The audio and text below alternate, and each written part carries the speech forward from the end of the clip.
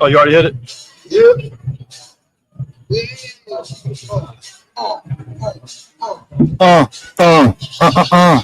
What is going on, folks? We're live here, BlerDCon. What's happening? What's popping?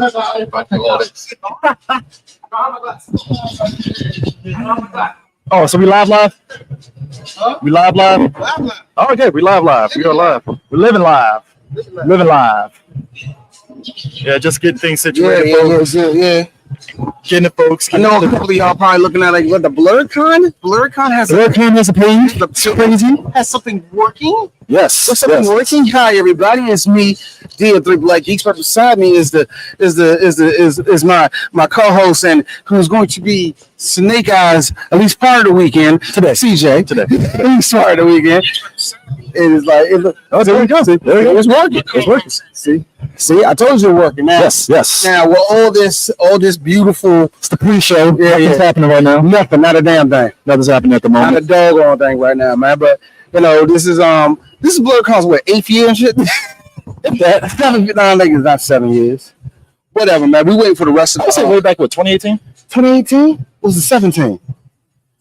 Whatever. It was on the bottom floor, and it was only like 2 rooms that we had. I was living with my ex at the time, so about 2017. 2017, yeah. Like I said, I had to do everything based off of where I was at in my life. Let me see what happened, man. That was the year I got really, really sick. Oh, we got 5 people in the chat. Already, man. Like, you know, and this is like what a lot of people was like this whole weekend. There's a lot of work that went into this, just to get a lot of trials and tribulations. Which I know a lot of y'all see BlerDCon. BlerDCon was a big part of this, a huge part of this, and that's why they're part of this. But also, just real talk, 3 Black Geeks, we had to be a part of this shit because, and not even to toot our own horn, pull our own stuff on this one, but we the reason why shit rolling, bro. Yeah. This one, like I said again, Chris right beside me is a big part of that. Our boy DJ Sue, who is running around right now, panicking for no damn reason. But you know, that's the type of nigga he is. I love that motherfucker to death. He's a big part of the reason why we did that also too. We're also waiting for the rest of the crew of not just Blerds EyeView. Yeah, Blerds EyeView and all that. We waiting for all the rest of the people that had a big part in this weekend. Of course, a lot of people, like I said again, BlerDCon was a big part of this. Was a very big part of this. And so we just gonna go from there and all the rest of that. See, everybody's gonna be here. See, so the thing about BlerDCon that's interesting is that no, it's the fact that like Fridays, and that's any convention. Let's be real, any convention short of San Diego Comic-Con. Yeah, any convention Fridays, people at work. Yeah, they still have day jobs. Yes, nerds have day jobs. I have a government job, clearance and all. Everybody from different walks of life. That's the greatest thing about conventions. Everybody from every space is here. I have a regular ass job. Sir, 9 to 5. You work for the automotive industry. I work for the automotive industry. You probably say you work for Lifeblood. Like you work for all this on things, man. Fuck you and your mama. But for real, man, this weekend, I am wondering how different this is going to be this year. And if I'm dabbling on the phone so much, give us a break. We're just, like I said, we're trying to get started.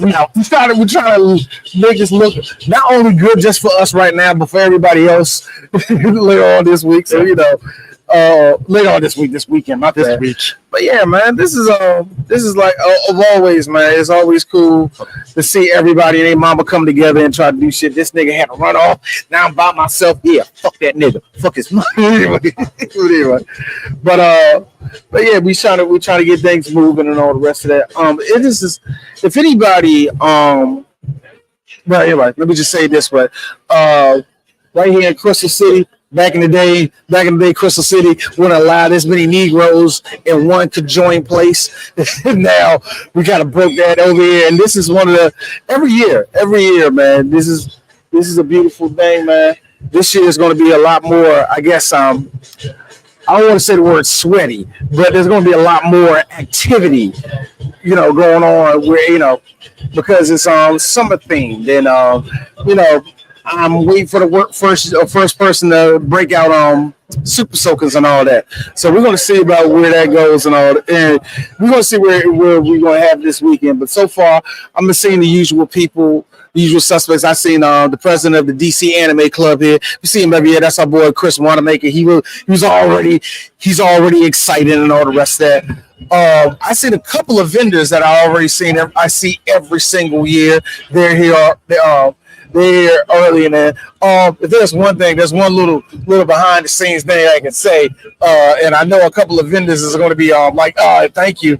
They don't know where the fuck to get their badges at. And I'm not going to tell anybody, if you're going to be at this con, you're going to get your badges across the goddamn street. All right, it's going to be at the other hotel. We are gist of it. Yeah, they're working like several different spots. Oh yeah, we're going to transition because we actually have a Blerd station, you know, everything there. So we're probably going to end up shifting everything over to that side probably later on, like after this and stuff, once we transition everything and stuff. But yeah, so I think, I think you kind of got everything, you know. Dude, I'm just speaking up on. I'm just talking about just talking at this point, bro. Just trying to make sure everybody. Actually, could break it down for those that are pretty much probably looking at the comment section of this stream. So basically, you know, we're kicking things off here, but right after us at noon, Blerd's EyeView. Yes. Blerd's EyeView is gonna have a little session and such, and after them, we got Neon Noir Vibes, Vice Media. Geek Salad podcast at 4:00. Beneath the Cow, Nerds and Hip Hop, Famous Jesse, and rounding things off for the night, Collector versus Creator podcast. Yeah, so it's going to be going all night. Just all night. We're going to be about 1 a.m. 1 a.m. And I know somebody like, is anybody going to be up? Y'all going to be up? Yes. What you going to do? What you going to come down here? What you gonna come down here, nigga? You live in Ohio. You ain't gonna come down here, right? Seriously, here's the best part. All weekend, like so far, us being here, people asking will come straight off this escalator, be like, "Oh, where did I go? Where did I go?" There's no information. There's no information. But whatever. You all good. You good. You real good. It's all good. You ain't disturbed shit.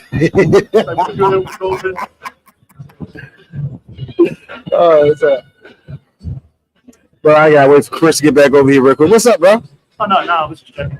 They just Comments kind of the way you forget there's a difference in between both. Oh no, yeah. I know you're looking at everything right now, yeah. You know, I'm like, look. For those that I know, I was like on one these past couple of weeks because, like, you know, look. When you're passionate about something, you want something to work. Of course. So you understand. So I have a fun understanding, even beyond this, why other people lose their fucking mind over the minute stuff. Yeah. Like, look, you think about the years ago when Christian Bale cussed out that dude on the set. Like, you get it, because he's like, hey, like, I'm at who's Bill O'Reilly, we fucking do it live. You know what I mean? You have moments like that, yeah. So, man, moments like that. You're supposed to get passionate. This dude right here, if anybody knows anything about the Black Geeks, Chris is the laid back one. He the cool one. Oh man, you know that breezy ass type of nigga. I love this dude for that shit. You can do a lot to make me angry. That's all. That's what I'm saying. It took strength. Last time I seen this nigga this say he was his ex-girlfriend. It's like, yo. It's true. You're hot, my nigga. Yeah, this is true. I mean, look, relationships happen. Yeah, I'm on the cusp of getting married. On the cusp of getting married next year. Hey, I see a rare Pokemon. Any of the dude's ass crack that's hanging out is a girl's ass crack hanging out. Yeah, hold on, real quick, hold on. So I would love to throw the camera over what I'm saying right now. I mean, look, think of a guy doing it. Now think of a woman doing that. It's like, oh, come on, sis. I mean, I would say this though, like I feel as this progressed, if we keep this going at BlerDCon every year, I feel we'll be able to do the whole cut to this camera, cut to that camera. Not only just that, yeah. Not just that. I know a lot of people was asking like, should we move to what's the word? Move to the convention center or some shit like that. Yeah. I'm still saying no. No, we're not big enough for that. No. Like, Not even now we're big enough for that. I don't trust y'all Negroes, man. I really don't. I really don't. But this spot has been very, very cool for BlerDCon, for Real Talk. Yeah. It really has. Last year the heat went, the air went out, and hopefully this year it won't be nothing. the only place that doesn't have it is the upper atrium area. Like atrium area. Walk in. Good. Because science. Because Neil deGrasse Tyson tell you, see the sun comes down. Yeah, the sun comes down where the heat comes in and gets trapped. I love it. And look, speaking of which, I interviewed him for like 4.5 seconds, and I learned a whole lot from that Negro in that 4.5 seconds I talked to him. Let me tell you something. Did you see Neil go in on Terrence Howard's fucking side? Lovely. I think I gave you that video. I think I showed it to you. Yeah. Okay. But still, that was great, man. I watched, because I'm a glutton for entertainment, certain episodes of Joe Rogan podcast. Yeah. And Terrence Howard was on it for 3 hours. Let me listen to this guy. Personally, anytime Joey Diaz is there, let me get some good old crackhead stories from this dude. I remember one time that me and my brother, all right, we robbed this chick, right? Yeah, I love hearing those stories. They're only stories. If you had an uncle, everybody got that one uncle at the family that's like, is the statute of limitations like gone at this point? Hold on. Jermaine out of jail. Ain't he here? Okay. Hey, Latasha. Lock your doors. No, Latasha, I need you to wear a longer skirt, because your nasty ass uncle about to be here. We all got, look, hey, black people. We got him in our family. Don't do that. My uncle was the one that's like, when he has family over, he's like, hey, lock the doors. Hey, I ain't gonna be at the house. We all got 2 or 3 people in our family. It's like, either it's like, you let them in because that's your family, or it's like, who invited them? Thank you. But nah, go back to it. You need to tell me Derek gonna show up. Shit. I got a teenage daughter. Everybody got that one family member. That one family. Where the kids at? Where the kids at? You go over there. Keep on crack. Like I said, they're like back when we were growing up. We had to deal with crackhead activity.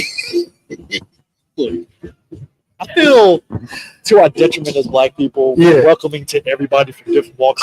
Yeah, we have to be, because see, that's the one thing I was telling this our boy DJ Sue. Yeah. Black people, we want to act like we're like more liberated and all the rest of that. Real talk, we have to live our lives way differently than white people. Oh yeah, we do. We have to. Yeah. So instead of, like, white people can tell their gay cousins, get the hell out of here, and they'll stay the hell away. You're in the car. Black people, we had to deal with your little gay ass. No, we love you. We love you. Just don't be coming in here making noises and switching your ass when you walk. The respectability is out of all the world. I love it. Don't love it. No. I love it, because we hitting 40. I'm noticed that to me. Hey, stop running around. You know what it hit for me? You're looking for all these white people. Stop it. No, that's me. You know what hit me? It's like when I hit 40. Now I'm like, it's July 5th. Why the fuck y'all shooting off goddamn fireworks? That's where I'm at. 39-year-old me was for it. It's cool. It's great. I'm shocked. For me, when I hit 40, everything started hurting. Jump out of bed too quick. I can't jump. I can't run. I can't do nothing. It's differently now. It skips there. He knows this.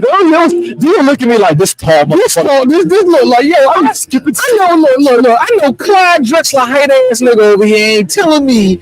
You don't used to do the long stretch going over the steps and all that. You don't do that no more. I go up. I'm like, oh shit. Wow. Okay. Well. My muscles are hurting for no reason. And I work out, so like jogging is out of the table. I do the Stairmaster. I do the Stairmaster. That's more. I'm sorry. No. See, look, that's an old person word number 1. Joints. Is that the slang? I know a lot of y'all is like, man, I'm 29. I ain't worried about my joints. You will be. You will be. The importance of tendons. But going back to those, I saw Terrence Howard. 3.5 hour Joe Rogan podcast. Now, did you sit all 3 hours? I was working, so that was a good So what's great about Terrence is that Terrence Howard is a special kind of guy. He he for the longest time has been like, 1 times 1 can't equal 1. They got to equal 2. What you gotta understand Gotta understand. See, how am I going to give you 1 when you already took the one that was there? Because no. See, all right, there's only 1 of this, right? And if I take it away, you're going to say there's none, but it's clearly still there. You know, See, look, here's the problem, black folk. I have no problem with us trying to find new ways and all the rest of it. I like how Neil deGrasse Tyson, like, I see where you're going. I see what you're doing. And you're a very intelligent person. Where you're going to lead is stupidity. He says it in such a smart way. It's like, I can't be done. That was a very smart way of saying, nigga, you don't shut your dumb ass up. Man, don't you overthink anything. Stop it. When he said this, 1 times 1 should equal 2, I'm like, 1 times 1. I need you to understand something. But there's 2 things there. That's his logic. There's 2 things there, man. That was his logic. And look, and you can't take away from matter. I think that's what he said. It sounded like something like that. It's similar. Very similar. Terrence would do some shit like he was on the set of a movie. But he over there with that fucking wig and was talking about not getting money for fucking Empire. Come on. You kill a third of your argument. Come over there, showing with their hair and shit. When you stop laughing after 15 minutes and you listen to him, it's like, I'm sorry. He's actually spitting for a quick. He should have been paid more. Like, it's. I was listening. It was so funny because you were making fun of him. I'm like, no, he was making a point. He was making a point. Did you see that hair? Of course I saw the hair. How can I not see the hair looking like he an extra on that 70s show? I can't see that. About basically a black heist movie. A black heist movie? Yeah. Hold on. Let me bring up the cast. No, you don't need to bring up nothing. You can keep it where it's at.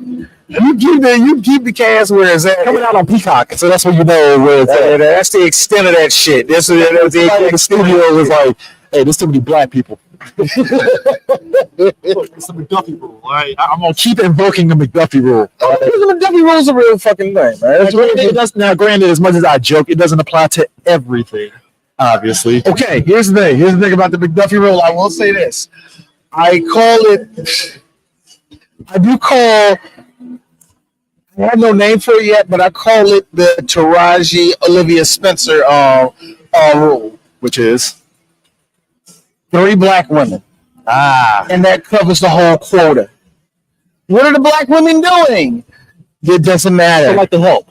Huh? Not like to help. Good example. I just got done watching the or the one with the astronauts, the ladies astronauts. No. We're not going into white hidden figures. Hidden figures. We're not going into white movies. We're going into movies where we just need black people there. What you do is you get one known black star, and the other niggas that you put in that show are just there. They're just there. Either they're doing extra stuff, or they're either helping out with the plot, or they're not. It doesn't matter. They're just there. It's still under the McDuffie. It still works on the McDuffie rule. I notice what they do there. They do it with black women more than they do black men. Because I'll be the first one saying, like, where are the black dudes in this movie? Well, hey. We got that one girl that was in that one show that you don't watch, and 2 other black people. What are you talking about? There's always black women. They do that way, man. It's almost backhanded. Also, it is. Also, we all seen it too. It's the mixed race, not the mixed race rule. It's the mixed couple rule, and that crap. Black mom, black dad. Why are you getting these underwhelming white people to be with black people? I never understand. It's like I just got done watching the Exorcism, right? And who was the interracial couple? Who's the interracial couple? Chloe. Not Chloe. Was it Chloe? Huh? Zoe Saldana? No. Chloe. Her sister was Little Mermaid. Oh, the other one. Chloe Bailey. Yeah. Oh, yeah. She was in it, and it was like she was in it, and she was like Chloe. It was like the white girl that was in it, right? She just I don't know her name, but just some boyish white girl. I was like, of course. Oh, don't kiss. Oh, come on. It is. Like, look, what you get lesbians? No, I'm not. I'm for this shit. The problem I have is, why you always give us 5s and 6s? Let me tell you about Fine-ass black women giving these 5s and 6s with these white women, man. Let me tell you now. Let me kick game to the youths of America here. There's a little movie that came out in the 80s. It's called A Soldier Story. That movie would never get made today. No, that was a black-ass movie with 2 white all-stars. Only 2. 2 white all-stars. Yes. But it's a black movie. Let me crack off the names. You have Adolphus Caesar, Denzel Washington, early Denzel. This is kick your goddamn hands up. Goddamn. Yeah, that shit. What's the ring? Adolphus Caesar whipped his ass in that fight. Adolphus Caesar is a black man that can't exist in today's world. Hell no. Because Louis Gossett is the closest. yeah, he just died. And he just passed away. I was say Adolphus Caesar is one of those black people That's OG black. that is I was partially raised on a plantation black. Oh no! So if you get a chance to watch I'm a slave. But granddaddy, you was born in 1920. I said I was born a slave, and he admitted it. Adolphus Caesar's character is military that he served overseas, and he saw like the racism over there, and it scarred him. This is a movie that's like, it's not black. Was it black? What's the everybody says like black tragic or that people hate? Trauma. It's not trauma. But it's basically, it kind of heights on that era of just where we were at in society with World War II and everything that was happening. Good example of that would actually also, you just mentioned Denzel, would be Fences. Yes. And a lot of people take, those words like, I ain't got to like you, I'm your father, that crap, right? Yeah. It wasn't trying to display like that's what young men need. No, it was more of, you see this person who is broken, and he can't even show his society. Everybody love. He can't at all. Got to kill that man right here. He's the man right there. Hey, I want you to lead it. I should know, yo, Chris. Why don't you come down here and say hi, man? But no, like it was the trauma of it, and like so let me go through that trauma, and that's our way of displaying it, being hard nosed and all the rest of that. That's where a lot of the old-fashioned traditionalism of black people kick in. And even though I don't believe in half that shit, I know I'm going to say 2 things to my son like, this old-ass nigga. I know it's going to happen. That's our great-grandparents era right there. That's all, you know what I'm saying? You understand? We used to do this. I ain't saying like, we used to walk those type shit. Yeah, let me tell you something. That's an era where you can have a family on the other side of town and your main family would never know. Never know. Nowadays, it's down the street. Whole other family. I want you to understand, that's where we were at. Cars are too fast now, nigga. You know how to drive. It's too goddamn expensive to have another family. Let's get that out. First off, it's already expensive as is. I say this to everybody. Cheating is a rich man's game, and everybody wants to play it. Like, yeah, man, I got 2 side chicks. Why? You work at McDonald's, nigga. So we got Howard Rollins. In the heat of the night, Howard Rollins. Yeah, and he was basically in line before drugs and other stuff came in. He was in line to being like the top tier like black actors. Like we had a bunch of them back then. You go through that list. You had Howard Rollins, Art Evans, of course. David Allen Greer. This is one of actually his first outings too. Yeah. This was before. Yeah, this was before A Living Color. Larry Raleigh. Larry was another one. He did like a lot of blaxploitation. Yeah, I know who he is. David Hill is from the Warriors. David Hill, I remember him. Yeah. He's black. He's black all-star. Yeah, you see the afro, you know who he is. Robert Townsend, who plays the most. Who's Robert Townsend in that movie? He was the corporal who was. He's me. You see the first Howard Rollins. Basically, the era is like this. It's before World War II kicked off. Howard Rollins plays the first black officer, military officer, and it's a big deal back then because so he plays the corporal. It's like, oh my god, it's a black officer. Yeah, now I remember. Yeah. And I'm like, you know what? I get it.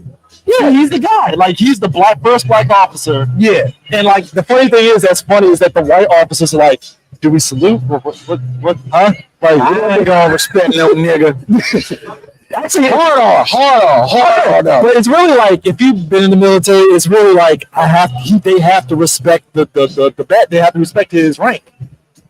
Period. Full stop. And there's the other brother that's with Blerd's EyeView. He is here. Yeah, but back then in the day, you had to. Yeah, it's like no sir. William Allen Young, aka Maurice, there with the jacked up hairline. Wings Howard, Cole Hauser's dad. Wings Howard was in that movie. Yes. White all-star. White sci-fi all-star. John Holland is another one. He's a little white all-star. John Hancock. We shouldn't be saying white all-star. Okay. We shouldn't be saying white all-star. John Hancock. John Hancock. White all-star. Look at the face. You seen him before. Oh!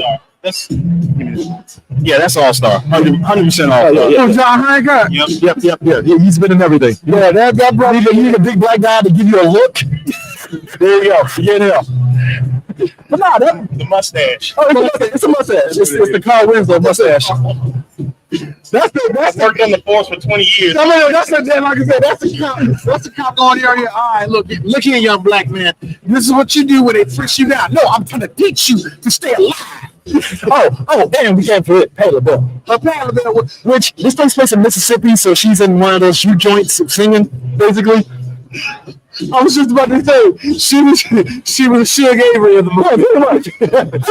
Look at Patti LaBelle. She better sing. And Speaking of soundtrack. speaking of which, There was no soundtrack for this movie.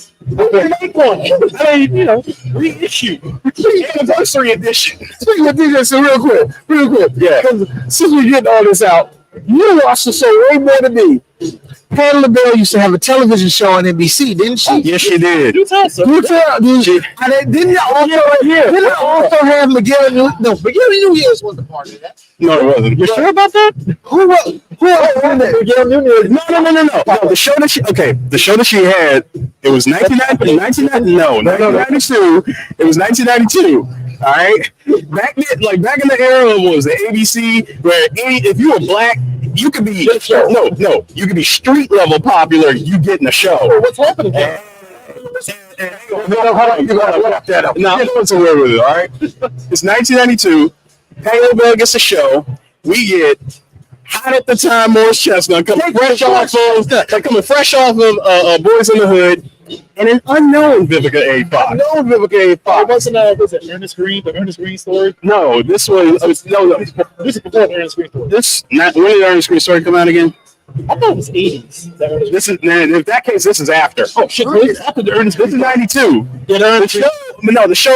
The show's called Out All Night. I was going to say up all night. I didn't want to say it wrong. That is a MTV. No. What was up? Was it Up All Night like a Up All Night was a USA thing. USA Up All Night? Yes, that was for the Gen Xers. Yeah. Wasn't it the one where the white girl was like sipping? Huh? Was she in Well, there? Lauren Devine was in Links. That was Lynx. Yeah, Links. Links. Yeah. Sinbad had a show too. Yeah, he did. It was Sinbad called Sinbad, and actually ran for what, 2 seasons, 2.5 seasons. Ray J was his son. Ray J was his son, and Selma Hayek was in it for 3 episodes and dipped off and was never seen again. This was like, yo, there's too many black shows. Get it off. Yeah, hey, that's what happened at the Out All Night. They only had like 1 season. Dwayne Martin was on it. Dwayne Martin, yeah. Look, Dwayne Martin ended up getting his own show. Him and Vivica Fox ended up getting their own show on Fox. Right. And that joke was trash. Remember the Thea Devine? Huh? Thea? Yeah, I watched every single episode of Thea. Can't tell you one I thing that thought too. Bold statement. Miss Pat is the new Thea. Yeah. It didn't get me until like 2 days ago. It is actually funny. She's actually pretty funny. She's actually a funny comedian. I saw Did she do Def Jam? Did she do any Def Jam? Thea Devine. she had to. Possible. She had to do. I think she did. I can't I tell don't remember that era during that era because I remember Martin and That's both DJ Sue. both Tory brothers were on it. Yeah. Martin, Bernie Mac, Yep. Adele Gibbons. Yes. Adele, Was some more on it? Some more. Or was she on Comic probably View? did do it. Some more got big on Comic View. Yeah, I'm gonna say But S'more was more comic view. No, she was Def Jam, that's what I'm saying. She was on that shit. Okay. and she did comic view afterwards. Okay. Who's the other black one? I'm trying to think. There was one more. Girl Underwood. Cheryl Underwood. Yeah, Cheryl Underwood. She's underrated to me. I think Adele, I know because she's Republican, we don't think much of her. She was black Republican, so it's like, yeah. she's problematic. I'm Republican because nigga, I make more money than you. Thank you. That's what she is. But I remember like There was a Colin Powell. I got a question. Have any of y'all watched? God damn, I forgot the name. Than Black Republican. Colin Powell is No, Stairs and Herbert. Stairs They're making Spider-Man, and this is Marvel. All right. No, Colin Powell is the face. If you're looking at Black Republican, it's Colin Powell. No, he's right. He's right because think about it. Colin Powell is 9 to 5 Republican. All right. Okay, that is fair. Robert Giuliani from Stand By Me. Wow. You talking about Rafiki? Yeah. I'm about to say Stand By Me. Lean on me. He was peak Black Republican. Was he Republican? I'm assuming so, based on how he said, yeah, you tell fucking Morgan Freeman I'm the head nigga. There is a thin line between being extra Caribbean and being conservative Republican. So I know what should be. Don't get mad at me. You say Benson is more him being Black Republican? No, I'm not saying he's Black Republican. I just know how a lot of people from the Caribbean, they start talking. It's like, who did you vote for last time? Okay, that makes sense. You ain't lying. Whenever you grab that too, like, contrary to popular belief, I'm the head nigga in charge. I'm like, whoa. So swing around. Perfect. Come on. And then knowing how I need women to understand how male dynamics go, we will, after arguing, be like, come on, let's get something to eat. Like, I'm trying to eat, man. I don't know what y'all trying to do. You walk away from them, get towards the door, turn around, and then say, "Let's get something to eat." Or get some drink, go to the bar, something. That's our way of saying I'm sorry, but not really. It's in here, man. You never do it on the spot. You always got to do it after taking a couple of steps away. Yeah, that's our way of saying sorry, but not really sorry. If that makes sense, like that's just the dynamics of it. But anyways, seriously, you can never do that. Like that's too much happening. It's too much Black excellence in one movie just to like. Can't give these clones pride. What are we doing here? There's only 3 white people in here? No. Who's the white savior in here? Who's gonna fall in? There's no white savior in the Southern story at all. There's none. So can Adolfo Caesar go home to his white wife? Can we listen to that? Can we at least do that? No. Come on, no. Come on. We gotta get a one. No. Can we get a flat white guy and Patti LaBelle? That's her husband. No. Can we do that? No. Come on, we have to. In Earth 35, yes. Sure. Present day, yeah. That movie made it though. Like, no, there is no white saviors. We're gonna deal with the systematic racism. Deal with what you seeing right now. All the hatred. This Black officer having to actually solve a murder with the white people obstructing him from solving the crime, giving them literally a week. They tell him a week. Did the same thing. So we might not be able to get like more shows. I say we get more TV movies. That's the split. TV movies are a lost art. They are. They're not making TV movies no more, man. Well, they are. They're just giving just a tiny bit more budget, and they go straight to Tubi. Okay, yeah. Even though Tubi's white on, that's kind of feels weird. No, I think Tubi don't care. They just want content. No. You know what they're gonna do? They're gonna pull a box with all this Black stuff, and then it's like, that's enough. Wait a minute. Hold on. It's like, well, that's enough of that. Well. Looks like we got our own little Wakanda down here. Let's break it up. The last 2, maybe 3 seasons, Living Color told you when the pivot from Fox was kicking in a little bit. Yeah, time to shut down Zamunda. Pretty much.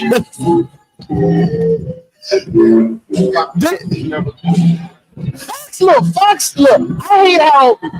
No, Fox was so good to Black people at the time where our parents was like, we used to have Black shows everywhere. Mama, they didn't want us there. They didn't want us there. Think about the trajectory, right? It was like, hurry the fuck up so we can put on Married with Children, man. I don't even understand the trajectory, all right? So we're on our 40s. So, like, growing up, cognitive of TV, we have reruns of, like, what's happening. Yeah, Amen is underrated. Gloriously underrated. Yeah. Oh yeah. Channel. What's happening now? I watch What's Happening Now. I didn't watch a second of What's Happening Now. That's when everybody's older now, and it's not the 70s, and it's not the whimsical 70s now. 227. 227. I was gonna say 227. What was it? There was another one that came out In the 80s, there was a couple of Diane Carroll. No, that was the 70s. Diane Carroll had her show in the 70s. Diane Cameron That was our mother's, like, that was their, like, Obama. Yeah. She was on Dynasty as the only black woman on that show. Like, that was their Obama. It was like, oh shit, like, there it is. That's our representation right there. Like, I would want to be like her, rich, have white Andy drinking my bath water. I want to be like her. oh, she was carrying that same fucking white people energy in Dynasty the whole time. Like, oh no, I'm feeling Henry in this show. I love how they did it. But yeah, but all those black shows back there, they also. Good times. And I noticed that even people that our age, man, we used to have Fresh and Prince of Bel-Air, Martin, and here's me. Name another one. Thank you. Name another one. It's okay that we can reminisce on Martin. We can Google and look at the list. I mean, that's some black shows that I missed. I want to see what. Then for some reason they forget living single. Oh, I'm gonna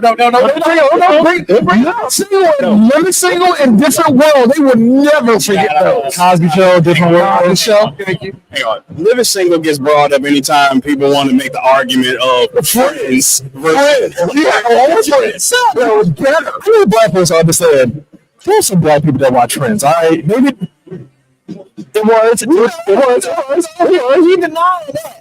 What I hate is all y'all basic ass Negroes out of nowhere are like, see, Khadijah, spell her name. I will say this though. Hang with Mr. Cooper, I watch. Hanging with Mr. Cooper gets forget. Mike Curry is underrated a little bit. He's very underrated. One-on-one. Look. And here's the thing like me. I'm gonna kill y'all with this one. Y'all remember the Good Family? I do. I do remember. VPN, my nigga. Oh, you remember the Juicy Smollett and his family had a TGI? Oh yeah. Yeah, that show. Okay, I don't know the name of the show. Hold on, All in the Family. All in the Family. You know what my dad used to call it? Whole lot of yelling. Oh, because the main character in the show, the older brother, went Medea because in order for him, the whole conceit of it was basically he had to dress up as like an aunt. So they didn't go into the foster system. I'm glad they didn't keep that show. 2 seasons. Sister is. I think Sister gets brought up every now and then. I think Sister actually has a big part of the culture of at least people our age. We don't give it the credit that it needs. Smart Guy doesn't get a lot of that. But Smart Guy, BM stand for Malcolm and Eddie. yes. Malcolm and Eddie. Malcolm Eddie. I love that show. I have a love-hate for Malcolm Eddie. Why? Because it was funny, but hey, yo, Malcolm, I love you. You dragged that show, man. Oh, you were the anchor to that show. I did not like it. Would y'all put so Malcolm Jamal Warner, Man, do you feel he had like a comedy bone, or was he just better as a not straight a man? single muscle. So he was good. So he was better as a straight man. He was supposed to be a straight man. There was nothing else you could do with him. Straight man. Because they played it up as both him and Eddie Griffin were the comedic bone of the fucking show. This ain't look. He was more for like mild Dry humor. dry humor. Okay. I think a lot of people, was thinking like, see, it wasn't like the Wayans brothers where Sean was not going to be as funny as Marlon, But he was funny. you should do whatever you want with Sean, and Sean would do it. Sean had the same thing that Keenan had, even though I would say Keenan may be a little bit funnier. Sean and him come from that same cloth where it's like, oh, I can do it. What funny line? I can do it. I can deliver it like this, and I can deliver it like that. White girls is underrated as shit. Sean gets a lot of shit for all man. He ain't the funny one. Fuck you. Have you seen his stand-up? He is hilarious. His stand-up is hilarious.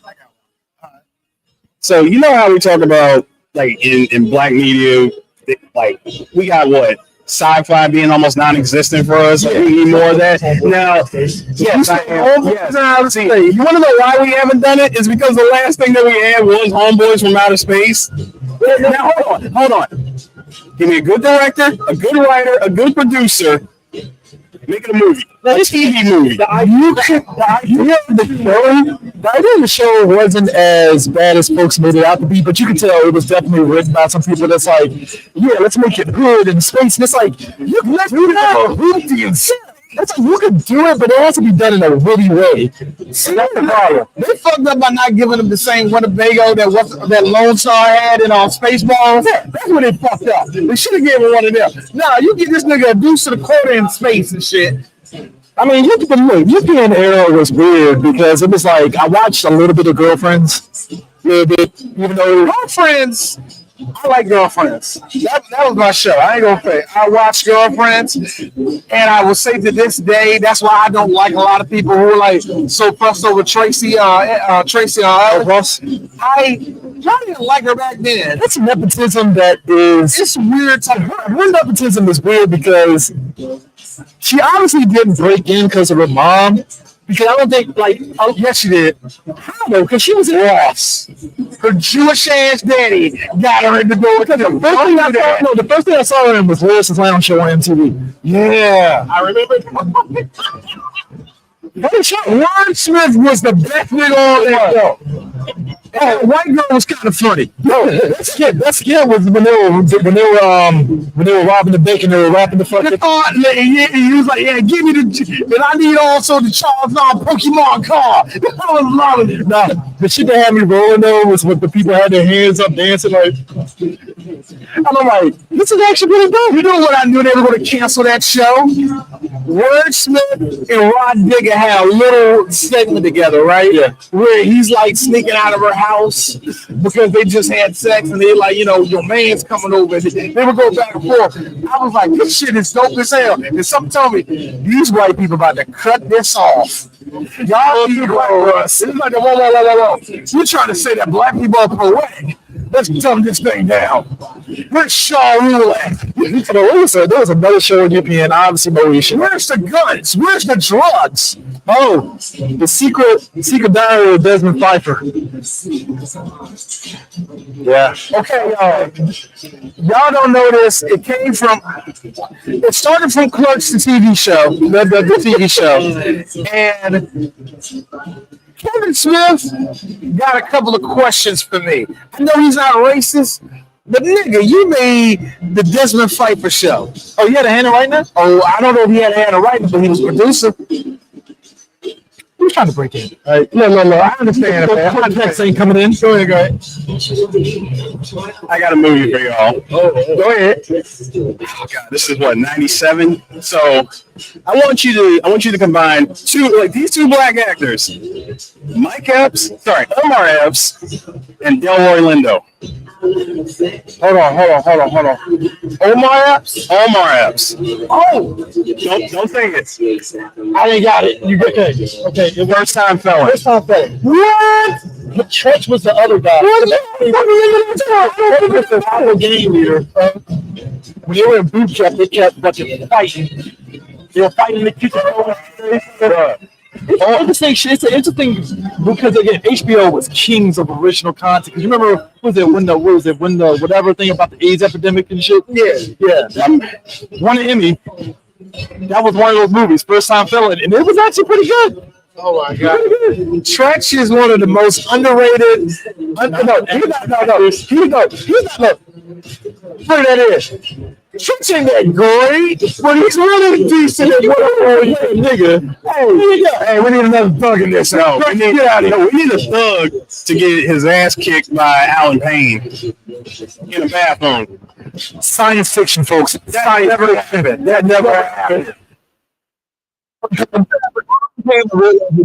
Gosh. I don't know. Look, Alan Payne is fucking me. That's a buff. There's a plus time on defense.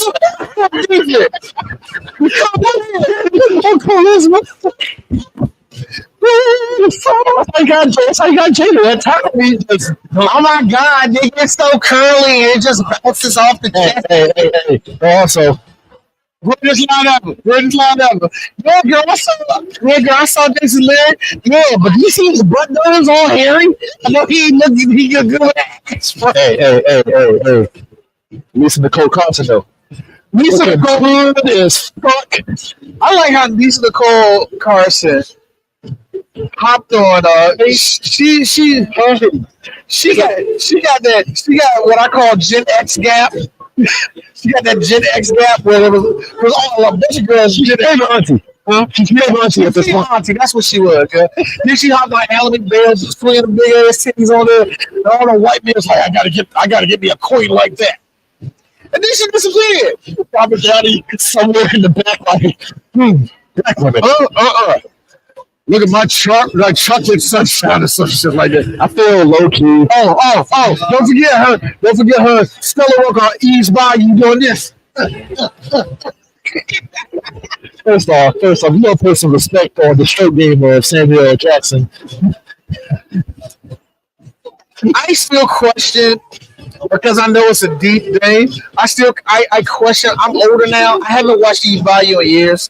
I'm older now. It's supposed to be a very supernatural movie, but I'm still trying to figure out where's the supernatural at. I'm trying to figure out the part where I'm looking at the part where Megan kissed on Samuel L. Jackson, where she kissed her daddy like that. I know as a kid that looked one way to me now. I need to know what it is now. Because he's like, get the fuck off me. What's wrong with you, little girl? I remember that. And that's when he got killed and he got the curse on. Like I said, I have to really look at that movie. Okay, that was a movie I kind of had a question making good at that point. I was saying She was older. Even then, I knew she was older than what she was supposed to be in that movie. yeah. So I didn't feel weird about I think she's around our age. Yeah, she's our age. Yeah, now she's still with a white spokesperson. Jonathan Majors. Jonathan Majors is about to have the best love ever because he already halfway there with Megan. That whole little. That's the aspect of the fact that Megan's friends literally told her, "You don't want to be with Jonathan Major," and she was like, "Nah, he's cool." I swear, if they get married and they stay together for another, they get killed. No. Hey, look, Megan, I hope you shut down the Carnival rides on that one. But no, I really do hope they stay with each other as long as possible, just to shut everybody up. See, D, what you're asking for? There's a whole bunch of lonely ass black girls. No, D, what you're asking for is for them to end up like a couple, like Homegirl and Wesley Snipes in Sugarhead. That was a thing. They tried their damn best to ship that. Please wait. I respect Wesley Snipes. He was never beating the allegations of love Asian women. It was allegation. That man likes him. That man likes his dim sum. Okay.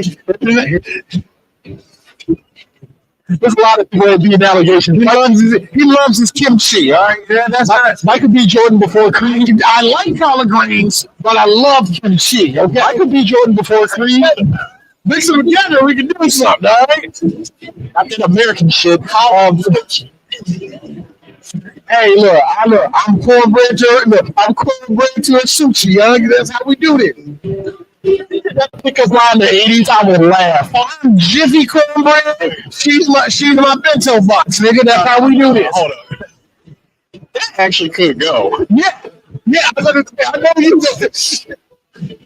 Because because like when I was in Japan, I saw I saw one plate out. And I said, "What the hell is that?" They said, "Oh, it's a burger sushi." Oh, an actual burger patty, cheese, rice under it. And Okay. Not no seaweed around that bitch. No, it's just that. Just laying on it, straight to Aphrodite, just laying. I'm mad at you, ass. I'm very straight to my feet. Oh my god, yeah. But let's move into this real quick, guys. Anyway, I see we bopping our head. We ain't supposed to be bopping our head in this shit. Shout out to Candy Crush. Mirror, mirror on the wall. It's like putting house party dance and shit. Mirror, mirror on the wall. I used to know this shit. I used to know that motherfucker by heart. Yeah, It's copyright. that remake is so. I'm not even let y'all laugh. Like we just wanted to sing this song. It's called "Me, Myself, and I." See, they gave it. So you don't do DJ tonight, Friday night. That's what I'm about to say. Well, Please inform the folks what you doing. Tell the people. So it's Friday night. It's called Forge Jam. I don't. That's a plan. See, But no, so the party is called Force Jam, which honestly does sound like a movie of some kind. So anyway, I'm going to be spinning, and I'm going to be opening for DJ Demi. It's gonna be pretty dope. I might have to tweak my playlist a little bit because I heard about the after party from last night.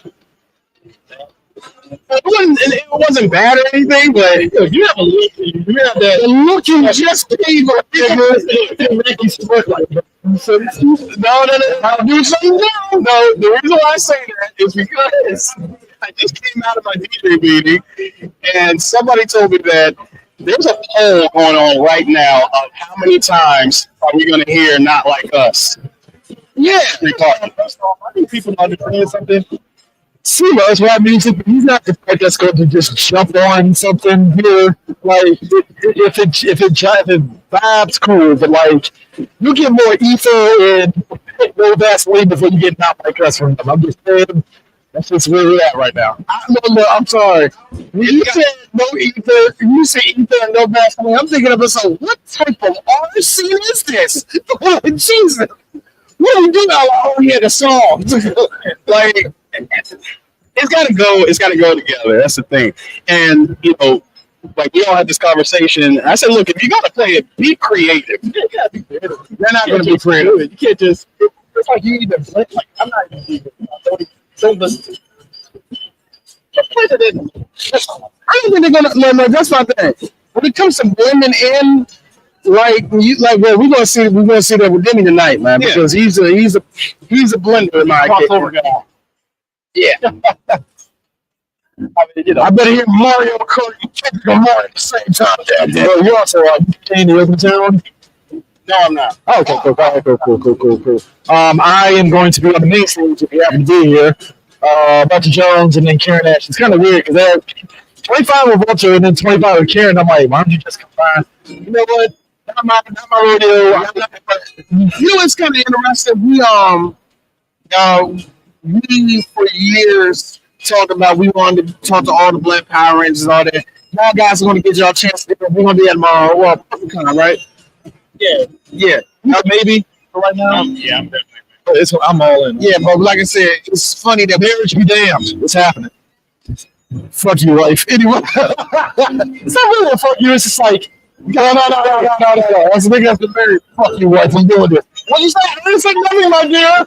Nothing. I'm enjoying the time that you're giving me to leave. Thank you. No, these two though, I love my fiance to death. They know this. They were like, oh, Chris is happy now. Oh my god. Right. This two, the whole time was like, this nigga went MIA. Oh, there you go. You home? What's going on here? Me and DJ Sue have not broken out all of the stories of you being the most unhappy nigga in the world. We have not yet. We look like not stories, so they shit not. There is an actual dossier. I will let you know. Dossier, yeah, it's a file. No, she's file. I love her to death. She understands. I was like, I'm going to Power BlerDCon. That's the Power Ranger convention, right? I was like, yeah. He's like, oh, have fun. No. No, would have been cool if she said this. Oh, that's what with little G.I. Joes, right? I'm fucking with you. Jesus. Like, why are you crying? Cry. We're getting married. What's going on here? Like, why are you crying? Why are you going, God, I'm just joking. Shit. I know what a Dragon Ball is, nigga. Why? So no, I think that's the one with the Naruto. I'm fucking with you again. No, Walter Jones is here, and I do have a lot of questions. Elevator again.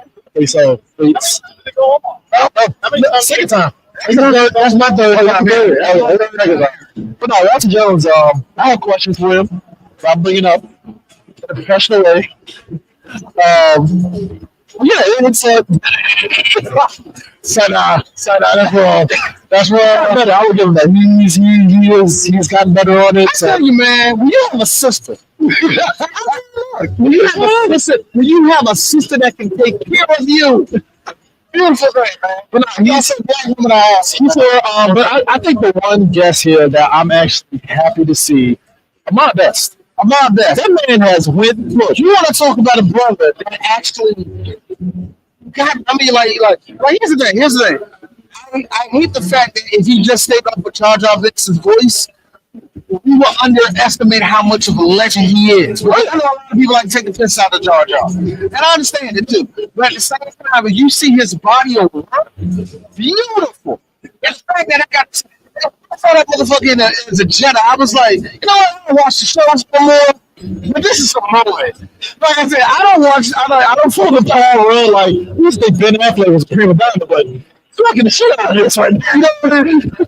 Like, you know, that's what I'm saying. To see where he's at now, yeah, good for him. I mean, you think about it, like, yeah, it's like, glad he's here. I'm really Fandom had shit fans. And he got it the worst. And, oh, yes, I never hated Jar Jar. It's like, it's one of those things where I liked Ewoks as a kid. Unabashedly, I watched both of those Ewok movies, even one with Wolf Brimley in it.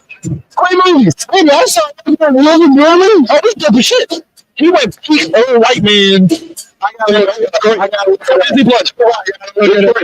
Anyways, but you realize, yo, Ewoks for the kids, of course. You know, and you know, we always get on what's his face, Roy Davis, as he was like, that's the face. Yeah, I get it. So like Jar Jar, it's like when you think about it in Prime, to his credit, when we were talking about the anniversary for 20 minutes, he said when he's got people in his job, it's like, oh man, I love that movie, Jar Jar, I love him, and blah blah blah. And you forget Jar Jar was for the kids. Jar Jar was love the fuck out of Jar Jar. And I understand. This is why I have a love-hate for the prequels, because I knew what Lucas was doing. You get the idea. He just did it. He had yes men. That was really what you can really tell that, and he was really right. As much as we laugh at it, he's right. Jar Jar's the key to all of this. The living and all that. He's like, no, we can get Jar Jar doing this, so we can do this, so we can do that. It's not only going to make up some money, it's actually going to get the plot moving too. And I understand where he was coming from with that. It's just that when you give somebody with two busted hands to write a whole sonnet, you can't be expected to see the words look right. Got a pen in his mouth and this shit. No. I gotta mention, because you mentioned Jar Jar. You know, you don't have to be some kind of black to run out in the middle of a battlefield and not get hit. I mean, there's a lot of black people. Not a laser, not a bullet, nothing touched them. Now, the only black coding I really hated was just that, and it's the Misa talk. Yeah. And here's the thing. It's like I get the Jamaican-esque aspect of it. I get that, and I get that. You can't ignore that. That is what I call peak white people writing. Yeah. Because white people would have us talking like a slave. Oh, no. He's gonna be in trouble now. He's gotta go now. Look at me, brother. I need you to hold on. God. White people love that shit. White people love writing it that way. And you approach the black person with that, we're gonna be like, yeah. No. Here's the thing, Ahmad got that in the mid-90s. It's the 90s. It's 90s going into 2002. And we all three were like, to this day, we're still having trouble with black people trying to break out of roles like that, trying to still not be the same. Sometimes you know where you sit at. Yeah. On the spectrum. We're still not trying to get typecast. We're still not trying to even the Jar Jar thing, like, you look at that and then look at, I don't know, you never watched the TV show, did you? Yes, I did. Okay. So Jar Jar in that, I seen it before. It's like the Boba Fett came back. Oh my God! So Jar Jar in the Darth Maul. Yeah. Darth Maul came back. So Jar Jar in the Clone Wars TV show, they dialed it back on the female a lot. You can tell they did the whimsical, kid-friendly character, but they dialed it down. But it was just like, oh, okay, this is what George probably envisioned for him in the movies. Exactly. But he has better writers now, so it's like, all right, dial it down and do this with Jar Jar. And then it's like, oh, they finally realized what he is. Yeah. But I also know, like that, my best known how to make fun of himself because he was a robot chicken voice in Jar Jar. I don't know if you saw this. Yeah, he was Jar Jar in the Star Wars. Like, straight up chicken.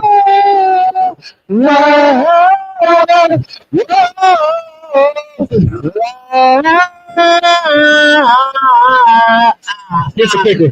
Do people know the original song? Strumming my baby.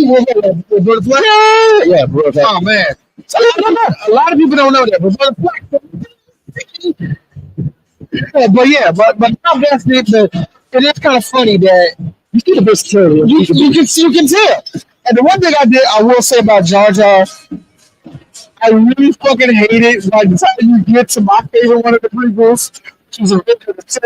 That's what You get the revenge of the Sith. He's like, oh, Jar Jar, just leave. Just leave. You got set up. Jar Jar's character, to his credit, that's what makes this is funny, because you hear Jar Jar, which is kind of fucked up. So he said that out like this. Stop, Jar Jar. At the same time, Palpatine set your ass up, nigga. The right man got his clothes in you. But you know what, though? That's what I've been digging a little bit. But the highs and lows of the Disney era Star Wars, I would give it credit. I'm loving how like the political machinations of fucking Palpatine is just like Palpatine. This man master stroke everything. It's out of every logic. I'm like, all right, Now, Chris, you know, man, I didn't like a second of the Skywalker. so you just saw that laugh. The second I heard that laugh, I was like, you're not. This is dumb. This is dumb. I unzip my pants. This is dumb. Reach in my pocket. This is so crazy. I'm like, yeah. Force lightning. I was like, this movie is Top 5 stupidest things ever, and I loved it. no top 5 stupid thing is Palpatine's back somehow. No. Not only that. That is my daughter. What? Me in the theater. Sure. Yeah. Sure. Star Wars, gotcha. That is my daughter. I'm like, get the fuck out. What to show the Palpatine is how, number one, you play the Jedi like fiddles. The Jedi, no. I don't give you I didn't say the Jedi is stupid, it's just like they're very kind of hyper focused. All right. I'm not into acting like I don't care what's going on. I agree with some people talking about the continuity, and I understand where you're coming from. That Lucas never followed his own. George Lucas, I don't give a fuck about the books, man. I totally understand that, but I understand from a base knowledge of, hey, this is stupid as hell. The Jedi will never do that. Now that's where it ends for me. No other stuff of the Jedi being fucking dense as hell. I love that because the Jedi are knights to a fault. They are knights to a fault. I don't see this. If we should follow this straight line, they follow say straight line, and you have every other Jedi looking over. For example, Qui-Gon. Hey, there's a Sith back. No. His midichlorians are too high. Can we kill him? Nah, listen, they say the Sith Lords come back. They're like, nah, bro, you bullshit. We need proof. Get your dumb ass up.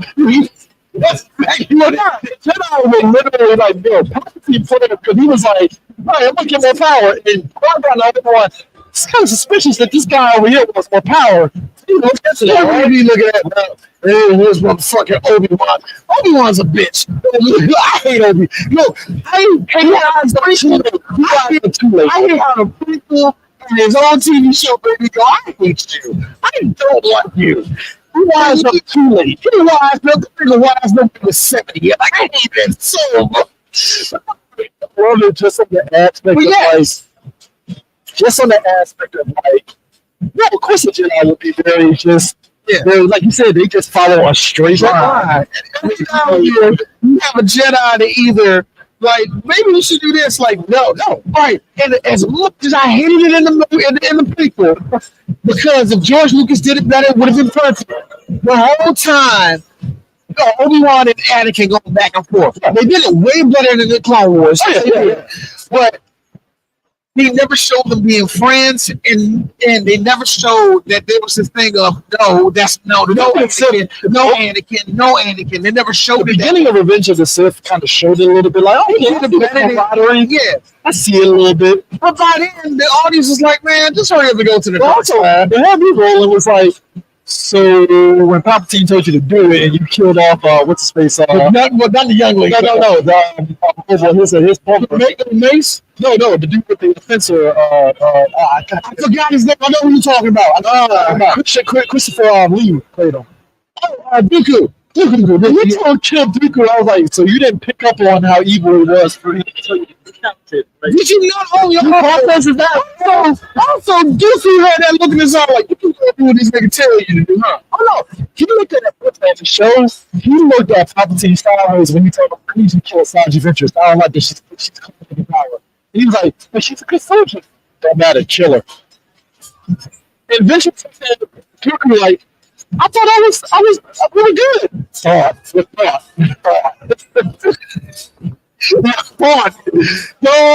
No, like I said, he killed fucking Dolph in front of them. So I told him like, hey, so I really a man, so this foul for you. I know you and your brother were trying to kill me. Nah. You see, I don't have that vision for you right now. And I'm not going to. Who is he? Who's that? What do you say, man? He's telling me a little too hard right now. I don't know too much shit. I don't think I can accept him being a part of this. I really don't like this. He's looking at me a little too.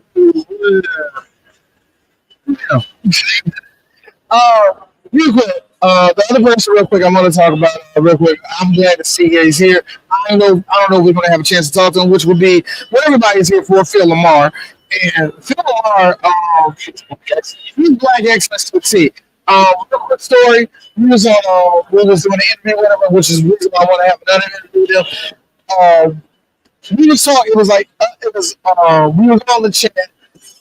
Phil Lamar, Carl Jones, Boondocks, and all the rest of the stuff he has done. But we just want to have over the phone. I was like, before we start this, I was like, would it be okay if we could say, certain words and all this?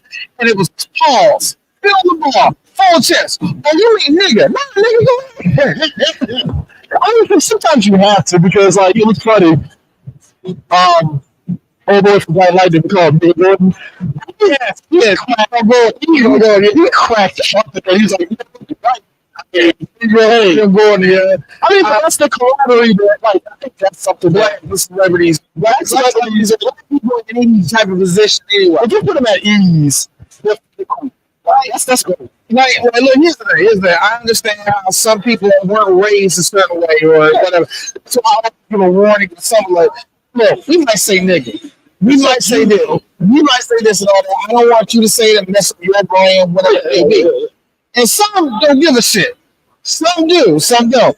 All I can say is this: the best N-words I ever got was from like good example actually.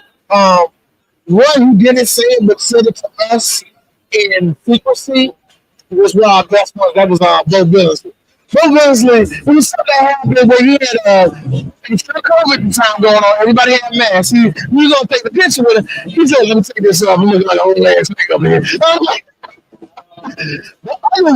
the other one I saw, and the other one I heard was actually from Bill Duke. And Bill Duke was like this. I was like, you like this, like, all right, man, y'all gonna have to calm down. I'm an old nigga. I mean, shut up. I would say this. I think to a low-key judge, you were probably the last one of us that talked to him before he died. You do so loud. Don't do that. You're still alive. He's still with us. That's the second thing.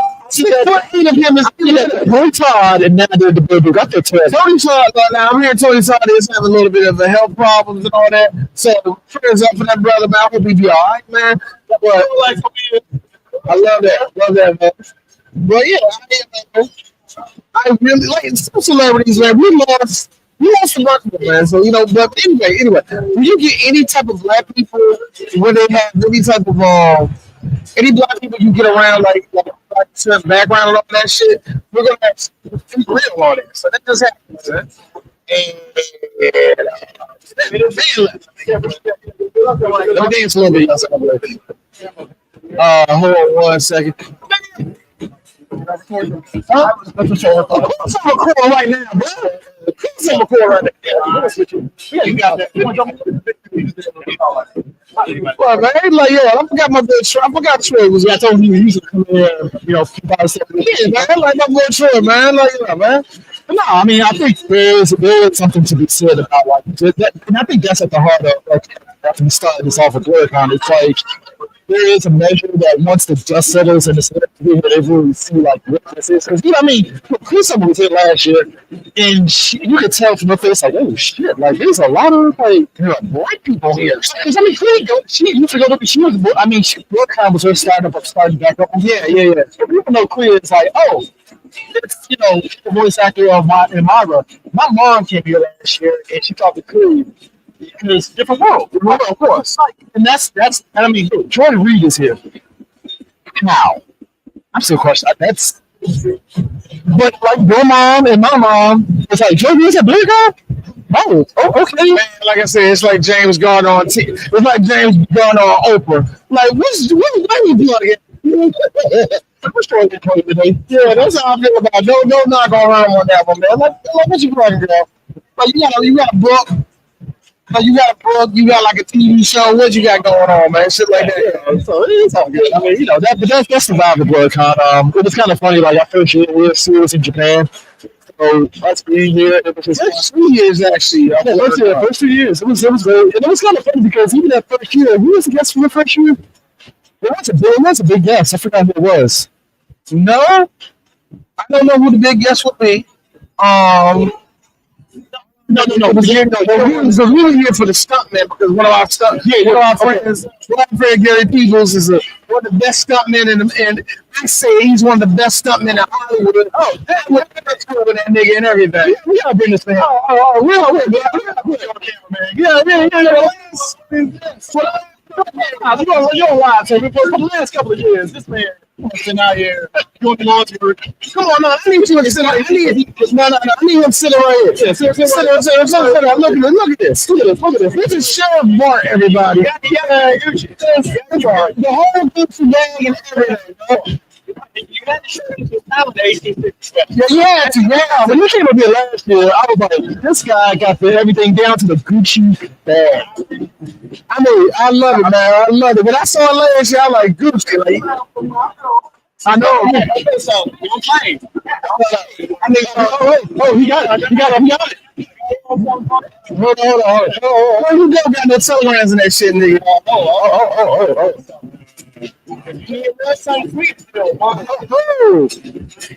Yo, that nigga got you.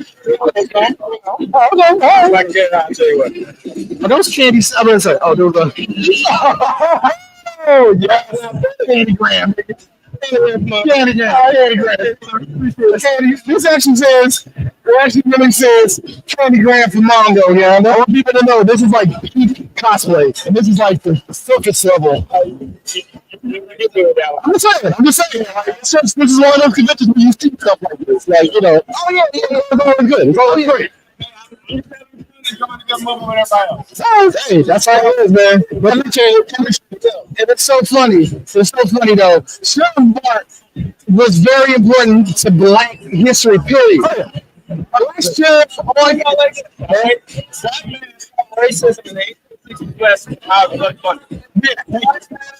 with the power of love money. Yes. And I love, and anybody can tell you, man, it was one of those things where it's a superhero. Troy, what's up, my nigga? I'm gonna look at GQ. I'm gonna pull wrestling mode right now. Pull wrestling. What's up, man? Troy, you're here. I'm doing a BlerDCon, Maryland. Funny enough, Troy, I'm very first panel at Manchester. I know, right? Now, year later, it was 12. Now, year later, married, and I've been there everything. Here's the life, you know, take the life. You got a kid on the way. Oh, yeah, kid on the way. Oh, yeah. I'm talking about it. Congrats. Oh, okay. Tell the folks why you here. I have a magazine. It's a magazine, the Simplified, called Afro Futures. It's on Kickstarter right now. We beat us to go in 7 or 8 days. Yeah. Like, was there expectation of how we were going to hit the goal? Was any nervousness there? Everybody was asking me up. Because they started to be mad. I'm not going to lie. It's too Black in second coast. But we actually had things tight as fuck. Okay. Like, from everything that I've seen from the artwork, the stories, I'm like, all right, I'm in. Absolutely. It's I wasn't a clear anthology, but it really did 9 stories. Mad magazine for the hip hop generation that I was getting. Metal, heavy metal, right? Also, usually later, there's a little bit of economic time vibe there too. Okay. And yeah, like that, we just went out front. We also want to provide space for Black creatives to truly express themselves. Because I'm here every year pretty much. I'm here on Saturday.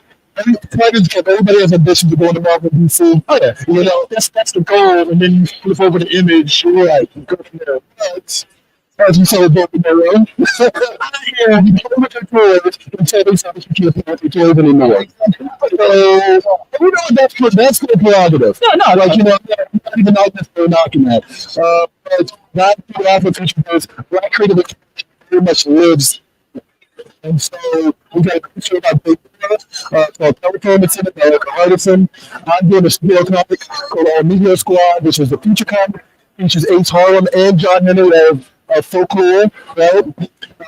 We also have so John Henry is a fixture in the Black community in wide variety. The mythological figure. So, like for you, like with their way, like you mentioned John Henry, are y'all kind of like still keeping in mind with Folklore? Yeah, this is the living myth, John Henry. Okay, and he got to catch Hammer. He breaks it out every now and then. Okay. And I'm going to give a little bit away here. The only Red Squad story is this Super Team takes place on Obama's second inauguration. Oh, wow. And basically, a bunch of white supremacists turn the inauguration to zombies.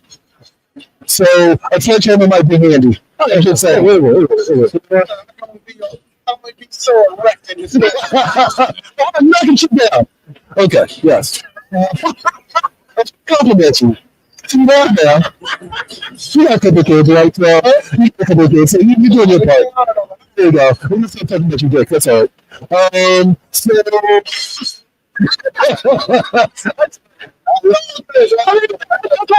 I'm not sure I'm on. That's all good. But yeah, like we got the tribute to KJ. We got this really great story that I will describe as Christine Sakura. Okay, it's called Lucian and Percival. It's a cyberpunk kind of cover story, right? And then our host, DJ Host 808, hosts these nice stories, and I won't give any more, but like, yeah, I'm really excited about this. You know that I've worked at Diamond Comics Distributor.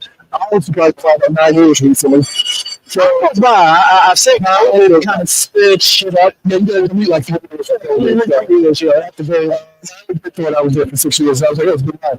But part of that is like, I'm able to pull some things, put some people in this project, Black creatives who I feel like are underutilized. Yeah. So I'm like, let's play, let's have fun with this. That's the whole point. Yeah. So I mean, one thing I noticed is real talk. You're one of the I see a few artists, you see the same artists every few years and all the rest of that. It's the progression, not to like, yeah, I'm sure your whole boy, yeah. It's a progression. I said you never stopped. You kept working. You kept at it. And the fact that you're drawing other people into all that, I love it, man. I love it, man. It's great, man. No, I appreciate it, brother. You got we have a sound issue. Oh, can they get here? So, okay. Yeah, like you guys, what if you want us to BAM and hang out with Joe making web comics online, and so you've seen the evolution. I mean, you've seen from the ground up, look at the rooms, go up the range, yeah. I should be able to do that before. So I appreciate you guys being there to talk at any time.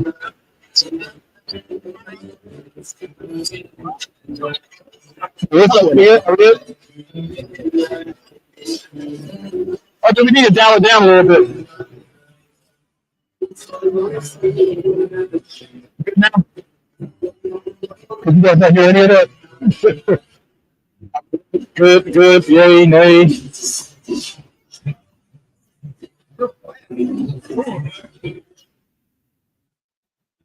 All right, so I don't think so. Okay, all right, cool. Hopefully we're good. I mean, this is live. This is what I think. Yeah, good. But it's interesting always seeing people with boom did never. I remember when he did this. Right. No, y'all seeing this is like, I mean, obviously it's animation, but like this going into other media like animation. And comics right now. I see how it goes. I kind of hate it when I read a comic and it feels like a movie pitch. Yeah, you know, I want it to be a comic, and I think that maybe too many comics are like that now. So one of the things they really try to do is embrace just the sensibilities of what comics used to be. Like there's a lot of like '90s energy, a lot of '80s energy, a lot of just kind of like the things that I feel like are the strengths of the format. We really try to embrace with Afro features. Okay. So that is hopefully you really get a very unique experience because of that. Yeah, for you, I mean, because you mentioned that whole thing, it feels like comics now is like a pitch. Do you think that's just kind of like the ends justify the means kind of thing for people? I mean, like I understand that like the industry doesn't pay that well for a lot of people. Yeah. I also understand that like ultimately the goal is to get across media, get into the multimedia space, right? But I think it's important to just let a comic be a comic. Oh yeah, and they've been making comic books into movies and TV shows for years. Yeah, when they were just comics. Before they became like soft movie pitches. Oh yeah, I mean, 'cause I think that's the thing. It's just like you understand it and justify the means, but it's like you said, it's like why can't these things just be a comic and just just read it? Right. But I mean, I think that's the nature of where we're at with streaming, because I think streaming just made this thing of like, we need content. We need content. It's like, do you really have to do this? We need content. Please throw something at it. Yeah. So and then it feels like it's someone threw something at it, and that was about it. So you being at BlerDCon, like what has the BlerDCon experience been like for you over the years? BlerDCon is always a little nuts. I'm always a little bit more surprised every time I come here. So yeah, I mean it's a great space. It's a great space for the right type of energy for something like Afro Future. So I definitely don't want to miss it. Cool. There's a party atmosphere to this that I think Afro Futures really belongs in. So you trying to bring this to San Diego at some point, or is it kind of like down the road? I mean, we'll see.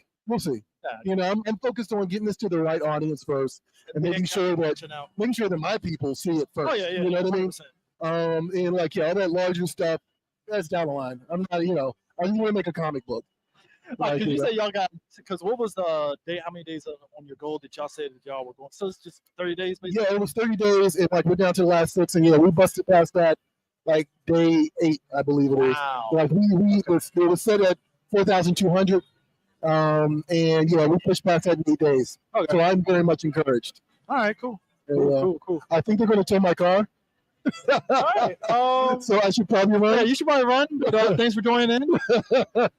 So, all right.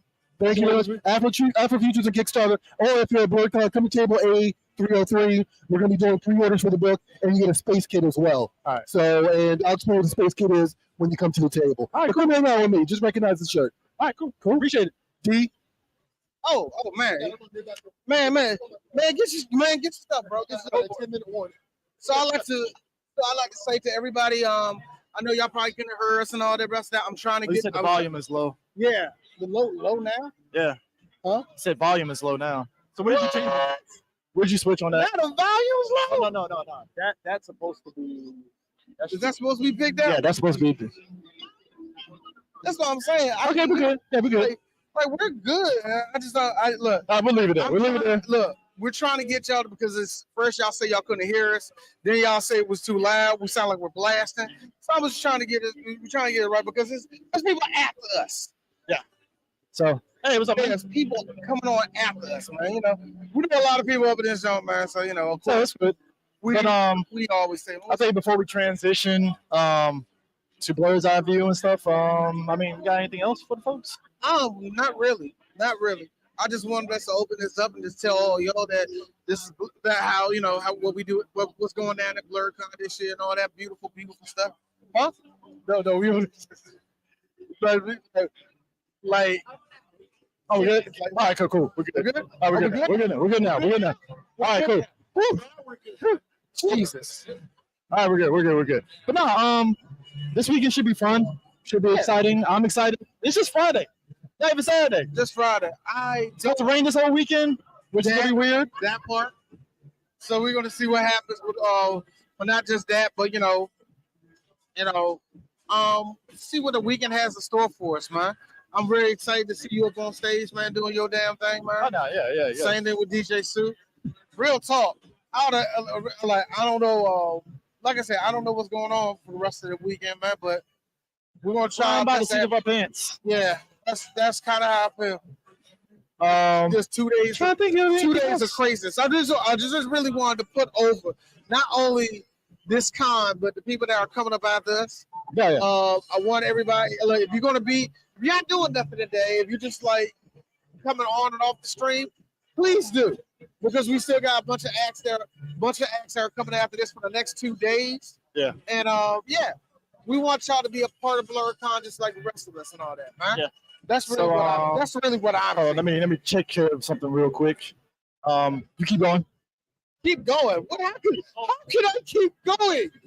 I can't keep going without you. I don't know what to do. Golly. See, it's really just everybody's saying the sound check, man. Like, yo, what happened to the sound? Right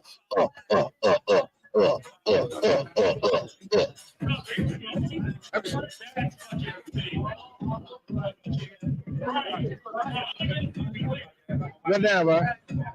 All right, folks. While we transition, you're going to see Blerd's EyeView's interview with Phil Lamar. And when we get back, you'll see them in front of the Blerd Station banner. Yeah. So then. All right. Hey, peace. See ya.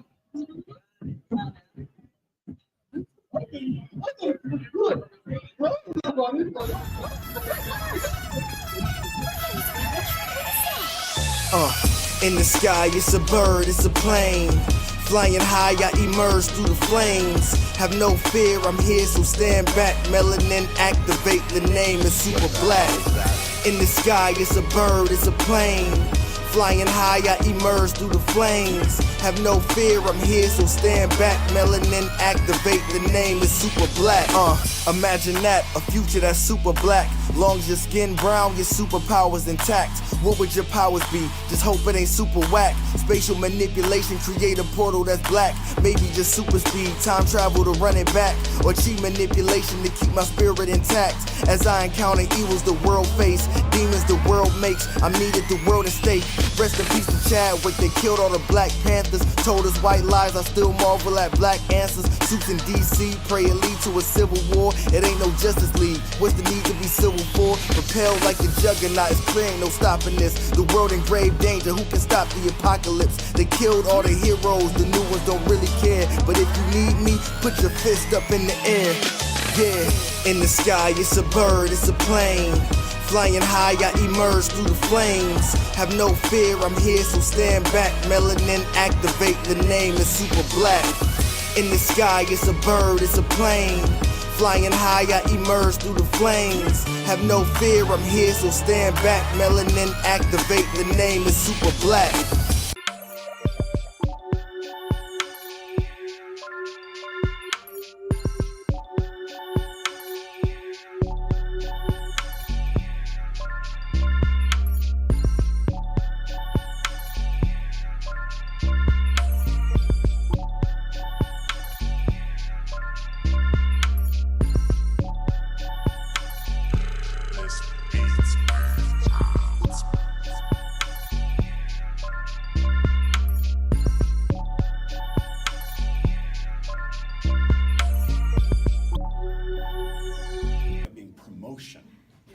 For these projects, from nice jacket, by the way.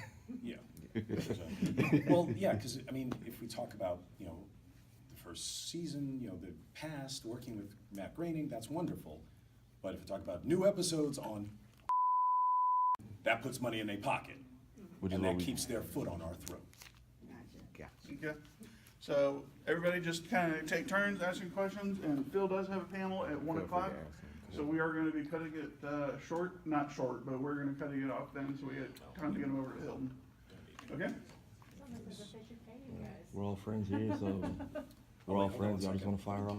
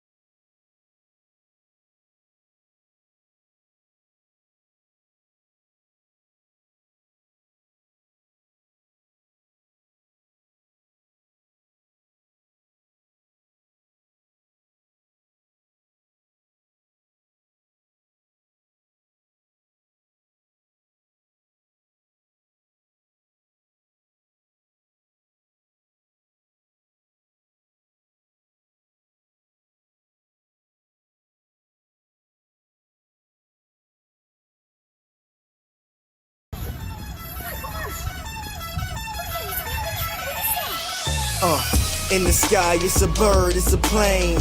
Flying high, I emerge through the flames. Have no fear, I'm here, so stand back. Melanin activate, the name is super black. In the sky, it's a bird, it's a plane.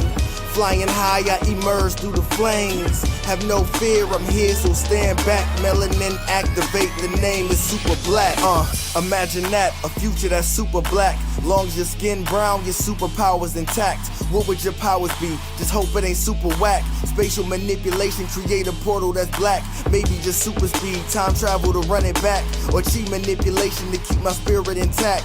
As I encounter evils the world face, demons the world makes, I'm needed the world at stake.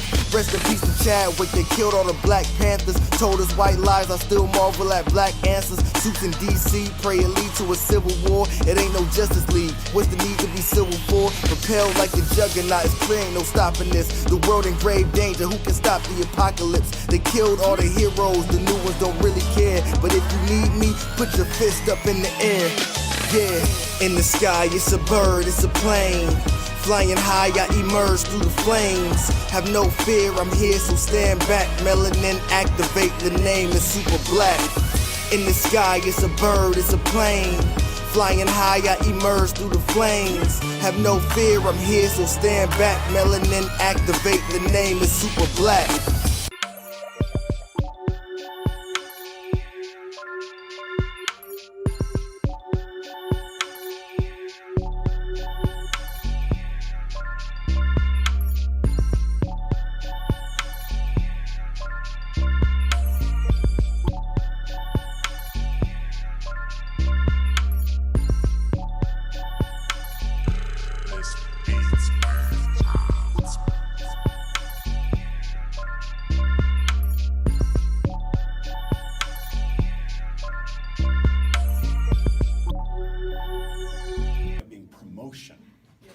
For these projects from, like... nice jacket, by the way. Yeah. Well, yeah, because, I mean, if we talk about, the first season, the past, working with Matt Groening, that's wonderful. But if we talk about new episodes on, that puts money in their pocket. And that keeps their foot on our throat. Okay. So everybody just kind of take turns asking questions, and Phil does have a panel at 1 o'clock. So we are going to be cutting it short, not short, but we're going to cutting it off then, so we get time to get him over to Hilton. Okay? We're all friends here, so we're all friends. Y'all just want to fire off one at a time? I don't want to lose this. Cool. I don't want to overstep somebody. Get that content. Oh, and the other thing is, I'm old, so half the questions y'all are gonna ask, I don't remember the answer. Well, that's Orlando who? That's gonna be your question. Nice.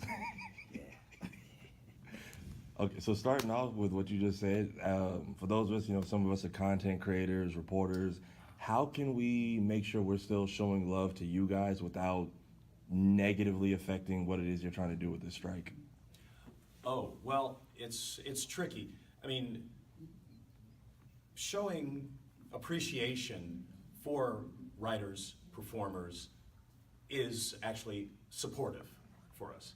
And also showing that you agree with the idea that people should be rewarded for doing, good work. It's just years ago I was involved with a video game union strike. And the real big reason that these video game companies did not want to even introduce the concept of rewarding the performers who helped them make $650 million in a weekend was, well, if we have to pay the actors, shouldn't we be paying the, technological people who work 22 hours a day? And we sure as hell don't want to pay all those guys. All the money stays in our pockets. So it's just greed. So yes, if you want to celebrate creativity and the way that great work affects us as viewers or whatever, that's fine. And if we want to call out these people for greed, that helps too. I adore your Bob Iger impression.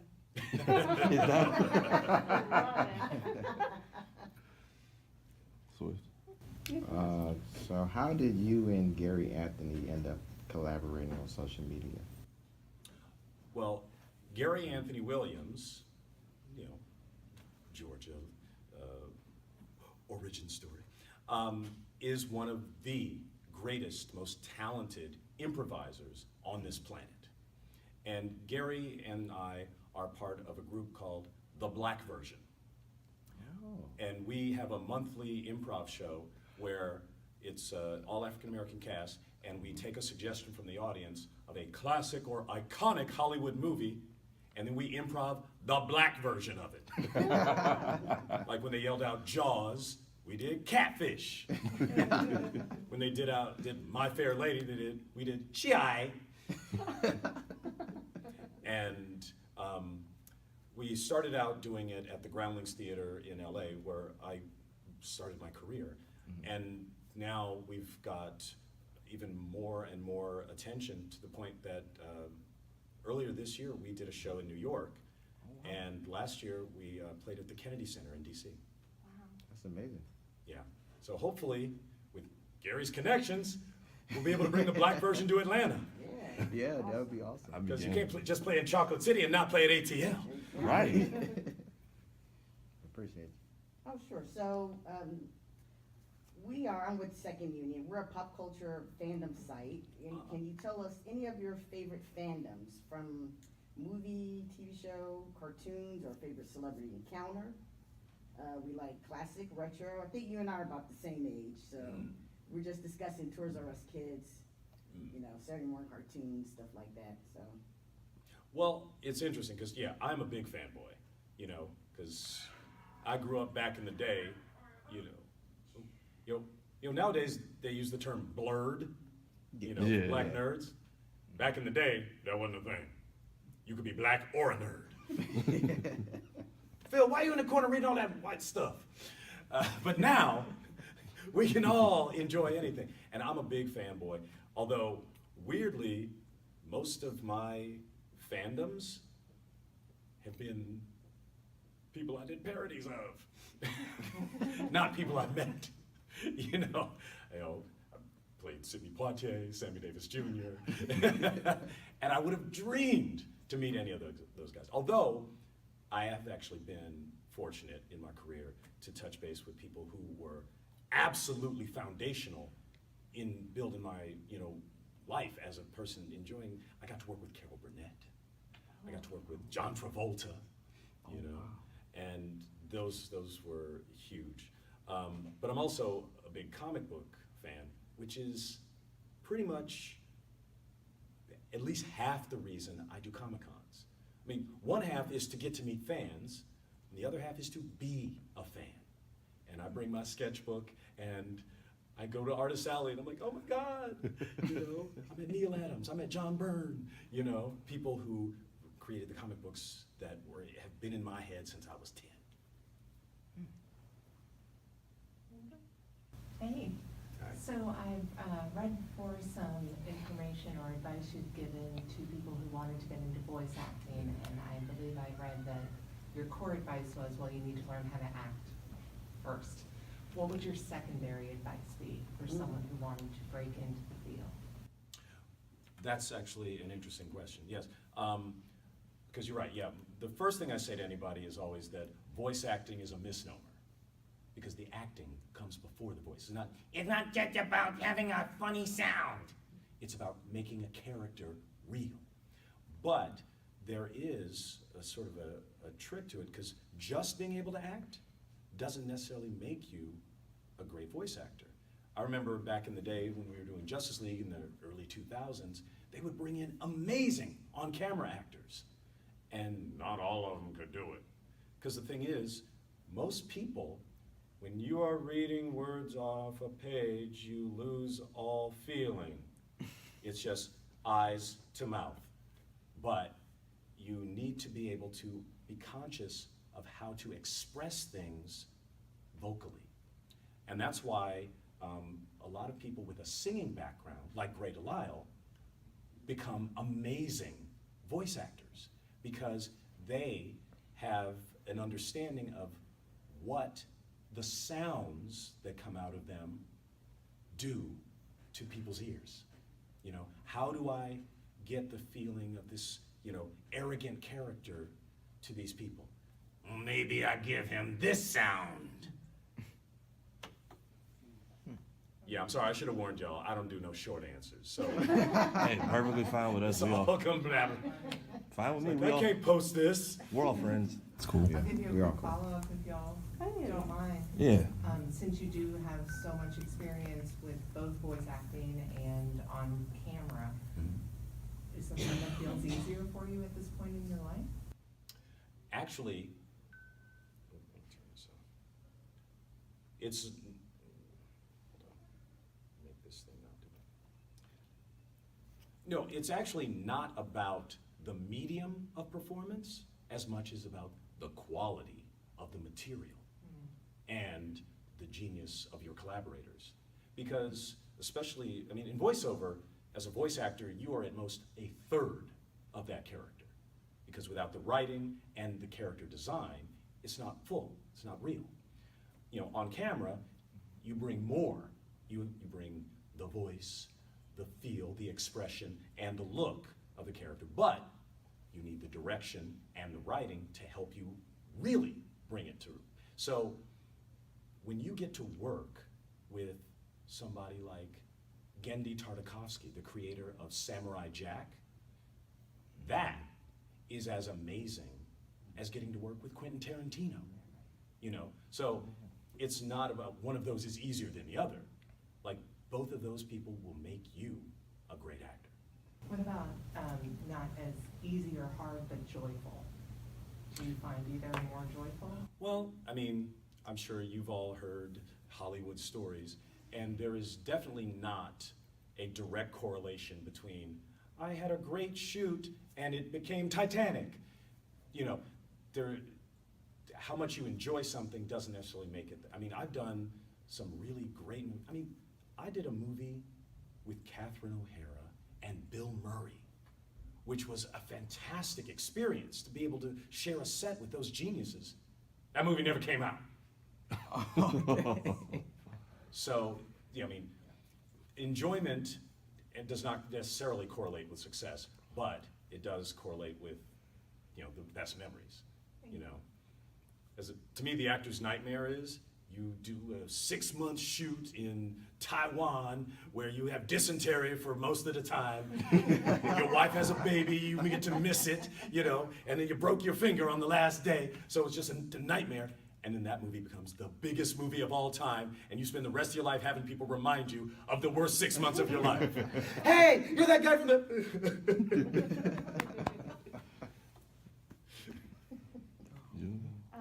So you've been in this business, you're a veteran of the business for a while. How have you seen it evolve over time, especially after more recent events like the Me Too movement, the Black Lives Matter movement, and where do you think the business still needs work when it comes to equality and diversity? That's a very interesting question, because actually earlier this year I did a talk to a organization that my daughter began at her high school, an organization called Bridge, Belonging, Representation, Identity, Diversity, Grounded in Equity. And they asked me to do a talk about identity in entertainment. And so I told these, you know, teenage kids, it's like, well, you guys, you know what the problems are in terms of diversity and equity and representation, but let me tell you how things have shifted. And I started out telling them about the first black movie star was Lincoln Perry doing Step and Fetch It. The only way back then a black dude could get respect in Hollywood was to be a living stereotype. You know, it's like, okay, yeah, that guy's all right. Yeah, give him another job. He can buy a fancy car now. It's like, yeah, but because he does that, none of these other brothers can. But, you know, and I talked to them how, you know, we moved from that, even though, I mean, Hattie McDaniel was the first black woman to win an Oscar, but, you know, and we respect her. She was really, really talented. But if you think about it, they gave her an Oscar for playing a stereotype. She wasn't allowed to be there either. Right? Yeah. So it's like, okay, yeah, black mammy. But to me, the turning point was Sidney Poitier. Because he was the first black movie star in mainstream entertainment. And he did not play any stereotypes. He played a completely different image of African Americans. Nobility, intelligence, authority, And like, wow, I'd only seen white people play those kind of characters before.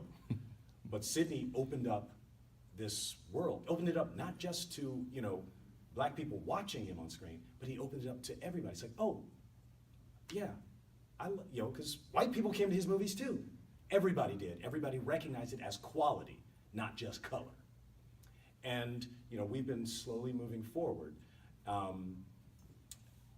It's funny, I remember back in the 80s, a bunch of young black actors in Hollywood, we would all sit around talking about, it's like, yeah, I gotta go for another gangster part. Yeah, me too, man. Yeah, well, you always gotta play a thug. That's the only way you get a job, It's like, yeah, but I try to ground it in reality, make it a real person, not just, but then, in the early 2000s, I worked on this web series, one of the Zucker brothers from the Airplane movies did, a parody of a soap opera set in a fundamentalist Islamic community. He called it Sands of Passion. And the majority of the actors on that show were of Middle Eastern descent. And I heard them having the same conversation we'd had in the 80s, but about playing terrorists. Oh, wow. But now, 20 years later, you have Ms. Marvel, you have Rami. So we have moved forward. Like, there are Middle Eastern actors aren't just playing thugs, terrorists. They're playing heroes, and telling all kinds of stories from their experience, just like the way Sidney Poitier did for us. Where do you think we still need to work on, though? Well, the biggest issue of diversity and representation isn't on screen, it's in the decision-making rooms. You need the people who do the casting, who green light the projects, to understand the value of representation and diversity, and to want to share space and equity and storytelling, and not just do, well, this is just what I know. It's like, no, spread that out, share it. So when you have, and I'm not saying just, skin diversity, it's thought diversity,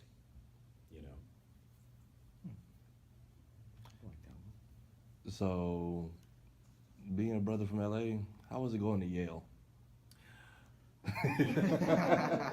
It was very interesting to, grow up in LA and then go to someplace. Like, I remember, it's like, everything here is so much older. In LA, it's like, oh wow, this market's almost 30 years old. You go to Connecticut and there's a friend who lives in a house from 1783. Like, your house is 300 years old. But it, being able to go to this place with this great long history was really interesting, and it showed me a lot of different things, because, for those of us on the West Coast, we thought of Ivy League as a level of excellence, but then I got out here and I realized that for many, many years on the East Coast, the Ivy Leagues were just considered money, social. Like, Phi Beta Kappa wasn't based on your grades, it was based on your social level. Was your family in the country club? That's how you got to be Phi Beta Kappa back in the old days. So I didn't realize, that, it wasn't about intelligence necessarily, it was about status. But now that's gotten better, and most of these Ivy League schools understand that don't let it just be about legacy, let it be about excellence. Did you find it easy or okay to find your community there? Yes, I was very, very fortunate. Part of it was I'd gone to a prep school, so they, teach you how things work in college and how to do research papers and all that stuff. So it's like, oh, I could do the work, so it didn't feel scary and, you know, lack of confidence. But also, I got to find, because a lot of people, you know, as an actor who went to Yale, people think I went to Yale Drama School. Like, no, I was just an English major undergrad. You know, I ain't Henry Winkler or you know, or Angela Bassett. But for undergraduate, Yale back in the days had a lot of, you know, extracurricular theater. You could do 3-4 plays a semester. And for me, that was a wonder because I got to meet my community of theater friends. And I actually credit it with my career because my theater friends in sophomore year, we decided to get together and start an improv comedy group. I'd never done improv before, but I loved it. You know, at 19, being introduced to the idea of yes and, collaborate, make your stage partner look good. You know, because you know, we've been taught in high school, it's like, theater is about conflict. You know, it's just work hard and, you know, but to give this positive performance concept was great. And so after college, came back home to LA, and I took classes at the Groundlings so that I could have some more improv in my life. And that was just such a good choice because that led me into this wonderful legacy of people like Paul Rubens, Lorraine Newman, Cassandra Peterson, who does Elvira, like so many talented people. And I got to meet them eventually. Plus the people that I was in the Groundlings with were really talented people, like Jennifer Coolidge, Will Ferrell, you know? So yeah, improv gave me the community that has benefited my life the most. What has your experience been navigating the concert within the rules of the strike? Because I know that there's things that you have to like avoid talking about. Has that been difficult for you? How have you adapted? Well, the union's main suggestion is they, you know, understand that we want to show appreciation for our audiences, you know, and they said, okay, it's fine for you to promote yourself, just don't promote these companies that we're striking against. So, and the concept of promotion is a pretty blurry concept, you know. Is a YouTube video promotion? I mean, you know a commercial is, but if it goes viral, it is, you know. So it's, but we all are part of the union, and the union has been really great about, you know, giving us structures. It's like, no, you can promote yourself and your past, and still, you know, show your affection for your fans. So we're still able to go to conventions. Have you enjoyed this seemingly more unique experience of not being asked consistently about specific projects and probably being asked a little more about yourself and your own history? Well, I mean, honestly, it's not that different of an experience at conventions because most of the time it's rooted in nostalgia and people want to know about the past and the people we worked with, and you know, nobody's ever, you know, asking questions, you know, like a Hollywood Reporter. It's like, what is the next thing, and what's the date, and what the, you know, you know, fans are asking about the things that touch their heart, you know, about like working with Billy West. Is there some Phil Lamar improv footage out there somewhere?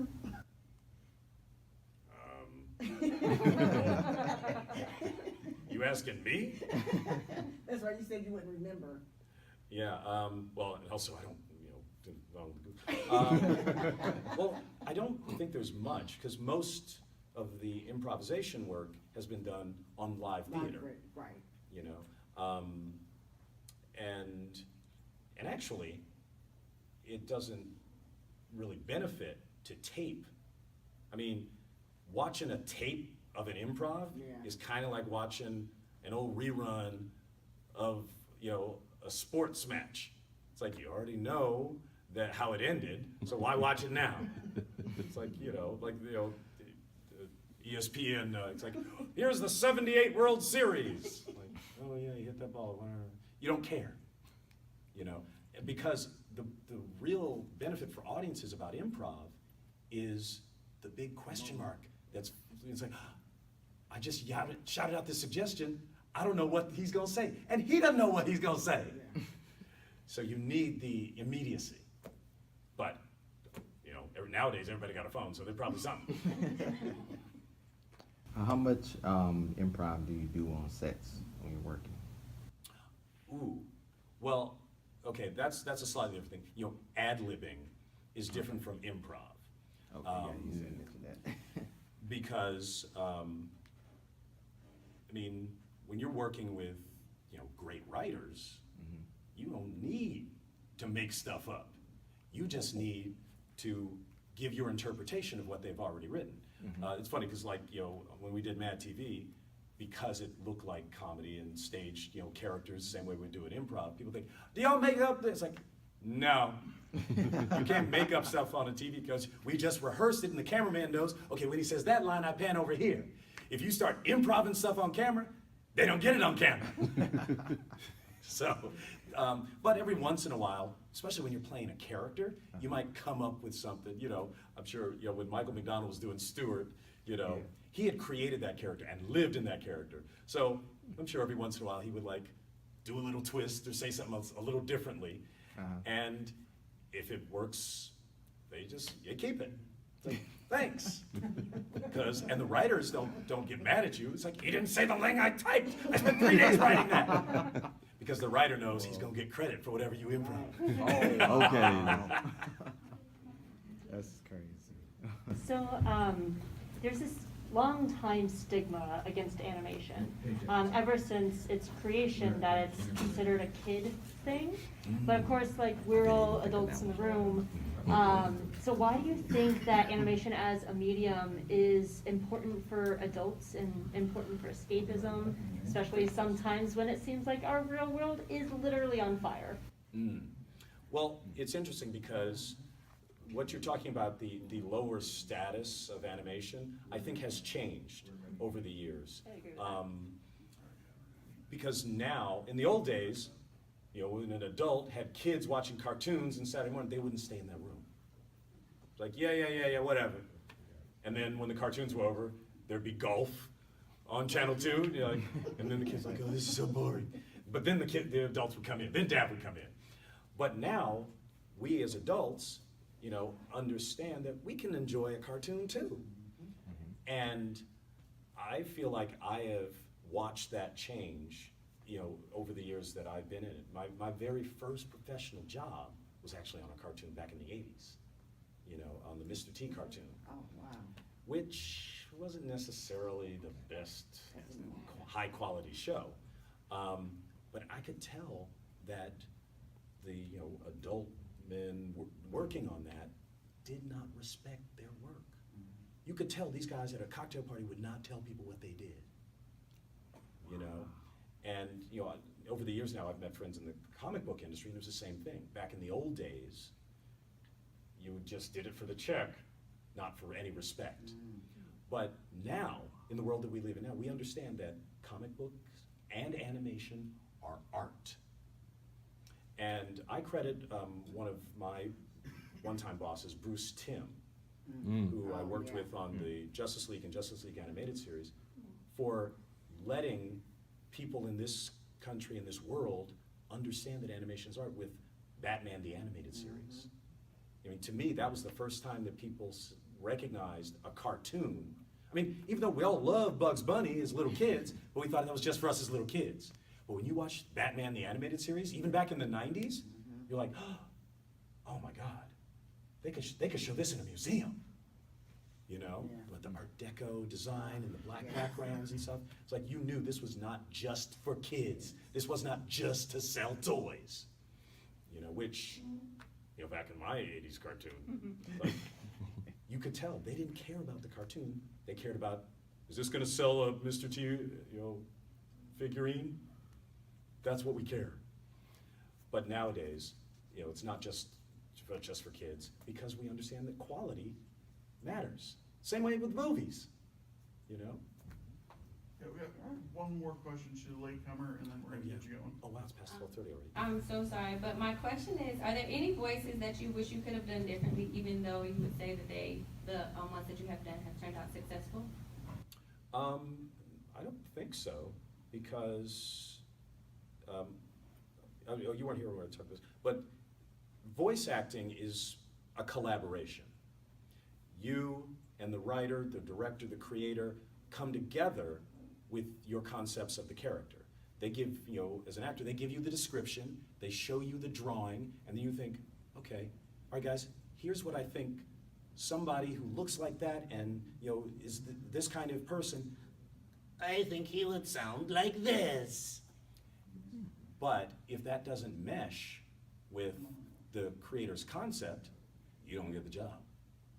So the ones that I think I should have done differently are jobs I didn't get. And I just let those go. Like, you know, as a professional actor, you can't focus on, because there are way more jobs you don't get than the jobs you do get. So, you know, that would be like only remembering your ex-girlfriends. Oh. Thank you. Thank you so much. Appreciate it. Yeah, I know they say you gotta go, so I don't want to make you feel older, but you know, I'm 28.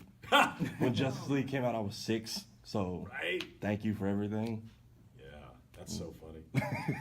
But thank you for watching good stuff.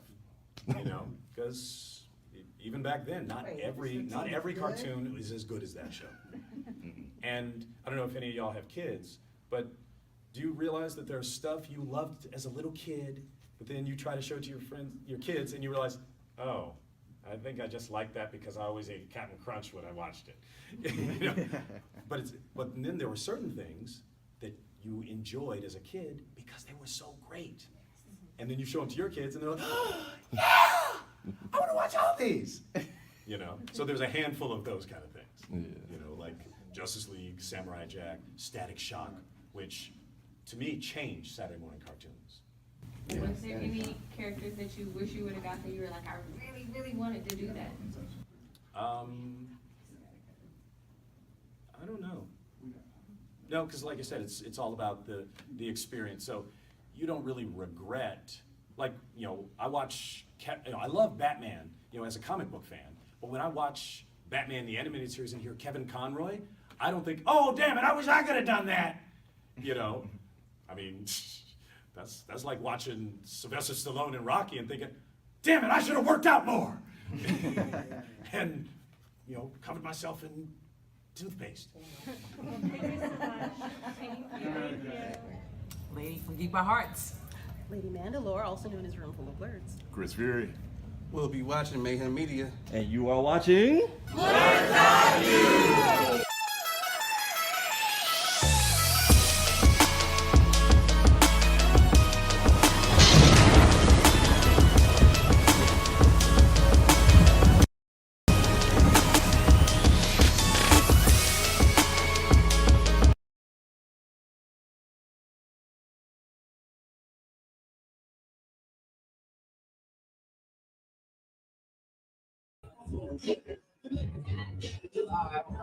All right, we are back from BlerDCon Live, BlerDCon 2024, Blerd Station, your next destination. You want to check us out. I'm your man on the wall, Chris Fury. Thank you for tuning in. We are here with a special guest, Jason Michael Primrose. You've seen him on the show. Jason, what's going on? Oh, wait, that never. Hi, how are you? How are you? Did I talk to you or them? Like, how do they everybody, all the things? Okay. All the things. So this is your first BlerDCon, right? This is my first BlerDCon, yeah. Okay, well, not your last. It won't be my last. I hope not. I haven't even gone to the dance floor yet. Oh. And now, if you dance floor right now, you hear the music, right? Yes, I do. I'm ready. I'm ready for it.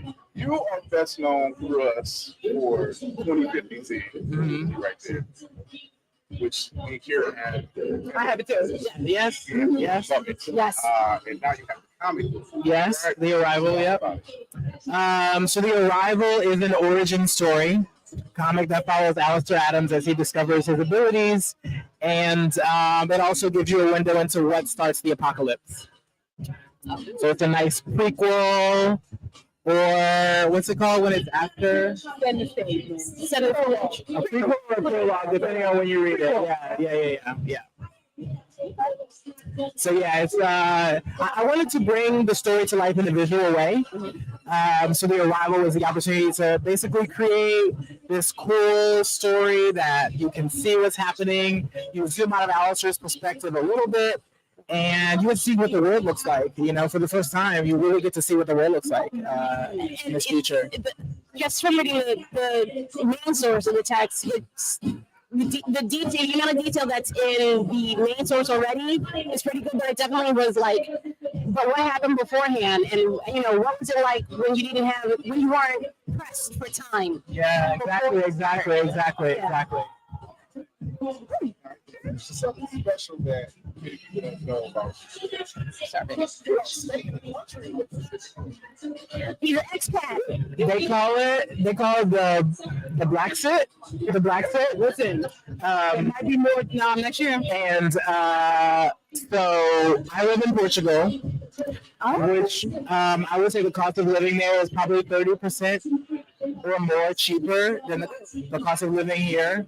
Food, housing, wine, care.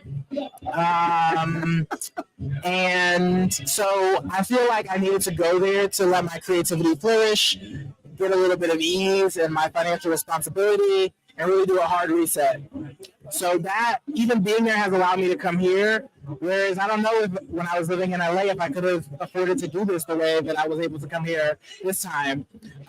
It sounds glamorous, right? Like living in another country, but the reality is my money goes so much further being there. And there's a huge Black American community there, very large. They have Black in Portugal, they have Black queers in Portugal. We're in WhatsApp groups, we're doing events, we're doing trips. We did Juneteenth together. You know, so next time we're gonna be at your house. That's all I heard. Yeah. I mean, that's all I heard. We do cookouts in Portugal, and they have lots of green space and lots of parks and everything. I was gonna say there's cultural shock there, but no. I mean, like, is it? Do you have to? Okay, wait. What part of Portugal is it the most friendly? I think the whole country is pretty friendly, but Lisbon is definitely a hub for international people. That's the capital. What's your capital? It's I don't. It should be. Yeah, it is. Yeah. Wait, not you live there. No, I don't remember. No, there's another city called Coimbra, but I think it was the old capital. Okay.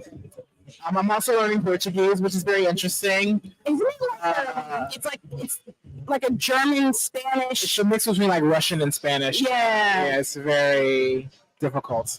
Yeah. It's very difficult. Yeah. But yeah, it's been cool. I feel like it was a good for my soul. Good for my soul. I have to say that every time I see the post Jason, I get more jealous. Yeah. Seriously. This brother is living his life and he's giving like a dope gift. And I'm just like, But this, I mean, I need to talk to my wife. At least Fury needs to go international. Hey, when it's remote, you go where you want to be. But I remember when we first met in 2020, and this is a gift. Like this platform, Blerd Station. Oh my gosh, I'm so excited! Like, and to be here in person and have you all be the sponsor and the setup and the live stream. Like, I'm excited. Be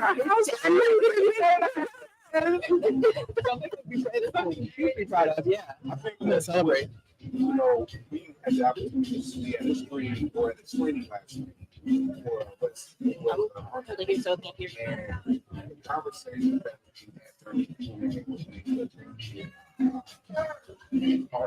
pouring back into each other, you know, projects like this come to see light, and it's finally happening. You know, people are saying when you see Blerd Station, you see that we've been talking about it, we've shown debate work. You know, Khleo Smart and not getting front center of the word out there. And to see like this Blerd Station, I guess because we are very interested. They're just like, okay, these guys aren't on the stage. Right. Like, I can think how many people have come up to me in the past 2 days. man, we started following y'all because we seen y'all talking about BlerDCon. So you go check out BlerDCon. I love the follow. I appreciate the follow, but I will need people to take the next step and become subscribers. I just want to say I'm a proud subscriber of Blerd Station since last November. So I'm on my first year soon. Oh, you're an investor. I'm an investor. And when I look at successes of things like EyeView on Disney Plus, Supercell on Netflix, #1 in the world, and when I look at how the Black community really gathers around our content, our stories, Blerd Station is that, and we got to get behind it because we could be that for our own platform. We don't even need to be on a Netflix and be #1.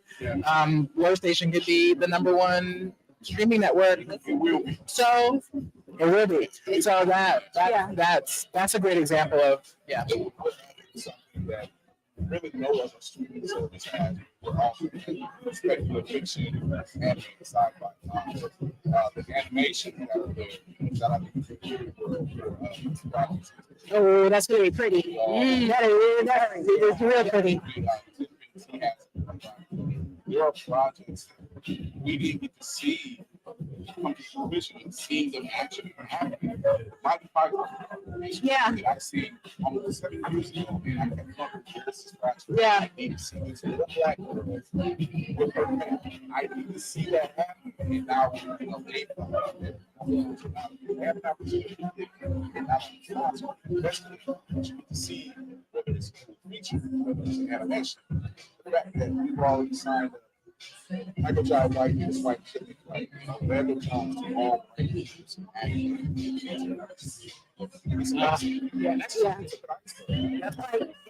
and you know that for those of the people that are hungry to elevate the Black experience in pop culture in general, or just in media in general. They don't want to be sitting by the sidelines waiting for the next thing to happen. So for them to attach themselves to this, it means something.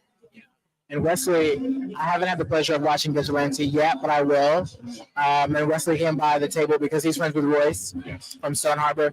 And I was like, oh, we really got people that are out here looking and platforming our stories. It's amazing. I love being in this space. You know this. I love being in this space because not every day I get to see a different story. You've seen the way you see why you've seen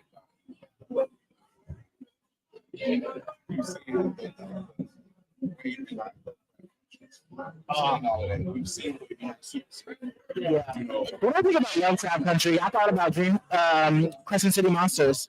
I read that in 2020. I think in 2020 or 2021, I was like, but this is that. Like, it literally is that.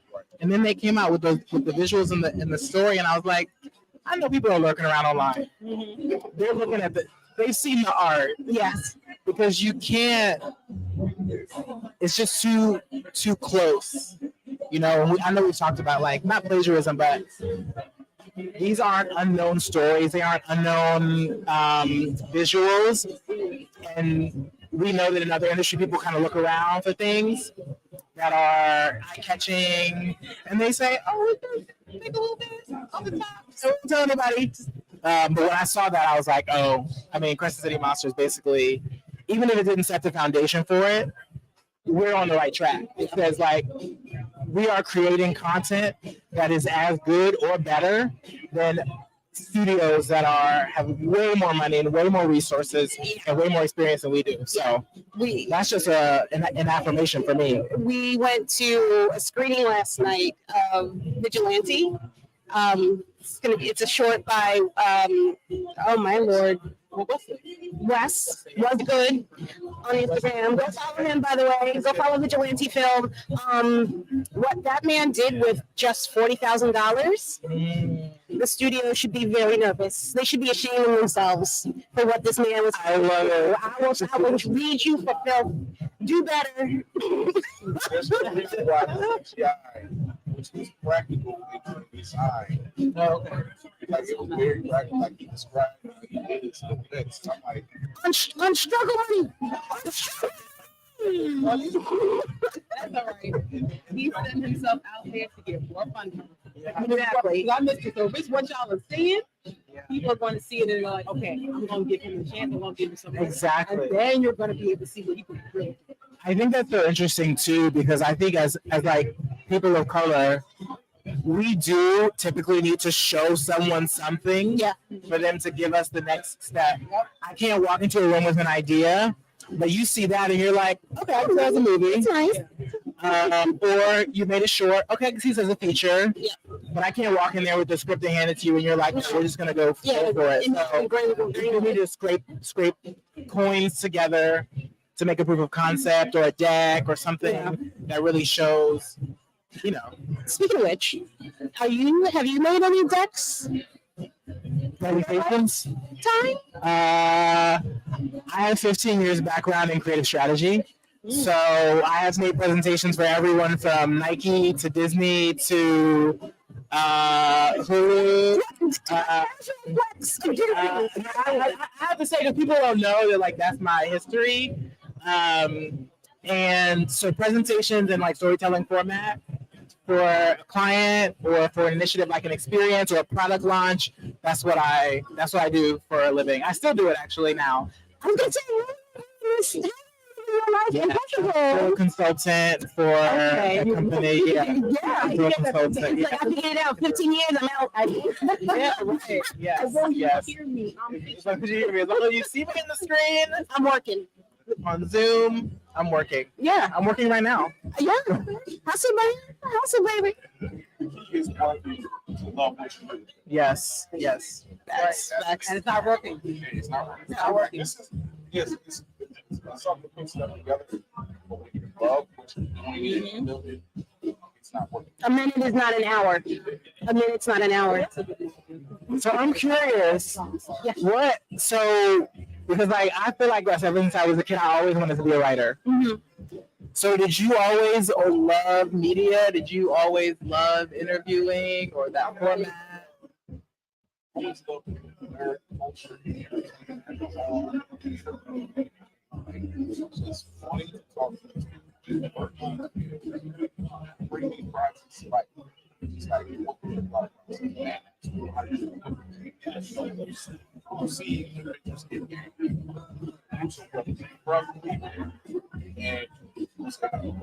what was that process like? Bring something you know, and to see things come out like this and have fun doing it, and there's like passion, purpose. It's not just it's out, and it shows work. It shows work. Black Panthers are perfect example of something that passion shows. You got to go back to that, find out the folks about it. So many people are deciding, hey, let's find out about this. Like this book, so yeah. You know, and that was awakening. You know, I've been something so unique. And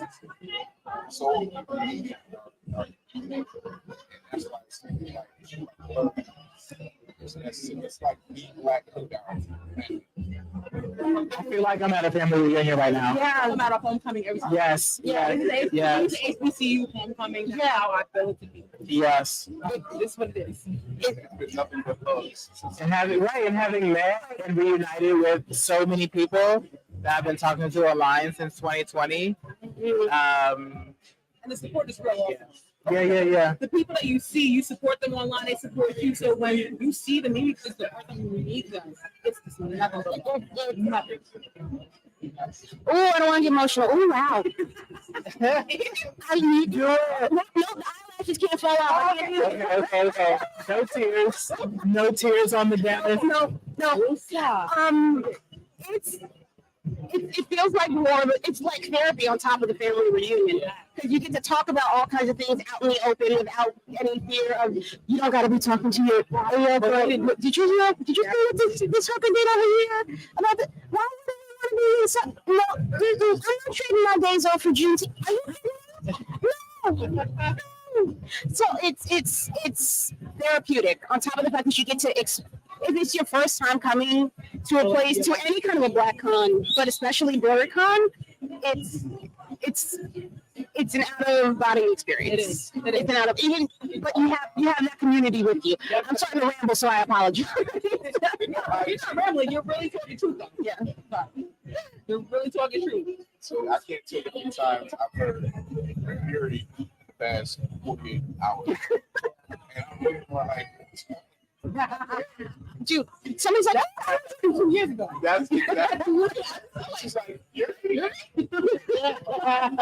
Literally, like, very mutual. I follow your word. Oh my God. And that's how you got on the show. Yeah, kind of. Like, not because of here. I just met him. I just saw him. I was like, I know you. You're Chris Curry. Yeah. But then, like, he had a live. He was like, you know what?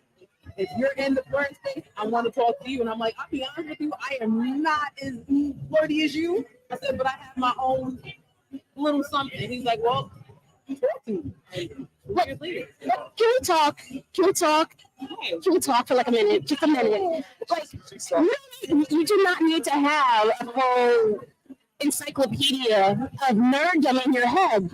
If you have your niche and that's your thing, and you know that nobody else knows the thing as well as you know your thing, you're right. But coming into even that conversation, I definitely thought what you're doing. Let me tell you, all I have to say is House Black, and it's on. It's poor little Albert. The queen that should have gotten you over there. You've been the knee for Rainier. Okay, let's go. R.I.P. Queen and everyone. Oh God. I've never screamed at the TV that loud. Yo, never. Wait, are you dragging? Has we dragging yet? It's okay. Listen. No. I just got in my mood. No, it's okay. I did. I feel like I watched the last season. Okay. But I haven't watched the season yet. Okay. We got time. I've got time. Isn't it? Candy B caught up. She literally. I know. I cannot believe she's not here. Yeah, she's resting. I know. She has a little one on the way. She's right now. Isn't it crazy that the baby isn't born and we're already fighting? I told her. I said, your baby isn't here yet and we're already enemies. Sorry.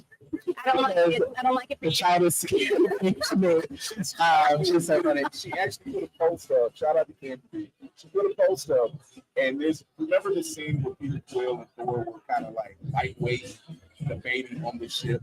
Yeah. Like, I'm the captain, and Thor's like, of course you are. Sure, of course. These little ones coming up right now. Yeah. Like, I'm the captain now.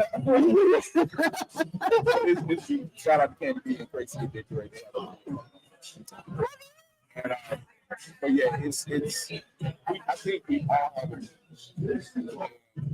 a love for that niche, and some are just a little more well-versed. But the beauty about it is they're not toxic about it. Yeah. That's important. Yes. I wanna underscore what you just said, because that to me is such a game changer, and also what makes the following. The fact that you just leave yourself and you can live. And your 3E, so you really live that. I'm gonna give that to you. Facts. Really live your 3E. Facts. Shout out to one of my mentors, Tommy Lux, Tommy D from the Circle of Nerds. He's the one that gave me the name. He said, I'm calling you that because you know about Star Wars, you know about anime, you know about comics, you know about movies, television. I'm a Gen Xer, so I came up in the late 70s, early 80s with all types of television shows and cartoons. So like, they mentioned something, I'm like, oh, I remember that. And I was there for that one. I'm like, damn, what do you not know? The callback is legendary. Yeah, the three of them together. The drive-in movie, so that's one of the movies. So I would watch literally the drive-in movie. We have 3 screens. I'm watching 6 movies. Don't ask me how I digest it. Right. remember Armstrong watching T2 at the same time. You know, something like T2. Yeah, it was That's a lot. like Stargate, all of them. Oh my God. Stargate, that's a film. Stargate is underrated. Stargate was one of the original top sci-fi films. Yeah. Yeah. Kurt Russell, James Spader, which still watching Age of Ultron and watching him talk. Yeah. He did that. Yeah, he did that. Something that was filmed last night during the screening that Khleo Thomas said there. Yeah, he loves playing the villain. So much fun. It's not really wrong in the aspect of saying that it's fun to play the villain. It's not bad being the anti-hero. You do reach an age in life where you realize the Jedi may not be all that they don't be all that you thought they were. I didn't see the last episode. They're trash. They've been trash from jump. They don't know what they're doing. There's certain ones who are, but then there's other ones. We know what Mace. Mr. Jackson, if you're watching, we need your story. So respectful. We know you. Ahsoka, we know you're on the we know you're on the line, so you're fine. True ally. But you do reach a point in life where they say, "Well, why the villain or why the anti-hero?" They're not restricted like so many rules. You know, Sam Jackson's Mace Windu, he's always said it like kind of balances the line. I will put a sun gun down if I need to. He's going to. Whoops, I told you that it's no good. Yeah.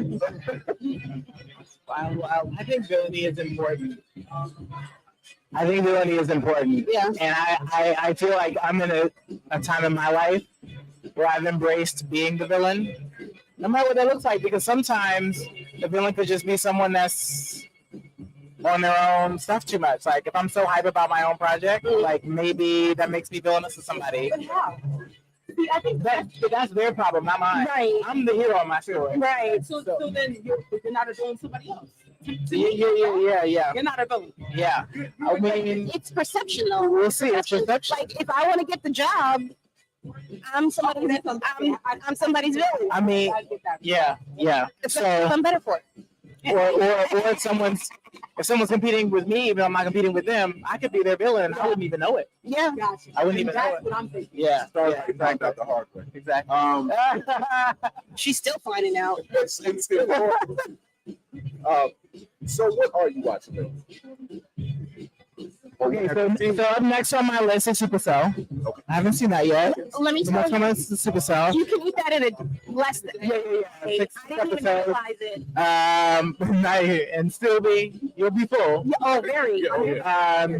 I watched Iwaju on Disney Plus. What did you I think? saw that. It was great. Love the animation. Very like 3D, very vivid, very detailed. It's very. It was kid friendly. Like it was like Jimmy Neutron. Very similar. I think personally, in terms of like the storylines, I wanted evolution. Like I want them to lean into the Afrofuturism. I want to envision a world where we're all prospering, if that's possible. They definitely highlighted Classism. Yes. And I want a threat that brings us all together and uses that same technology and those same like that ecosystem for us together against something else. Yeah, I hope so. Yeah, yeah. Not to change the subject because I want to know what else you're watching. Yanu, that's coming out soon. That is that. There's a little bit of African spiritualism tied into it, but it's very much thinking past classism. To a point, it's about their story. It's not heavily influenced with classism, but it's more uplifting. You're focused on the baddie as opposed to all the other things that's going on around. Right. But y'all might like that. Y'all might like that. That's gonna be on that. Put it on the list. If you're intrigued. What else am I watching? I'm really bad because I write most of the time. Yeah. so I don't watch a lot of things. What are you House of Dragon is on my list. Oh, so I just picked up the 3rd book in the Children of Blood and Bone series. Okay. So that's next on my reading list. So proud of Tommy. It's getting so much prep. Because like Tommy started in 2018. Yep. So she launched her book around right after Black Panther came out. Yes. Came out in May, I believe. She finished that whole trilogy in 6 years. Writing it and putting it out there. She has a publisher. I know her agent, like who she's represented by. And the trilogy is the completion, and now they're campaigning for the trilogy to be really big because they've already got someone signed on to direct the film, and they already have a deal in place. So they're actually doing an open casting for the film. So they're not going to be looking for the big wigs. They're going to be doing open call for it. So anyone that wants to be any of those characters can show up and audition and see how they go. I can't. That's coming out soon, so that they're going to start working on that if they haven't already. The script is finalized. Yeah, stuff like that project. Blood at the Roof. Yeah. Oh yeah. Like he has been on fire. I went into the Barnes and Noble at Union Square, New York City, and it was gone. Yeah. There were no, and it wasn't immediately when it came out. I think I waited like maybe a couple of weeks. Gone in the store. The guy that I asked that worked in the store, he said, I've been looking for it and I can't get it. Yeah. It's good. He Nice of a pops up in the Barnes and Noble and just signed one and then post it on X and says, can't say they'll be there. This is why you buy stuff when you need people. Yes. Because you never know. Oh, I'm gonna wait. Don't wait. Because you wait and then it's gone. Yeah, now you and then you're like, oh, well, I saw it first. Okay, well, that's cool. You saw it. Everybody saw it. Now your copy. So, what's next for you? So, what's next for me? I just finished the first chapter of the next graphic novel, but it is really a graphic novel. And it is oh my God, I'm so excited. So it's basically like Scandal meets Say Less. 2012. Say less. You've already Because it's like a political drama wrapped inside of a disaster moment. Set in the future, it features Florence Belladonna, who is this like high-riding political responsible for maintaining the infrastructure of the sanctuaries, the United Sanctuaries. And so we just finished the first chapter of that. It's going to be about 110 pages. We're looking for an artist now. And then we're going to fund the whole thing. And it's going to be like 110 pages. So I'm very excited. Yeah, we're going to check that. Just gonna put that there. I love it. We're gonna put the Kickstarter. And do it. It's gonna be big. Yes, I'll be on the show again. We'll talk about it. We'll have a few pages from a few test pages. Like we'll have a few pages with the artists that we go with. We have an animation that we can debut there as well. It's very short, a little something that we put together. But yeah, I'm all in on this. It's When do you think it's gonna come out? I think we'll probably be ready in the fall. I'm gonna try to get it. Come out next year definitely. But the Kickstarter probably this fall before the election. What animation style? Are you looking for? Art style. I have a whole brief. Okay. I won't tell you how long it is. Okay, that's fine. But it's a deck. Yes. See. He's working on it. References, both for character and art style. I want something that looks a little bit like a Castlevania, something in between flat and dimensional. So like a little bit like Castlevania. Scavenger's Reign is a good comp for the style. Okay. But it needs to be a little bit more detailed, and the colors need to pop more. Because Scavenger's Reign is like very not as sharp, very pale. Scavenger's Reign is a little muted. The colors. Yeah. Yeah. I want something sharper. Yeah, I want something sharper. Definitely know how to draw black people. Would prefer a BIPOC woman artist, queer artist, something there, artist intersectionality. That would be my preference. Because this is a black woman's story. And I want all of the things. I mean, there's a scene in there where the president, who she's engaged to, is like taking out her braids. So there are these moments that are so important that you don't get to see, you know, that black woman experience.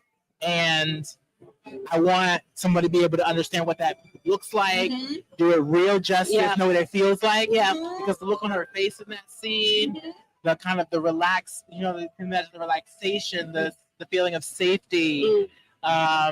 And then what they're doing, you know, while he's doing that, it's like, so you want to be able to like really show that on their face. Okay. It's really important. Okay. I love that. Yeah. Yeah. They have no idea what it does when I see this type of work. But we're going into our next hour. Jason, your first BlerDCon 2024. He's excited. We're excited. I'm excited. You're in the area. Come down. What's yes. your booth? You know, A115. So when you check in and walk in, I'm right there. Right in the front. Right in the center. Yeah. We're in the front, honey. We're in the front. And the arrival, both on sale. We'll be here. We also on the hardcover. Yes. Yes. Thank you so much. I love hanging out with you all always. I get to see you tomorrow at 10 a.m. for my little piece of shit. So we're not staying out too late tonight. It's called Coffee and Nodos. Coffee and Nodos? Well, you know what? I don't drink, so I get away with a lot more late night, early mornings than some. I'm very lucky. Drink if you don't drink. Coffee and Nodos. What is Nodos? Yeah. Not both. Okay. Yes. Okay. No. Okay. I like my heart just the way it is. We're going to take a quick break. Okay. We'll be right back. We have our next guest coming up. Thank you, Jason, for bringing us down. If you're in the area, come get 2050 feed. Come get the arrival. Come show your support. Show some love to some creatives. We'll be right back.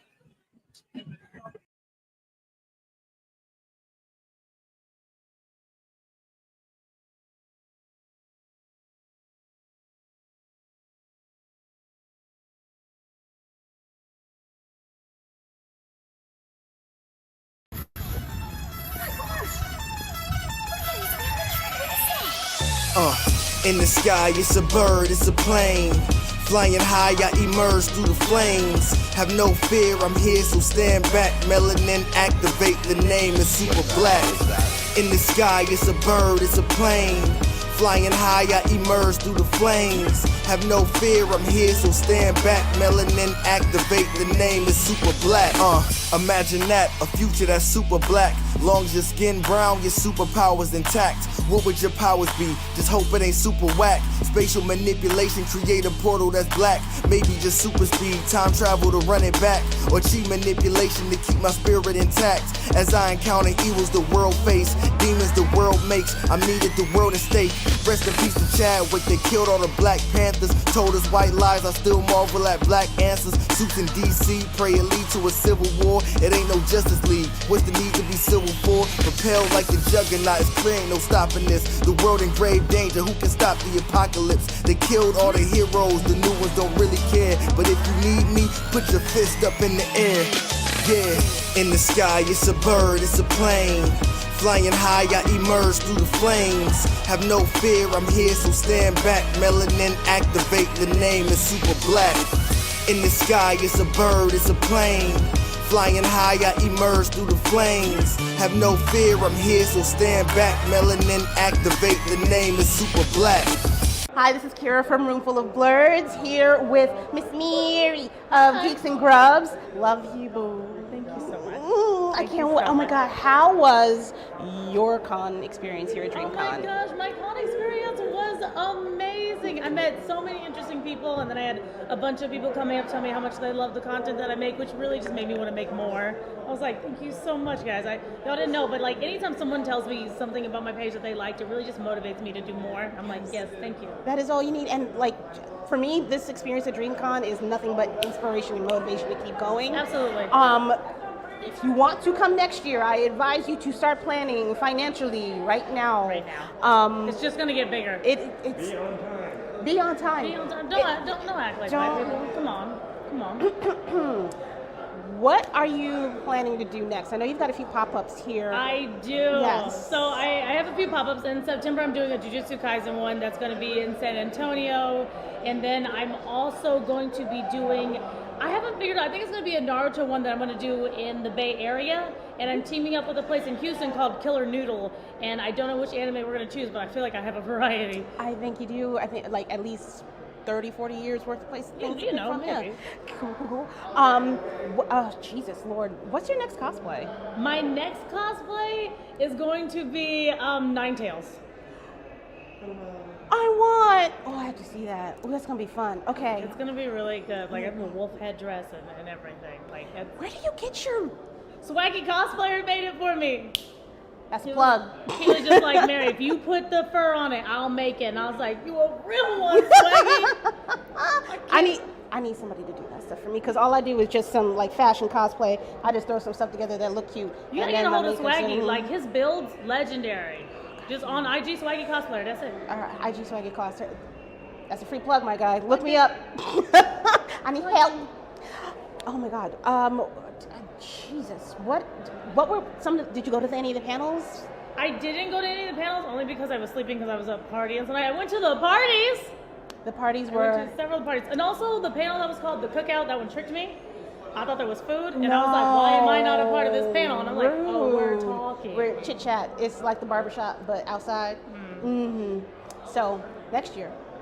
You'll be a guest. I would love to. I like applied to be one this year, but I think it was all like booked up, sold out. Well, I'm gonna write a letter. I'm gonna write a strongly worded letter. You should, everybody write a letter, okay? Please. And let them know, like, I can be a food vendor. Let's go. We literally I can be a guest on the panel. Nothing but cardboard pizza and some noodles in this piece. She makes noodles. Like she makes pizza. All the she time. writes on cardboard. Ma'am, sister, sir, whoever's in charge, please. Lovely. Geeks and Grub, Miss Mary. Thank you so much for taking your time to talk to me, my love. I love you so much. Oh, I can't wait to see you again. And come to New York. Absolutely. I'm trying to be there for New York Comic Con. Such trying. We're working some things out. Okay, I'll be quiet. Just like, I knew if I go there, I can't just be there for like the 3 days. I'm like, I'm going to spend 2 weeks in New York. Yeah. Because I'm going to have to do some pop-ups over there. I need to see people. I was like, New York is going to be its whole thing. Ooh. So somebody fly Mary out to New York. Let's go. I'm gonna talk to you about some places after we get off. That would be great. Because there are places I think you should go and you would fit right the fuck in. Okay, cool. So, Kira, Lady Mandalore, Blerd's EyeView, room full of Blerds. Signing off. Thank you for being here, Miss Mary. We will talk to y'all when we see y'all. Thank you. Bye. Bye. Lady from Geek by Hearts. Lady Mandalore, also known as Room Full of Blerds. Chris Fury. We'll be watching Mayhem Media. And you are watching Blerd's EyeView.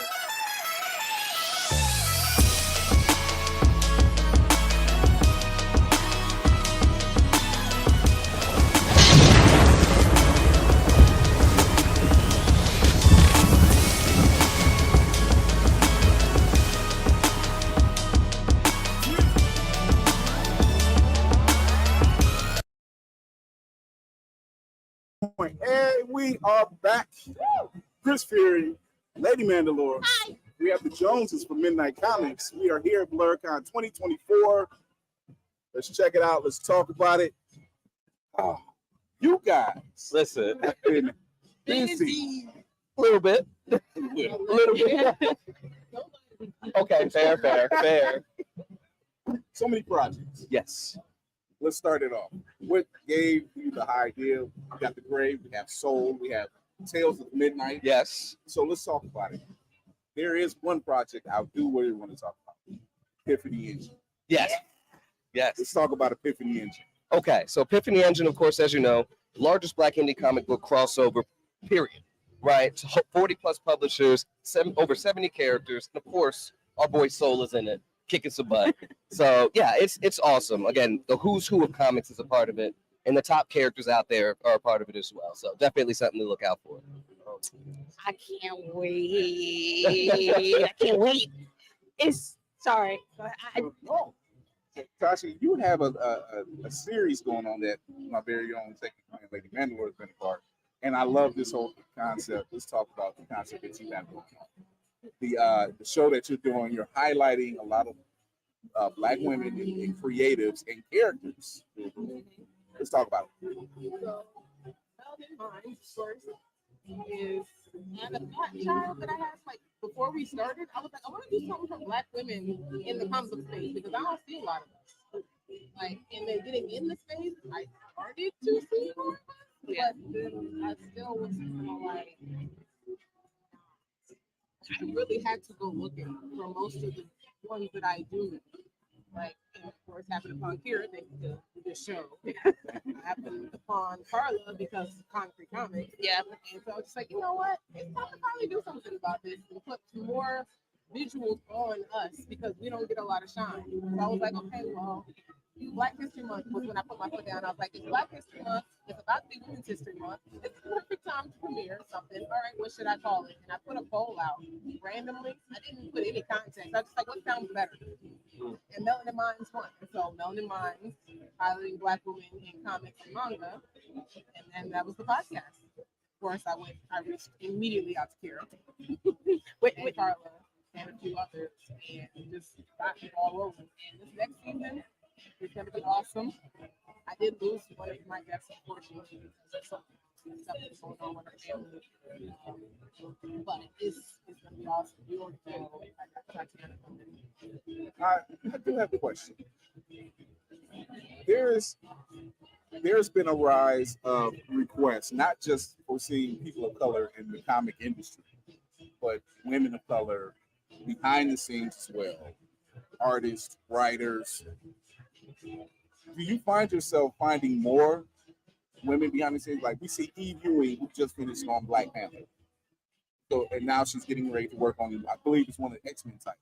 Yeah. So do you find yourself finding more women behind the scenes, and it kind of works into that old adage of behind every great man there's a greater woman? I do see a lot more women behind the scenes. As I find more women, I find more women everywhere I go. I've met 2 already this weekend. Like, lady downstairs, book. She looks amazing, and she's the writer and the artist. 50 comics? Oh. Oh. So I've already talked to her about getting on the show. She said, let's go. So we'll probably see her soon. And on top of that, I have had a few ideas that I can't really say anything about yet. That will be, essentially though, getting a lot of Black women in the space together. And it's gonna be awesome. You gotta. Can I accidentally say like female Avengers? Whoops. Oh. Can I accidentally? I don't know. Look, I don't know nothing about nothing. I'm just saying. I'm just throwing out words. And if you blink too hard, I'm gonna assume that that's what you mean. But okay. You'll know. Okay. You specifically will know. Ooh. I like work. I like work. Oh my gosh. I'm so sorry. I want to apologize to you first and foremost. I have been shirking my duties. I had not read Soul. I just saw, and this is because I'm a very visual person. Soul is gorgeous. Soul is a gorgeous man. And I like Issue 3? There's an image specifically for you in issue 3. Well, wait. Wait a minute. Can we, for those that don't know, who is Soul? Yeah. Soul, his name's full name's Soul Jackson. He's got 2 Egyptian deities inside of him, Amun and Ra. What does his name mean? Soul Jackson, his name means, so Soul means son, is son, right? And then Jackson is God is gracious. So now you have the sun god is gracious. His powers or his abilities, he gets it from Amon Ra, one being the sun god. So he doesn't really know how to use all the abilities all that well yet. But yeah, he's fighting the Egyptian pantheon as he's trying to learn more about himself and the powers. Now I'm not gonna lie. When I read the book, I was very much engrossed in his mostly about him, and I was like, wait, but who are these hookers? Who are these hoes coming into his house, running like they run stuff like they know something more than him? Those I'm very intrigued to see. Listen, what's happening. There's a lot more. There's a lot more. And then, as you can see on the cover for 3, he's definitely going to be running into some issues. Yeah, there's more than just the gods after him. I don't know if y'all can see this, but that's the new cover. Yes. For issue, Issue 3 debuting now at BlerDCon. I don't appreciate what y'all are doing to this man on the front. I'm gonna have to. This has to be rectified. To say that this cover was all Lloyd's idea. He designed it. I know when I see him, it's fine. Lord. But no, the art in all of these books. Thank you, sir. Thank you. Outdo yourself every single time. Every time. Yes. You show. Yes. The art in the next book. I saw a little something, but Phenomenal. I don't know who he is. Gabriel Nisi. Thank you. Yes. He's But amazing. I don't know what I want, or if I'll ever get it, but I do want a tattoo, and the stuff that he does is just the lightning coming out of Homeboy's chest is giving me ideas of what I want to Expect do. that level of quality from him every time. All right, I'll find out what his rates are later. I'm sorry. So, me and Lady Mandalore had the extreme opportunity and pleasure to be a part of a project that you had put together. We did voice work for you guys on a project, and I amazingly ended up becoming the voice of Batman. Yes. It did phenomenal. Perfect. And Kevin Conroy, rest in peace, was that inspiration. And Lady Mandalore did the voice of one of your characters. Yes. And I think, which one was it? Oracle. Okay. And when I finally got a chance to hear it, I'm like, damn, did we really just do that? Yeah. Yes. What do we have more? We have more projects like that coming out? Absolutely. Do you want to? So first and foremost, we want to apologize because we announced this in our last anniversary. Yes. We released all of one episode. Yes. However, More information for our upcoming 4-year anniversary about the rest of the series. Everything that is finished so far is released. will be released over that weekend. Yes. And of course, our anniversary as a whole, we have big plans, big announcements, new stuff, new art, new titles, all of the stuff coming. Y'all are busy. I swear, it's a post every other day. And I'm like, they got something else going. Yeah, They got something else going. Y'all been cooking. The fryer is still hot. Yes. We're cranking them out. If you only knew the minute I heard about Epiphany Engine and the way you guys have been out there, and I'm like, they're pushing this, and it still blows my mind that it's so rich. Yes. And when people say name Black superheroes or characters, go to Midnight Comics, go check out the Epiphany Engine Kickstarter, because good Lord, is a library, literally a library of Black characters that you can pick from. You're just like, I like the Gray, I like Gold, I like this Tales of Midnight, I like all of this because it, no shade, I'll ride for Storm any day of the week. But there's more than Storm, Vixen, John Stewart, Black Panther. There's more. There's other, I know it's hard for most basic people to find it, but when you come over to Midnight Comics, you're going to find completely different power sets. You're going to find completely different power sets and character-driven story. Yes. And then speaking of Epiphany Engine, I definitely want to shout out Tony Cottrell with Advent Comics because he spearheaded and really got everybody on board and together to truly make this happen for sure. So yeah, he's phenomenal, and honestly, we wouldn't be a part of this and really be able to push and be a part of this massive team up without him. So how many days are left on the Kickstarter? 6. There's 6 days left. You need to get on it. Yes, You need to get on they it. are. They're on track, and there's about they're asking 50, they're at 40, easily possible for it to happen. Easily. After this convention, man, Yeah. you'll probably clear that hurdle. Easily. Right there. Oh, too funny. My low voice, my bad. So, is there a character that you wanted to create that you haven't done yet? Like, is there a dream character that you haven't done just yet? It's funny you say dream character. It's I didn't know this. Did I say it? This is No, maybe. We can't show the cover, but we could at least tell them the name. Oh, so y'all did it, is what you're saying. Y'all did Yes, we're finally doing it. We're pulling the trigger on it. Can we? Some we done, some we haven't. Please. And I think it's just the word dream triggered that specifically because of the premise. Can we announce the name at least? We can announce the name. I'm saying this. Just want a little fun. Because I've said it during Blerd's EyeView. I've said this during Blerd's EyeView. I don't do this on purpose. Apparently it's a mutant power of mine. I find these things and I don't know. I speak them into existence. You say something about dream? Yes. So we can for them Just one time for the one time. because it's them. I love you. Okay, there's a character. The title is actually called Dreamweaver. I didn't do this. So That's all he can that's say. all I can Everything say. else will be announced during the anniversary. Next month. Look out for that. So Dreamweaver coming soon. Okay. I would say, what are you watching? I don't know. Yeah, it could be. I don't know if there's Do y'all have time to watch any TV? Praise be. Somehow. What are y'all trying to watch? What are we trying to watch? Supercell? Well, it cut off on us. Netflix signed us out in the middle. In the middle of the episode.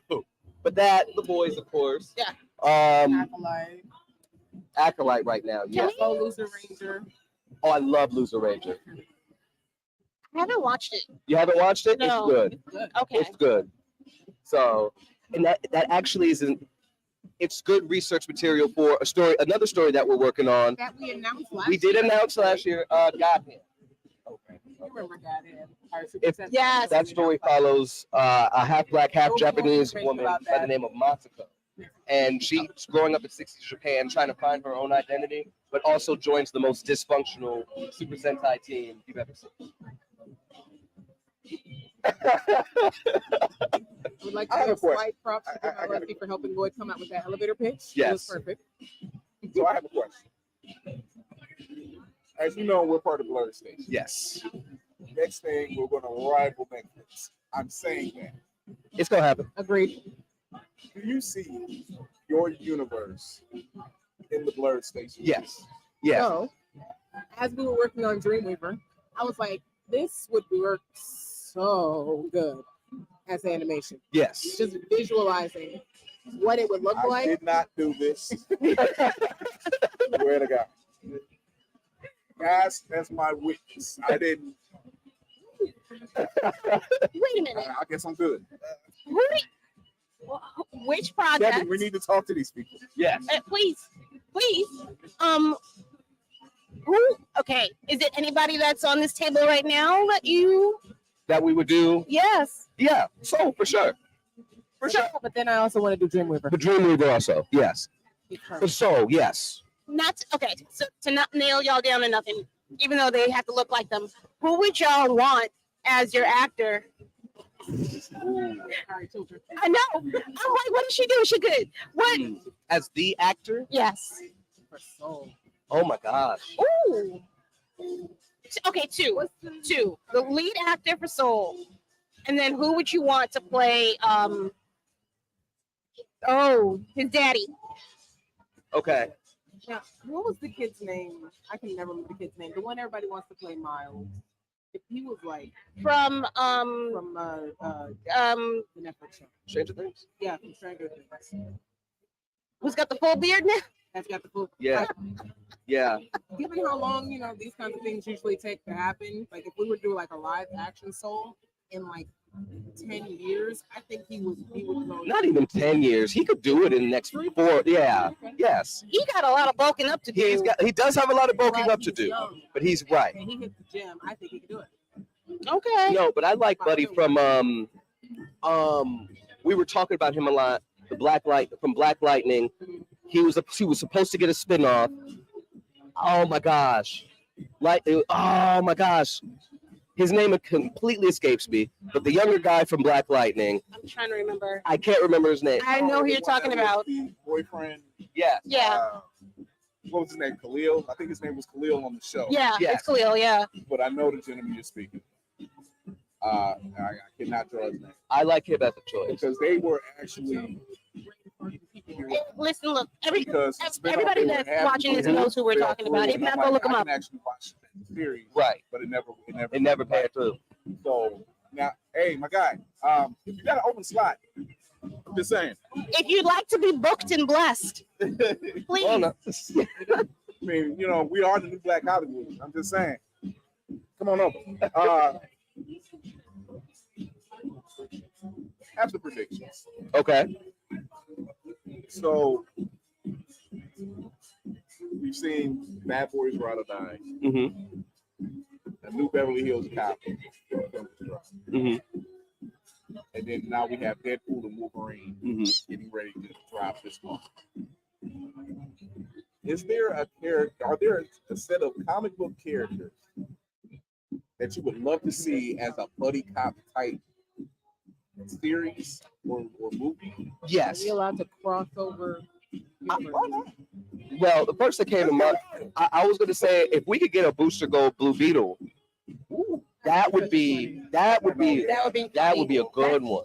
Because like all the antics that they get into, you can potentially see a lot of whatever this new DC universe is just by them passing by folks. James Gunn. Your court. You can have Booster Gold say, "Oh yeah, and soon, these two are going to team up and do X, Y, and Z." He could kind of give like either an exposition or just a Deadpool-esque type situation, saying, "Oh, I know this is going to happen and that's going to happen," and that could set up the whole universe right there. Please, sir. I did not never once think about Booster Gold and Blue Beetle. And that is they're a great bit easy. That's light work. That would be light work comedy. Oh. Even just the physical comedy by itself would be priceless. Who would you pick to play them? Yeah. Oh my God. If you so we have the new Blue Beetle played by James, for the character James Ryan. But if you were using Ted Cord. Yeah. Oh gosh. I'm stumped on that one. I don't know.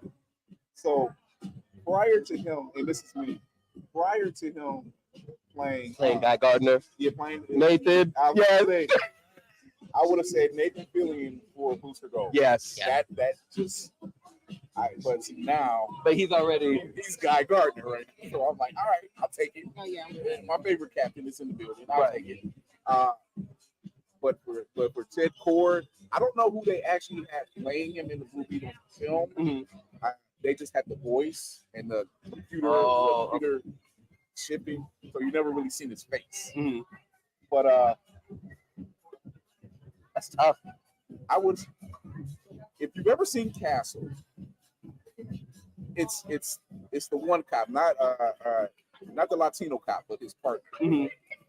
Trying to remember. I can't think of his name. I have not watched not a single episode. I'm not even gonna hold you. There's obviously Castle, and it's the woman. But then there's two other cops that they always work with, and one is Latino, and the other one is Buddy. And I'm like, you can play a very straight-laced Ted Cord. Yeah. You know what? What is it? Brooklyn Nine-Nine? What's the guy's name? Adam Sandler? Maybe him with either go. Wait, no. Now I want to see that. Yes. I want to see that now. Adam Sandberg as Blue Beetle.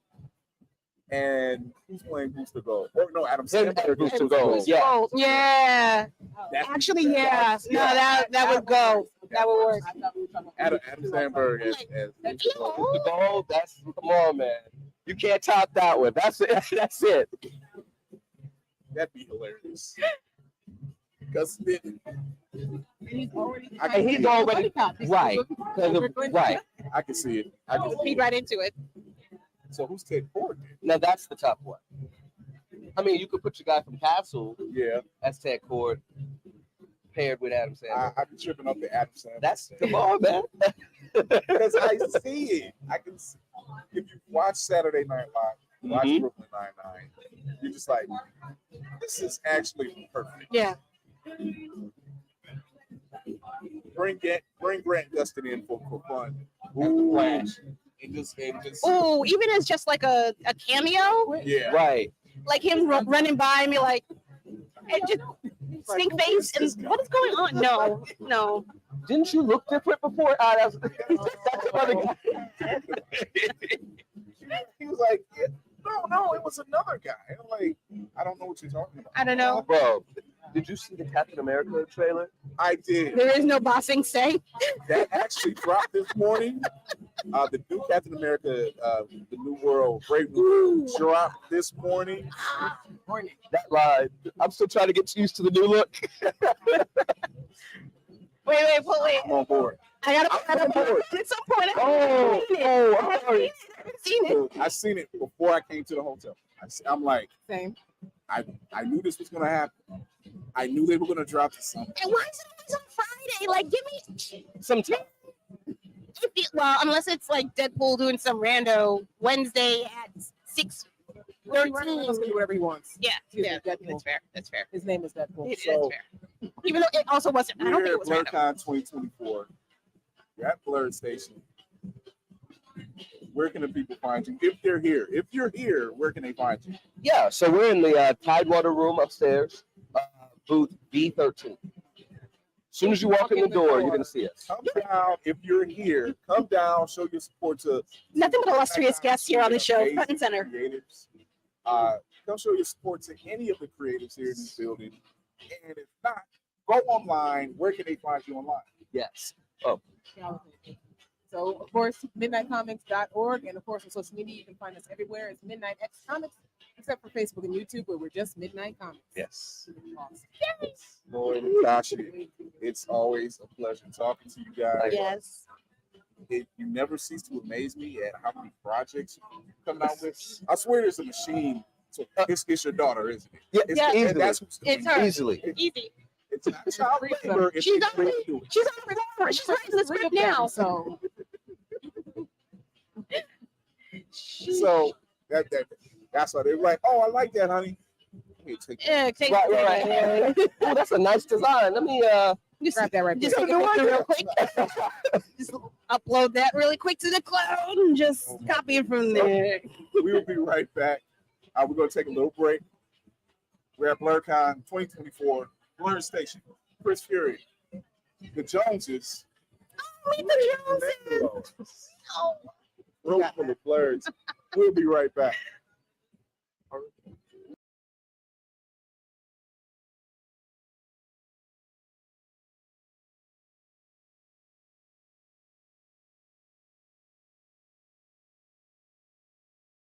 Welcome to Soweto. I mean, Listen, we really wanted everyone to know what it was to get back to their roots. So mission fucking accomplished. Ancestors have been with us all this time. We didn't need a physical. I know. Okay. You guys want to do battle Here, stations? You guys want to do battle stations? Let's do it. All right. Come on, ready? Yes. Okay, Andre, which way I'll be here? Kids next door. Hey. Battle stations. Got it. All right. Yes. Oh. One That's time been what I call in this Steve.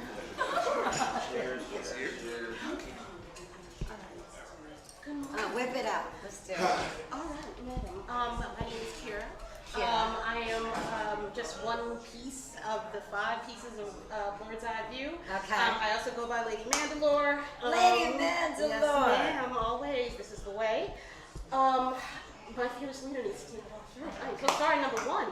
Chris. Number 1. Oh my God. I'm Chris Leary. I'm the man on the wall, the creator of Blerd's EyeView. Thank you, everybody. This is my team. This has been a ride for all of us. Let's get into it. Let's get into it. Let's get into it. We know about your extensive voice collection. Yes, A lot of over people 500 talk- voices. 500 voices. Huge A lot flex. of people. A lot of people don't talk about the impact you have from a different world as Winifred Brooks. Yes. There was recently an IG post through the Hillman Files. Shout out to the Hillman Files. Shout out to the Hillman Files. And they mentioned if they did a revival of the show, Yeah. where would all the characters be? And of course, they would be in these great positions. You being the director of the law division of Hillman. Maybe. That's right. Maybe. So yeah. your impact on Different World. It shows your affection for the cast and everything that Debbie Allen and the entire crew brought to them. Unbelievable. What does it do for you knowing that it had that kind of impact? Oh, and it blows my mind. I mean, I have people come up to me every day, no exaggeration, no hyperbole. Every day someone says, I went to an HBCU because of you. And that, yeah! I mean, what do you think? I mean, just imagine the impact of just having the awareness that you're responsible for expanding minds and evolving people. This is the highest honor.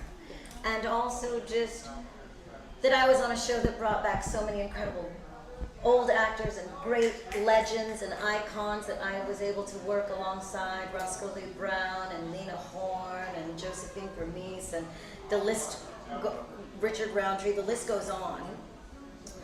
So to be around people of that caliber was inspiring and life-altering. To be on a show that was show-run by a black woman, Susan Fales, directed by a black woman, Debbie Allen, and starring a black woman, Jasmine Guy. I mean, come on. It turns on your high beams. Yeah.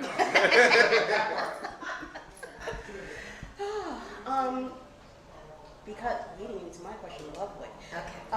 Because number 5. Number 5 loves to know. I just love number 5 says everything in third person. Like, number 5 think you looking good. Number 5 appreciate the oatmeal. Oh my gosh, I could do this all day. Anyway, I want to know because number 5 forgot my pre-roll. Later. Number 5 was experimenting with a little bit of the pre-rolls itself. Oh, number 5 smoked my fucking pre-roll. I'm sorry. Oh my god, I want to know because you were around such iconic actors. Yes. It is. It's a lot. Hold on, number 5 is having a heat stroke. Okay, number 3's right there with you. Yes. You were around iconic actors that were part of the Black Renaissance themselves. Yes. I feel like we are currently in the midst of having another one right now. Is number 5 saying I'm old? No, number 5 is ahead of the curve. Hey, come on, number 5. You need this, motherfucker. Number 5 is looking out for number 1 is sweat like a motherfucker. Number 11 is showing number 5. Oh, all right. You're welcome. Where do you think we should be focusing our forces when it comes to sustaining this renaissance, to keep this going, to make sure that we have longevity past just this energy? We all have these talented people, people that are actually standing up for themselves and not backing down at the moment in media and entertainment. Where do we need more structure or security or foundation to keep us safe as we go out here and try to expand? Well, of course, everything has to start at the grassroots level, right? We have to start at the grassroots. We have to start in our homes. We have to empower these children to know that the change you make, it starts with yourself. The revolution is so much smaller than everybody realizes. The revolution is a change of mind, right? And you know, we can amass and we can march and we can fight, but the truth is we all have to be of one mind. And that is where, that's where we fall apart. And I think also we just have to we have to have more creatives. We have to have more children with the ambition to be in politics. We have to have, the things that are flashy. We have to change what shines so that it's appealing. Because, that's where it's at. Yeah. Sorry, I'm working towards that. Like that's my whole thing. Room full of Blerds, which is a room full of Blerds. I mean, it's heaven. It is. It's heaven. That's my screaming. You just walk around this con, and everybody understands, right? You see this brother over here with elf ears, this chick over here with wings. You know what I mean? And you're just like, my people. Yes. My people. It's literally Black Barbecue. Yes. It's our Black Barbecue. It's our Black Barbecue. It's our Black Barbecue. Yeah. Oh my gosh. That's.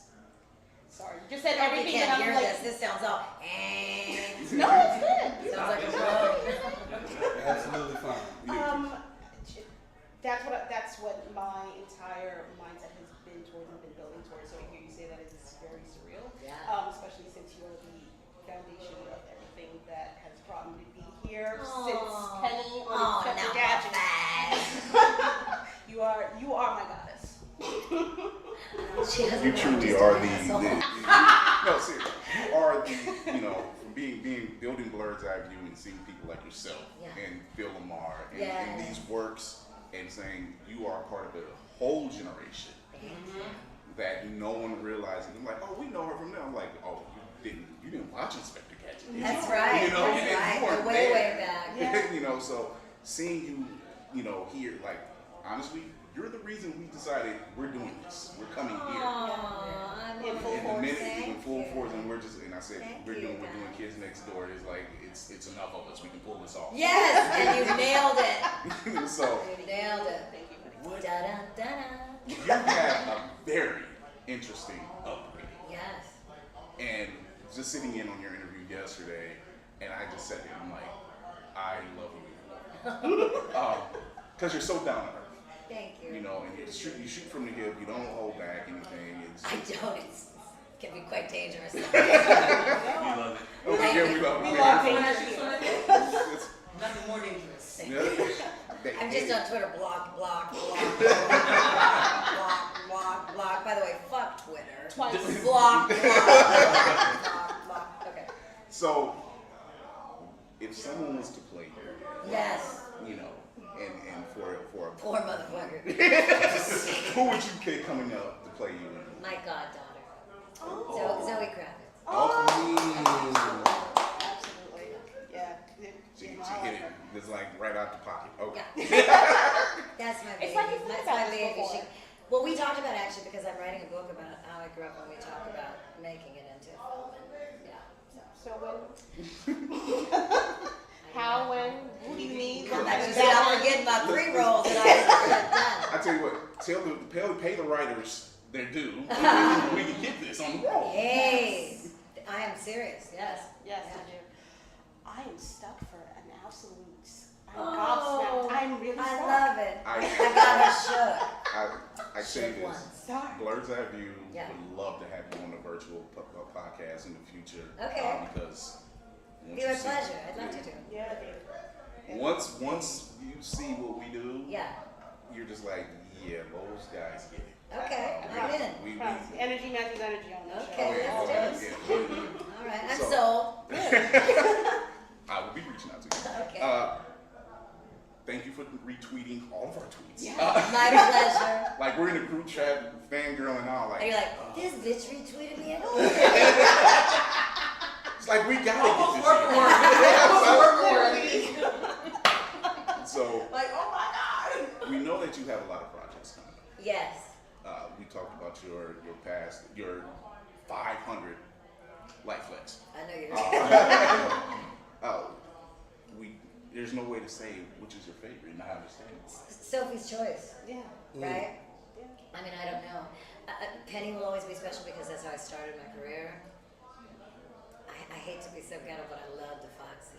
It shows. I love Foxy. I mean, it's Those just Foxys the are irreverent. I mean, Yes. it's just such a, she's a fucking mess. But I love Foxy. There's many ways to pay your rent. Is that time? It's time. Hold on. I love Foxy. I love Susie Carmichael. I love Princess Keita. I love Elmira. And I love Number 5.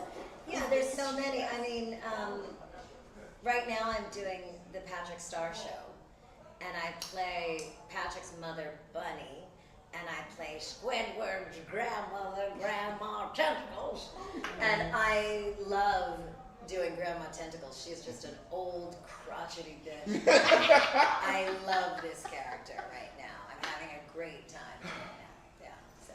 Chris Summer, thank you. Thank you. For helping us realize our dream. Thank you. God bless the freaks. Yes. Yes. Chris Fury with Blerd's EyeView and Room Full of Blerds and the rest of the squad. We will catch you really soon. Ciao, Come man, BlerDCon. motherfucker. Yeah. I love her. Oh, God. Just great. I didn't think you were my favorite until just Yay! now. You were my favorite. I was gonna bowl. Time to decommission and change. Yes, yeah, you guys are definitely decommissioned. It's too hot to be a fucking kids next door. This was definitely supposed to happen last year when we were like goal setting for this year. Yeah. This one was like, what am I gonna say if we meet Chris Summer? I was like, no, when we meet her. Hey, I manifest, baby. I don't Come play. on, you will manifest. Absolutely. Yes. We weren't here to play around. We, Yes. Sure were. we came to see you. I love it. All right. Oh my God, I'm throwing up. Oh my God. That is one cool ass bitch show. Oh my God. You really got oh my God. That was my one question. I was not prepared to be. Here, get your phone off the floor. No. She watched Different World and got me. We ain't got nothing but to go up for me.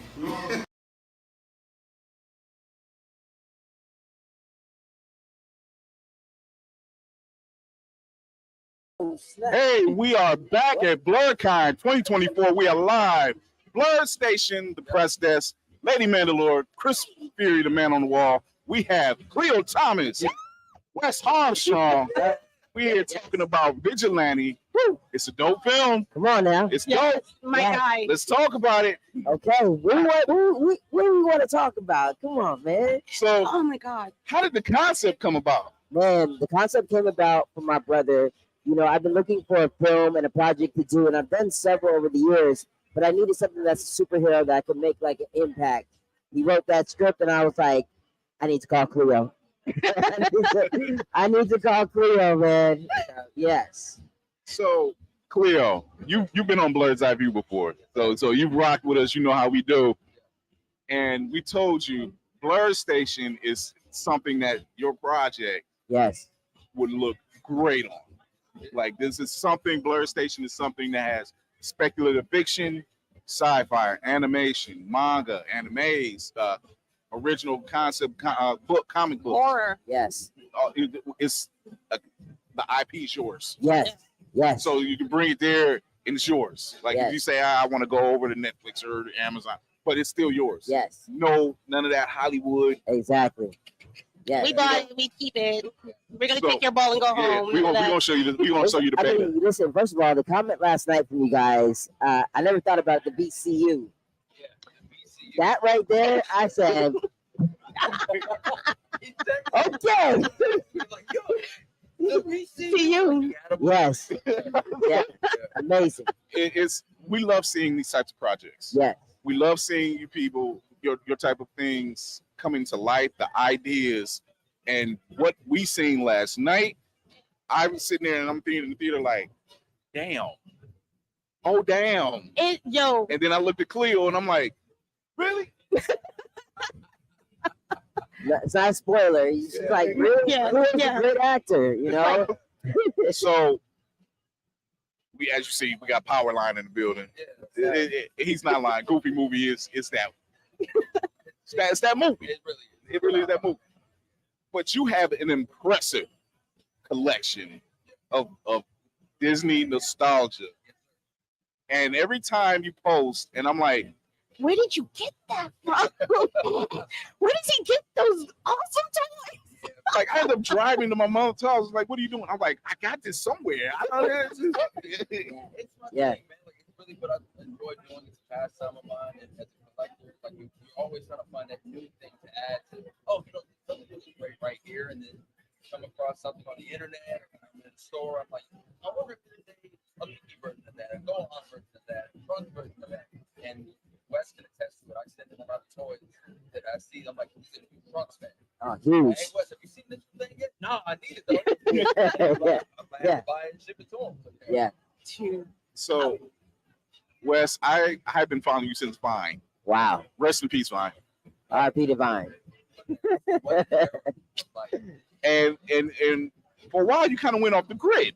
And so when you pop back up, you know, you're doing like little commercials and everything. And I'm like, my guy been out here working. Yeah. Sometimes it takes yourself to come out the gate and do something different and come right back in swinging. How did that feel for you? You're like, what did you do in that time away? Oh, you know, it's crazy. The algorithm makes it seem like I've been away, but I've been here the whole time. I post all the time. But it's all about elevating and using my platform, like Vine, Instagram, all the social media platforms, to help me sharpen the tool. So when I signed to the agency and started doing commercials, I was able to bust 3 Allstate commercials out in a day because of all the stuff I've done. So I've learned to shoot for the edit. I've learned to sharpen the tool. And then, you know, just meeting different people like Kevin Hard and their team, and them kind of like taking me up under their wing, or even Matthew Cherry taking me up under his wing and showing me how they produce television. I'm just like taking all these things in and like, all right, this is how I'm going to apply it to what I want to do. So you mentioned the VCU, because we mentioned the VCU. Y'all mentioned the VCU. Y'all low-key kind of opened that world. So. Now that idea has been implanted. Yes. Can you give a teaser of what you thought about that? I mean, what do I think about the VCU? Yes. I mean, I think, you know, just from our conversation last night and screening we had last night, I'm interested in crowdfunding, very interested in that, and then exploring what this world is going to be. I tapped in with my brother and another writer last night. Even I got to shout out Super Frame. I don't know if you guys follow him at all, but he's a film analyst. Yeah. He's coming on the team to help navigate where we can go with this. So, you know, yeah. Lady Mandalore. I need this to happen. Oh, it's happening. How fast can we get this Kickstarter started? That, you know, shout out to TJ. I'm linking with TJ and team and Royce and everybody, and we're just gonna start, you know, bringing the Voltron together to figure this thing out. You know, we're gonna tap in with you guys as well. You know, you guys are part of Voltron as well, so you know. I just got really excited about everything that might potentially happen. Yeah. How much bigger are you thinking with this Kickstarter? Yeah, I don't believe in ceilings. I don't believe in ceilings at all. You know. Good answer. Yeah. Open sky, baby. Yeah. Open sky. Yeah, sky's the limit. You know, why not? You know, like this, I feel like I've gotten the most momentum off of betting on ourselves, especially with this project. And you know, this was only the second audience to see the film. You know, really. It feels, if you, I've never been a part of a screening where I'm immediately like plugged in with, you know, sight unseen, and having that kind of motivation after seeing that movie is really refreshing. Yeah. But where my ladies at though? They're coming. Listen, the ladies are coming. You know, we worked with what we had for this moment, but we definitely plan on expanding the universe. I think we need everyone in there. You know, like I want to see Black women superheroes for sure. Thank you. You know. Thank you. Sincerely. So something Khleo said last night during the Q&A. You said you were looking for like your version of Harley Quinn. And it just so happened Roxxy was in the crowd. And that's when I yelled out, "There's your Harley Quinn right there." Like, Roxxy is a wild card. You know, she is a wild card. I'm like, oh God, if I see her on the screen, I'm like, yeah, Yeah, it's done. No one's going to win that battle. So this is your first BlerDCon, both of you, right? Yes. Experience so far. It's a lot to see. It's a lot going on. Yeah. You know. 3 days. 24 hours. 24 hours. Yeah.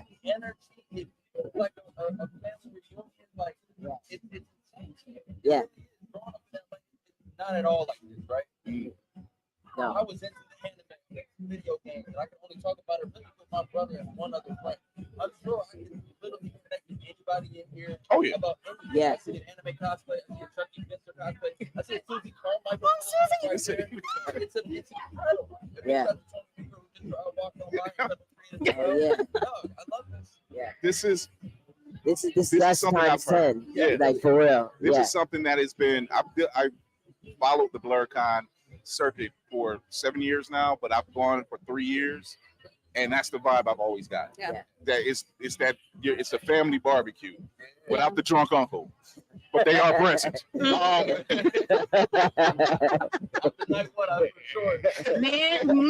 Is that a Tommy Pickles? Wow.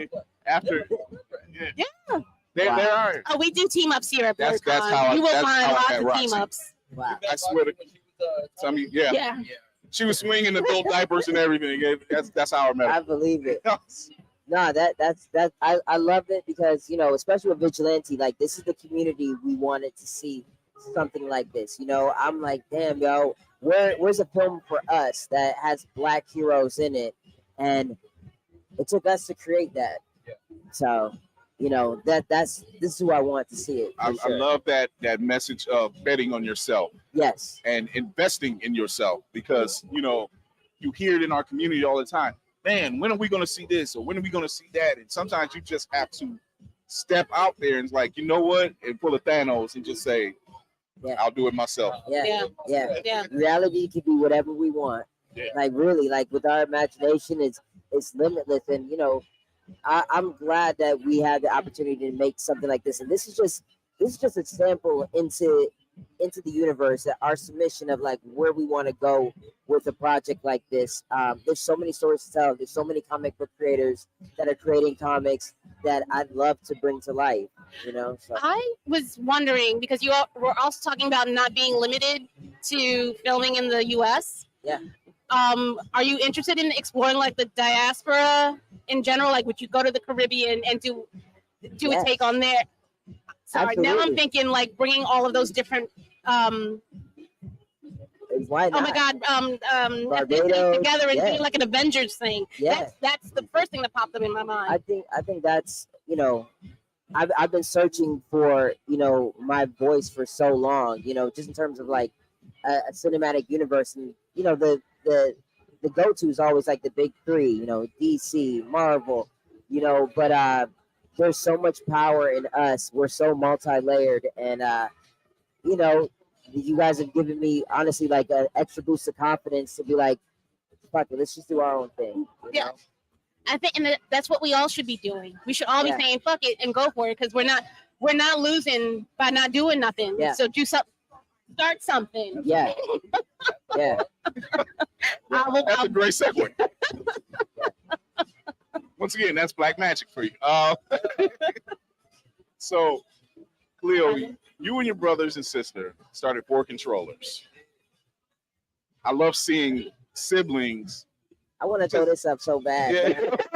I want to be like this. Like, And in this, it's very uncommon that you see that kind of unit come together and say, you know what, we all like gaming. Why don't we just throw this on a stream? Is that how that idea came to account? Literally, that is our pastime. It's gaming and talking anime, talking cartoons, and you know, none of my siblings ever really took the interest in I guess entertainment per se. My brother Kadeem has been more the tech guy his entire life. My little brothers love music. My little sister is an incredible artist. But it was one of those things where I finally just threw it out there. I was like, hey, you guys want to like just stream together? Maybe like let's create a channel together. Because for me, what I think of when I do the 4 controllers, yes, people immediately see us, the siblings have a great time. But I think a long term like that. I want 4 controllers to be a network. I want 4 controllers to be the thing where when there's a presence at a red carpet for premiere, you want to see my face.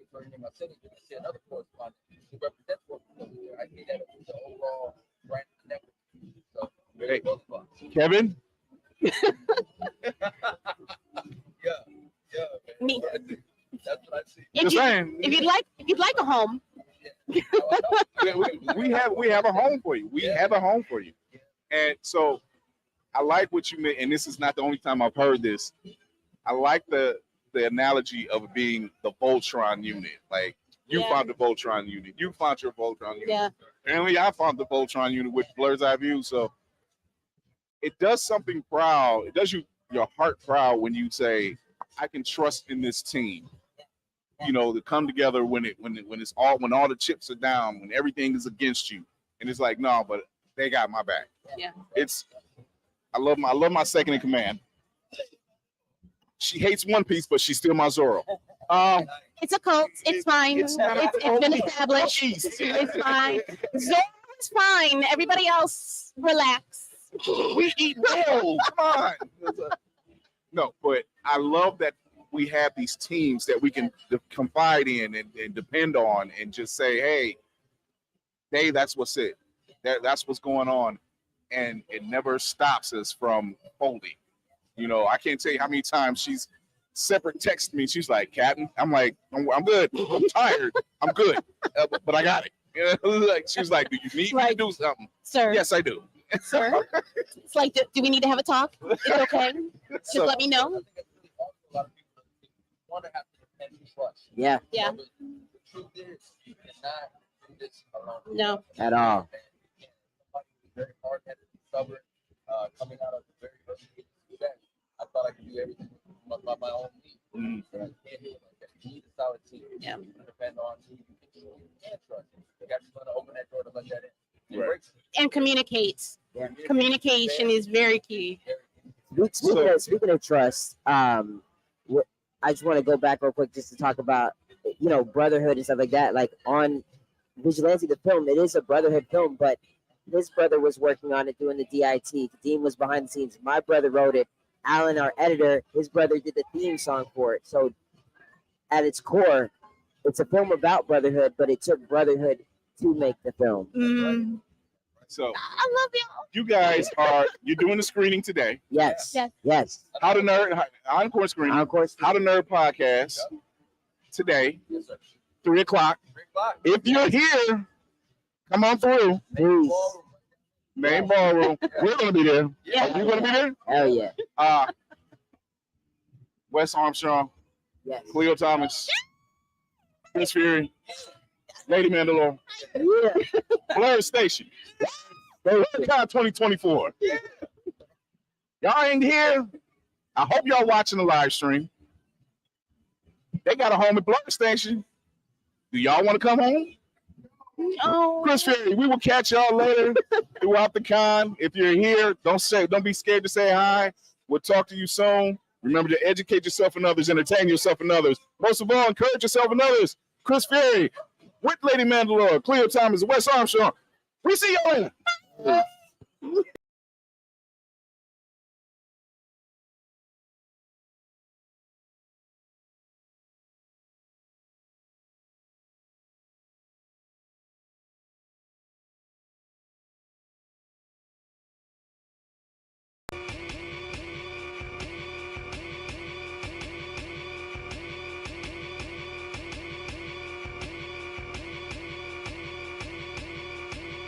Feeling this beat.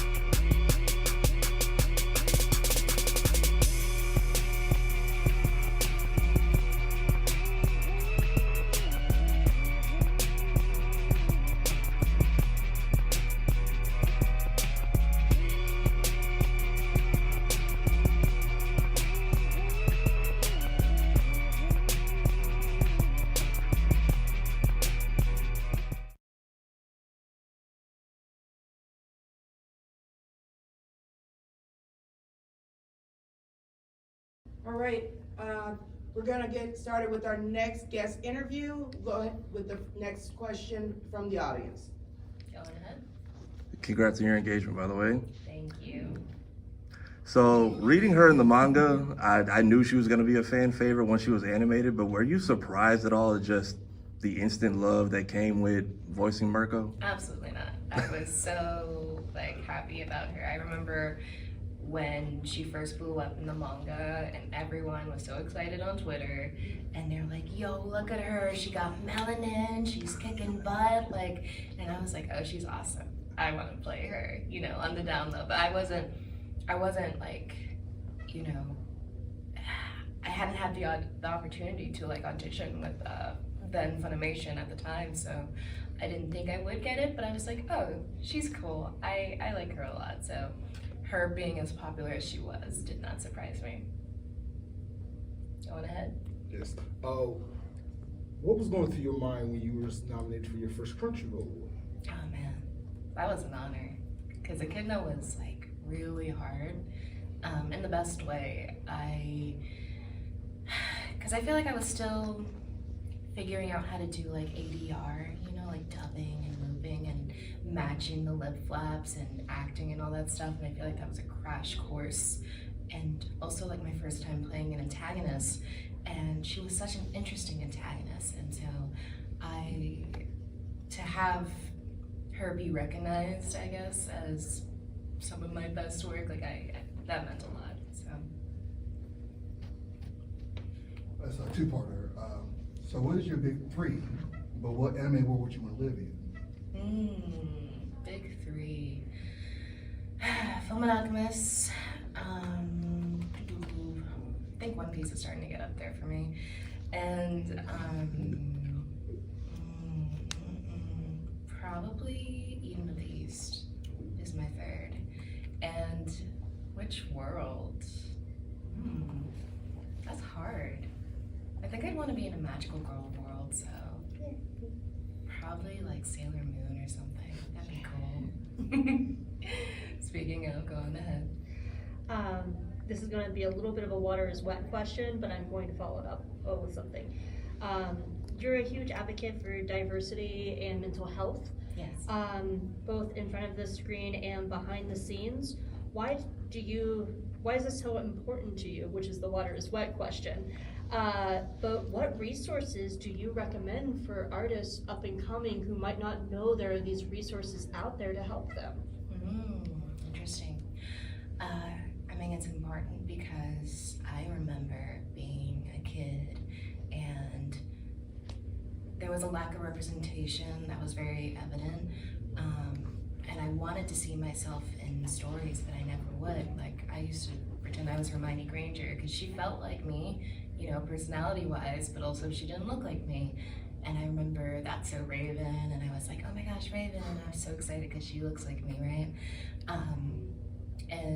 But I was very aware of the lack of representation as a kid, just watching stories, and then, when I became aware of voice acting especially, I was like, oh, there's not a lot of folks behind the scenes that look like me.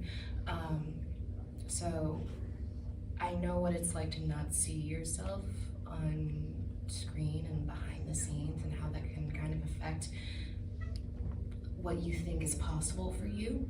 So for me, that, as well as mental health, because I feel like that goes hand in hand in a way, those are very important things. In terms of resources though, I don't think I have anything immediate that I can think of. I'm very much in support of reaching out to friends and being open with your emotions, because I wear my emotions on my sleeve. So I guess not being afraid to, be honest about how you're feeling. If you're working on a show, for example, and you're like, hey, I'm having an off day, can we take it easy or whatever, not being afraid to advocate for yourself, I think that's important to do. Thank you. What about you? Blame Alone with complete non-authority. Walk me through your journey. My journey, oh my gosh. Ooh, well, I said that I liked to be Hermione Granger when I was a kid. That was a big one. And so I loved the idea of stories and losing myself in my imagination. And but my first love was writing, and that's how I kind of fell in love with storytelling and what it could do with characters and what they can portray and make you feel. But I still liked acting. I just never pursued it because one, I didn't see folks that looked like me, and two, I had terrible social anxiety. All right. Hey, everyone. It is your favorite CEO, Miss Flo, and this is a live stream from BlerDCon brought to you by Blerd Station of Neon Mike, where the conversation just glows. Just FYI, my eye is doing okay. I'm just cosplaying as Captain Kenpachi. Just look at this kimono. I didn't hurt myself. I didn't get stabbed by a prop. I'm all good over here. And today I have with me a very special guest. Not only is he a musician, a talented singer, rapper, songwriter, filmmaker, and even football coach. Go ahead and introduce yourself and let the people know who you are. What's good, y'all? My name is Seven. I also go by Moon Man Flo. I'm from Savannah, Georgia. Still play football. Love to coach football. Everything I do is for the kids. And I love that message. Me being a teacher, I understand the importance of molding young minds. So I got to ask, because I'm teaching while still doing my publication. So how are you managing still coaching and pursuing your own dreams as an artist? I think at some point in my life, it got secondhand, second nature. And I want to say it was around the time I was maybe a fifth year in undergrad. By that time, I was still playing ball. I had been well kind of ingrained in coaching at my school, even though I was going to school in Ohio. I had put a tour on for myself at the school. Administration would call me to perform for certain things. And so I was already kind of balancing this athletic stuff, entertainment stuff. I always had time to kind of be artistic. I remember being bored before my show one day, and in 6 hours, I just made a music video, just random velvet backdrop, green backdrop that I use on Twitch, post that around my room, and did the video for Doki Doki in like 6 hours, dropped it, and went and did the show. That's amazing. Wait, what music video was that? That was Doki Doki, cute shit anime. Wow. Yeah.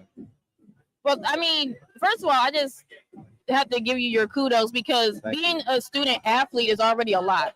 Because you have to the practice and also keeping up with your classes. But on top of that, you're pursuing your career as an artist and then also mentoring the youth. So what team do you coach? So I coach my high school, Paxton School for Advanced Studies. I coach the boys football team, and I coach the girls flag football team here and there. Oh, nice. And it's been a journey. My very first year, I was coaching the freshmen or the seniors that were freshmen when I was a senior. Mm-hmm. So I immediately came in with the understanding that these are my guys back when I was a bit younger.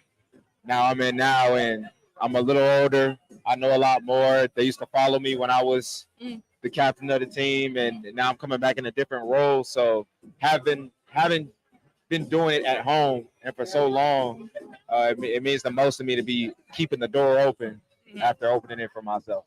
And that's great, because I kind of did the same thing. I'm teaching at the high school I graduated from, and when people already know you or people are familiar with you, they already have that respect.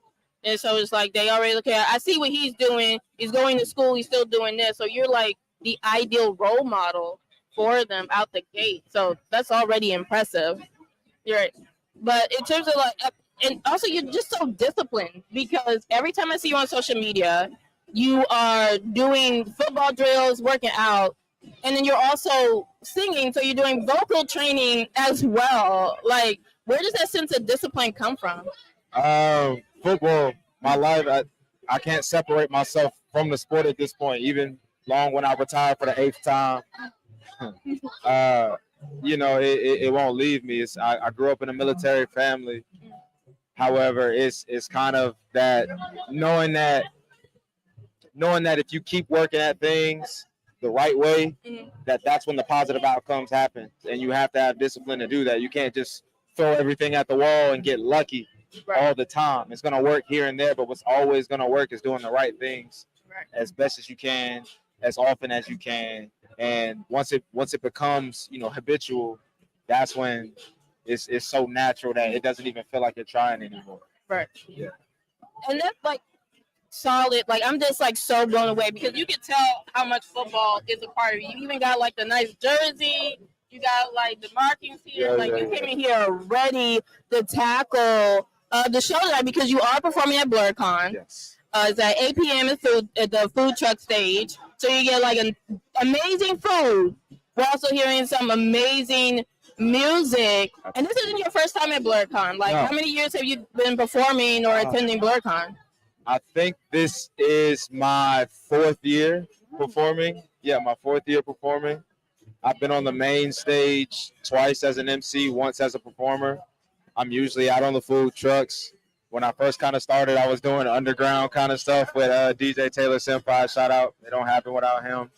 I love doing BlerDCon because it is that cookout con kind of vibe. I've long grown kind of out of the Blerd space as a person, but I still love like the camaraderie that's here, the blackness that's here, the party vibe that's kind of here, and that just everybody being family and geeking out for a little bit is what always brings me back to perform here and be a part of, an environment that accepted me so graciously over the past couple of years, and I'm not even from here, so it's just a beautiful convention. Yeah, everybody is so nice and welcoming. Like even people that you may not even know, they hug you, make sure you're good. I have dropped several things from my bag and pocket, and people just like immediately like, "Here, is this you?" It's like it feels so good. It feels like home. Honestly, it's just like everybody is chill. Dope conversations, just geeking out is like all your favorite shows. Like it's just I don't want to leave. I don't want to leave at all. I just want this to be a forever thing. Yeah. This feels so amazing, and like I'm glad that you feel home as well. Like what is it like? Because you've been all over. Yeah. You recently got back from Florida, and you had spent time in the UK. So how does like performing at other places compared to like just like being here? Well, in other countries, the live entertainment scene isn't like this. It's not like everybody's trying to get into live entertainment. Not everybody thinks they're creative. Not everybody thinks they're talented. And the people who come to enjoy these shows are coming to enjoy a show. They're not coming because they're necessarily a fan of you, unless they are a fan of you, or anything else. It's just they have a Thursday evening off. They have a Friday night off. It's Tuesday and they just got, fired from a job and they need to go somewhere and just not think about it for a little bit. That's the type of environment that it is, especially out in the UK where I'm at. I did London in May and I was there solo by myself. Met all the artists. Everybody was cool. Met a lot of the people who were in the crowd. Everybody was cool. And I had a lot of support during my set. Like I said, knowing absolutely nobody. So I think it's so much more true to what it used to be as far as what live entertainment was back in, let's say, the 50s, 60s, 70s, 80s versus, over here in the States where it just feels like trying to, I wouldn't say maintain relevance, but I would say just trying to get your shine when everybody's out here trying to shine in some sort of direction or way. So it's different in that kind of resolve. I feel like I have a bit more fun over there, but I feel like I have a lot more energy over here. Yeah, and I can get that. I think we're at a time where nobody's gatekeeping, nobody's really blocking. It's just like you support me, I support you. Yeah. It's very much that, and all these like the majority of the spaces, because we see what it looks like when opportunities get blocked. We see it when for so long we try to do it our own, or the crab in the barrel mentality. But I think we're at a renaissance where everybody is just like understands the struggle and realize like we could do so more together than alone. That's real. So I was like, so I'm glad that you're able to experience that because your music is just a fun vibe. Thank you. You know what I mean? You're great. You got an award, I think, best pop. Almost. I was a finalist for best pop album for Whammy's DC in 2022 for my album Old Rick. Yeah. and rightfully so. I think you should have won because a lot of your music, it just flows through. Like I can't just put it in one genre. You know what I mean? You have the voice of an R&B singer. You can rap, but also it's just a good time. Yeah. Like I enjoy. I think like my favorite, absolute favorite. And you did I think did you produce the music video for Dub right now? Yeah. I enjoyed that because if y'all don't remember, if like when Cartoon Network had like the music videos and like the songs, they were fire too. And that brought me back to that. I'm glad. So one, like, how did you able to write that song and then produce the music video for that? Man, so the song is just real life. Those are all just things that happened in my life. The verse starts out, I've been really feeling low. I don't know just how to show it. Everything that's good for me lately, I tend to blow it. That's why I kind of felt. And this was around 2020, the beginning of 2021, springtime, where I'm fresh out of a relationship because I don't know why. I have to figure out how to move to the DMV. I don't have a job to move to the DMV yet. And I'm still in school, about to finish this year, but at the same time, I got a lot of college debt, and I'm trying to do entertainment, blah, blah, blah, blah. It's like, but it sucks. It's stupid. Yeah. And so I wanted to rap about it. So I rapped about it. And I found an instrumental for one of my favorite producers, Khleo, and I made it go faster. Because what I like to do is, thematically, I might change how my music sounds, just so that everything don't sound sad. Like everything ain't gotta be sad. Right. It could just be perky. You know what I'm saying? Dub right now is a very perky song. And with that song, I just wanted to get across the idea that I'm going through a lot of shit, but that don't mean I can't be there for you. Yeah. I'm gonna be there for myself. I'm gonna be there for you. We all got this. We gonna make it through. That's how I was feeling. That's how I felt for a lot of people around that time. So I'm like, I know I'm going through it. I know everybody else is too. Sure. We gonna make it. You can count on me. And the music video happened because I really like I said, I needed a job. Yeah. I needed a job, and I was in digital media. And I thought it'd be really cool to have something that says passion project. And I know how to do motion graphics. Everybody knows how to use a Photoshop, but can you do motion graphics? Because a lot of things are switching to video. And so I'm like, all right, just do it. Grind it out. Green screen in your room. You got just whatever free time you have, grind it out. And in 3 days' time of just recording, I still got all the footage on an SD card somewhere. I mean, in front of a green screen, in an astronaut costume, in this kind of 70s funk kind of look. And then in my more like Frank Sinatra, but 90s hip hop kind of look. All kind of aspects of myself, just like me being there for myself in a different way or whatever in a different way. All these kind of tragedies, but we still holding on.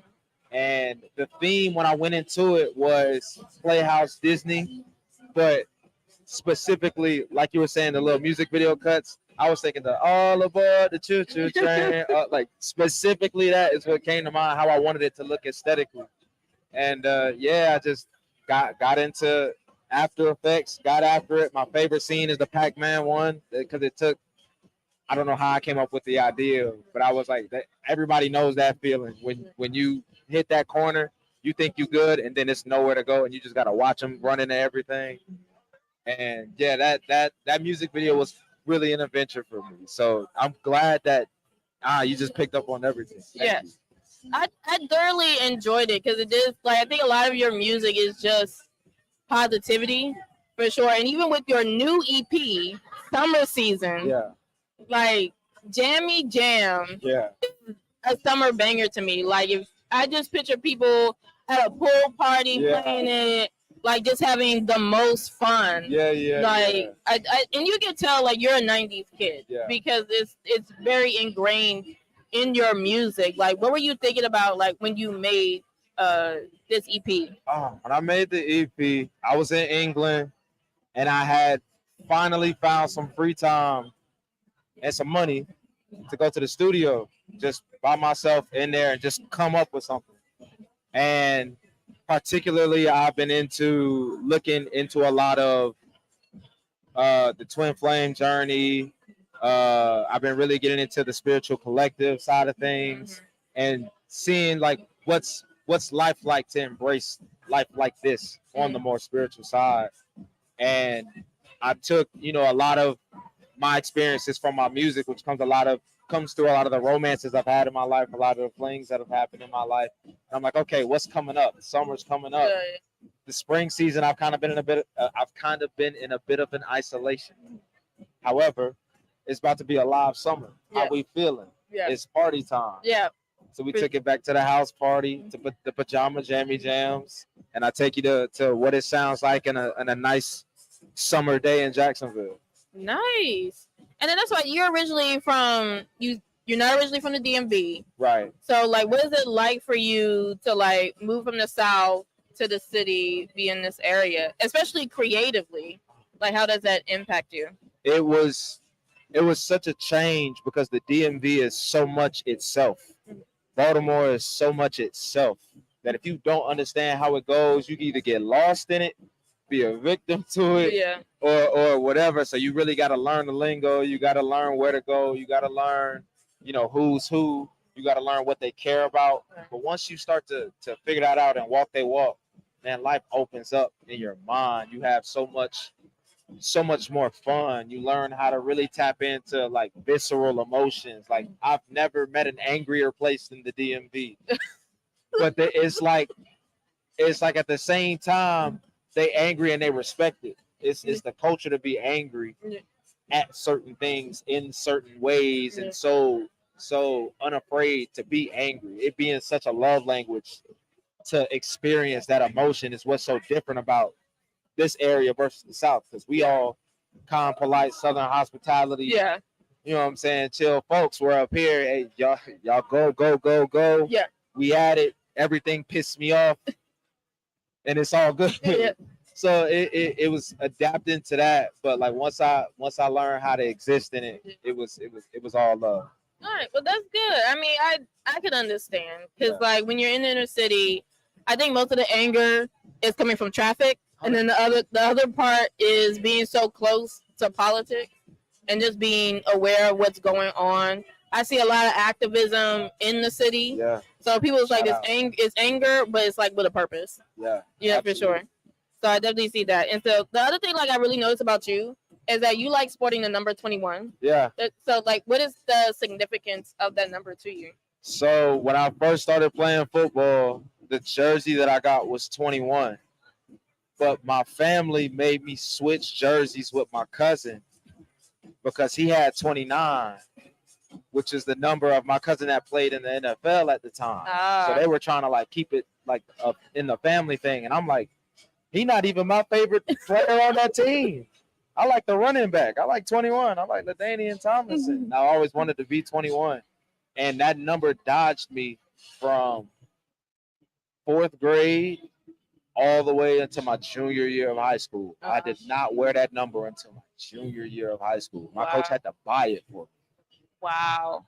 So it's 21 to me is like, it reminds me that I earned my rite of passage and to always remember that I work for everything that I have.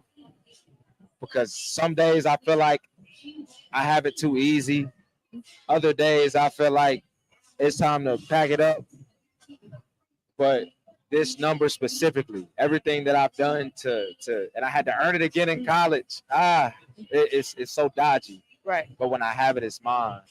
And it reminds me just, hey, make it to the end. You're going to get what you're going to get. So that number is very, very, very important to me. And I'm still upset that my first jersey is not. So basically you wear the number out of spite. Halfway, yeah. Halfway. Right. But I get it. I feel like though that's your lucky number. It's like anywhere you go to perform, like that's your like you know you're good if you have your number on. So I definitely get that. So if people were to come see your show tonight, what can we expect to see?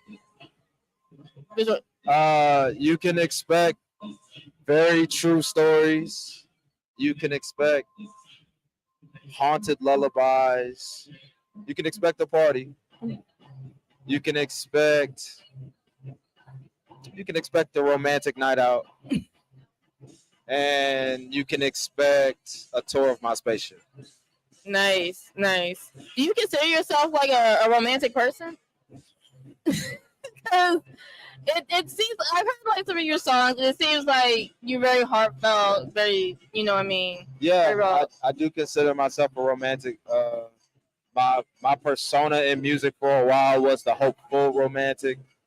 But I think now, as my music has evolved, as my experiences have evolved, as what I'm looking for out of romantic love, platonic love, partnership, as those things have changed and grown and I've matured, I've learned that romance to me is the fun part. It's the part that, because this is our attachment, this is our bond, we do this. We don't do this with anybody else. We have fun this way with each other, like this. Right. And it's very, like, romance is very platonic to me, which is why a lot of my relationships start as friendships. Right. And so, and I feel like that's the best way to do it. I think intimacy is always the route. And I think that makes me a romantic at heart. I can't avoid it because, you know, I'm just naturally inclined to having a good time. Women are very beautiful people, and they will go to the edge of the world and back for you as long as you show them respect, dignity, respect their boundaries, this, that, and the third. With like all the simple stuff that they ask for. Yeah. And then if you want to go above and beyond for someone special, you like, please do. Yeah. But you show women respect, and they change things. Yeah. They change things. So shout out to women, because that's the reason I'm as romantic as I am. Yeah. They allow the space for me to even be that type of person. Yeah, and I think like what we're kind of missing now is meaningful connections. Yeah. I feel like everything is just very hookup culture. Yeah. Unfortunately, but it's just like when you have like a genuine friend, like you have somebody that looks out for you, and just be able to like enjoy their company. You understand like how many people I have met that are with somebody they don't like, but don't want to like separate or try to find better. Yeah.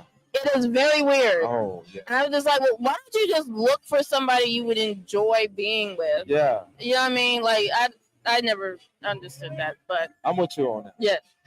It's like, I don't know what it is about that, but hopefully coming to places like this with BlerDCon, just meeting like so many interesting people here, like that's the vibe that they should go for. Yeah. For sure. But going back to your filmmaking days, because you do have some short films up there.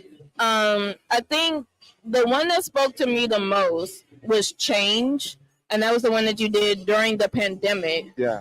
So one, like, how was it for you as a filmmaker to produce something during the pandemic, and how did you handle, you know, being in isolation? Yeah. So Changes was an interesting film because I had just gotten back from the UK the first time I went out. I was doing my master's for documentary filmmaking. And I essentially learned in that course that like whatever you think documentary is, like, fuck it, it's not. It's whatever you want it to be. Right. And I'm like, so everything's documentary? And that's essentially what I came away with. Yeah. And so when I got home, just to make a decision when the pandemic really started to jump, to be like, all right, I'm gonna come back home and I'm gonna just do my film at home.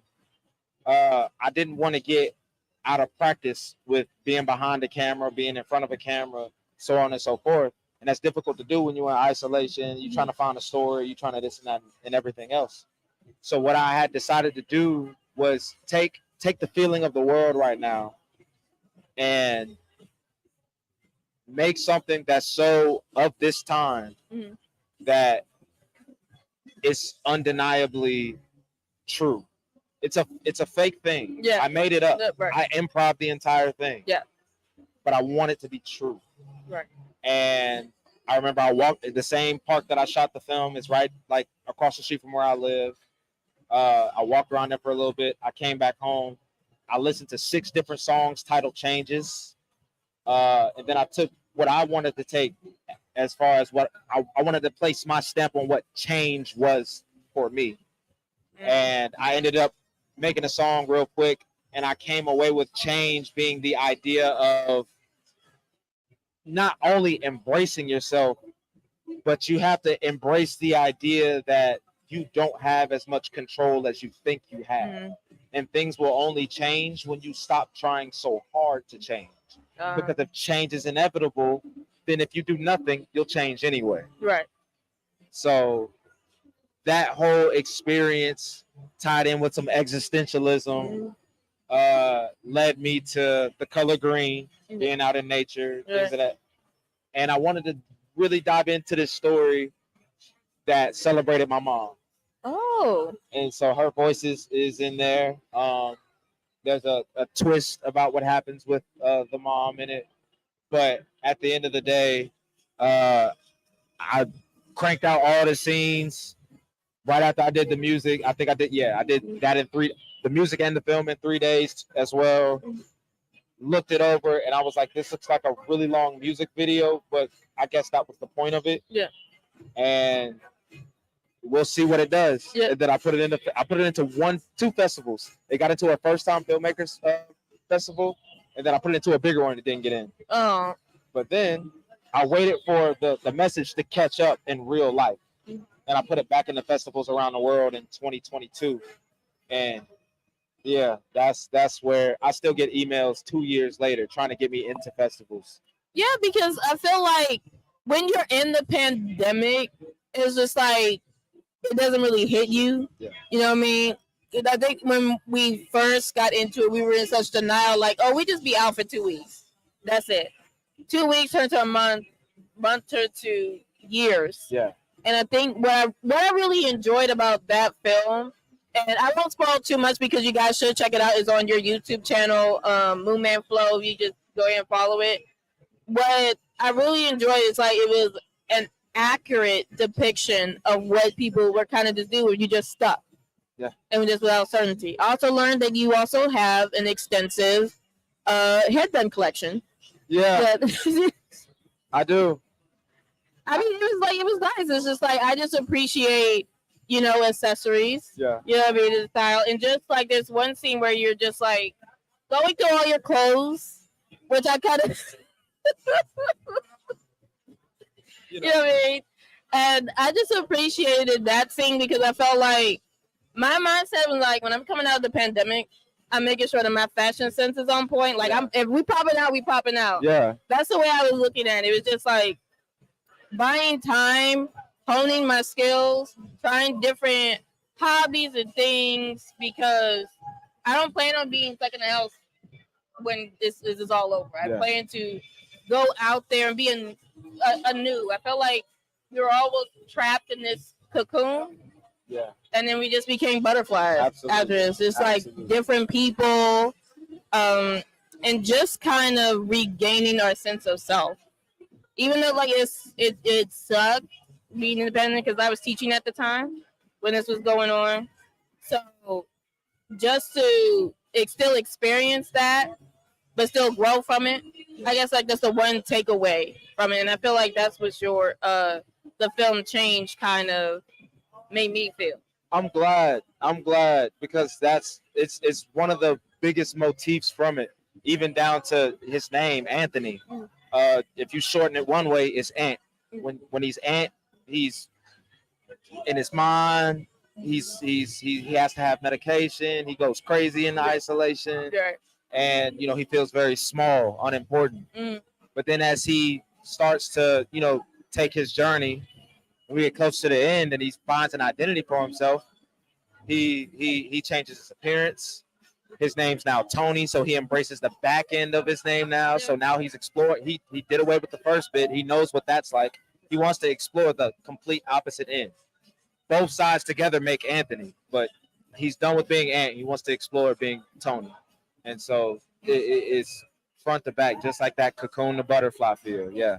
And I'm glad that you spoke on that because you do talk about mental health on your page, and you spoke earlier about coming into your spirituality. So how has that journey been for you? It's been so reassuring because we all get to a point in our lives if we don't get cemented in our self and who we truly are. If we don't get that early on, and we're just kind of left to figure it out as we experience life, it gets dark very fast. Yeah. Very fast. So having this kind of new outlet in my life, whereas early on I tried to have something like that with my Christian background, but as it wasn't working for me and just looking for more logical things, still ending up back on a spiritual side, but in a different way, picking up the practice of Buddhism and then doing that for the past almost 3 years and watching myself evolve into a person that's so much more aware of himself, his environment, consequences, things that I actually can control versus what I can't control, and not being so heavily swayed emotionally as a result of things like disappointment or rejection or anything else. Not even saying I had those things to begin with, but being able to understand and empathize with those feelings now instead of just sympathizing with them. So being able to really dive into a more vulnerable side of myself so much more readily and availably, and having deeper connections with people a lot quicker. And it's been, I've learned so much. Yes. And how is that, has that changed your music style? Has that impacted your music? It has allowed me to put out my drafts and not care. I put out so many drafts. Before I'd be like, I might finish it and it'll make a project later, or I couldn't go anywhere else with this idea. I'm like, I started it, it's finished. I started it, it's finished. And that's kind of what New Boat was. It was me trying to figure out how far can I polish drafts to where drafting becomes part of the process. And so you get like this, as between any of the projects, and I'm redoing Act 1 as we speak, between any other projects, you get this notion of the quality of it changes from track to track. It gets better in one way. So across New Boat Act 2, the songs come together more. At the beginning of Act 2, you hear a bunch of ideas played back and forth, and you hear someone changing tapes, editing, and then it just gets better and turns into music. Now we got Act 3, and now you see the ideas and the characters now becoming stronger, adding context to who these people are, because you can just throw names out there and it's like, I don't know who these people are. You're still telling a story. You have to figure out how to implement these things. So you can really get a lot of the character development in Act 3 as you go from the start to the back end of it. And it's just been my playground. Yeah. It's allowed me to have a playground and have that be the official release. It's like you get it exactly how it's coming out of my mind. Right.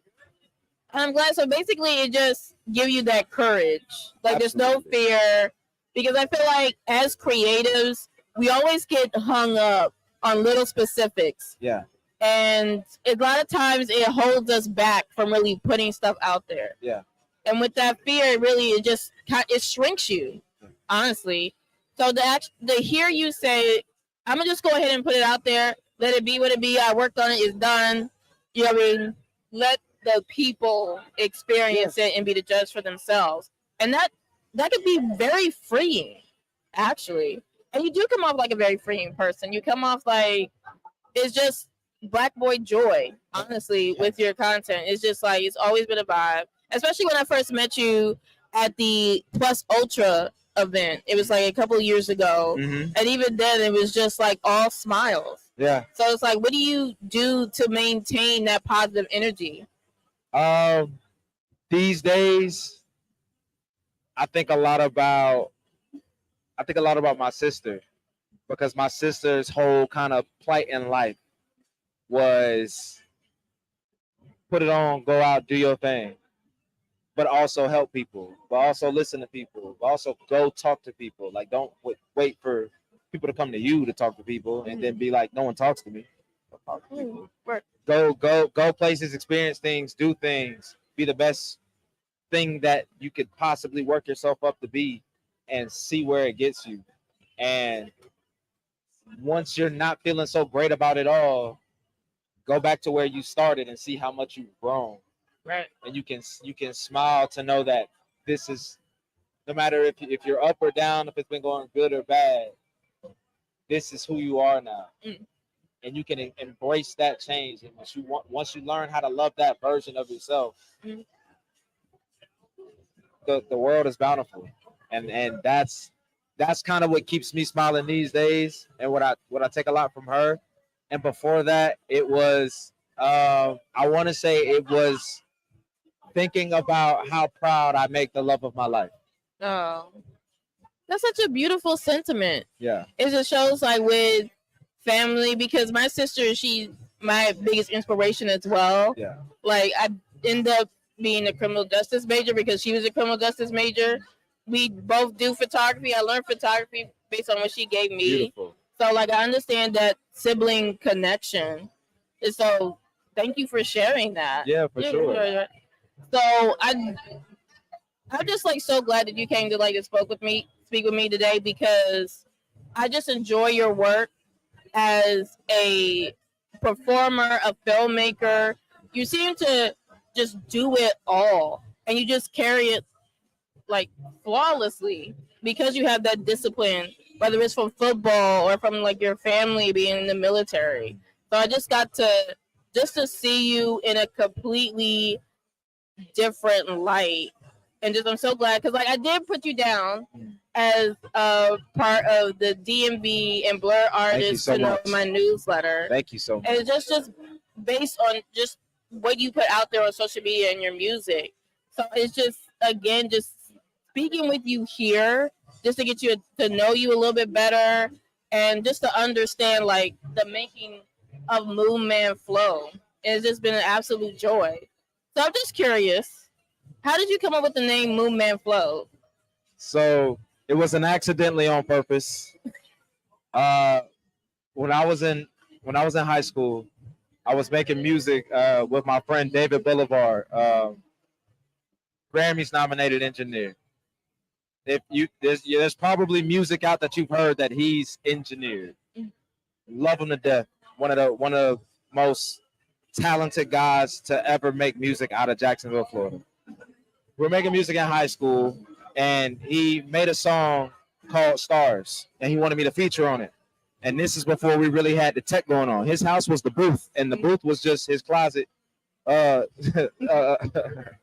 some bed sheets.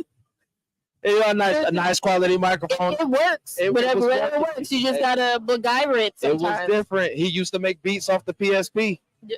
Oh my gosh. Yeah. And he sends me the song, and I'm like, I don't know how to record this, like, to get the quality of your studio, because all I've been using is my mom's work headset and Audacity. Right. You in FL Studio and you got the mic. I'm like, you know what? I got an idea. And so I had, oh my God, it was a T-Mobile phone that slides. It's a touchscreen phone that slides with a keyboard. And I recorded my voice in a memo and did my verse. And then I sent it to him. And I was like, I made my verse so that I'm talking about like being in space, like on the moon type, like whatever. And we just gonna pretend that it's like it's a filter on there, and we're trying to be like transmissions, like I'm on the comms and I'm an astronaut or some shit, and we just gonna call me Moon Man. And it worked because I was a Kid Cudi fan. But I'm like, fuck it, that's how we get away with it. We ain't gotta edit nothing. I'm gonna send it just like this, just tweak it a little bit, boom. And that's what we did. And then I was like, okay, I can't be Moon Man anymore, because when you look it up, there's the and people say this all the time. Well, not all the time. They used to. There was like this one racist thing with the moon guy. Okay, yeah. And I was like, oh, I can't. And so I was like, all right, everyone calls me Flo because of football. Let me put it all together, one word, Moon Man Flo. And I've stuck with it. There's maybe 2 times I wanted to change it, but now I just keep it more as like the brand name, especially because that's where this all kind of came from. Yeah. But yeah, I can't part with it now because it's so much of like where I've been. Got it. And again, you're out of this world. You know what I mean? Like, so it fits. You know what I mean? You're out there in space and orbit. Yeah. And just like illuminating the night. Trying so that's the way you just look at it. Do you remember what's your verse? You want to like spit your verse from that? Dang. Aiming for the stars on the moon, of course. We got the engines on blast. Status report. We got 20% determined, 20% ambition, and Oh damn! It started like that. Yeah, it's very interesting because like I asked like another rapper, like what was it, like first verse or first bar? Yeah. And it's always like they don't always remember it, Yeah. but I always feel like that's so significant because that's basically your first step. Yeah. You know what I mean? Like that's how like you got into it. Yeah. You know what I mean? So, but thank you for spending a little bit of it. That was so early. That was like 2010. Like something from maybe more recent. Let's say like 16. Immaculate. Feel it in your vascular. Stay away. If immaculate flows so spectacular. Feel it in your vascular. Stay away from Dracula. Biting a bullet, I'm busting back with a bar. Bucking a bike and I'm coming back with a car. That's a metaphor for everything that I'm ready for. Running with the bulls, you're going to have to bring a matador. Bad boys, Detroit, catch me with the horsepower. It'd be reckless of you to be thinking this is your hour. So sour. Better check with the Cabbage Patch Kids. If I get jiggy with the bars, I'm cabbage patching. Yeah. Wow. That's back in the MC days. That was fire. Yeah. That was fire. Yeah. And that's just a small sample of what you can see at tonight's show, 8 p.m. at the food truck stage with Boom and Flow tonight. So you can pull up. Hopefully, I'm hoping, because we've been experiencing some rain, I'm hoping like it goes away.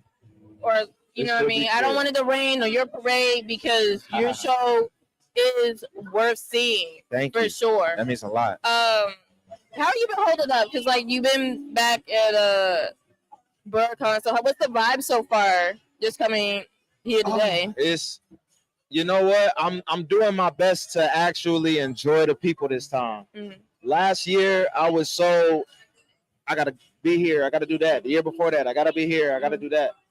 Just learning how to pace myself.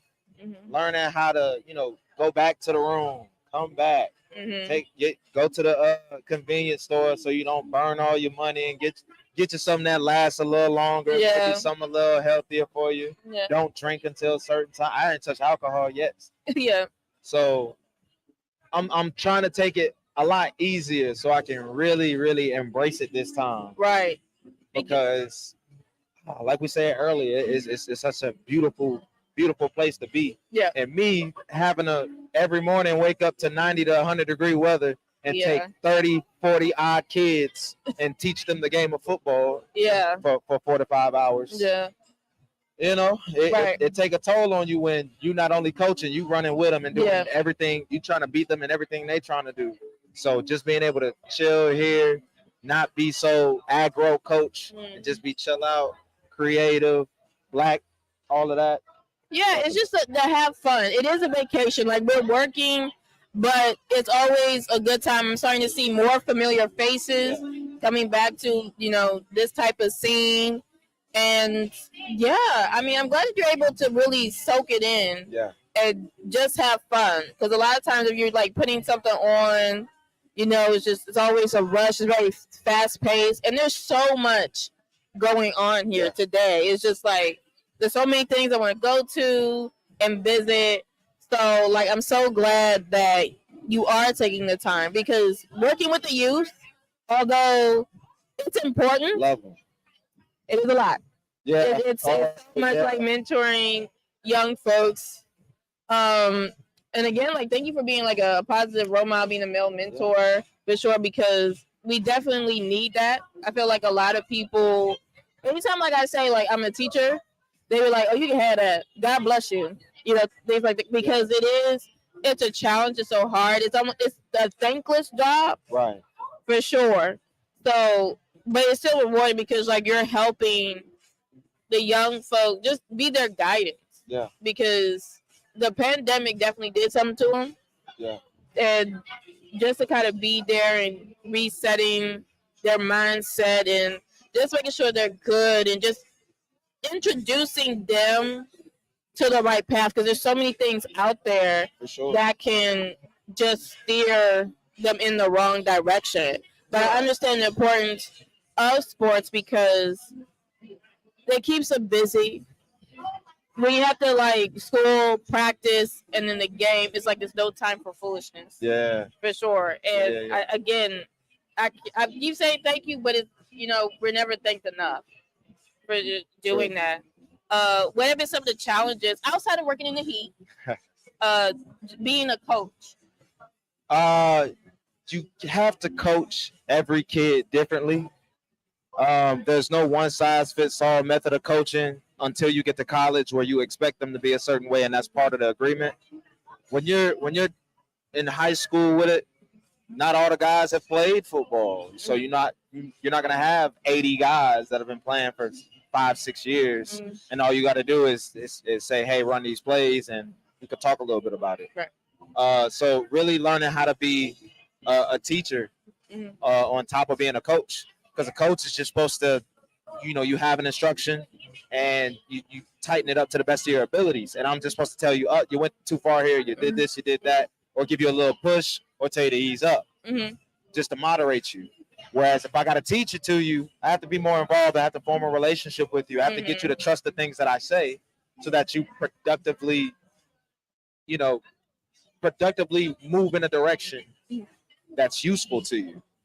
Because you can move in a direction that's useful to you inefficiently. And that's if I'm not teaching you properly, if I'm not understanding how you learn, if I'm not understanding how you translate information. So having to really get on their level, especially as I get older throughout it. It's not like I said, I was coaching guys that I played with. It's much easier. We already have that relationship. Right. I'm 28 coaching a 13, 14-year-old sometimes, and I have an idea what their world is like, but I have no idea how they think. Right. And you always have to be able to adapt to those situations and what may come. So I think that's the most difficult part about it, is understanding that if you're a coach at the high school level, you have so much more of a duty to not just coach your sport. Please teach these people skills. Teach them how to express themselves. Because my coaching is always going to go beyond just lifting weights and running up the field. We're going to talk about things. We're going to stretch deeply. I'm going to give you opportunities to talk about what do you want out of this program? What are we doing right and wrong? Make you feel like you have a voice in it, because you do. It's your experience. Right. For sure. People don't understand, like, you're doing more than coaching football. A lot of times you are a father figure or a parent figure in their life. You can be their counselor. You got to, coach them through some personal things. Their therapist. I can't tell you how many kids have adopted me as their so-called mom. Yeah. Like, it's a lot, and but it's worth it, because it's like you mean that much to them that they're willing to include you in your family. So that means a lot. It also means like you're doing your job and being effective. Exactly. And it's a lot of hats you gotta wear, a lot of bandanas in your case. You know what I mean? But it's worth it when you see them succeed. Yeah. So you know what I mean? So you probably seen, how many years have you been coaching? 10 years? Yeah. So you've probably seen a lot that have gone through high school, graduated, went to college, come back, and you know what I mean? And that's worth the world to see. To be honest, that's the main thing that keeps me going, because I've been teaching for 10 years as well. But that's the reason why I stay, is just you see, you may not see it in the moment. Yeah. I ain't gonna lie, you may just see it why am I doing this? Yeah. But when they come back and tell you the impact that you made on their life, it's ooh, okay, I'm supposed to be doing this. What's so crazy is I've been in it so long to see the circles complete themselves.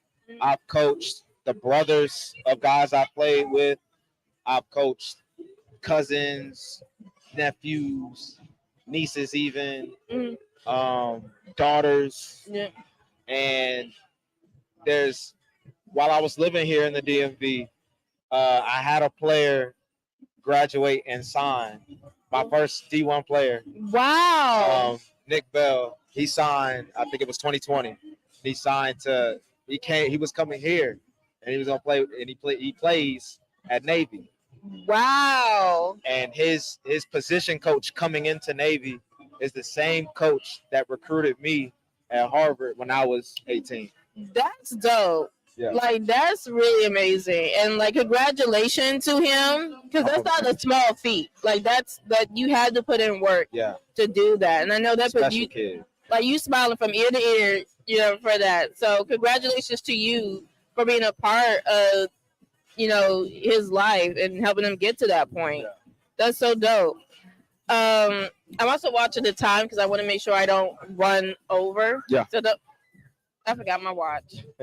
All right, so I do want to leave time for our next guest to come through and set up. And thank you all for watching this live stream. It means so much to me. It means so much to Boom Man Flow.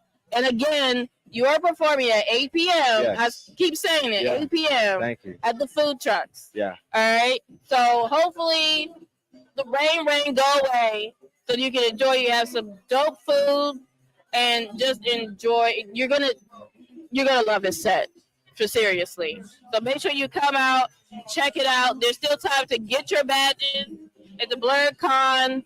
It is a family reunion vibe. You get to do everything. So you don't have your passes yet. Make sure that you come on through. You will not be disappointed at this 24-hour con. And you see how you guys glow from that conversation? Where can everybody find you at? You can find me primarily on Instagram at FKA_Moonman. Sure. Yeah, that's anywhere else. It'll pop up Moonman Flow. You'll find it, but primarily on Instagram. Yep, and then you can find me at Noir Neon Vibes on Instagram, TikTok, YouTube, Facebook, Threads, X. Those are the main social medias I'm working with. All right, and I'll catch you guys next time. Thank you so much. I appreciate it.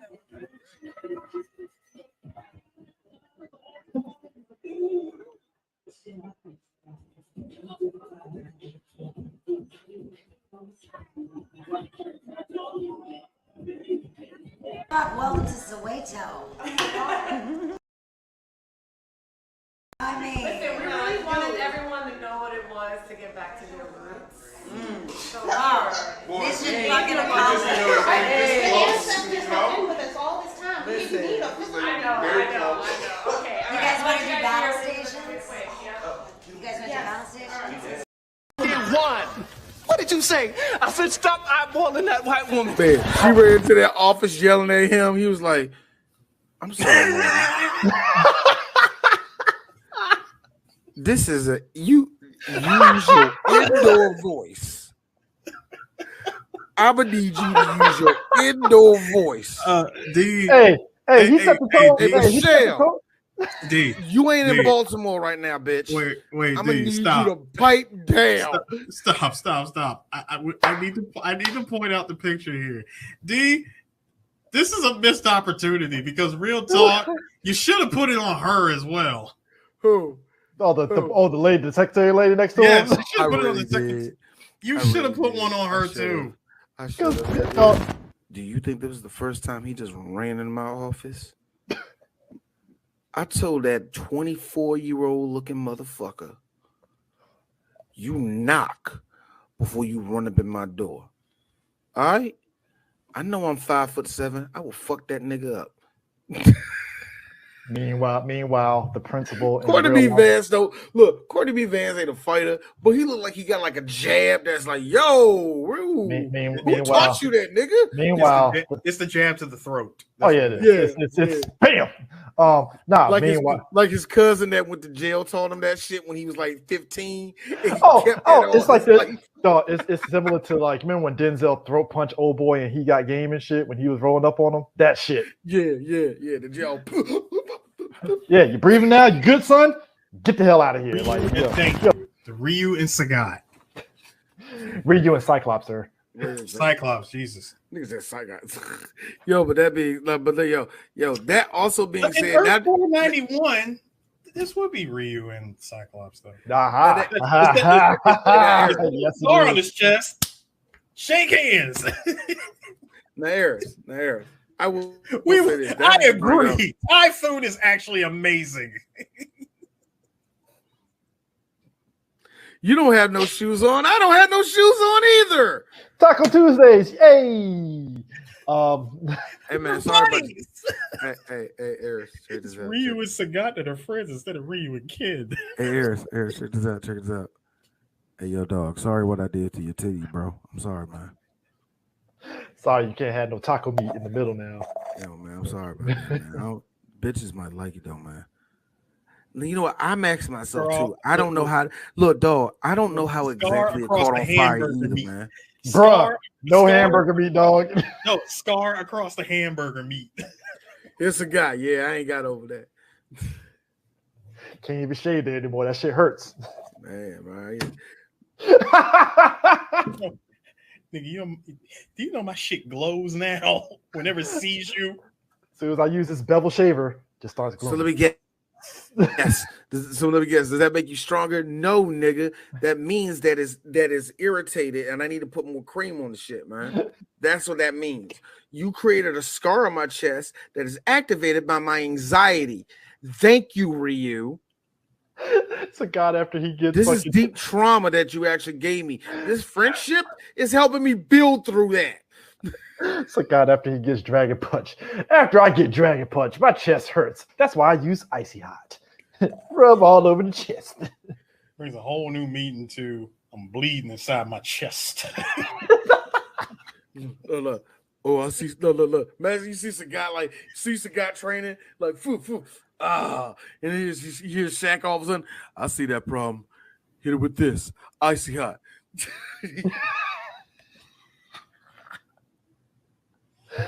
Dude, I swear that's what made look. See. We were waiting for Shaq. Hey, for Shaq and Sagat to put out some advertisement. Yo, it goes over well in Thailand. I mean, very well. Successful ad campaign. Seth Green. Seth Green. Hey, Seth Green, the Robot Chicken crew. You're welcome. Pay us our money. Very welcome. Very welcome. I swear to God, if that's in a Robot Chicken sketch, I'm like, Eris, we're getting money. I'm getting money. I'm getting somebody cousin, and he ain't gonna be Jewish the first time. The second one would definitely be Jewish though. Y'all never asked. The 4 years I've been back here, we never had this conversation. First off, we were more look. You gotta understand. First off, we were more concerned about the weeb aspect of Japan. Fuck the and also, Eris, it's a different avenue that I went into, sir. It don't matter. The weeb is what we were there for, sir. Gundams, Sega, Virtual Fighter. Eris, you gotta understand. Motherfuckers never even came to visit me. Hey,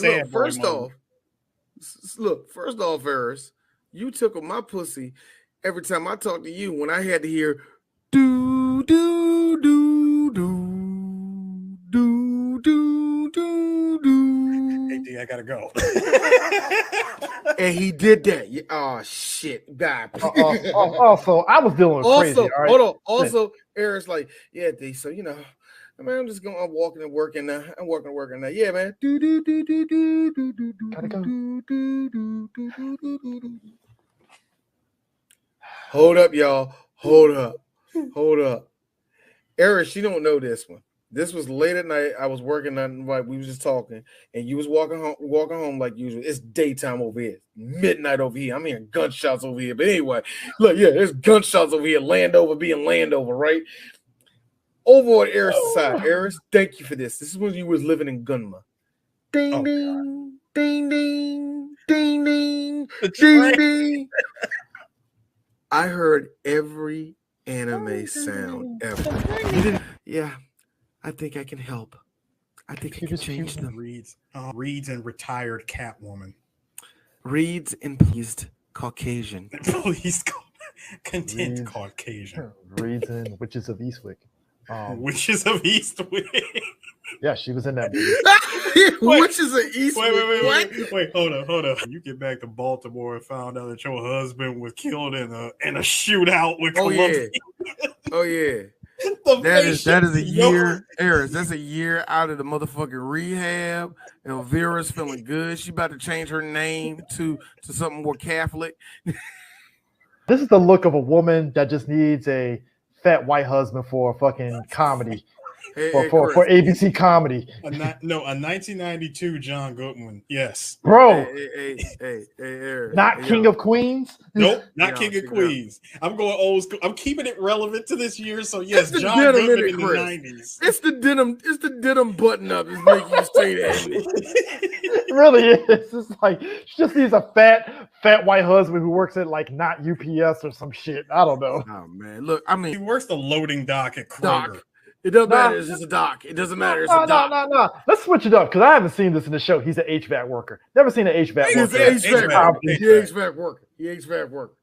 HVAC worker. Hold on. I got a question. Does his dad visit a lot, or does his dad live with him? This is where the comedy comes from. This is where the better. No. I got you. He lives next door. Oh, so we're going for the king. Wait a minute, wasn't King of Queens? No. He lived with them. Everybody loves Raymond. Everybody loves Raymond. They were close. They were close by. They were next door. You were feeling yourself, Michelle. I I'm trying to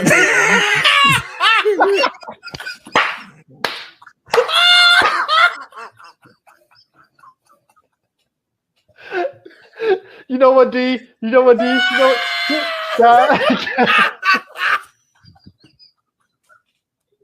Eris, I'm sorry, man. You okay?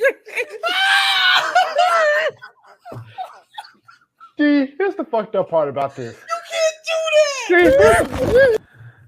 Yes. I hate this movie, Chris. Why are you making me do work for it? This movie sat down and told a whole bunch of room with color kids that we are not the victim. We are not victims in here. Ma'am, a year ago, Rodney King got beat in LA. The fuck are we talking about here? I like how she is sitting in the school that is literally a fucking cog in the system going clink, clink, clink, clink, clink, clink. And she's like, you can break out of here. It's one thing. I love that. But look, it's one thing when people, black folks, our parents' age, pull that respectability politics on us. Fine, pull yourself out of bootstraps. We expect that shit, right? Because nigga parents are gonna say some shit like that. Yeah, they're gonna do some shit like that. But when a white person say it, it's like, look, bitch, you got the audacity to tell me that I'm not a victim. Because all that's gonna get you is going like, all right now, y'all done heard what Mr. Johnson say.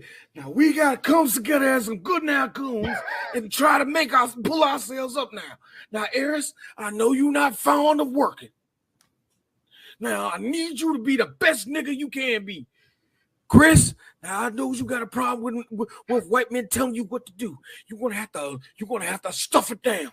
Stuff it deep and down, brother. Because we are not doing that today. We are not losing ourselves today. Now, this white man did us good. He did us well. We need to come together and make it move because we are not the victims here.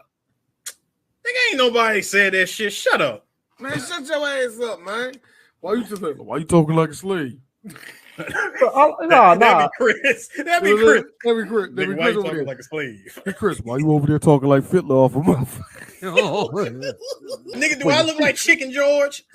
I ain't no Ben Vereen was in this motherfucker over here trying to tell us what. Bro, Raul was just a kid that got sucked into the gang culture. She's trying to get him out because she knows how smart he is. The big scene for him is basically because she sees obviously potential in him and stuff.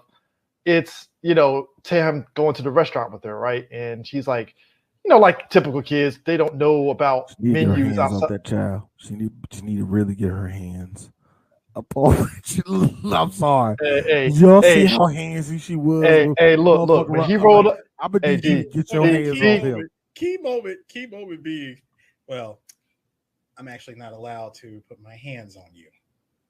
That was minute 8 in the movie. And here's the thing. Hold up. Fast forward to the restaurant. No, that's Come what I'm on, saying. handsome. No. That's what I'm saying. And also, freshly divorced, this man got a fucking ponytail, got the leather jacket. You freshly divorced, and you know what? I hate to be that nigga. You got this pile of sex walking around. We got Rico Suave Jr. over here. Man, you got Manolo's son. You got Manolo's son, Craig, over here. I'm like, yo. But Raul is the one that your pussy get wet for. All right. So Chi-Chi's son. Now, can I say, listen, as much as I want to give him Raul, I want to give Raul heart points. I want to say the nigga got heart. And Emilio was just standing there eating all that shit, and then at the same time, yo, did he pick up Raul's friend and seismic toss him into a locker? He did. Just the option select was strong on that one. Son, the option select was so real. You cannot sit here and FADC into a grab. That was a EX fucking throw. That nigga got a whole black guy. Bro, EX command grab. That nigga got a whole black guy. Chris. He did. Look, until she walked in, don't Latino family. He's one of the good ones. Dude. I am so proud of Raul. He's smart. Silencio. Look, Eric, Chris. He's smart, intelligent. You know, he talks to me every day, and I look at him and I see a growing young man, and yeah, he's passing. He's passing. Like, I'm sorry. Right. The look she kept making to Raul was like, chick, he is 17. You're being nice. That motherfucker was 16. All right. Hey, look. Hey, yo, Michelle, I know you from Baltimore, and I know how y'all roll, but chill.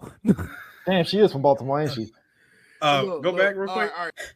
I would like for the Mexicans here to understand that my powers of finesse hail from the mountains of Mount Caucasus. You Spaniards think you're any chance for me?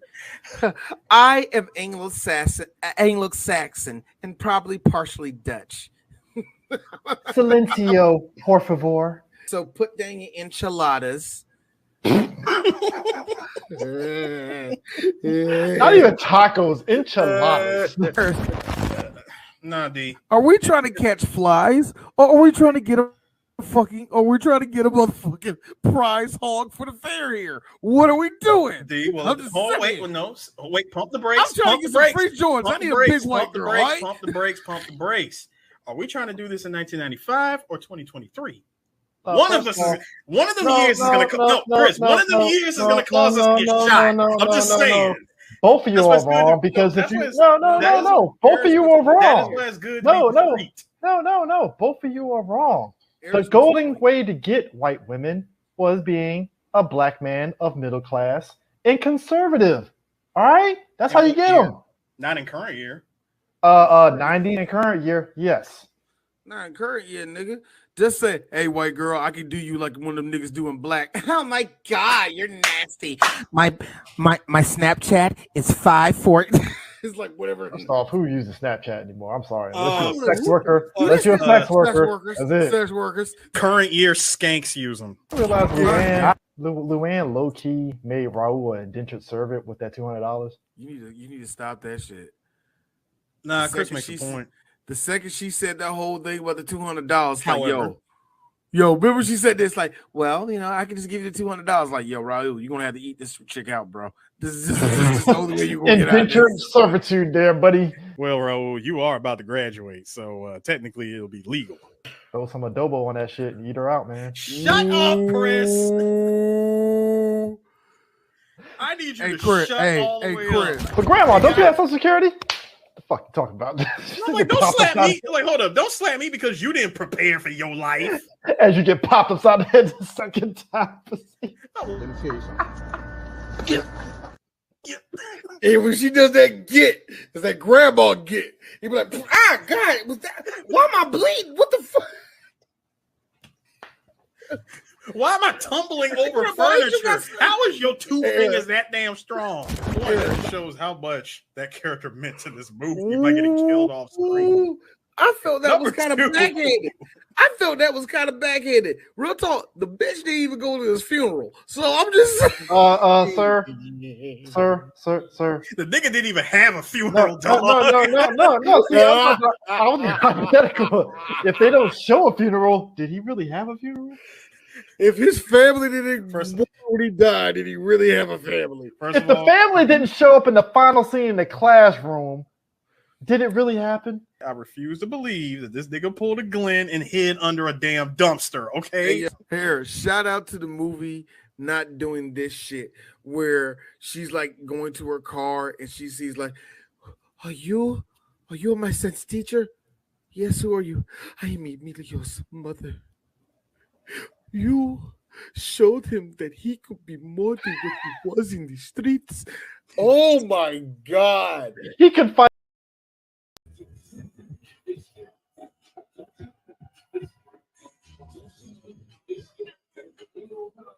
So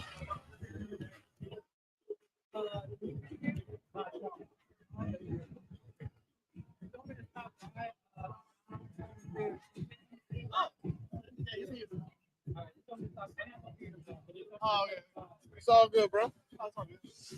Well, Chris, exquisitely. It looks like we're back here again. We're back here again. Yes. So far, how's the con for you? How was it talking? How was it to talk to Walter Jones? I'm laughing that he caught on. What was that again? No, I like how you were. All right, let me set it up for y'all. Of course, it was about the lineup. All right. This is the way he set it up. So, you know, are you aware of the jokes that's going on? And Walter. Different shapes and forms. Different shapes and forms. Here's Walter. I love that. That was petty as fuck, nigga. That was so petty. You didn't have to do that. Was it? So, no. I like how Walter tried to play it off. What you mean? Like, Say that again. What's up? I know he's gonna say, "Hey, no, you talking about the shape up." All right, cool. Fair statement. Fair. You got me. But it was great. The fact that it finally confirmed. Oh, some person that don't know how to cut hair fucked your head up. You know what? You know what? Here's the thing about. I hate to see it. Here's the thing about black people. The one thing I learned actually, being in just talking to different people on that. And I was talking to Karima. If y'all know her, she's the Blerd girl. Y'all probably follow her. If you don't follow her, please. She's great. Yeah, for sure. One of the things I learned from her, she was like, "You'd be surprised." And this was like in 2020 when we was talking to each other. The amount of white people who still don't know how to light black people, how to make black people, how to shoot us. Like you're like, it's too dark. I can't shoot you. And like all you have to do is X, Y, Z. And they can't get that concept through their head in present It's a day. simple concept to not fuck up. And we're still getting that in present day. So yes, if they're fucking up lighting, I can only imagine that they're still messing up niggas' hairlines. They're still messing up goatees. They're still saying, let's put dreadlocks on here and let's sway them to the side. Tyler Perry is kind of at the head of fucking that up, and he's black. How now? Tyler Perry has a problem I like to call wigs. Hold on. And here's the thing, if this can go on us, black people fuck up wigs. We fuck up wigs all the time. Hey, what's up, bro? We fuck up wigs all the time. But my thing is, like, you remember when Shamar Moore popped up with that fucking damn? That's no excuse. Shamar Moore his hair hasn't really been long in like ever.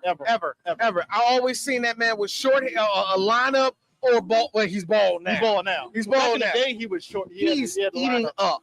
I don't care what y'all saying. He is eating up the white women quota. If you have if you are a white woman and you have a little bit of girth to you, oh my God, you Dad like bod. him up.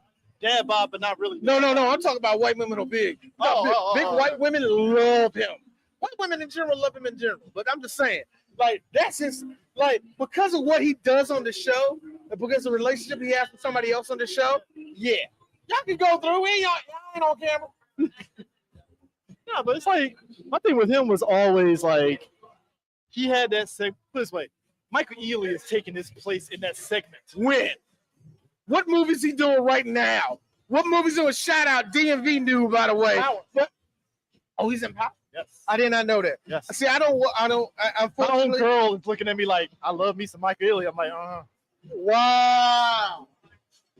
I don't have, thankfully for me, I have no white light-skinned person trying to beat me out. Right. Now, that being said, I gotta go get some Jacks off of Sons of Anarchy. I gotta fight white men off. I mean, it's like my wife. Look, my wife is that type of Blerd where She loves her some tapioca. Hold on. What does she think of Kevin Costner in Yellowstone? Here's the thing. I still don't know what older white man my wife likes. I am still trying to figure that out. No, for real. That's a tough for black women. Black women our age, that's tough. It's kind of like, because even if I ask my mom will probably not know off the top of her head. My mom. Maybe it was Pierce Brosnan, maybe. I can tell you right now. Hey, no, my wife loves Pierce Brosnan. Okay. Angie, I know you love Pierce Brosnan. Now, my mom, I'm just gonna be real. Much like a lot of mothers who are boomers who lived in the South, I don't like none of them crackers. My mama did that. I think I have an idea, but I don't know. I think I have an idea. Like, my aunt likes Arnold Schwarzenegger. That shocked me. And that's a weird one for me. You'd be shocked at the number of black women that did love him, man. Which era, though? Which era? Are we talking about T2? Probably. Okay. More than likely. It ain't going to be Collateral Damage era. Probably Conan. Maybe Conan. Raw Deal. Conan, Raw Deal. Oh, Schwarzenegger. Well, that's like the Dolph Lundgren era where he was in fucking right after Rocky. That era. Yeah. Look, look. As wrestling fans, it's funny to me. The amount of black women that love Shawn Michaels. You know what? That wowed me out. I don't know they would not like him, but it was like, oh. I don't know many that do like him, to be honest with you. I know black women love Kevin Nash. Now, I know for now my wife, I can say this right here. She loved her some Drew McIntyre. She likes all of that hairy ass chest of Drew McIntyre. MB era? No, present day. Oh, and because my wife is a Blerd, he has a sword that's named Angela. She's like, oh my God, he holding me. So, it's that type of shit. You know what I mean? All right, it's that type of shit going on. So, I know some women, some black women, they're sketchy on him, but they like him. Randy Orton. I can see that. They're sketchy on him, which they should be. That problematic phase is not. Look. It's a thing. He ain't never called a black person the N-word, but they act like he did. Look. It was a little touch and go during the Blue Lives Matter era, where it's like, Randy, are you supporting the cops? Now, out of nowhere, Randy come out. Yeah, Black Lives Matter. Come on, man, what's wrong with you? All of a sudden, we find out Randy loves the Migos. He's like, I love rap music. I can't hate black people. What's wrong with me?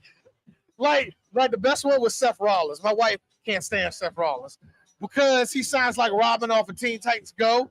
Like, listen to me, I'm the best in the world. Yeah. Oh, I'm the man. He's that type of person. That's why she can't stand him. But I find it very funny how I don't know which black wrestler sat him down, made him watch. What's the name 13. Of that movie? 13? 12? I think it was 12 or 13. Whatever that movie that white people saw, it's like, oh my God, Black Lives Matter. This is Ava DuVernay's. How long did we do this? How long was this country being this way? And that tells you something. He was because my wife said this. He was a Slipknot fan from Ohio. He said the word nigga every single day and didn't think he could get checked for it. Meanwhile, Undertaker came off the top rope with the whole fucking don't tread on me shit. I'm like, God damn it, Taker. Here's the thing. Undertaker can't do no wrong with blood. Undertaker is what I call ignorant racist, meaning that he's never going to call you nothing derogatory, meaning that he's never going to come out no way and disrespect you, meaning that he's not going to stand in your way. All you gotta do is just listen to the cop. I don't know that's the type of racist he is. I mean, granted, I should have peeped that during the American Badass era, and I like that era of Undertaker. You know what I hate? The thin line that's there between Blue Lives Matter and I love bikers. I hate that line. It's always been a blue line like that. I mean, it's always been a line like that. Look, we're talking about the bars in Stone Cold. Boss word? That whole movie was like, Blue Lives Matter. Like, you can tell this Blue Lives, like, I can tell all you guys are Blue Lives Matter people, except Lance Henderson. I don't think he votes. But no, third party. Here's the third party. Like, Green Party, just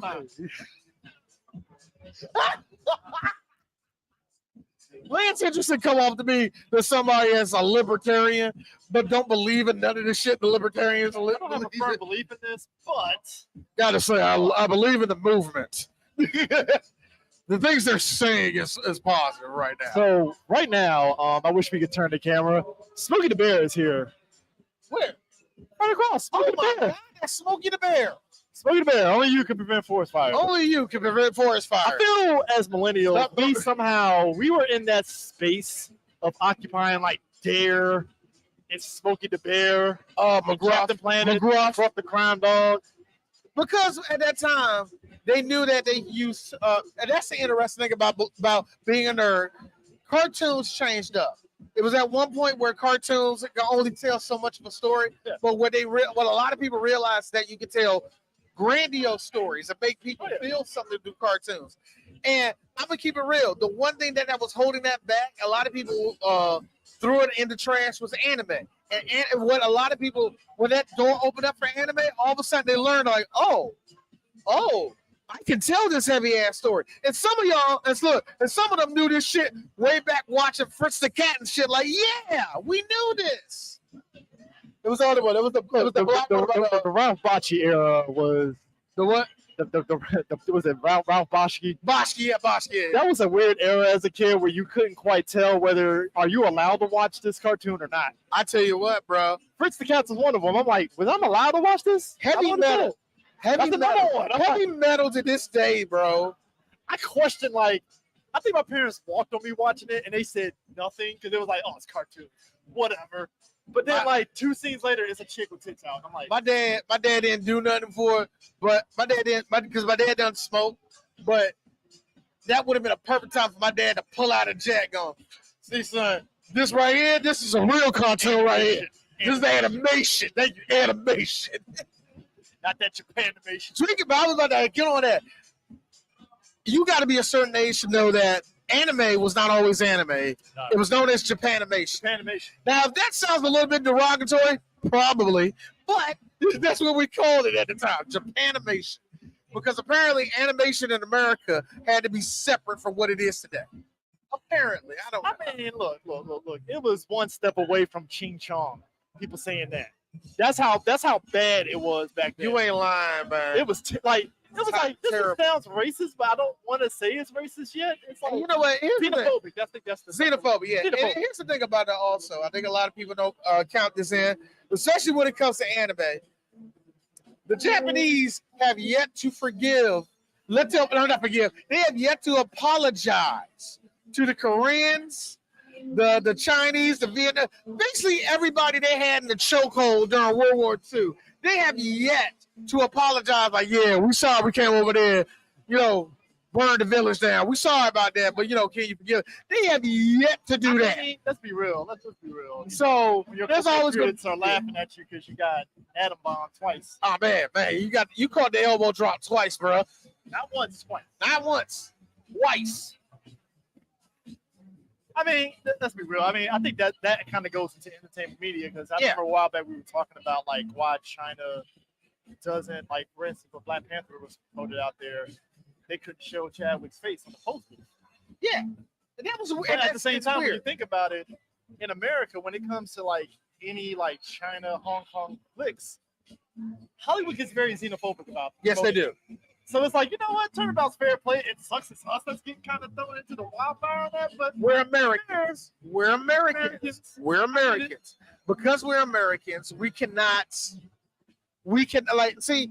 It's even with I'm glad we're seeing more now. Yeah. Back in the day, because we're seeing it more now. But I still see people complain about blackness in anime. Yeah. And here's the thing about black. But yeah, it's gotten way better. But here's the thing you also have to realize. They ain't no niggas in Japan. The ones that's over there are American. And if you was like, man, why all these black people look Sambo? Blame the Brazilians that was over in Japan for the last 30-some years. Blame them. It's a history that we don't know. There's a disconnect between that.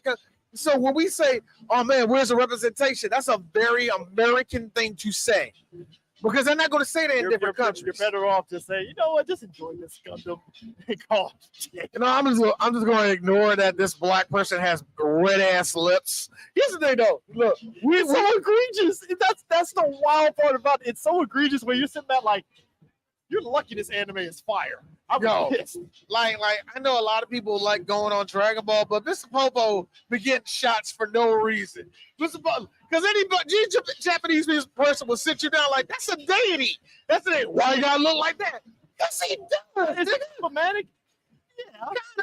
Yeah, kinda. This ain't This ain't the Dutch where they have everybody run around blackface as Black Pete during Christmas time. Oh, y'all didn't think I know about that? It ain't as egregious as that, but it's still on the level of like, yo, y'all want to update the lexicon? They don't have to. Yeah.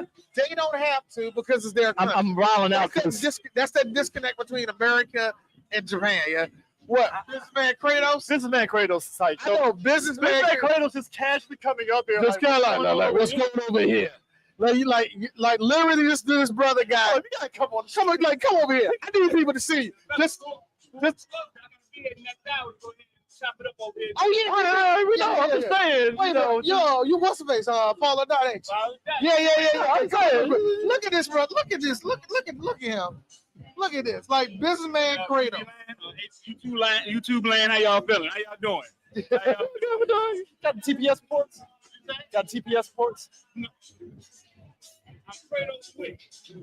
Kratos Switch. And here's the other thing. I feel that's overkill on top of overkill, though. Who's gonna beat you at that point? If the fist don't work, I got the code.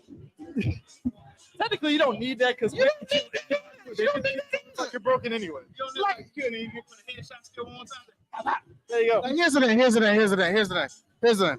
When you came up with that, did it not cross your mind that John Wick literally took out a pencil and took out men? Not one, men. Did it ever cross your mind, nigga? It did, but hey, I was gonna be Kratos. I was gonna be Kratos news broadcaster at first. So I was gonna come with my glasses. It would be a little more fun. I get to paint the Nerf pole. I hear that. See this guy probably at 4 o'clock. Yeah, 4 o'clock. 4 o'clock. I'm sharing my stage here with Zeke. We're gonna have a great time, man. So, all right, cool. All right, bro. All right. We'll do. See that later on in the hour. Yeah, I guess so. Yeah, they're gonna have me next. We had people set up for the next. Yeah. It didn't happen. You know. I mean, I found it amazing that we managed to cover all 4 John Wick movies, and I'm still amazed at how I can still go back and watch John Wick 4, and it's hilarious. John Wick 4 to me, actually, what I'm going through right now is that my son is watching all of the movies, and just real talk.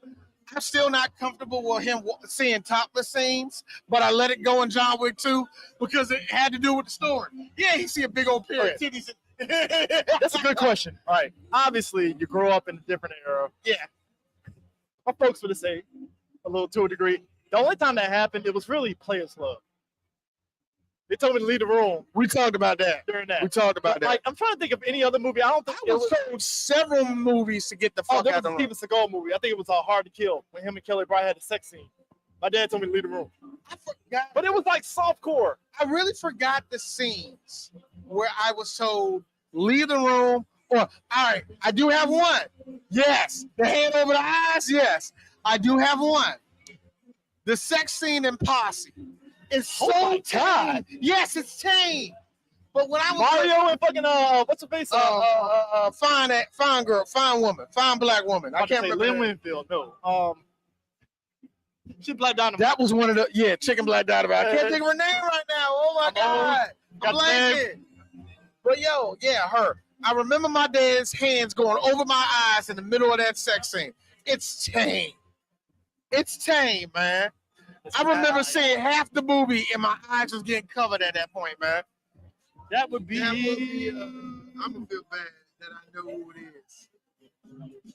Damn it! God, you went the all way. Oh, Sally Richardson, who's actually half. I think she's half Native American. Half Native American. I mean, you know what? She's looking like her career is going to be like Pam Grier, where she just rides off into the sunset and owns a farm randomly. I got this feeling that she's going to get another resurgence. What though? Because I know she's directing. She does directing. I know she does like little behind the scenes stuff. I have this feeling like when she hits 60, they're going to start casting her for stuff. like as the grandma, auntie. Not even a grandma. Like, I don't know, the chief or some shit. You know what I mean? I mean, like, yeah. I feel that there's going to be roles going toward her. You know, I can see it. I can see it. I can see that with some people, man. I just see So, with her. so Atamwa, I hope I'm not messing it up. Atamwa Kani, T'Chaka from Black T'Chaka, Panther. yeah. That dude is the most approachable person here. He is enjoying the fuck out of this. I hope he is. Hope he is. Now, here's a fun thing. I did make fun of him. Hilton told me to come on stage. Do the kind of family style, right? This nigga does a halfway joke like that. Like, you need to bring your hands up. You're a proud black man. These your people. Even Chadwick, when he was tired of it. Chadwick even brought all the way up, bro. You got it going out at the waist, nigga. Come on, but I appreciate, like, he's really. It's funny. It's fun seeing celebrities really enjoy themselves. Yeah. Especially if they're the first. Like, I'm really kind of want to see Ahmad Best to see how he is taken to this, because I know. We talked earlier, like it looked like he really is enjoying that resurgence of him as a Jedi and Mandalorian. And here's the funny thing: unless you're Stacey Dash level, I mean it is. Unless you're Stacey Dash level, because I was even for black people who are Republican, I kind of want Stacey Dash to come to BlerDCon. I do too. But look, even people that lean kind of conservative and all that. When you get around your people, there's a different feeling. The vibe hits. It's like, oh my god! You know, put it this way, tomorrow is my people believe in this. I think Joy Reid's supposed to be here tomorrow. You know, the vibe is gonna. I know she's gonna be like, wow, y'all love me. Y'all watch it. Like me. Y'all watch my show every day. I know half y'all niggas don't even know where MSNBC is on your dial. On your dial. Jesus Christ. Hey, look, last year was the Karen. I gotta go to the guide. And wait till you hit the news stations before you get there. Karen Hunter show. They were here with their. Karen Hunter was here last year. Yeah, she was here. Now she's actually really fun to watch. I actually catch her shows every weekend. Yeah, they have it. It's actually fun. It's very informative. It feels because it's a grassroots show. Yeah, it feels very informative. Like you don't feel like, oh man, the guy hit the. It's so funny. I started following her like about 4 or 5 months ago on Twitter, right? Okay. And it made me laugh when you say she was here last year. Really? I mean, look. I didn't know she was here. They were in the main stage, and there was a lot of people in there. And I think we kind of underestimate like how much black folks do follow politics to a degree. Yeah. I think not even that. I think what we've seen and especially for at least in my opinion. What we've seen in the last 10 years, especially during the Obama administration, we started seeing more black reporters. And the one thing I noticed is that black women, especially black reporters, they are on top of their game with that shit. And it's amazing. Like, it actually calls back to our community. Real talk, black women were a driving force when it came to politics and all the rest of that shit. And that's not to say that, like, the men, we weren't out there doing what we were doing and all the rest of that. It's almost like lions. The women hunt. The women hunt. The men just look like they're big and bad and all. Look busy. Y'all kill shit. We're doing busy. Y'all kill shit. We make sure y'all get the food. And in the case of when it comes to the black community, I know this is a fucked up analogy if anybody thinks it is, but black women are the ones that always informs us, always the ones that warns us. Pretty much. And that's why I thought one of the most important things that Dave Chappelle said was black women, as much as they hate us, they be the first ones like, don't do it, don't go there, because they know what. That's slavery trauma. Actually, that's more slavery trauma, but still. But if you look at it, like even on social media, when you see some of these goofy ass black dudes that be like, "Oh man, my white queen," they be like, "I don't know, dog. I don't know, man." If the cops show up, they're gonna arrest you for no reason. They don't like you, right? You know, and that's not to say that all black or white women are bad and all the rest of that, you know. But see, here's the funny thing. We don't have to say that. White people say that all the time. Well, that's not a bad thing. No. Whatever. I make my just jokes. Reminds me of the Hulk Hogan memes that we both got where he's like, you said it's a racist. See, the word racist is about to come out of your mouth. And that's going to be a big problem with me. How, Hogan? My dude fired. Look, I'll probably be saying that homegirl didn't do her research. No, let me say that. Let me make that very clear. No, but same time, I'm looking at Hogan like, this is the best you're going to get in terms of a chance. You have a good-looking black woman that promotes your beer. That might be the most menace of beer ever. but this black woman's gonna fucking really boost your sales here. And You know what? said no. You know what? That's the thing get me. I know Kevin Nash like, I ain't got a problem with her. We're still get in here. Yeah. Come on, let's shit. go. She got a ring. Look, Kevin Nash. She got a ring rack. Come on, let me get in here. Come on, Scott Hall. Hey, baby girl, come in. Hulk Hogan. Hey, let's take a picture. Ashton Hall, like, God damn it, Hall. That's the thing. I told this. Oh damn, Substantial just left us, man. Substantial was just it. Do you know? Speaking of which, do you know that it amazed me when we had if y'all don't know the rapper Substantial, he's a Blerd legend. I didn't know when we was talking to each other. Like, where you from? Blah blah blah. I'm from blah blah blah. Like you from Sula? Yeah. What part of Sula you from? Like he said the Avenue. Dog, I said the Avenue. Black nigga, what's up, bro? We from the same hood. And what I remember as a kid, I remember 20 years ago watching Shampoo, and I remember I remember telling myself, we need black people in Japan rapping this shit. It's like, why are we doing this? And guess what? We're talking whatever was over there, man. Look, there's Substantial. You got Wale, who I feel Wale hasn't tapped in, but I think it's because he doesn't want to. Wale is like 6 years removed from being here. He's going to be. No, I'm saying that because I got a real big feeling. Wale would do that shit now. That motherfucker needs to hit the convention circuit, yeah? No, if you put it this way, if you ask Wale to come to I'm sorry. If you are an artist and you go to conventions, that's below Chitlin circuit to me. I'm sorry.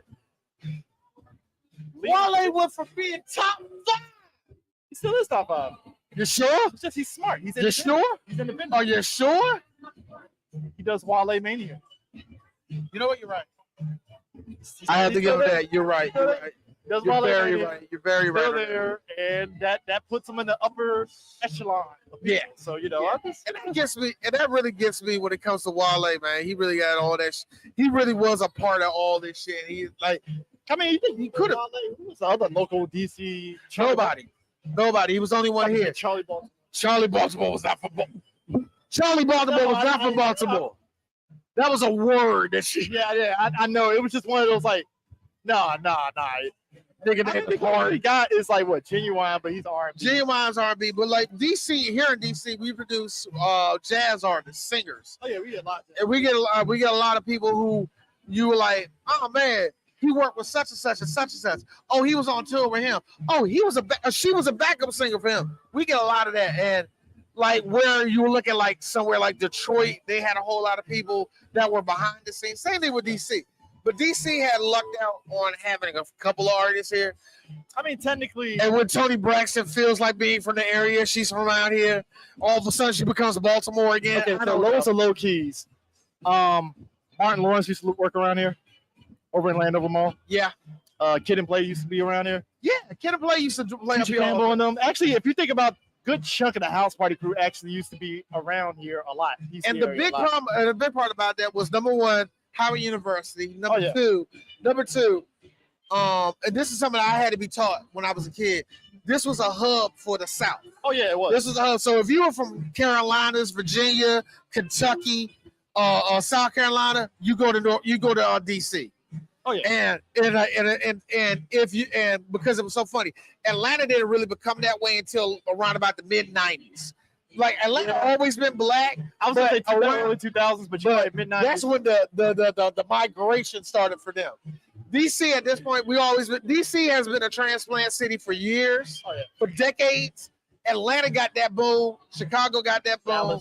No, actually, Chicago, DC, Detroit, and New Orleans always been full of black folk. All right. I mean, yeah. But everywhere else you see like a little boom, like Charlotte. Like Charlotte always was black, but they got a boom like around like the 2000s. I think I did tell you this. I found it amazing that over the years, the fact that we were my family's from Robbins, North Carolina. Yeah. The fact that I was that fucking close to goddamn Charlotte, North Carolina the whole time. I'm like, no wonder I could pick up the wrestling stuff down here. I didn't put two and two together at the time because I was just like, I knew of Southern wrestling. Yeah. But I didn't know we were an hour out from Charlotte. I was like, man, you were in the that's the Bible and wrestling belt, bro. Oh yes. That's the Bible and wrestling belt like right my there. great grandfather, it'll be noon, no matter what the fuck's happening. That TV is on with Smoky Mountain Wrestling.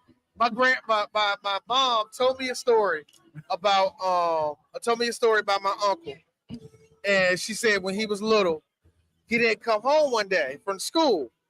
Next thing you know, he finally came home. It was like 9, 10 o'clock, and they was like, "Where was you at?"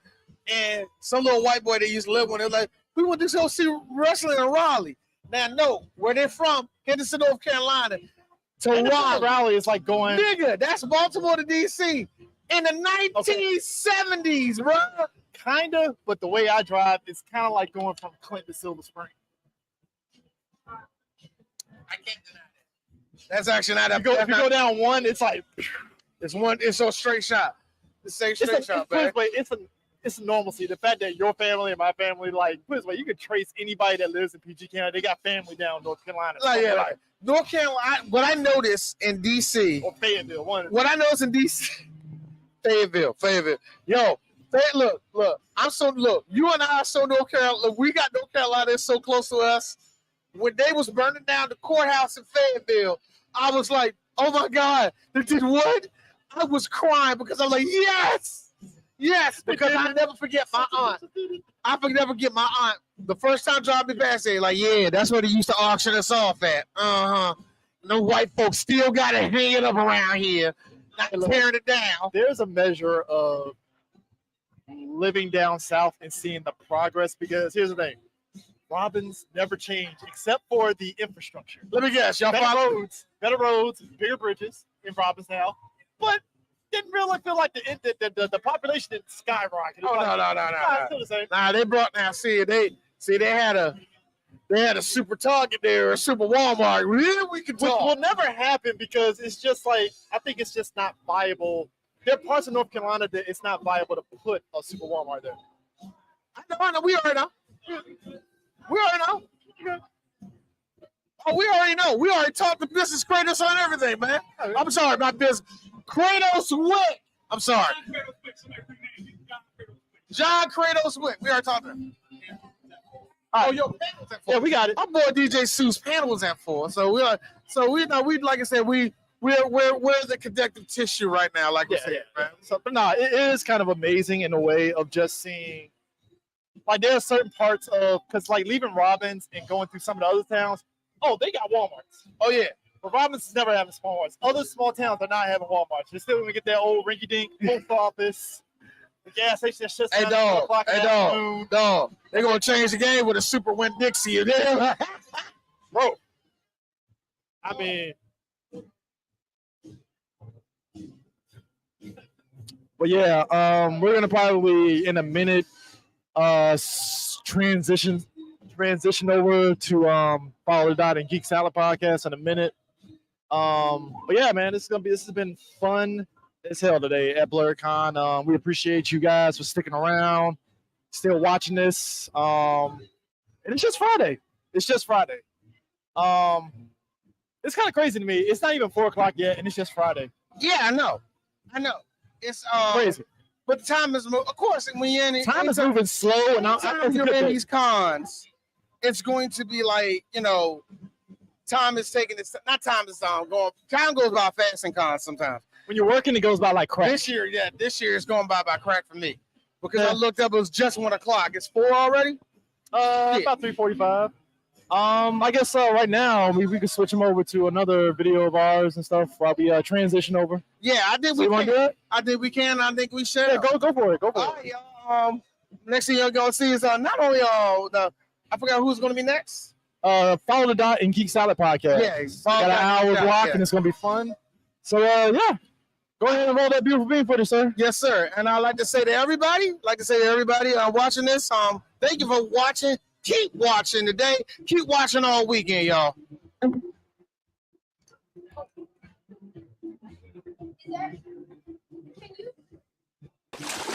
Now, you fell. You lived. I tandem skydive one time. It's fun. Drilling rush. Never again. It's just really? Like Franklin. I respect gravity too much because it's just in my head. I have that fear of what happens if a parachute doesn't deploy. Back up. I know, but that's just my fear is not hitting the ground. because I believe you'll have a heart attack before you even hit that damn ground. You know what I mean? I believe God is going to take care of it. Don't worry, you're about to have a heart attack. You're black. Is it like when somebody puts you out your misery? So you're going to black out before you feel any of it. I believe this does go through Chris's mind when like when attempting a jump like this. Powell, you're up. You seeing somebody like, Michael Jamal Warner, who was known Theo and the Cosby Show. Well, remember, he was trying to break out of that point, man. Yeah. Remember, even on the Cosby Show, he was like teaching the youth and shit. Yeah.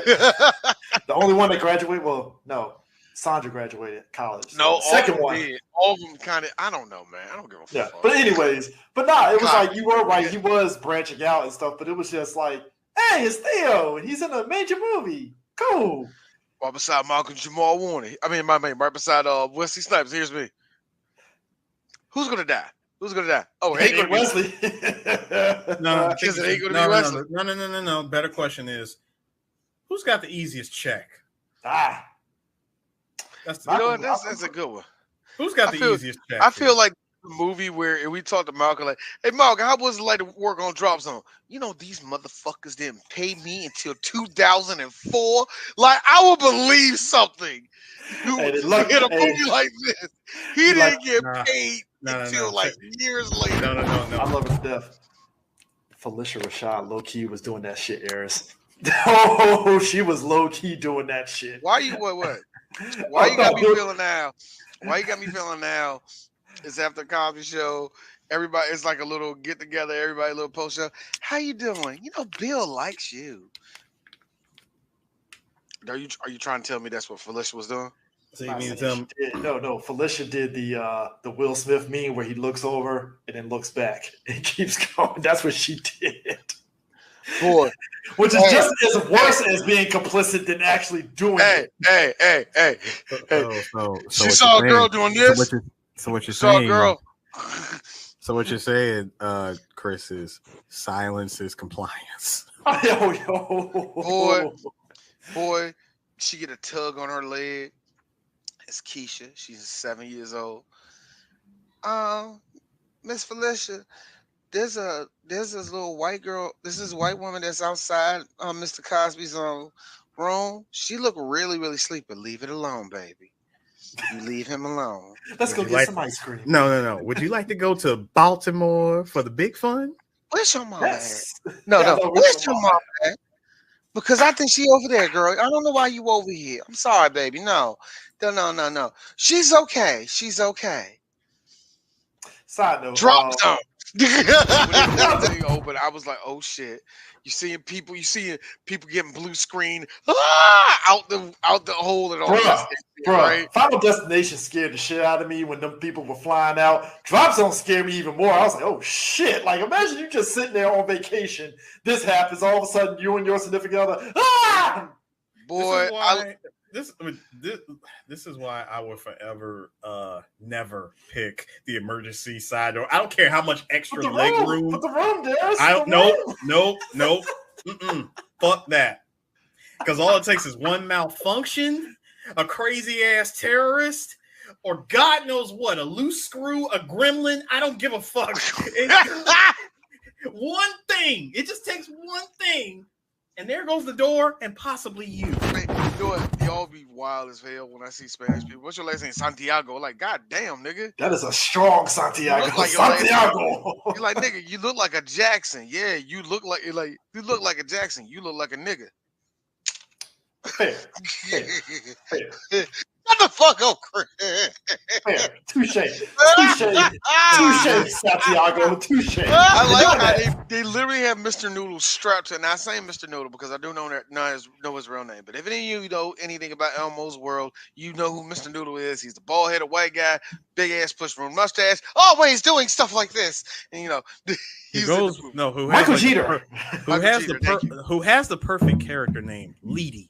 Yeah, and he looks like a lady. Also, I have to mention that he had one of the most excellent roles ever. He was in Air Bud, where he was the abusive owner of Air Bud before Bud went over to that little white kid and started making J's. So, but what you taught? But here's the thing: who taught that nigga how to do that shit?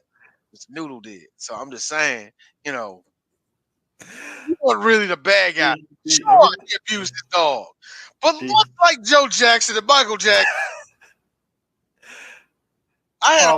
Look. Sue has told this countless of times. He's the MJ aficionado. Without Joe beating the shit out of Tito and Michael, we wouldn't got excellence. Shut the fuck up. Can we just get back to driving soul? We wouldn't have the excellence that we have. And if Mr. Noodles was not being abused by Gary Busey, he would be the hacker that he was in this movie. Don't ask. So what we're saying is, so I hacked it. I practiced it. Am I done? Can I actually leave here? No, I need you to stick around here for a little while. Yeah. My dude was getting run through the fucking chain like, son, you do it again. When we hit the ground, Son, you gotta understand. We hit the ground, we gotta hit the ground. You want me, son? What a what? Gary Busey, RE4. I'm dead serious. Every Hey, time I gotta be honest with you. If somebody had a mod of Gary Busey's face on the regenerator, I will throw money at the screen. Like, give me money. I smell Gary Busey lines. That's even more nightmare fuel. You're running away from the regenerator. No. Instead of you know, the time I was on The Apprentice, Donald Trump made me go down the street and get cream at 3 o'clock in the morning. It was very similar to what Puff Daddy did to them young kids when he made them get the titty milk. Gotta be honest with you, it'd be equivalent to like my man in the cell during the Cell Saga when he was shooting that fucking imperfect cell all crazy like. Hey, Chris, think about pow, pow. You know when they said a DC cab, me and Mr. T. A professional with no unlimited ammo. Nightmare fuel. Chris Farley was. I gotta say, Chris Farley had the best ass. I got the line for you. I got the line for you. So you know when the regenerator like reaches out and stretches his arms out at you to grab you? Check this out. Reaches out, pulls you. How about I go to your mom and start a small fire in her panties? No! And he bites the shit out of you. That's the thing that caught my sons off guard. And it was the line where when Gary Busey killed the other guy, right? Yeah, he said, see, 9-1. He said 9/11's not going to help that guy. He's like, 9/11's not going to help that guy. My sons were like, wait, Illuminati! Shut the fuck up, kids.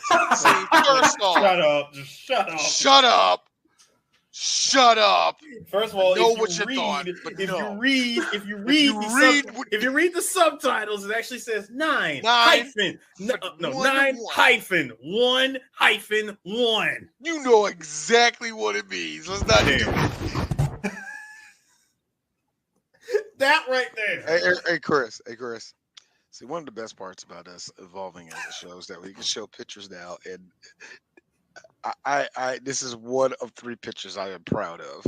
I have a question for you. The teeth to tongue ratio is what's getting D. No. Never mind that. My question is this: hey Gary, how the fuck can you see when the bottom lid of the goggles is directly in your eyes? Also, that is the Gary Busey war cry that he had on January 6th.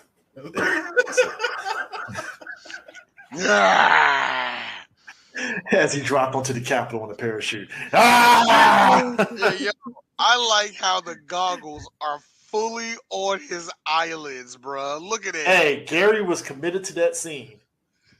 Teeth and hair, as GC says. Hey, Chris, here's the best part about that. Hey, Gary, you know you can let go of the handle and just straighten it out. Nah, people gotta believe that I'm still in the sky. Gary, you're on a blue screen right now.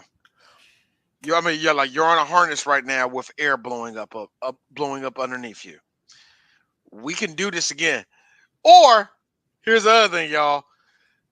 That's the best one we got. That's the best take we got. In August 19th, 2022, Gary Busey was arrested and charged on 3 sexual offensive and 1 count of harassment at Monster Mania Con in Cherry Hill, New Jersey.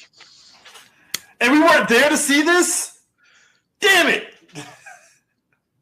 The Cherry Hill police said that they received multiple complaints about Fury's conduct. It was about contact. It was about touching.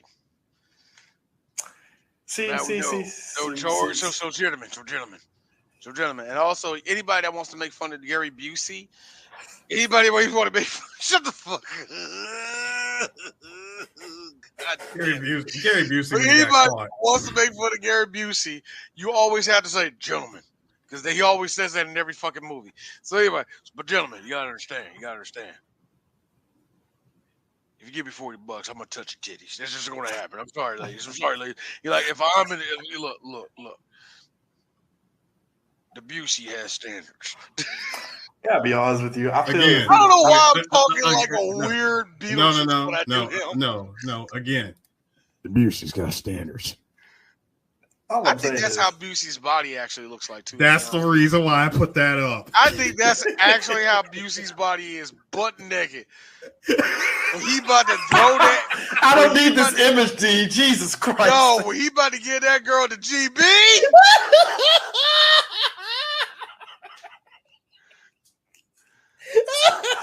I need you to put that diddle down there.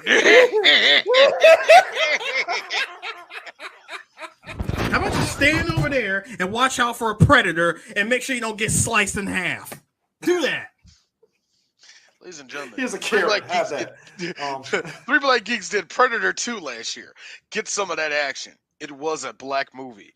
Seriously, that's a black movie. There was enough black people in that movie. Oh, let's be real, D. And at least 2 of those predators were basketball players. D. You know what put it over as a black movie? I didn't say this in the episode. The goddamn chicken bones from the Jamaican. That's what put it over as a black movie. As soon as he threw them chicken bones on there, I was like, this is dread. Do we? You know what? Look. 3 Black Geeks. We're talking about the movie again. Do we have to do another review on the Predator 2 again? Just to get it out. I don't want to do it. It was a good episode. It was a good episode. Leave it alone. It was an excellent episode, y'all. That's why we keep bringing up the chicken bones. Dude, I'm sorry. Again, I said in the episode, we really in America really just shitted on Jamaicans in that one scene with chicken bones. Like, are you thinking of Haitians? I think you're thinking of Haitians, nigga. I actually bought Pat's albums. I can say that shit, nigga. Yeah, I love you, Pat. Lazy motherfucker. Anyway, sicker. My man got electrocutor. Gonna show up. Tell that bitch I'ma get the Gary Busey Tita. Nigga was hanging like a chandelier. Hey, my man got electrocuted. He was hanging like a chandelier. Harris, hanging like a chandelier, hanging at his mizalf. You know it's Project Pet, straight from the sizzalf. Nah, so during this whole time, here come Wesley Snipes and that black nigga dog. I will say this. Yeah, Drew got them titties, but she ain't Lucy Liu. I mentioned Drew. See, you got to mention Drew Barrymore. She got what I call a fun boobie. It ain't a big boobie, but it's fun. It bounces around. It giggles. It wants to be a part of stuff. You know what I mean? Talk about wants Drew to be a part of stuff. I can't talk about Drew Barrymore only like I said, because, Harris, it doesn't necessarily have to be a big one. Just like when she laughs, you see a little jiggle. Like, see, she gets it. See, I can't. In other words, D, she has participation titties. But continue, Chris. Thank you. Participation. I can't. Guys and women love it. Man, enough to know, like, he would never do that. That's what happened to him. I don't know what you're talking about. Like, what you trying to say? That somebody actually sat on top of his parachute and actually guided him very, very lazily into some fire lines? Shut the fuck up. Shut the fuck up. He wanted to kill himself. Like, what are you gonna scumbag? No, what are you gonna tell me? He put drugs on you. That's why you got a PO officer right now. No, what are you gonna tell me next? That the guy who set about to kill him used his teeth to rip open the parachute? Come on, you see his teeth? They're soft. They won't hurt it flop. It won't scare you. Don't kids. you fucking dare.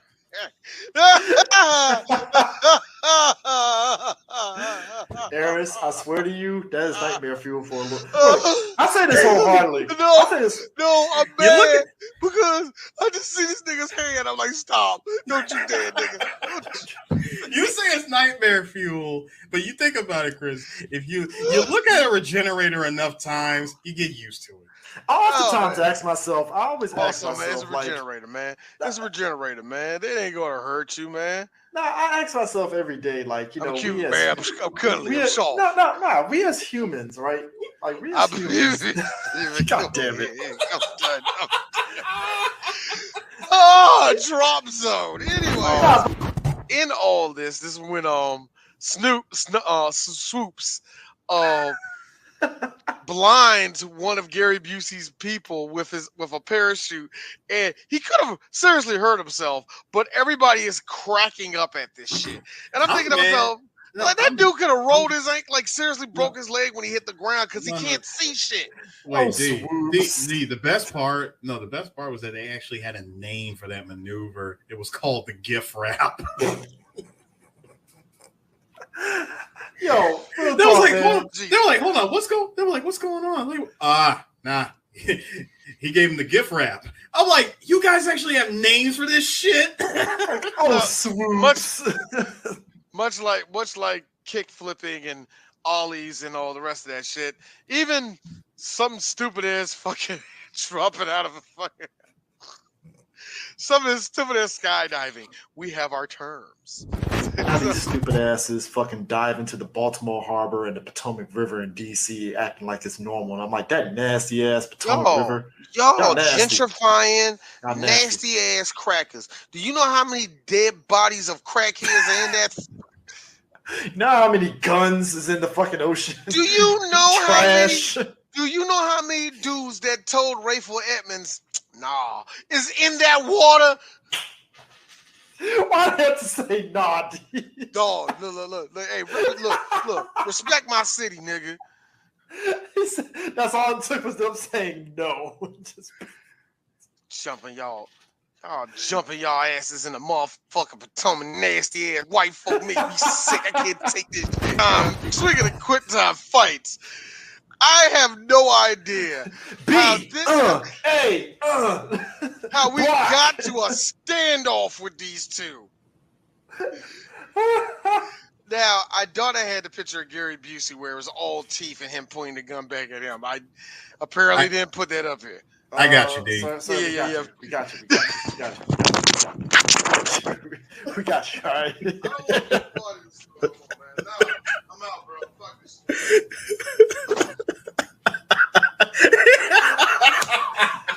Hey, Sue. Only thing we need is the regenerator with a fucking 350. I was gonna say with the gun. What's up? It's your boy, your toy guy, Father Dot. Right now, we are commandeering Blerd Station. We're gonna be here right now, and we're gonna take some time out and actually interview some cosplayers. We want to see what's their motivation. What did they come as? Why are they here? And let's enjoy this opportunity to be here at BlerDCon in Arlington, VA. So, brief introduction to who's that right here. I'm Father Dot. My content is tied to toys, activities. They move your cameras around, getting active. Feel like I'm at church. Should have did a cosplay that had a fan. No, we don't have to worry about that piece. Woo!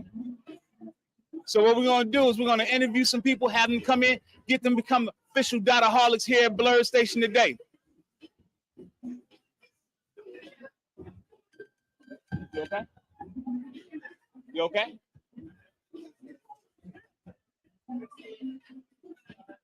So we're gonna start pulling people right now to get to step over here to our booth so we can talk.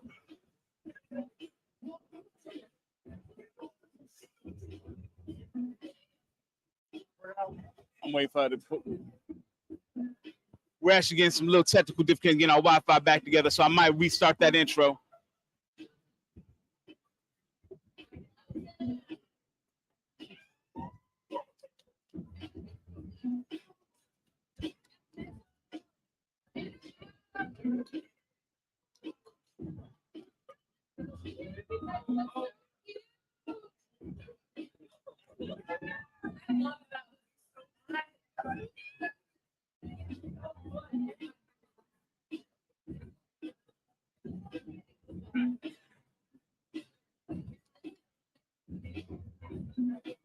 Ooh.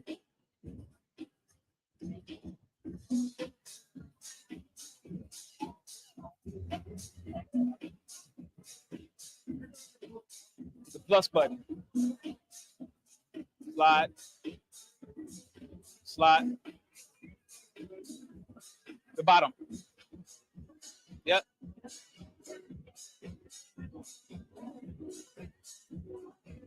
All right, we live? All right, I think we're live again. All right, perfect. So I'm going to redo that. I'm going to start fresh again. It's your toy godfather, Doc, cosplay extraordinaire. Today we cosplaying as John Kratos Wick. John Kratos Wick. That's what we cosplaying as today, doing our ever so popular mashups.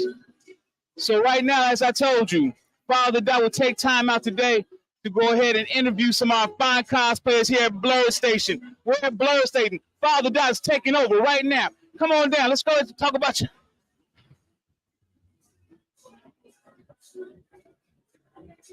How you guys doing? Welcome to Blerd Station. That's been commandeered right now by Father Doc. I would love to, first of all, it's overly creative. Like, I mean, how many hours did it take? It's about a month for the both of them. So just like a month on and on. Several hours, though. Very long, sleepless nights, all of it. Yeah. Awesome. Now, for those who don't know, why don't you tell us who you guys are? Ember, and he's Wade from the Disney movie Elemental. Yep. Awesome. So what was the, all right, so we know where this came from, but was there a list of things that we were going to, what did we check off before we check this? Okay, well, I wanted it to glow in the dark. So that was like my biggest thing, is to get the lighting effects. But yeah, it took a lot. I started with a skin tight layer, added the mesh, added the sequence, added the tool, all of the good stuff. That's excellent. Excellent. Now, did you have any say so, or are you just following suit on this one? Well, usually the parts I play when she makes these cosplays is the fitting. Which is and like I need him to stand still, and like I would wake him up at like all hours of the night. I'm like, try this on. Okay, you can go back to sleep now. Interfering with game time, TV time, all of it. A lot of me time missing out on a lot of it. So you said cosplays. Yeah. I would love to know the histories of what other cosplays were developed before we got to here. Okay. Oh, wow. Well, should we plug on? Yeah, well, we do have an Instagram. It's DNA cosplay, DNA_cosplay. We have like over maybe, I want to say top of my head, maybe over 20 cosplays. Yeah, we had about over 20. Last year, we were a biker version of Miraidon and Koraidon. Yeah, those are the legendaries from the latest Pokemon game, Violet and Scarlet. Okay. Yeah, because they're the Pokemon themselves are like both like mounted, like Pokemon, like you can ride on them. So we just did like a biker version of that to play off of that. I always wanted to do a Pokemon one. And Recent Cyrus from Animal Crossing, that was one of our faves. So my next follow-up question is the opportunity to be at BlerDCon.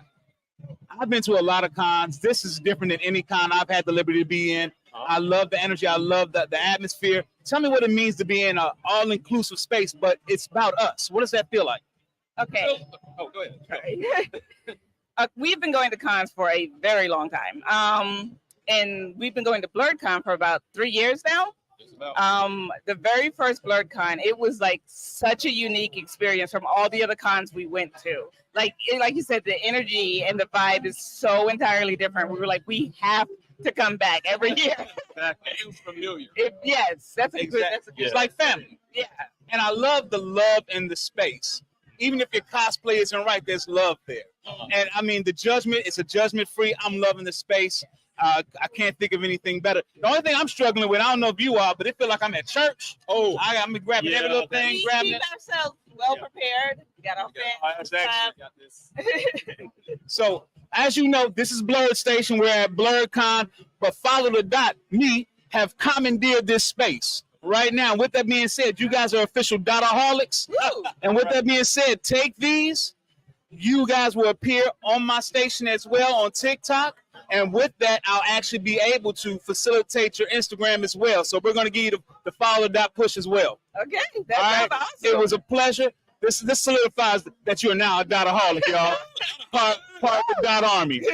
All right, it was definitely a pleasure. I hope to see you guys in the showroom where I get to play around with you guys. I can't play right now because I'm working, but I can't wait to play with you guys. All right. All right. You guys take care. Enjoy the con. All right. Thank you. Thank you.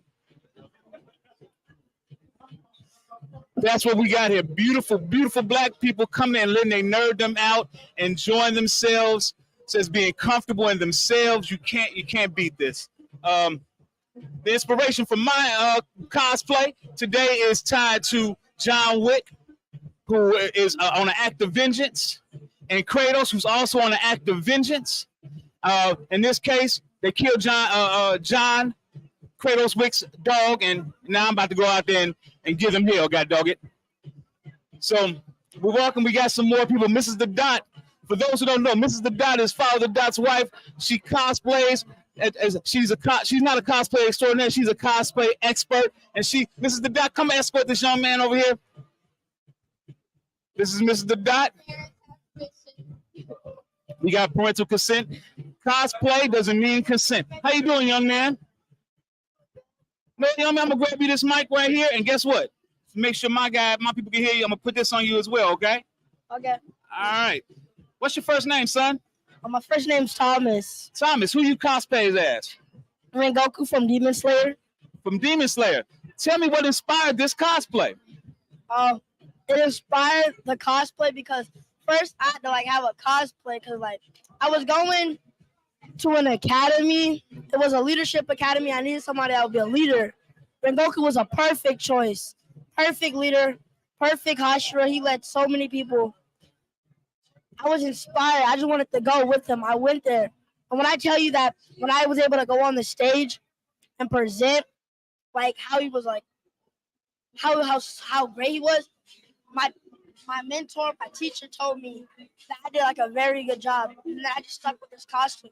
Well, I think you did an excellent job. Now, I got to ask you, you're in a very privileged position, young man, because when I was your age, a thing like BlerDCon didn't exist. Tell me what it feels like to be in a special place like this where everyone's a hero, but everyone has your skin tone, your skin color. You look and you see one of you. How does that feel knowing you're in a space that is it's us? It feels good because I know people that are just like me is around. Because my school has some white kids and some black kids, but now I know I'm around my people. People that will actually be able to talk, listen, and yeah. Well, very well said. And I enjoy your cosplay. And Noah, son, what I'm gonna do for you right here. This right here is gonna grant you access to my TikTok. Right now, this is Blerd Station. We're at BlerDCon, but Father the Dot is taking over right now. And because I'm taking over, he's become an official Dotaholic. You go on TikTok, scan this, son. You get full access to content in regards to toys, cosplays, comic books, manga, and I'll actually put you on my page as well. All right, you are an official Dotaholic, and the solidified, you gotta give me the fist bump. Boom, there we go, son. All right, I love your cosplay, man. Excellent job. Don't forget to scan that so you can see yourself on TikTok. All right. All right. It was a pleasure meeting you. All right, pleasure. You see, we got our youth here. Again, this is not a liberty that was bestowed to us. Thank you. I'm sorry, son. I'm gonna need that for the next person. This didn't exist for us when we were younger. There wasn't a BlerDCon, a nerd station for beautiful people of color. So it's a wonderful thing to see us get the opportunity to come together and bond and just surround ourselves by. Hey, you just can't sneak up on John Kratos. You just can't sneak up on John Kratos, Master. The Master Hermit over here. How we doing, sir? How we doing, sir? I'm good. Here you go. All right. What's going on, my friend? What's going on right now? You with me? We all part of Blerd Station. That's just like you, brother. That's an excellent feeling. So how's your day been going? It's been great. Just been running around making sure everyone is taken care of because I'm staff for the con as well. Okay. So I run the tabletop gaming room over at the Marriott. I got you. So between that, coming around, making sure vendors are good, attendees are great, just enjoying the vibe. I mean, I've been a part of this con since day one. So that's what was my follow-up question. So this con is what, 5 years old now? Oh no, the first con was 2017. 2017. Know what? I misheard someone speak. So you've been here since the inception, since day one. So how does it feel, one, to see it go from where it's gone to what it is right now? It's like being a proud parent. This on you. Oh, okay. Oh, you made me fancy here now. There you go. Fancy. That's for the Dotaholics. This is for Blerd Station. That's for the Dotaholics. See, the Dotaholics, we've commandeered Blerd Station today. I ain't got no problem with that. We commandeered it for an hour, and I'm recruiting for the Dot Army. Everybody's gonna become a Dotaholic today. So to see it grow where it's come from, it has had its challenges, but I feel proud because we've needed a space like this for the longest time. And a lot of people will try to turn this into a racial argument. No. Conventions have been around for a while, but you have that just appeal to everybody, but it doesn't appeal to everybody, if you know what I mean. I agree.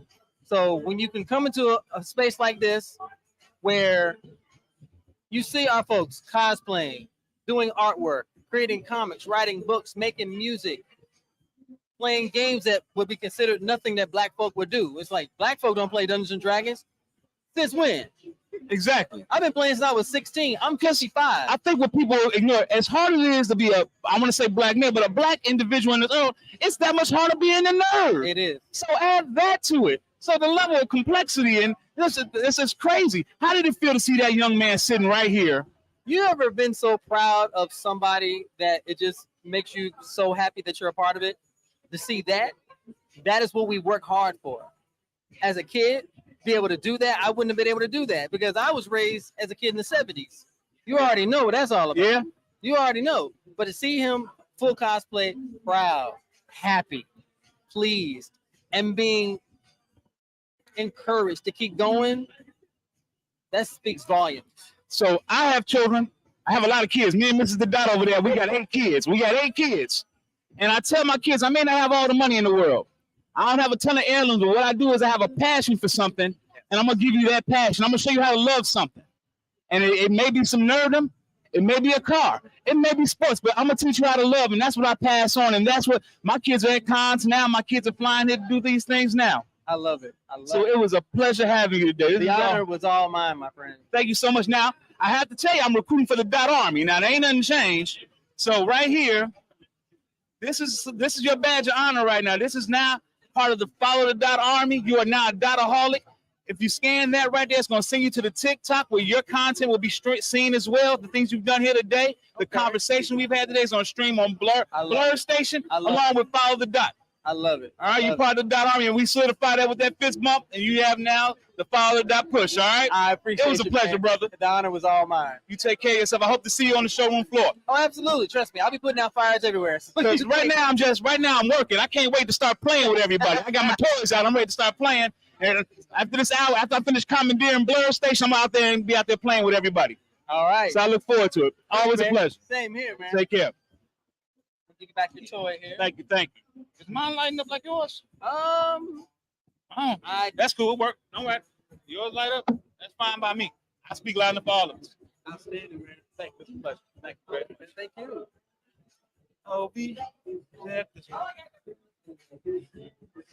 Dotaholics. Hey, Blerd Station. I don't know what y'all gonna do, man. The Dotaholics are going crazy over here. You know what I'm saying? We got a tandem over here. Look at these beautiful black faces right here. How y'all doing today? All right, so I'm gonna pin this on you. Hey, hope be kind enough to hold my mic. Sorry, you mind? I heard you gotta be consent nowadays. All right, thank you so much. I'm Father Dot. I'm with Father Dot on TikTok. We do toy reviews, we do cosplaying, we do movie reviews, we do comic books. But right now we're at Blerd Station. Well, we're with Blerd Station at BlerDCon, and we commandeered this area. And what I've been doing is recruiting for my Dot Army. All right, I want to make Dotaholics out of you guys, and the best way to do it is an interview, see if you guys are Dot material. What is your cosplay? Why are you here? And tell me how wonderful it is to be around nothing but beautiful black nerds. My name's Natea. I'm cosplaying Bayonetta from Bayonetta the video game. And I just came here because I'm from West Virginia, so it's a predominantly white area, and normally I travel down to DC for other conventions, but finally finding a convention where I can meet other Blerds and just share the culture together is like super awesome. I love that answer. Great answer. All right, so my name's Nathan. I'm cosplaying as Yuji Itadori. Me and her met. We both went to West Virginia together, and she invited me last minute.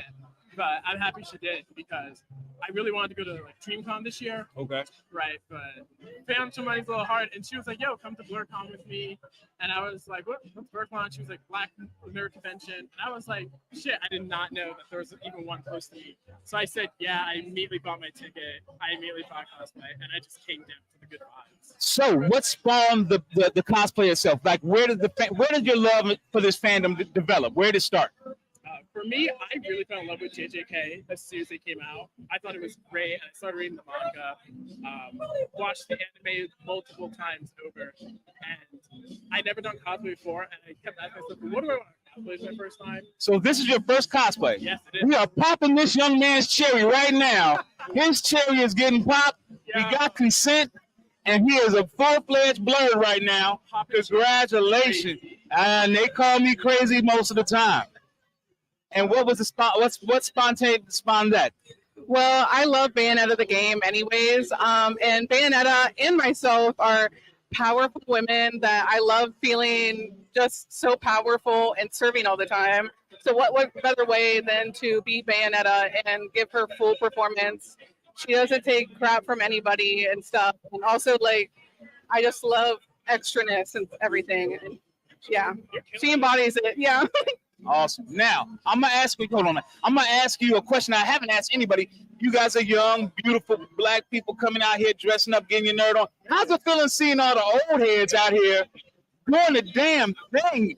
The old heads out here finally be able to get that nerd release because this didn't exist for us when we were kids. You know what I'm saying? I ain't never had to shop for makeup before, but now I stay on with makeup. I got a whole suitcase just for nerding out. How's it feel to see the old heads out here?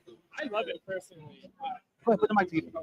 I love it personally. My brothers grew up on anime from a super young age, and that influenced me. And they were the only older figures that I knew that were really into anime.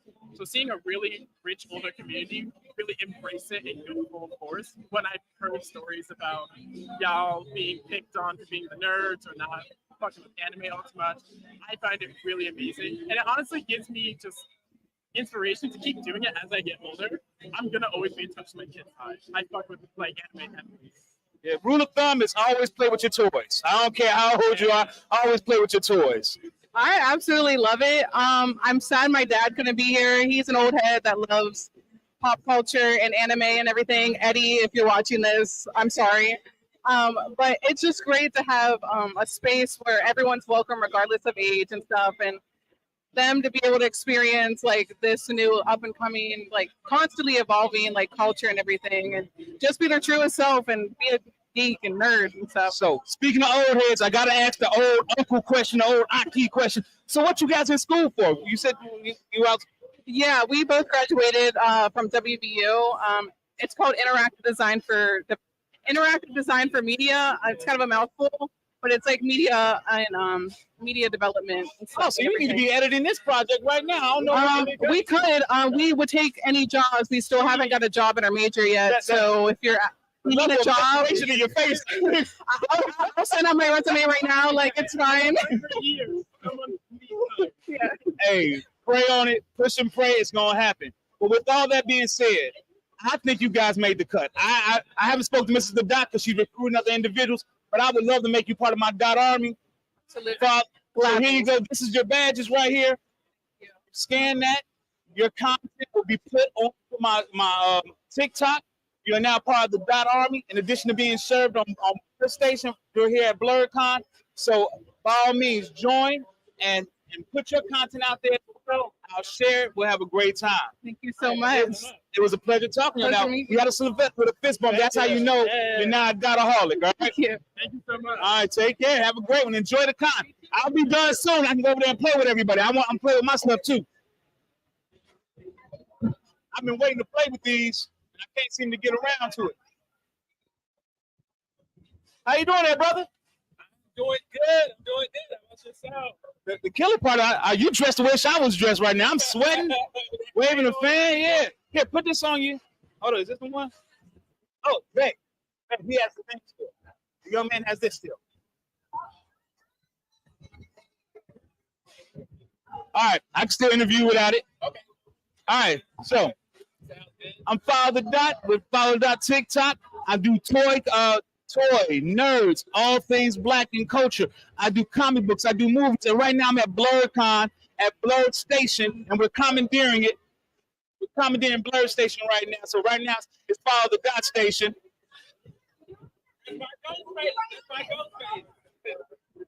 There we go. Gotta love it. How you doing? Oh, Ghostface. That's what's up. All right, so instead of jump, all right, so a lot of people get a lot of extra from me. I'm gonna just jump into it. Explain your cosplay to me. Come on. Explain it to Blerd Station. Explain it to the Father Dots that's watching on live. First and foremost, it's the one and only Ghostini, Tony Starks. You know what I'm saying? Ghostface Killer in the building. You dig? I love it out here.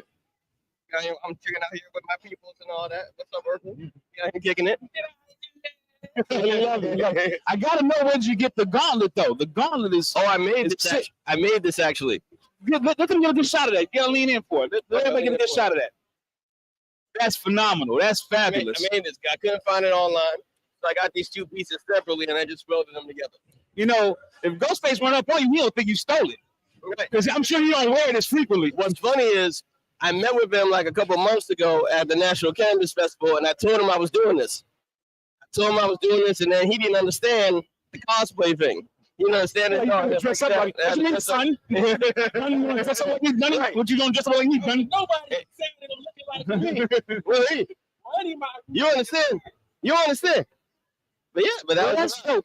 I gotta ask, and I've been asking everybody, how does it feel to be in an environment that is us, loving on what really the world be trying to not have us do? And I ain't talking about black folks, that's nerds in general.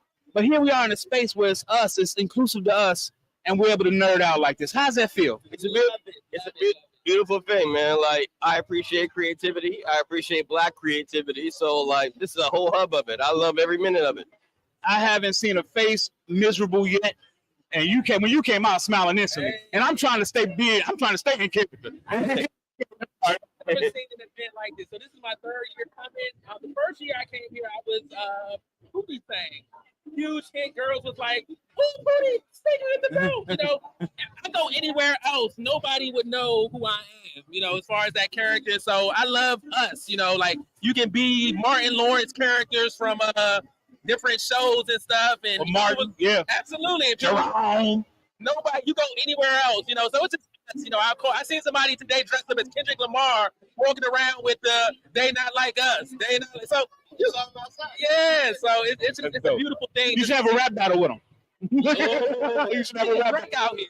That would be more nice. So, with all that being said, this is Blerd Station. We're at BlerDCon. I'm Father Dot, but I'm commandeering this station right now. Like right now, I'm running shit. This is my station right now. And with that being said, I'm only here to recruit for the Dot Army. All right. So, in order to be a Dotaholic, you take this badge right here. Because I think you guys made the cut. I ain't gonna never tell Ghostface he can't do nothing. You know what I'm saying? And I need a science guy. So look, that's your. You scan. It's gonna take you to the TikTok of Father Dot, where you get to see content as toy collecting, all black action figure toy collecting, along with some of the vintage stuff that I had when I was a kid, arguably that you may have had as a kid, and old comic books and all things of people of color. And scan that, and you guys are now Dotaholics, all right? Love that. It was a pleasure meeting you guys. Love it. I got two new. I'm gonna be Bobby Digital RZA. So we're gonna be RZA, Ghostface Killer. Are y'all here? And then my wife is gonna be We Killer B. So it's gonna be three of us walking around. Are y'all here tomorrow too, or is it just today? Tomorrow too. Well, hey, all day tomorrow. You think Khleo? Wait till you see me tomorrow, and I ain't. You know it's me. You'll know it's me. I love it. I love y'all. I appreciate y'all coming by. That's sick. Don't run into him because he don't think you stole it. I like you. I don't want to see you get met. You know what I'm saying? They're filling those 36 chambers. You don't deserve that. All right, brothers. Y'all be careful. Be easy. Scan those codes. And like I said, you get to see your content online on Blerd Station and with me on Follow the Dot on TikTok. All right. All right, brothers, we get that little. I don't want to touch the shit. There you go.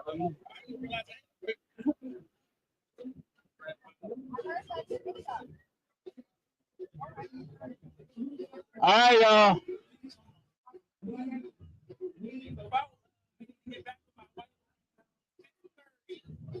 What's up, boss? How you feeling?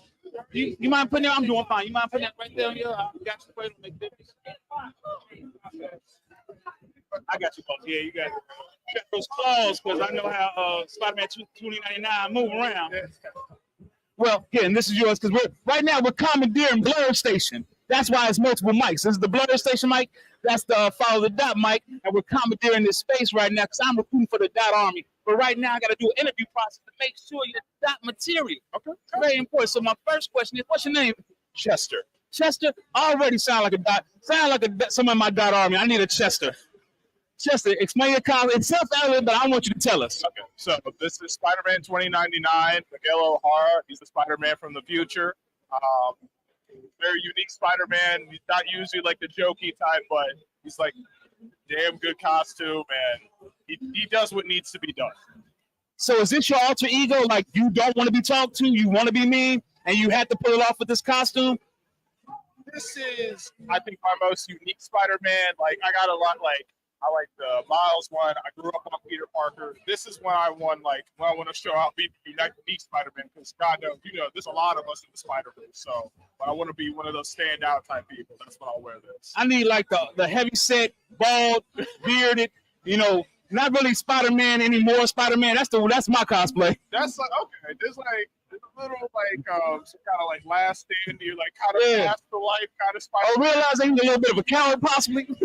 Like, ooh, that's scary. That's you seem like you can handle yourself in a big. Oh, I actually slapped the spider and killed it before it could bite me. Oh, never got those powers. But it's so funny.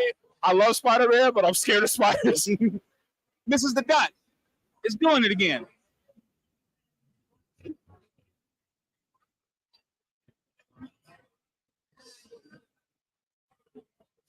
I'm sorry. We might make sure we always got our TikTok on. I rub that off my nose. That's the bad. So good. So I understand what inspired it, but now I'm gonna go a little deeper question. How does it feel being in an all-inclusive space for us to explore our nerdness, our nerddom, and just loving on everybody? How does that feel? It's a very unique experience and also just a very comforting one to see because I've been going to Comic-Cons for years. Like with my dad, finally got the cosplay in like 2019. Heard about this like a couple years ago and just kind of dip my toes in it to finally get like the full experience of like, nice Comic-Con, nice Anime Con, mixed with the Black culture. It's just nice to see. And it's like always a good vibe and atmosphere and always kind of some wild times going on. So it's just very pleasant to see. And be a part of. Where does your nerddom start? Where does it end? Does it stop at cosplay or do we go further? What else we doing? So I would say mostly I like to keep cosplay as a hobby. I'm not like a pro photo shoot guy yet. Maybe I would maybe one day get to more in like charity work, stuff like that. But mostly outside of that, it just goes in watching anime, interacting with my friends, community, things like that, fun debates and stuff like that. But definitely going to like anime raves and themes like that. But yeah, that's kind of like my level of stuff. But Chester, I ain't gonna lie. Usually I do a recruiting process, but I feel like I need to ask you: do you want to be a Dotaholic? Because it seems like you're right now you're surpassing expectations, Chester. I don't know. First of all, you got the Spider-Man build. Half of the Dotaholics is regular old guys. You know what I'm saying? So you're gonna be running laps around us off top. Well, I did used to do track stuff. Would you be honored to be part of our Dot Army? Of course, you've been very welcome, and I'll be very proud. This makes you an official Dotaholic. Thank you. You scan that. That's gonna bring you to our portal. We'll follow the Dot where you get to see toy reviews, all black action figures, a full black action figure collection, toy reviews, comic reviews, and you'll actually be able to see yourself on this page as well. And as you send me information, I will promote you and send you out there as well in the world. That sounds like a good deal, sir. With that being said, we got to give the honorary fist bump. Thank you very much, Chester. It was a pleasure to have you. I might have to be a general. You're going to have to be a general of the Dot Army, I swear. I don't know about that, but I'll be a good, faithful soldier. Appreciate you. All right. And for the con, hopefully I can get out there and play with you guys, man, when I get done. I hope to see you at the late party later. Oh, you'll see us at the party. All right. Let me get that mic. Well, that mic, too. I have to hold mics. All right, Chester. Take care of yourself. Pleasure. Dadahogs, I'm having a blast here interviewing beautiful black cosplayers, enjoying this space, all inclusive, just loving on one another, having fun. Are you guys having a good time? Hey, come over and say hi, real quick. Just jump in and say hi. We got Blerd Station. We got Father Dot. Sorry. They cosplaying as beautiful black people celebrating nerdness. One of the best cosplays I've seen to date. It's a pleasure, y'all. Y'all take care, man. Show love. All right. It's a pleasure, y'all. You having fun at the con? Anything in the bag that you want to show us? She said she got. You got a new bonnet. And this is a bonnet I would let my daughter wear out the house. I'm really stringent on my daughter wearing bonnets. I think she can get away with the pirate. You can still say it. Oh, that's beautiful. That's nice. Man, I might have to commandeer your fan, brother. But with that being said, you guys are official Dotaholics. This will send you to our TikTok page. This is the dot. It does it again. I don't know what it's doing, but it's doing it again. Scan that. You get to see black reviews of toys and action figures. I mean, all black action figures. Movie reviews, cosplays, as this cosplay you see here. And then as you say if you want something that you want to come out, I'll put you out there too. We'll have some fun together, all right? It's a pleasure seeing y'all. You as well. I gotta meet her. I want to meet her. Oh, this is the brother. This brother been practicing. No, you scoot up, some brother. What's up? Okay. This is for you right here. Yes, sir. And this is, I'm gonna put this right here. All right. Okay, I'm gonna put it right. Oh, right there. Yeah. Yep. All right. This is the brother that been practicing Kendrick Lamar across my room. I guess it's a bop, huh? You gotta tell me. So what? It's about to make you a character. That is very much so correct. And this is a very difficult song to learn. All those words. And it's very linguistic, brother. You know what I'm saying? Yes, exactly. To try to mimic one of the most linguistic is pretty rough. There you go. There you go. He's great. So was that the entire process that you wanted to do something that was a little more difficult, and that's why you opted for that? I saw it, and then I realized that sometimes you just gotta pop out and show niggas. Oh, you can pop out and show a bird. Show birds. Exactly. Yes. Well, that was it about. I want to show that first. That's all. That's Jesus. It's my time Christ made one of these. Exactly. And Black Jesus. No, it's only Jesus. Exactly. It's only Jesus. That's why I say Black. I was like, man, about time Christ, man, I'm gonna get an interview. You go. But then I found it was Kendrick. Kendrick, exactly. It's awesome to see you here. Thank you, sir. So, how many pictures you been taking already? I can only imagine. I've taken a lot of pictures, but a lot of videos as well. A lot of videos. Yes. You get the dance down too. Oh yeah, I got some of the dance. Some of the dance. I got a lot of people to dance with me. That's a quick way for a brother to not get into dancing when he said, "I know some of the dances," because you know I was about to get him in there. You know, I was about to get him in there. It was on. You can't just pick up a grip walk like that, or a sneak walk as they call it. I heard that. There's a lot of practice. Yeah, exactly. But there's a lot of people here that know how to do it. Because when they see me, they start doing it.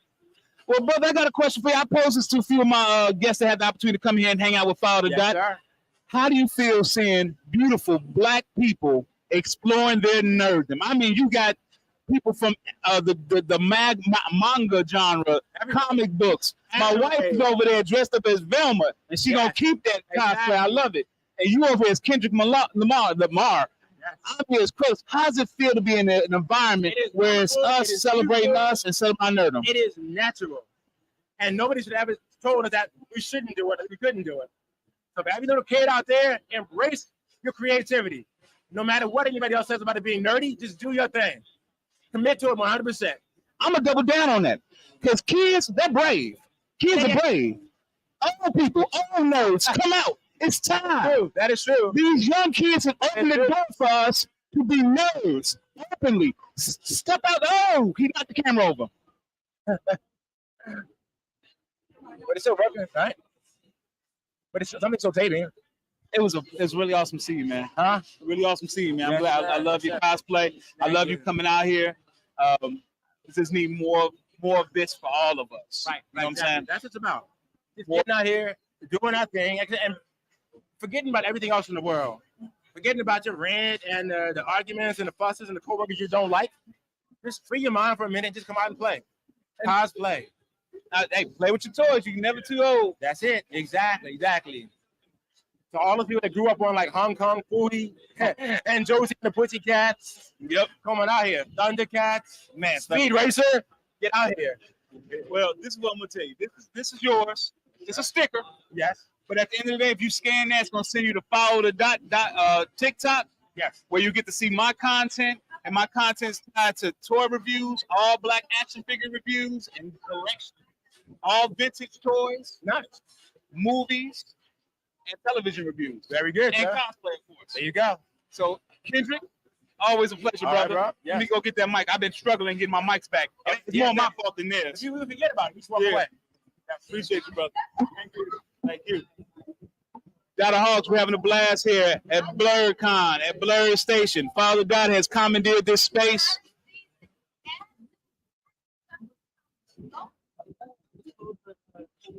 Yes, how you doing? You mind if I put this on? I know you gotta answer so many things nowadays. I'm tired of talking to HR. So, come on.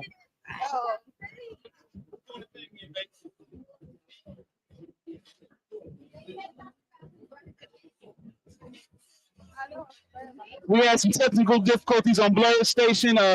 Due to Dada Hogs going wild, but we're getting it together.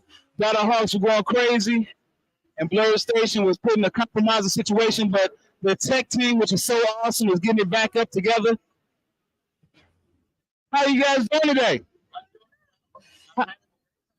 Aren't we all? How's it feel to be in an all beautiful black crowd of nerds exploring their nerddom? How does that feel? And one word, you got one word? Say it right there. Comforting. Comforting. Comforting. How good does that feel? Very comforting. No, Seeing other people just express themselves the same way I like to express myself, that's what matters. Know what BlerDCon reminds me of? There's two different things. There's the thing that it's not, and there's the thing that it is. Showtime at the Apollo is not. Because if you do bad, they're going to boo you. Right. They're going to boo you.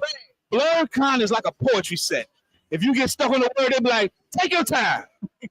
It's going to be all right. Go ahead. Go ahead. That's what BlerDCon is. It's love across the board, and I swear I'm excited. And Mrs. The Dot said before, she said, tell me about your cosplay. She said, tell me, I need to know. Help me out. Let me know what's going on. Okay, you want to start? You want me to start? I mean, it's all good. So. I need the story. We got time. So hold on, wait. I want Blerd Station to definitely get it. So let's make sure the content's up. Mind you, this is Follow the Dot. We have commandeered Blerd Station right now. We are right now in full control of Blerd Station. We are running it right now. We are running Blerd Station right now. We are in full control of it. Because right now what we're doing is we're commandeering and we're looking for people for my Dot Army. We're looking for Dotaholics. All right. So this is your interview process until we decide to let Blerd Station go from our commandeering. All right. So I would love to hear the story that's wrapped around you all's cosplay. Okay. I started off with I'm doing Mario characters all weekend. Okay. So today I'm doing 2 versions of Bowsette. So we have our standard Bowsette, and then later on tonight I'm gonna do Girls Night Out Cowgirl Bowsette. Okay. And then I have like Shy Guy and Rabbit Mario lined up and stuff like that. So I started off like, yeah, I'm gonna do a Mario character. Then she was like, oh, I've never cosplayed my favorite character. So now she's Bowser Jr. I finally cosplayed Bowser Jr., my actual favorite Mario character of all time. Really? All time. Ever since Super Mario Sunshine came out, he was my number one. That's interesting. Now, what does that loop to? What part of that is you? What do you mean? What part of that character? Because you got to embody some of it. Some got to be you. So Bowser Jr. is this kind of like mischievous person that just wants to impress his dad. And I can't specifically impress my dad because I don't know him. But I like to impress the people around me. So my wife, my friends, everything like that, I put as much energy into myself so I can put that energy into them also. Well, be a catalyst of a good time. Allow me to say that it's unfortunate for your father not to have that opportunity because I'm utterly impressed and I think you did the doggone thing. And I'm happy to have you come out. And with that being said, how would y'all feel about being Dotaholics, but being part of my Dot Army? How y'all feel about that? I mean, sound good to me. She the shoulder shrug and then says, "Hey, I ain't doing shit else." So now I need more energy than that. Shit, we ain't doing nothing else. I'll be in the dot army. No, I need energy because right here, these are your badges. You come in Dotaholics right now. You scan that. It's gonna send you to a TikTok where we got black reviews of action figures. I have an action figure collection of people of color. Vintage toys, so some of the stuff that you guys may see. So it's heavy in toys, it's heavy in cosplay. We're beginning our manga and comic book reviews along with movies. So we're branching out, and conversations like this are appearing on followthe.com about TikTok. Appreciate it. All right. So we got to close it with a fist bump. That's how we solidify that you're in the army. All right. The dot. You want me to just put this on the thing? Yes. I love this too. Thank you.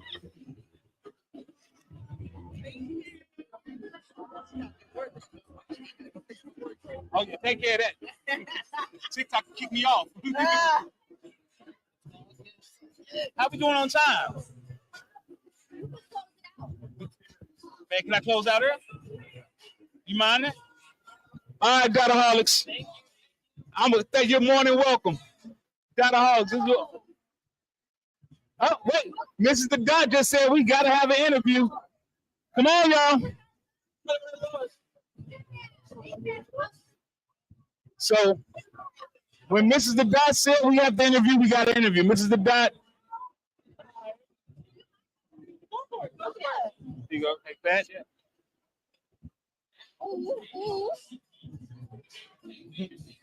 I'm gonna pin this right here. Yeah. All right. You know you gotta get consent. I ain't really get it, did I? That's okay. They're not. It's cool. Here's the See? Oh, shit. Doing it again.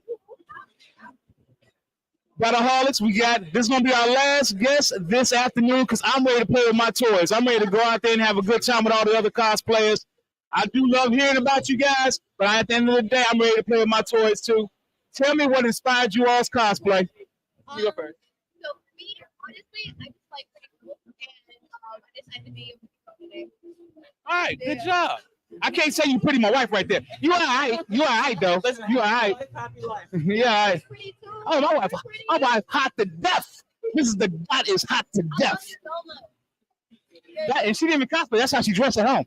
I love that. Yeah, that's the outfit at the crib. What inspired your cosplay? Hi, so I wanted to do Poison from Street Fighter. If people don't know, she's the first ever transgender character in video game history. And as a trans woman myself, I wanted to reclaim her for my community, and I have my flag to represent that as well. That is dope. That is, I love the diversity. I love this. How do you feel here? How do you feel in this environment? All of you. Happy to be here and to support the Black community. And it's very welcoming being in a department that looks like me. You can be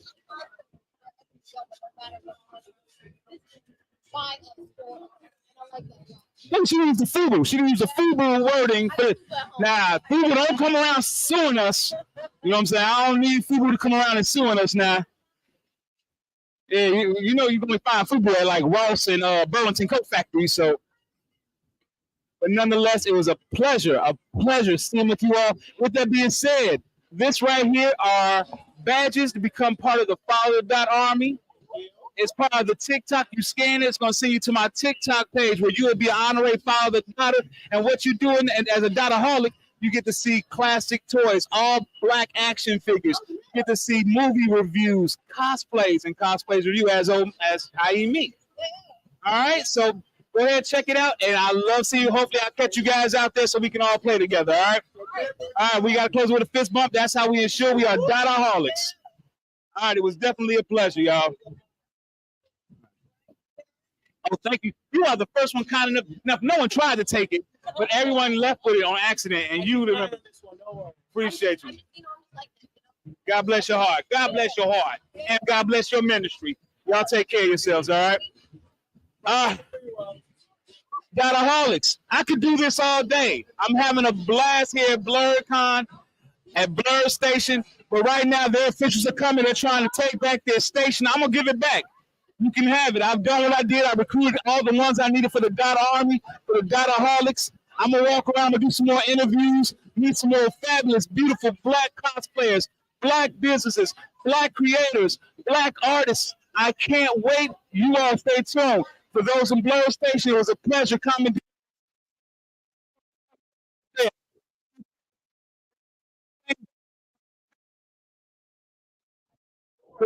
Here and follow the dot. It was my pleasure. You guys take care. It's your toy guy, follow the dot.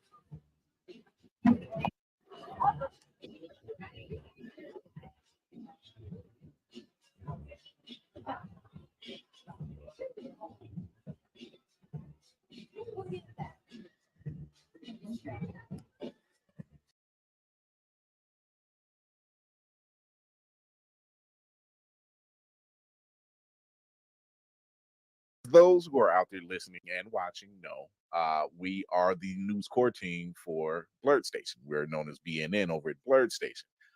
We also have been dropping news after news after news. I'm gonna do my my Superman stunt. It's the head first for me. Oh, you know, it's the head first. I am sir. It's not head first. It's teeth first. All right. I'm I like how his teeth are a full inch ahead. This is it. Teeth first. Still pearly white. I Still like how white. his teeth are a full inch ahead of his chin. So I got a question. I got a question for y'all. How does he go from this angle to this angle? Coming like he literally turned. He turned his whole body. I'm going away. You got your shot. Now give me mine. Speaking of which, we need to take Sylvester Stallone's pen and paper. What the fuck is Rocky 3? It's about movies about man. You know, you got to come with it. You know, he got to see somebody that's bigger than him, and he want to fight him. He got lucky. I feel you see Clubber Lang. He actually represents all the fighters, the bad this, bad yeah. D, I could D, stop. No, it was more. No. MGS4 was literally Hideo Kojima opening up that box and seeing the Infinity Gauntlet and going, "Fine, I'll do it myself," because he no longer had the writer of the first 3 games. Boy, it's always funny. You can tell when somebody has somebody. You have somebody there that's saying no, put that in. No, take that out. Are you sure that last scene works, man? Because I don't think that. It's all you can always tell when there's additional people in the room. You know, and with people like Sylvester Stallone, you can really tell when there's nobody helping them. You know, D, with the Infinity Gauntlet, and this also works. See, you know how when Thanos gets all Infinity Stones and feels invincible? Exactly. In both Hideo and Sylvester Stallone's case, it just took one gem, and he felt like he didn't need nothing else. Nothing else. Here's the thing: to be, and it wasn't even a good stone either. So Aris, what was Hideo sitting down at the ranch making breakfast? What was that? Diamond Dogs. No. That was Metal Gear 5. Oh, No, Metal Gear 5. No. Because Hideo was like ballads and motherfucking Konami came in and busted and started jumping at No. Don't do that, D. Don't do that, D. Because it just reminds me of the frog meme. D, stop it. First of all, that wasn't Diamond Dogs, okay? That was Ground Zeroes was him getting punched out by Konami. 5 years later, after he gets his head cut off, was the Phantom Pain. Here's a wild thing about all of this going on. Paulie.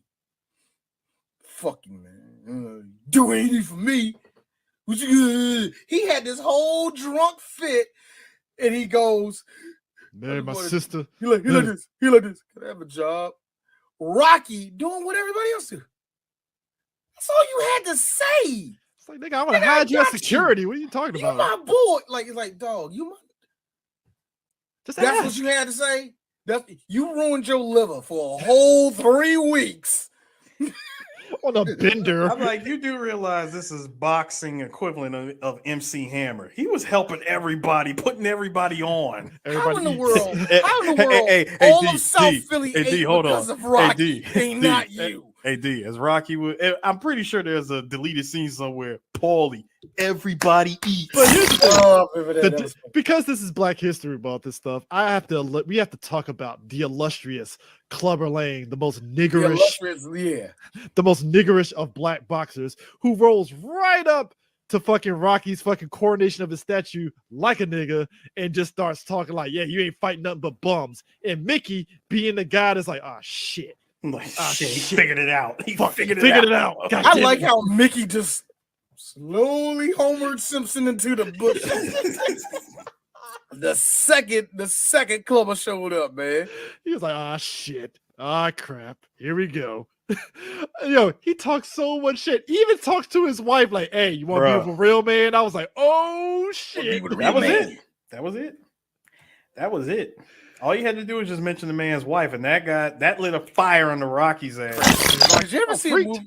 Yes. Yes, I seen that. Great movie. Great movie. I loved it. Yo, that is a criminally underrated movie from Alex Winter that actually I'm glad God, it actually Alex Winter wasn't this. He directed it and wrote it, and I'm glad like that movie got a lot of audience that realized what he was doing. Randy Quaid, William Sadler, Megan Brooke Warren, Shields, Bobcat Goldthwait, and Mr. T. Yeah, it was. Hey, fun part. $12 million budget, only made $29,000 in the box office. But apparently, it made out like the reason why it got so much of beloved was because the home video sales. Yeah, the home video sales actually did very well. Nothing.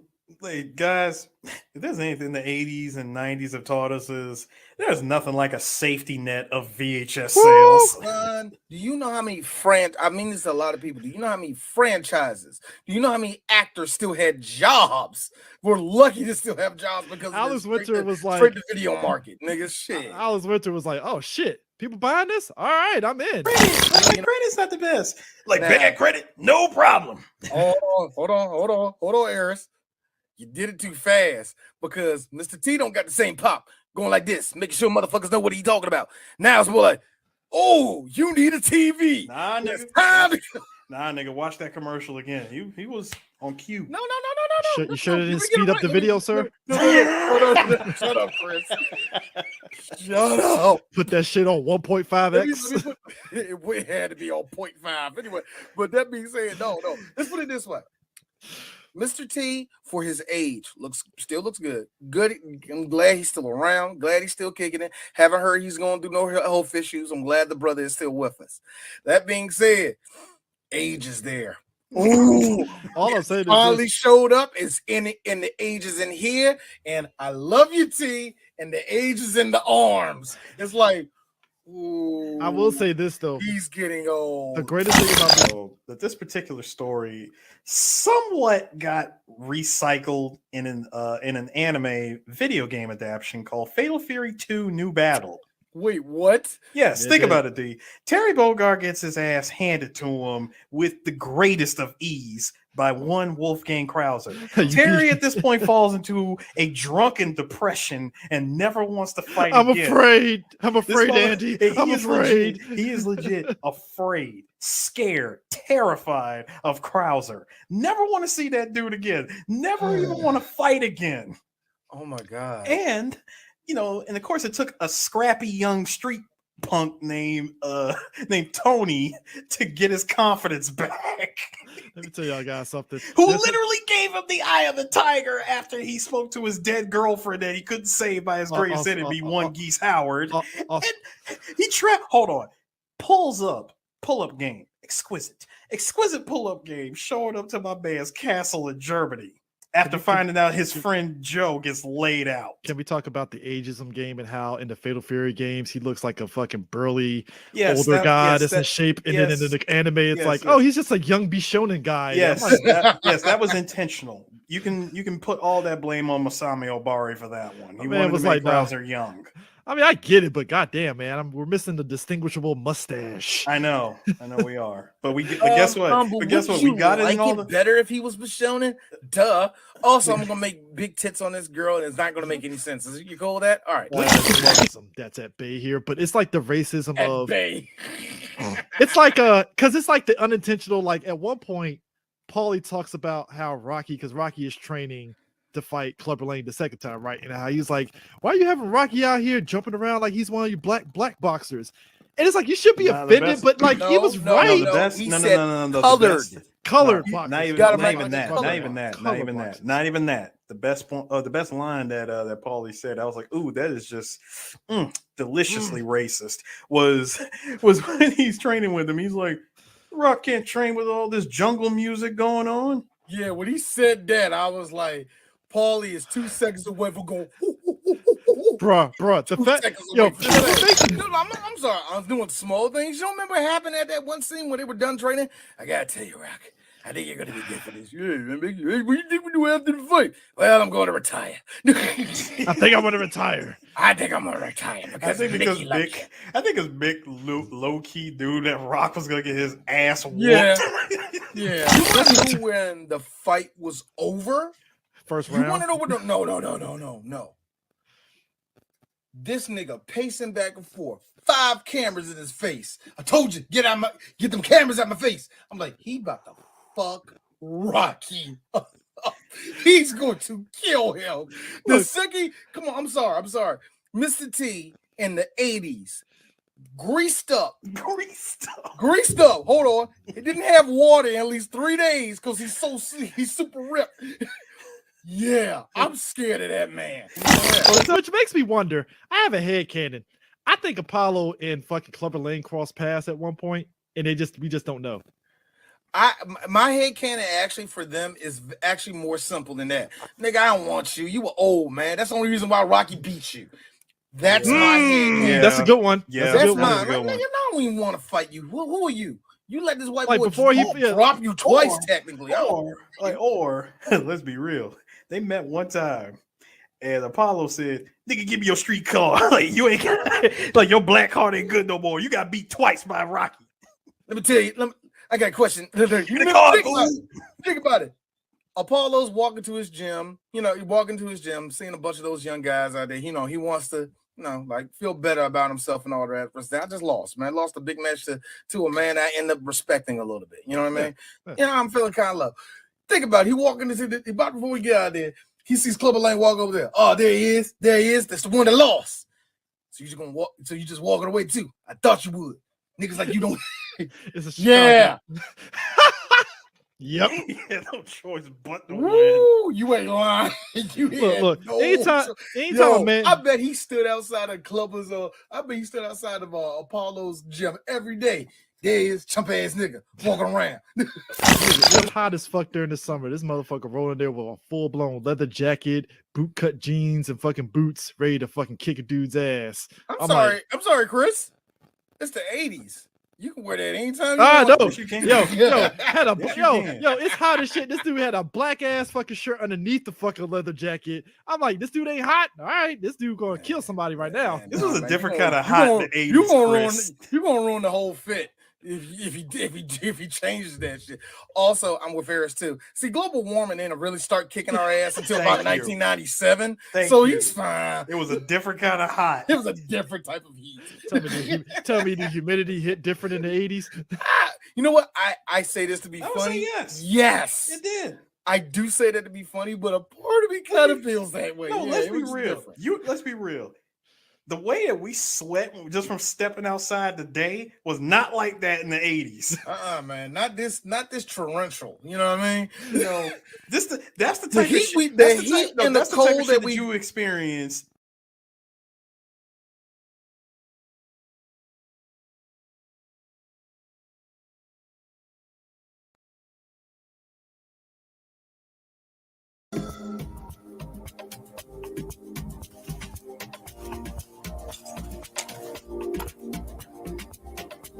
Work while you have the light.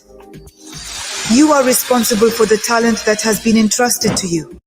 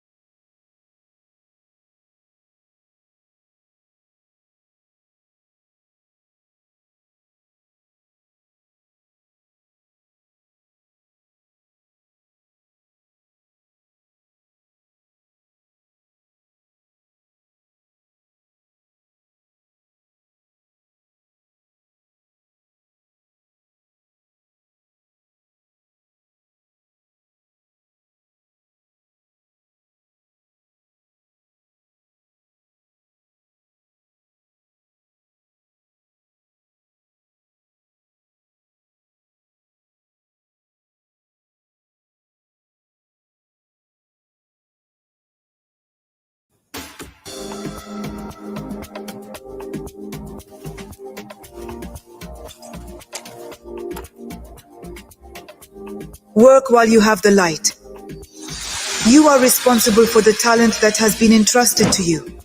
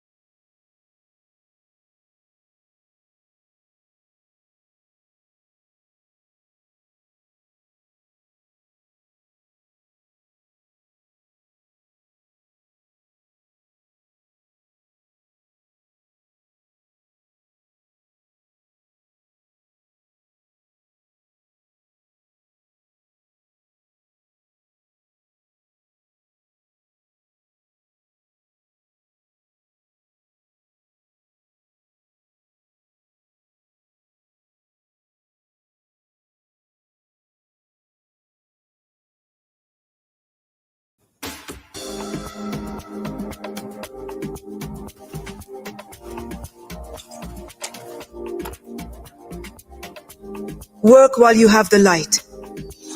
You are responsible for the talent that has been entrusted to you.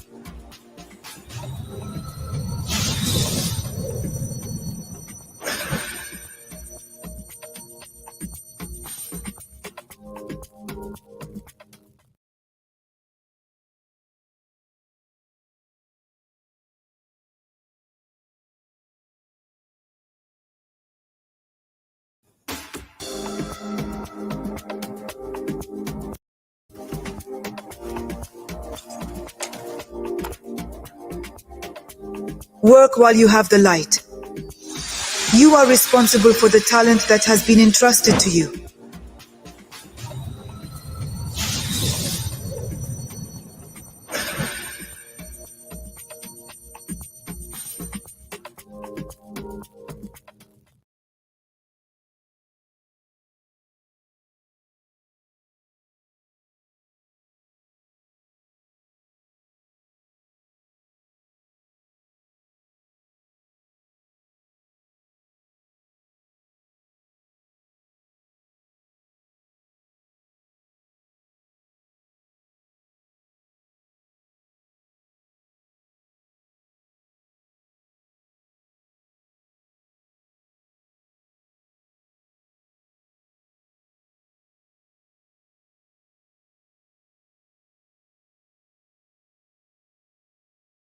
Kenji.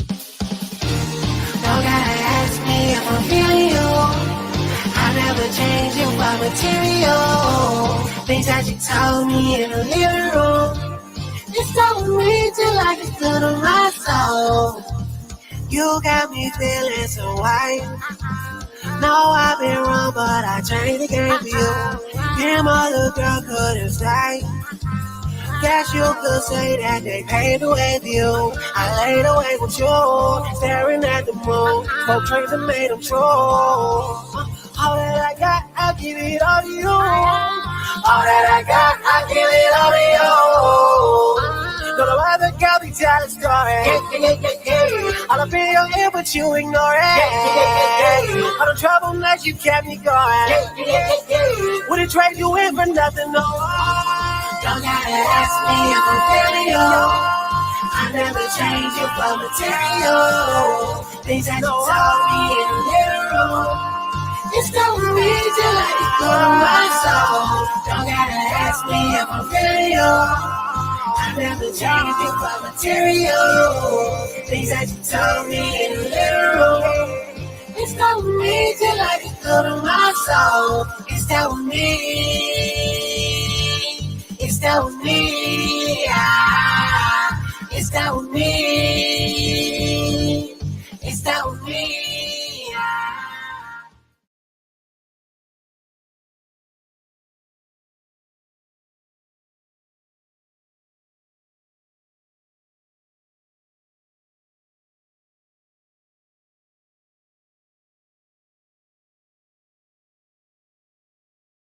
And KDS and Blerd Station.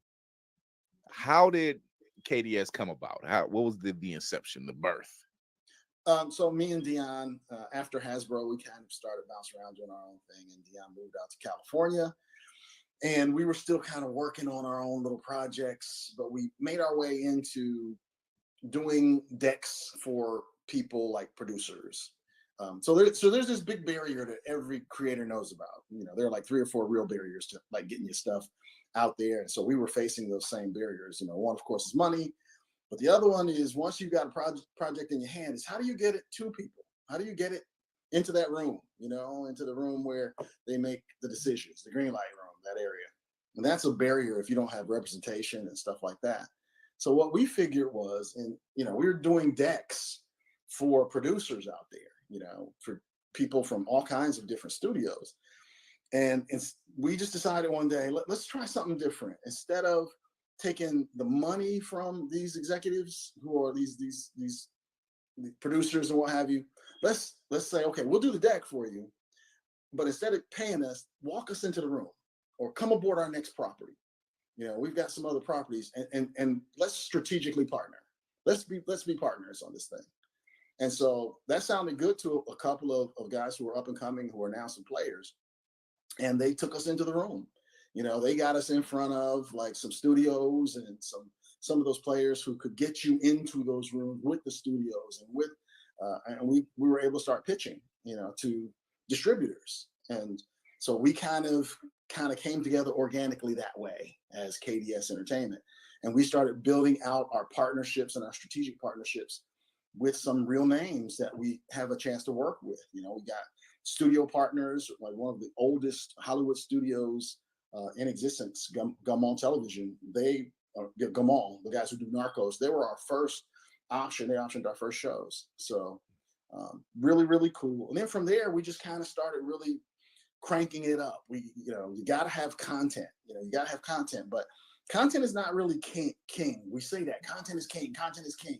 This is what led to Blerd Station. Content. KDS was doing content. We had content all over the place, but there were so many other barriers than just having, you know, really great content and being able to pitch it. We're in rooms where we're pitching Black properties, and there are no Black people. There are no Black executives. There are no people that look like us. And when we were on development on some properties, and they didn't understand why we were thinking the way we were thinking about how to develop these shows, because we were the only Black people in the room. They didn't even understand what code switching was. So we learned the hard way that there are more barriers than just not having the money to get it done, or even not being able to get into the room. But when you get there, who are you in that space? You know, how are you represented in terms of as a creator in that space, and how do they take you seriously? Do they take your stories actually seriously? Because they think they understand what's acceptably Black in terms of TV and film and entertainment, and that's what they're shooting for, that acceptably Blackness. But that wasn't what we wanted. You know, that wasn't what we wanted. We wanted to tell some stories that we understood, that spoke to us. I can't tell you guys how many times I used the word authenticity in development with a room full of, they were nice people, but napkin Americans. The non-melanated. The non-melanated. Rice Cake Warriors. The Night Demons. The Bleach. Male sapiens. Male sapiens. Okay. So the Ashen. Yeah. The recipients of chairs. That. Wow. The default. The default. Specialist set colonization. Anyway, it was one of those kinds of things where it became this organic thing. We had to make some decisions. You know, do we want to keep doing this two-step, or do we want to try to answer some of the questions in terms of the problems that we're facing? And not just us, but we have so many really, really good friends and, you know, great creators in creative community that's our circle. Not to mention the ones that I'm meeting, like Blerd's EyeView, and so they're facing the same things. And so KDS kind of like organically led to Blerd Station. You know, our success with KDS kept pushing us to Blerd Station. So here we are. Here we are with Blerd Station. Yeah. So Blerd Station, which I've announced at the beginning of the show that we're proudly members of now and affinity members, press corps. I'm running the voice acting division, come to find out, and so there's a lot of things that's coming up, and there's a lot of projects that have very great promise. Number one, to see that this is a place where if you have a project that you're working on, if there's a show of any type of genre dealing with, horror or speculative fiction, adventure, you name it, comics, even, this is in your person of color, this is the place you need to be, especially when you are trying to figure out, how can I get this project out there? How can I get something that I'm building or writing or want to shoot out into the atmosphere? Yeah. Opportunity. That was really important for us. Opportunity is also a barrier, that so many creators run into. I mean, because honestly, it's a distributor's world. It's their business model that makes them the 500-pound gorilla. They're the ones, because there are so many creators, but there are so few really monetized distribution models out there, platforms out there. I mean, everybody's in line trying to get their stuff onto those same 4 or 5 platforms, and of course network television, and then of course some cable television. But there are only so many shows that happen. There's only so much anime that gets done every year. There are only so many slots, and we are generally not centered in those projects. We're hero support. We're the guys, that you'll see. I just saw where Kerry Washington was being interviewed, and she said that she had gotten tired of being the white protagonist's best friend. That was her. That's what she had been for years. Somebody always at the center. Who's the little Caucasian girl who the whole kingdom is depending on? You've seen that a zillion times in the fantasy world. Of course, you got to protect the little empress and the princess. Where's the little sister who all the knights will go and die for in the fantasy world? Where's she at? Where's the little girl who's as smart as Tony Stark is, but she's hiding in the ghetto? Hiding her brilliance.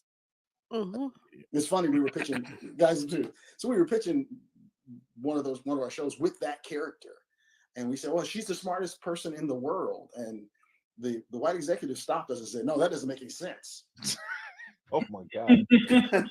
Why does that not surprise me? Excuse me? Word? What? Well, why would she be in the ghetto if she's the smartest person in the world? My God. All right. There's the disconnect. Right. There's the disconnect. That is what we call not living the opportunity. Like, I don't get that. Yeah, that was one of those reality checks for us in development where we were like, okay, no, we're willing to say that she's one of the top minds in the world, but not the smartest. I was like, but if she was Tony, 9-year-old Tony Stark, that wouldn't be a problem. Well, that makes sense. Like, oh, okay.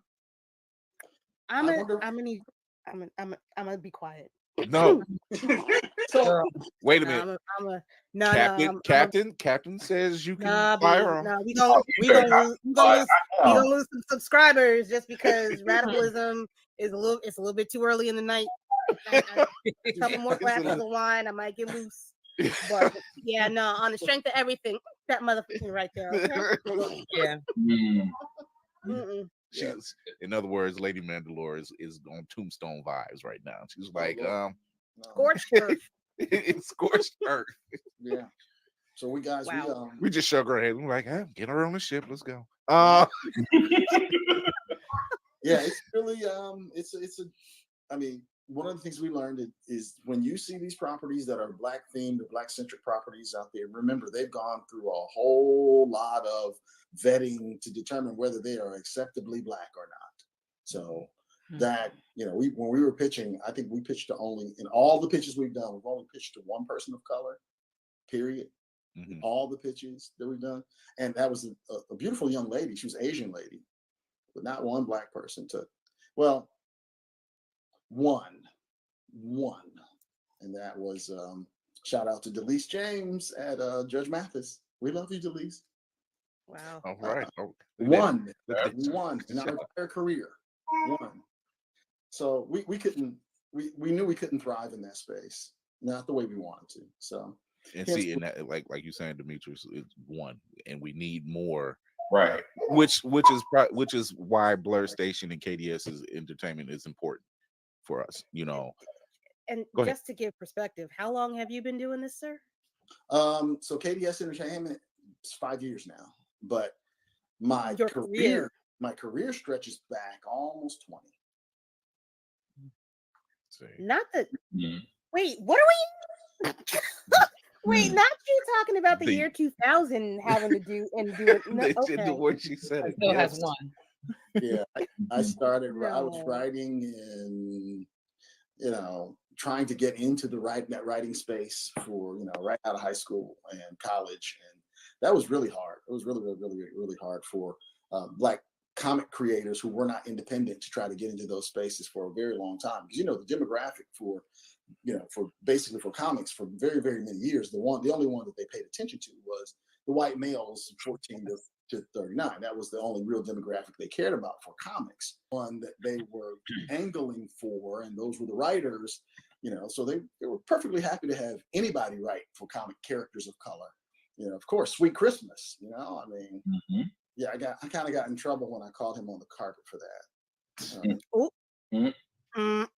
Now you get to create your own carpets and say the same thing. Yeah. Yeah. Like, thought about a convention. I was like, no Negro has ever seen Sweet Christmas. Like, say what you really wanted to say. Like, hold up. I mean, there's things, there are things. So, jeez. Yes. Dwayne McDuffie is. This is why, and I'm glad he mentioned Dwayne McDuffie.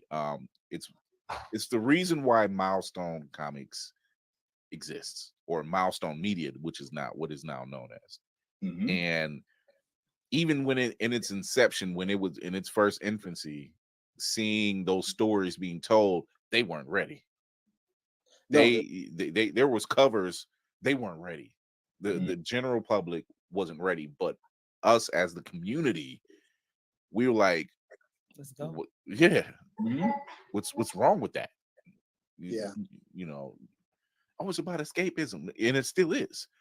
But even now, in its current run, it's touching on issues. It's and they're talking about things that matter. And there's just there it is. Yep, he knows. Demetrius knows what I'm talking about. Blood Syndicate. It's all there. Absolutely, it's all there. So we just need that. We need stuff like Blerd Station. We need those products. Like there's a project you're currently working on with Jarrell Patton. Oh yeah, the Undead Horizon. Fantastic show concept. Actually, the first show, live action show that was not a KDS show, that we got first right of refusal on with Jarrell Patton and his incredible daughter Dakota. Okay, so this is a 6-year-old child. Now, when I was 6, I was eating paste, and the stuff I was doing at 6 years old was just. This child is doing Hollywood level makeup. She's a genius. And she's been doing it since she was 4 years old. And, of course, she's doing it on her dad and her sisters. But it's so dope. And so Jarrell created a show concept, an IP, based on some of the concepts that she had put together for zombies and what have you. But it was so cool. I was like, yeah, we got to grab these guys, because what's going to happen is somebody's going to grab them. I know that for sure. So we grabbed them and offered them a first right of refusal, and they jumped on board. And so the show's in development, and we want to get that show out there. It is a fantastic show concept. So they signed aboard, and they're affiliates as well, and we are trying to get people to support them so that their show can get done. Because that's where we're at, guys. I mean, it's not the content, the content is there. It's distribution. Distribution is king. So we can stay with the metaphor of, the chessboard. Everybody wants to be the queen. Everybody thinks, the the queen is so dangerous, but the queen is only dangerous when the king is secure. And so that's how I see distribution and content. Distribution is the king. You got to have distribution, or you're out there trying to sell your content, at dollar stores in front of Kroger or something like that. You can build this incredible content, and all of the distribution partners that you want might tell you, no, we don't like it. Then what do? Where do you go? You got to go independent. You have to figure out how to monetize it. But if you've got distribution locked in a space where you can monetize your stuff, and with an audience, that's already built in, that get a chance to view it and get a chance to share it and get a chance to comment on it with press who are reviewing it and talking about it in one space, and you get the opportunity. You being Black is not a disadvantage; it's in fact an opportunity, because now we know that you know how to center your characters, and we know that you can write from a place, or you can create from a place of real authenticity about who we are, our stories, our experiences. Now that's a plus for you as a creator, as opposed to it being a barrier, a challenge. When you have a space like Blerd Station, when you have that, when you have distribution, then the queen can run crazy when the king is secure. She can run all over the board, just tripping all over people, kicking them in the face, doing all kinds of stuff. Distribution is content is queen. So that's something that I think that Blerd Station addresses. And we try to go with the whole spectrum, but we've got to get people on board. We've got to get people. We've got to start talking like televangelists. We need you. Yes. We need you. You gotta hit them. You gotta hit. Take this holy water and just sprinkle it on you. We need you. We can't do it without you. You know what? Everybody watch Dragon Ball. Let's not play. What did Goku say? He said, "Lend me your energy." Come on, son. For this spirit bomb. I just watched that this morning. We need you. Will feels it in his fingers. Come on. And my pets. I was gonna say pass the plate. We need the Care Bear stick. We need the Care Bear. That's the Care Bears. Lend us your energy. No, it's in all seriousness. It's a great thing, and we're glad to be a part of it. And it's just something that needs to be done, because I can't tell you how many times we've heard the conversation or heard a gripe about, we don't see enough of us. We don't see enough of us on screen. We don't see enough of us in a book. We don't see us, period. And if you don't do something, you're always going to complain about it. And this is why it has to be done. It has to be done. And I mean, look at, and I can't help but keep bringing it up, but look at the success that the blackening brought. Look at the success of Black Panther. Blackening cost what, $5 million to make, made 15. Yeah, they know it's there. That's the key. They know that we will come out and spend our money on properties that are centering us. They know it. Mm-hmm. We, in our presentation, we cite a number of articles that show that Hollywood passes on $10 billion a year, rather than adding Black folk at the center of just some of the stuff, a higher percentage of the things. And shout out to Hellspawn, to Demetrius, Demetrius Holt. That brother will take these statistics.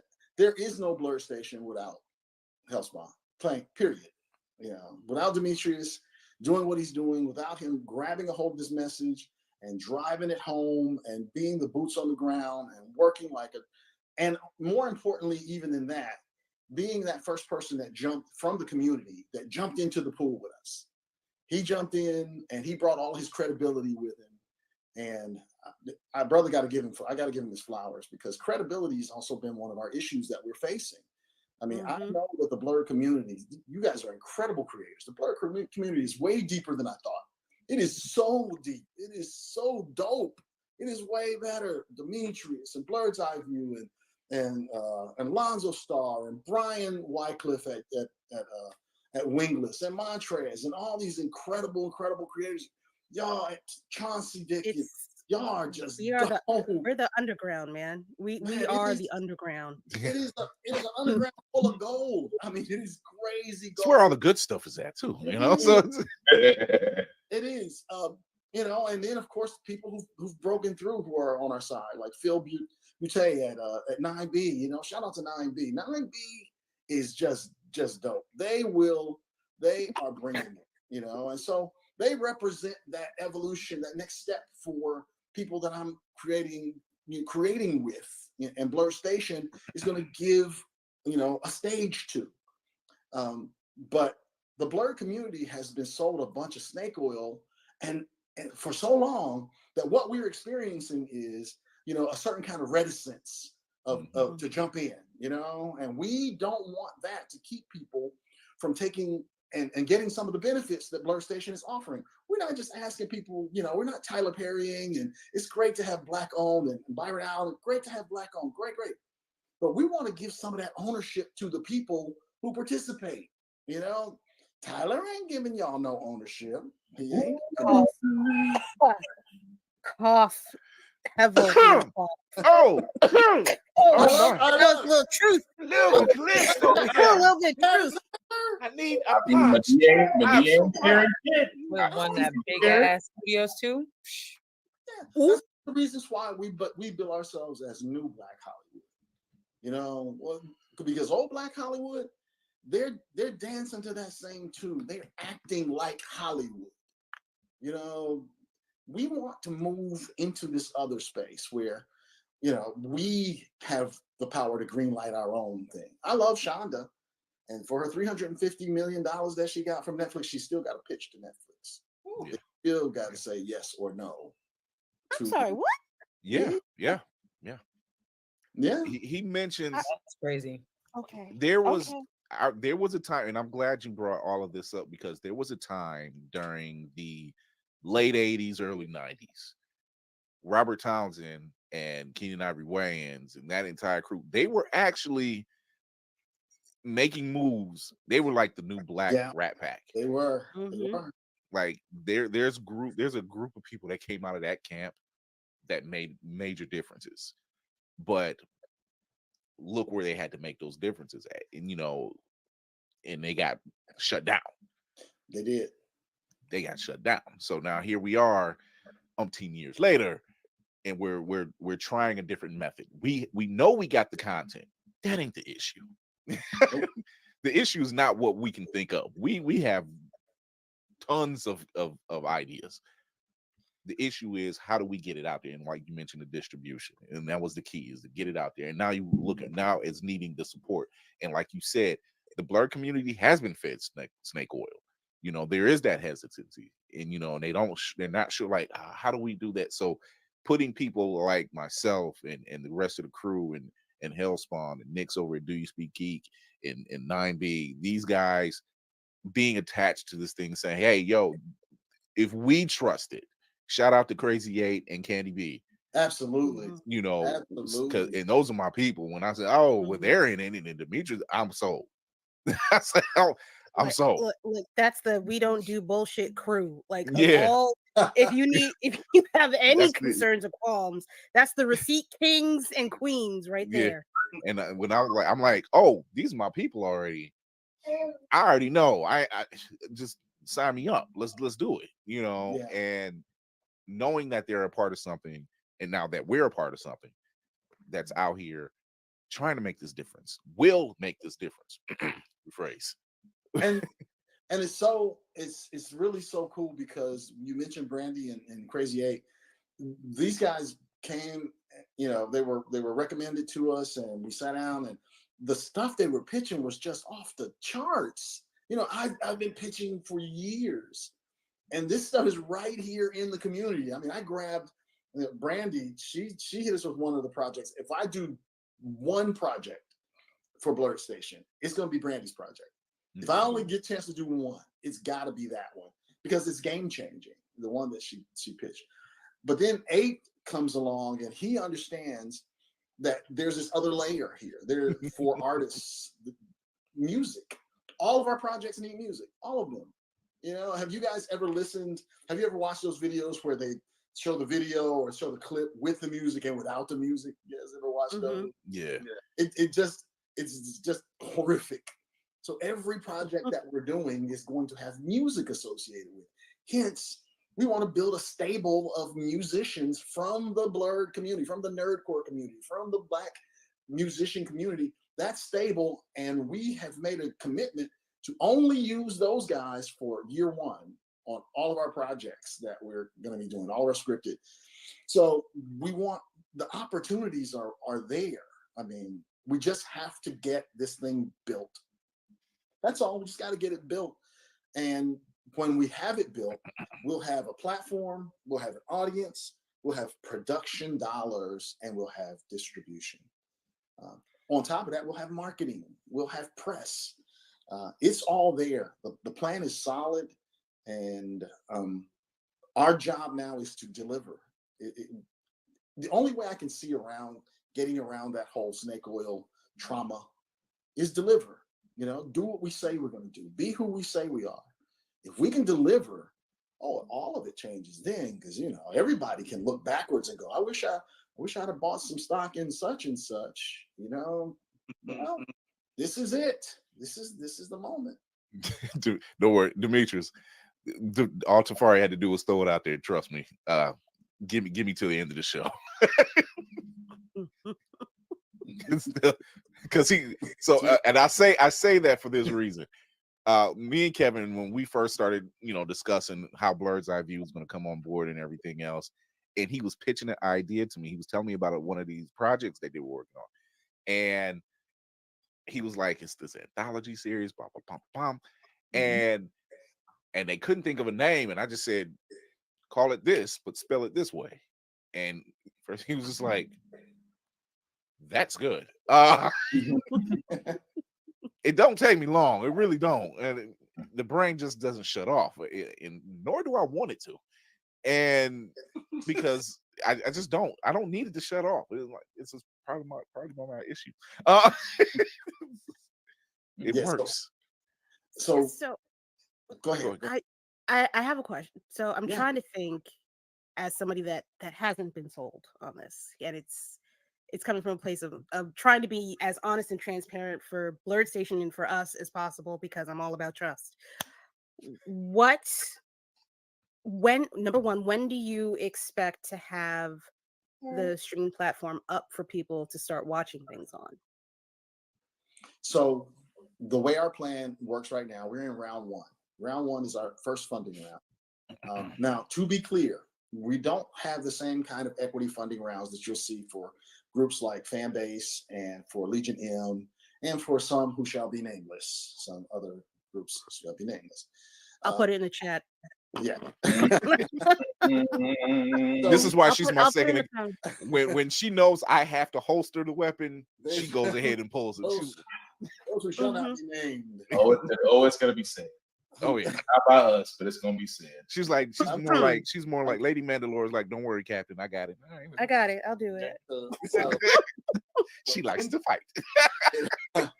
In our funding round, for the way we're doing this, what we need participation, just like everybody else in a certain way. But right now, it's everything that we're doing is contingent on whether or not and how far we get in terms of subscriptions. You know, so the goal is to reach our subscription levels and then go right from the end of October-ish into pre-production for a bunch of stuff. And that's the real issue. When you're really moving forward to do this stuff, you march through pre-production, development, the whole 9 yards. You get it, you get through it.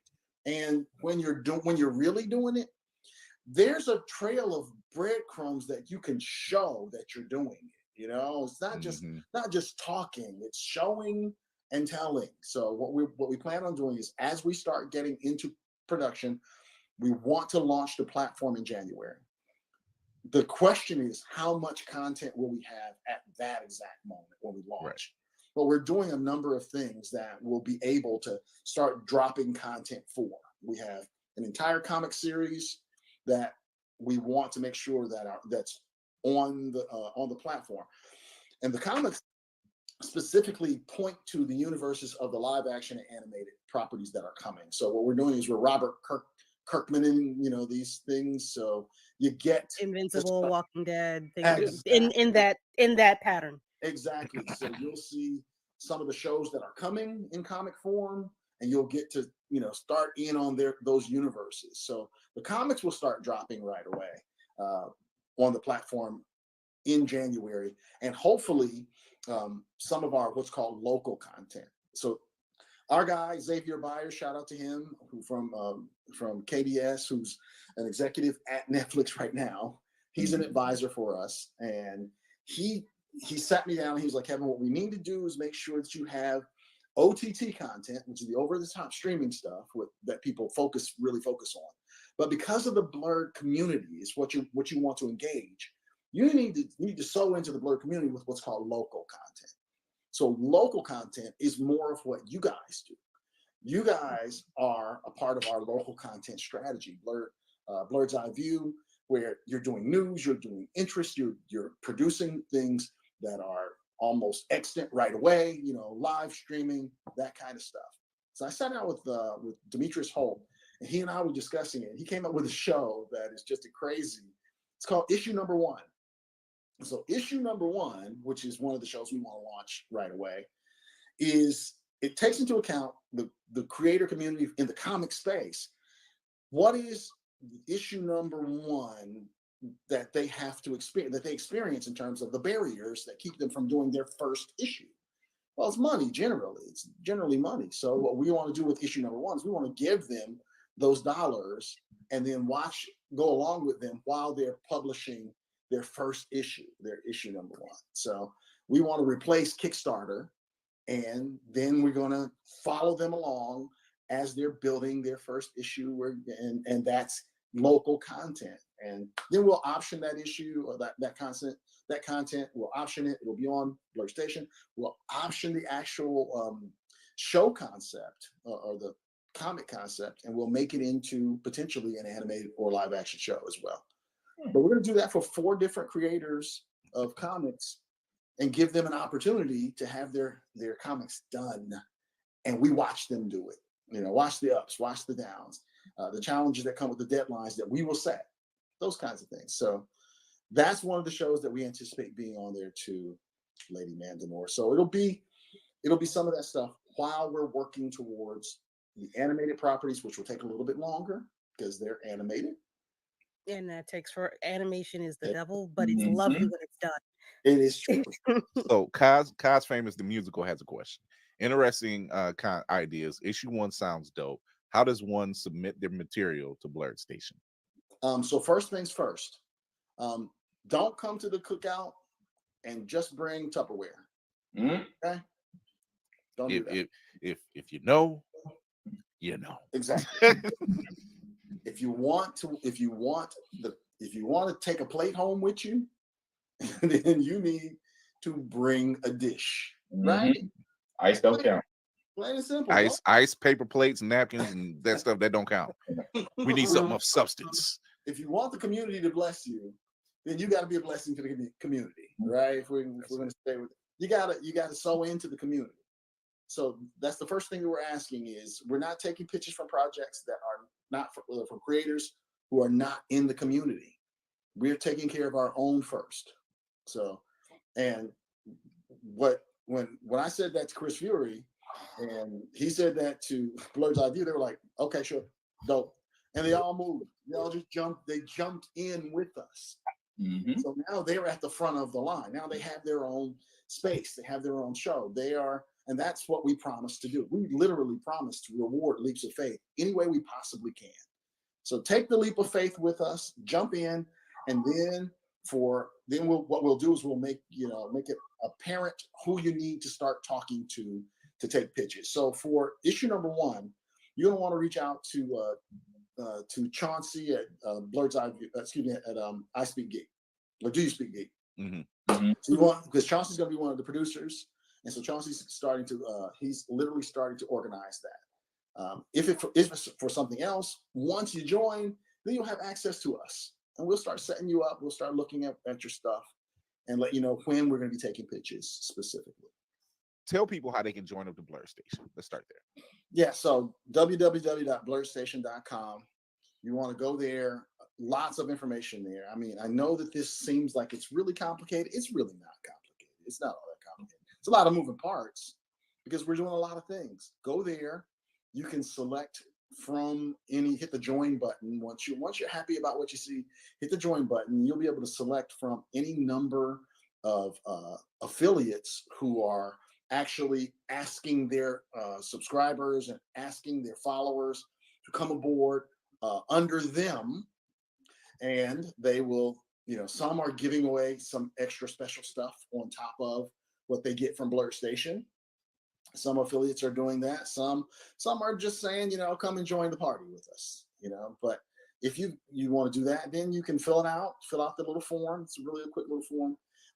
We'll start sending you stuff, and $10.99 a month for 36 months gets you your full formed affinity membership. Affinity, this us together. It's our space. It's our thing. It's what binds us together. It's like the Force. Yes. And then after we get those subscribers in place, what ultimately happens is we move from round one into pre-production, and that's when we start opening up the doors for a lot more in terms of pitching concepts. We'll start showing up more at Black conventions. When you've got Blerd and Powerful on your team, Black conventions are a thing for us. That's going to absolutely be a thing for us. We want them to thrive, so we're going to be doing a lot of pitching for our shows or taking pitches at the Black conventions. Same with Blerd's EyeView. Blerd's EyeView and Chris Fury and that crew is going to be helping us cultivate our voice actors. So that's going to be something that, if you want to be a voice actor on some of our animated properties, which we've got some of them lined up, you're going to want to talk to Chris Fury and Blerd's EyeView, and they're going to be able to direct you into that space. But just go, and again, it's a lot of information. It seems like scroll down to where the membership information is. The entire presentation is right there. You can download it and look it over, and it has the whole strategy. Our strategy will work. We just need people to lock shields with us, like the Spartans. Lock shields. You can mess some stuff up if you lock them shields up. Here's that. This is all you do. You go to BlerdStation.com. If you can hear me. Yes. You go to join now and you see all of us there. That's up there now. You can just go to Blerd's EyeView. You can pick any of them and you just select, because guess what? The entire crew is there. Hey. You can pick any of us. Look at here. So you just go pick any other crew, join up, and not only is that the best part of it. The icing on the cake, the cherry on top. After you pay your $10.99 throughout the 36 months, you own a piece. You own a piece. You own a piece. So those other streaming services cannot offer you that. Yeah, and it's running out, honestly, because it's only a certain number that we're going to give that affinity membership equity to. So at some point we're closing the doors on equity because we have to. There's only so many spots. I mean, get off your ass and go over there. And they're running out. If y'all could please, that's going to only grow in wealth. I'm begging y'all, please get some money and get some money. That's it. That's all. We're not asking for a lot. We're not asking for your check. We're just merely asking for a 10 piece. We're asking for a number 7. We're asking for a Rudy Tooty fresh and fruity. That's all we're asking for. I was gonna say you can get a Big Mac meal and have change left over to this. So you can still go to Denny's after this. That's all we say. That's facts. It's true. It's true. And this is where you buy in. Take the leap of faith. Jump in there with us, because the thing that we don't want is we don't want this opportunity to go away. Right. Yeah, we just don't. We don't want that. But you jump in. These guys, when you jump in, we will deliver. We promise that. We will deliver. Just I've been paying for Netflix since they sent out DVDs. Nothing to show for it. Unless you kept saying DVDs. You sit back empty envelopes. Look, I gladly paid for Justice League, the animated series. I kept it. I'm not gonna lie. I consciously kept that on purpose. I was like, I'll pay for it. Screw it. I'm about to say you pay for it. That's your limitation. So Trey Lawson says, how does equity work for a regular member? So equity works for a regular member. What we're doing is we're going to be putting 10% of the company and dividing that 10% of the company with the affinity members. So they'll get their share of 10% of the company. Now, unlike what you'll find in a number of equity scenarios, i.e. our comps, what we have, which is fan base and Legion M. Look those guys up. Look up Legion M in particular. They're very much a comp for us. They started with 0 and, you know, their reputations, no content, no nothing. And then 40,000 equity members later, they've got themselves a full-blown film company, you know, and they've been doing it for a number of years now. And that's our comp. However, for our affinity members, we won't do them the way Legion M does. Legion M doesn't pay any dividends. Legion M, all of the gains for their equity members are what are called paper gains. That means that the stock gets more and more valuable, but it's only on paper because they don't give any dividends or awards out to their stockholders. The only time they'll get anything, it's generally the case in these kind of equity kind of like builds, is if you get acquired. Let's say BET says that's enough of that, young Negroes. We're going to give you $2 billion and we're going to acquire you. Then you get your piece of the puzzle. You get your on the way out the door. Or if you go public, and now it's the company's worth billions of dollars, and then your stock matures in that way. But those are options for us. But we also know that if we just keep growing, we can give dividends on the stock that we have. We can actually pay you, the stockholder, a portion of the profits of the company into perpetuity. So as long as we're growing, you don't have to sell your stock to start making some money with us in our model. We hit our benchmarks, then we start paying dividends to the stockholders. But then you can hold on to it. If we hit our top benchmarks, then you're actually making some good money holding on to the stock. So hope that answers y'all's questions. So this next piece, we're getting into our news bites to answer my very own assassin's question. He says we got to stop confessing crimes on the show. It's not a crime if I paid for it. No. I responded to that. The statute of limitations is passed for me. That too. They don't care. There's no more red boxes than that. So I own it by outright. I mean, it's not knocking on my door anytime soon. Yeah. I don't know what anybody's talking your about. door. I don't see anybody. We're too large for that. Anyway, I was gonna say they're scared to even be on his doorstep, but you know that's it.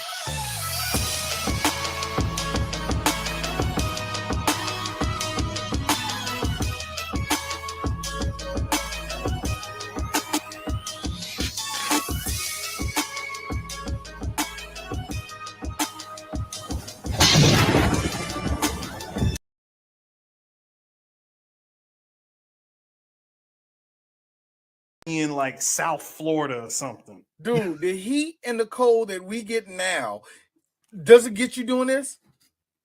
Yeah, turn the heat on. like we used to never get that shit. I mean, I just find it funny. Rocky I got 5 fans on me in my house with the air on. The fuck am I supposed to do? It's still hot. Got in the Max Rock. Like, no, Ricky, I can't go out there. I know I'm having a heart attack, but it's the 1980s, and no one has bedside manner. Go out there and fight for me, Rock. Like, yo, really, if that happened now, you cancel the fight. Like, yo, stop. Like, no. My trainer died. Give us a bump, Now, man. yeah, I'm just saying, yo, give us a minute. Yo, at least let's get the nigga to the hospital, then we can fight. No. a year before I was born. Apparently, a man can have a heart attack on the way to the ring, and the fans go, fight, fight, fight.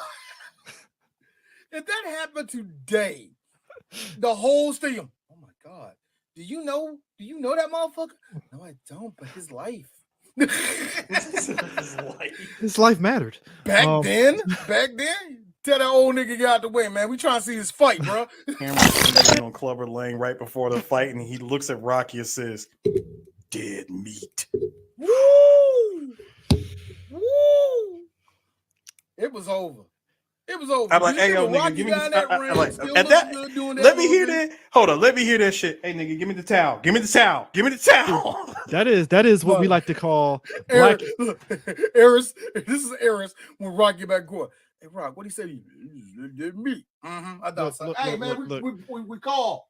No, fight over. Nah, nigga, take your gloves off. Take your gloves off, man. Take them off. If Clubber Lang was a shoe, he's Black Air Force One energy. Oh, they ain't a black. No. Clubber Lang is a nigga running barefoot on rocks. This is a different type of hood than you are. Time out, sir. Number one. We had a kid in our neighborhood that we you're a kid, you have foot races. The kid that was running barefooted, that's the one you're scared of. I always hate the niggas that can run. The niggas that can run barefooted on concrete. Now, that's the one you're scared of. Walking now before anybody says it, because if you're country like D, yes, I walk outside with no shoes. Walk. But running. Walk. I'm talking full sprint. Marathon running. And I want people to understand that we're talking hot summer heat concrete, asphalt. And let me tell you now. Here's the fun part. Here's the fun part. Street Fighter, like what are you? What are you? Here's the fun part. Now, if you are a girl and you take your shoes off to run like that, you just a bad bitch. I mean, girls aren't built like that anymore. But if you're a dude doing that, look. But if you're a dude doing that, no, you're gonna break into houses. I'm like, yo, the one thing I give Rock, I would give Rocky this when he was at the fan where, like you said, you see the black eye through the aviators. Hey, them aviator shades was not hiding that shit. Here's me. Look good, Rock. There's a part where he gets out of the car. I mean, when they all got out of the cab. First of all, Paulie ain't shit when he says, "This place is disgusting, Rocky. This is below our standards, below your standards." Took another look around. I don't even have a gun.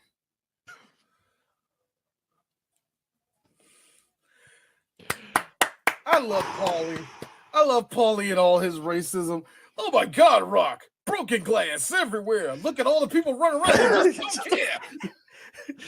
Can't stand the smell. Can't stand the noise. Thank you. Hip hop. It started out in the park. It's like, Rock, what are we doing here? It's like a jungle sometimes. Color people. All three of us said that at the exact same time. Don't planning on that, by the way. Thank you for that, guys. Color people everywhere. Guess I got no choice.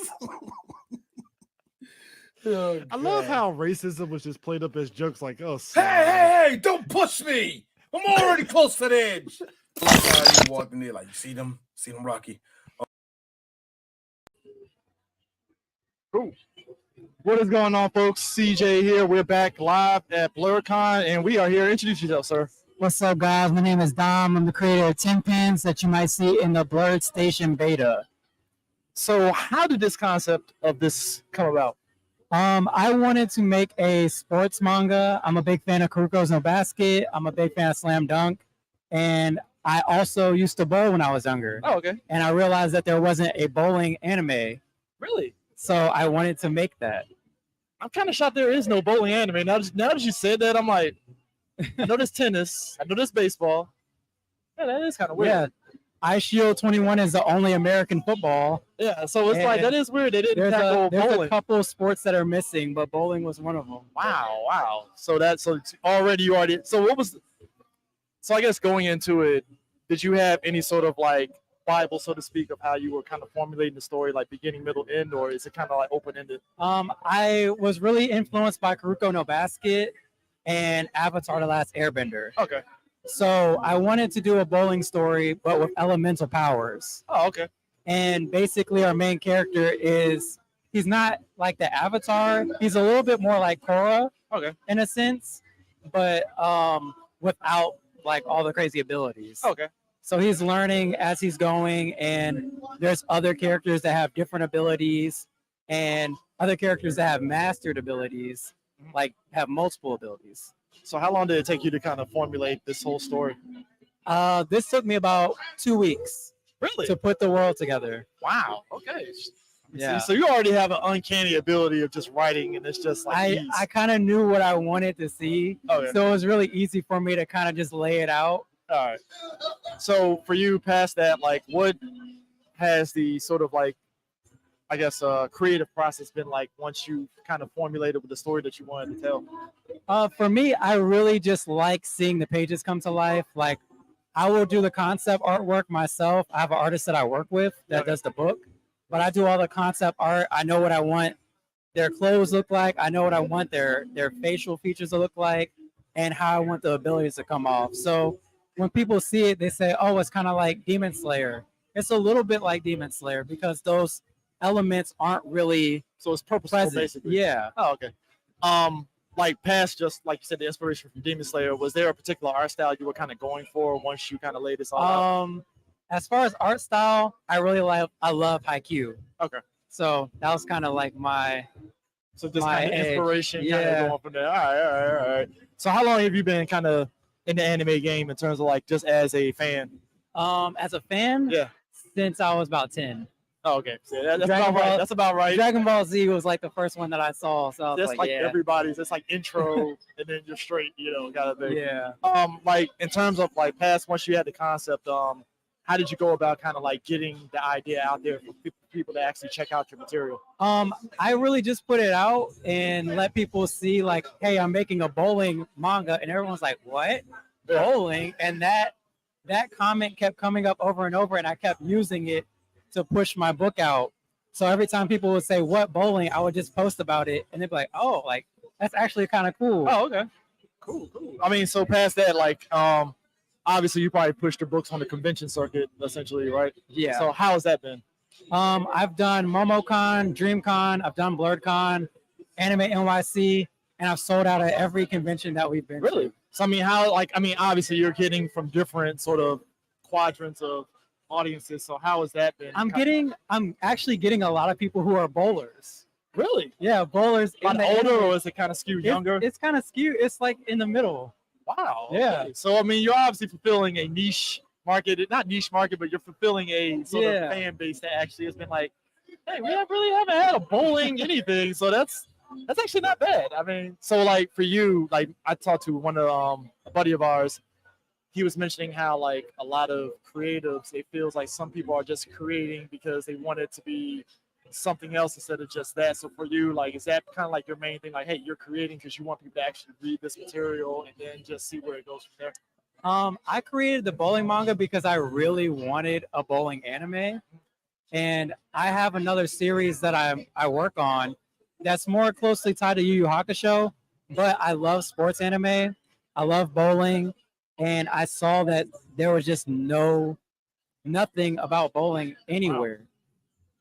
So, I mean, past that, like your whole thing that you were mentioning with Blerd Station, how did that like kind of come about?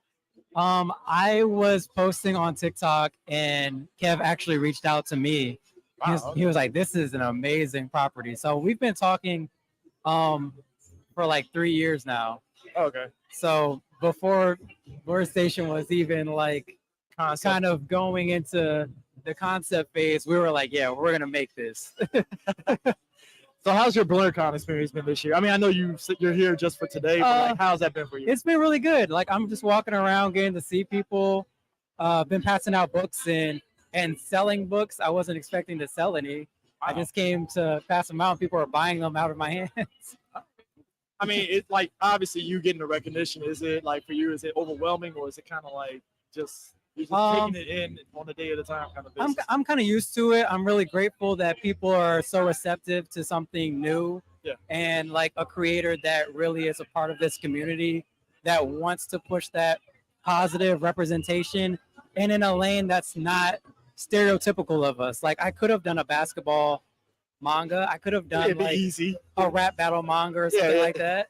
But I wanted to do something that I know is considered outside of our box, but everybody bowls. Yeah, I mean, we all got family members. Everybody bowls. Like you said, I bowled as a kid. Yeah. So some of that sensibility still kicks in when I go hang out with family and we go bowling. It's like, oh, I know I ain't bowl. We're good. Yeah. We're good and stuff.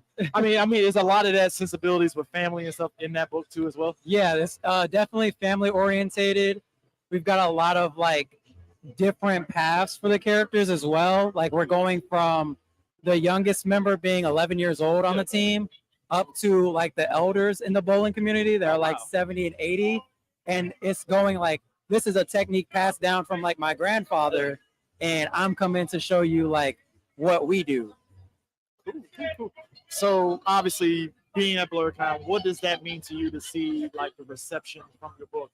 I mean, were you already kind of like, oh, people will read it, or is it kind of like you don't know? This is one of my favorite conventions because it's really representative of what I'm trying to do. Like everybody in my book is based off of a creator in this space. Oh, okay. So being able to see like the reactions of like, oh man, like there's characters that look like us at a convention for us. I mean, like I'm trying to bridge those gaps. Yeah, I mean, it's excellent. I mean, you got any last thoughts for folks, about your book or just anything else that you have in the pipeline? So you can say. I mean, I don't want to, you got NDAs or whatever. We do have some big news. I can't say anything yet. All right, cool. But we're on a mission to become the biggest and best-selling sports manga of all time. The current sports manga that holds that title is Slam Dunk with 37 million copies. I mean, that's a tall order. 37 million. 37 million copies. They've had 30 years. I feel like we have some time. I mean, yeah, it's a race. It's not a sprint. We got some time, and hopefully we see a pilot in this next year. Cool. Well, with that in mind, I hope you have a good day. I know you said you were going to be here for a day. It's unfortunate. Yeah. But, hey, you made the best of it. So appreciate it. We will catch you guys later. Peace out. Peace.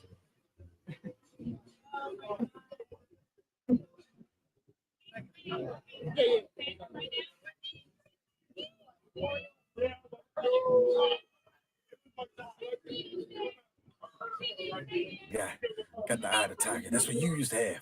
Sure, you were white, had a better life than all these young men. Hell, even if you stayed out in Philadelphia and just doing the meat packing shit, you would have had a better life than them. But you used to be like that. Let me tell hey, D. Look at these kids. Look at some of these guys. They ain't washed their ass. I know you ain't wash your ass there. Nah, D. Shout outs to my man. Like one of the boxes that was there. Shout outs to my man with the Jerry curl, though. You can't be fighting with that shit. No, I'm dead serious. Hold up. You can't be fighting with a Jerry curl, man. Look, you and Leon Spinks ass niggas thought it was cool coming in. Hold on. Look, here's how old we are. Hey guys, the Poconos was the place to be for our parents back in the day. I don't want to go to Poconos for one main reason. Why, D? Because I'm pretty sure I was conceived there, and I don't want no vibes put on me.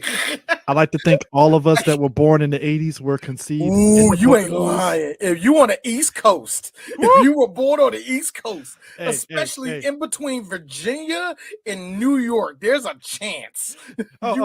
Just go through your photo albums, folks. Look at the picture of your parents with the straw, with the straw throne. I got the one where my parents are both behind each other. My mom doing this with her arms. Here's me. Ugh, y'all fucked all night. That's a Poconos picture, folks. It's the air. Hey, look, Eris, I like the look of his face. Because I had to look.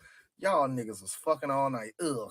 That's one of those things where it's not just I'm gonna make you a better boxer. It's like, bro, I could promote this shit and make this the biggest like the biggest fight ever. You know Apollo is caking up on the receipts from this fucking fight. You know Yes, he's he getting is. some back money on this fucking thing. And none of it went over to Felicia Rashad.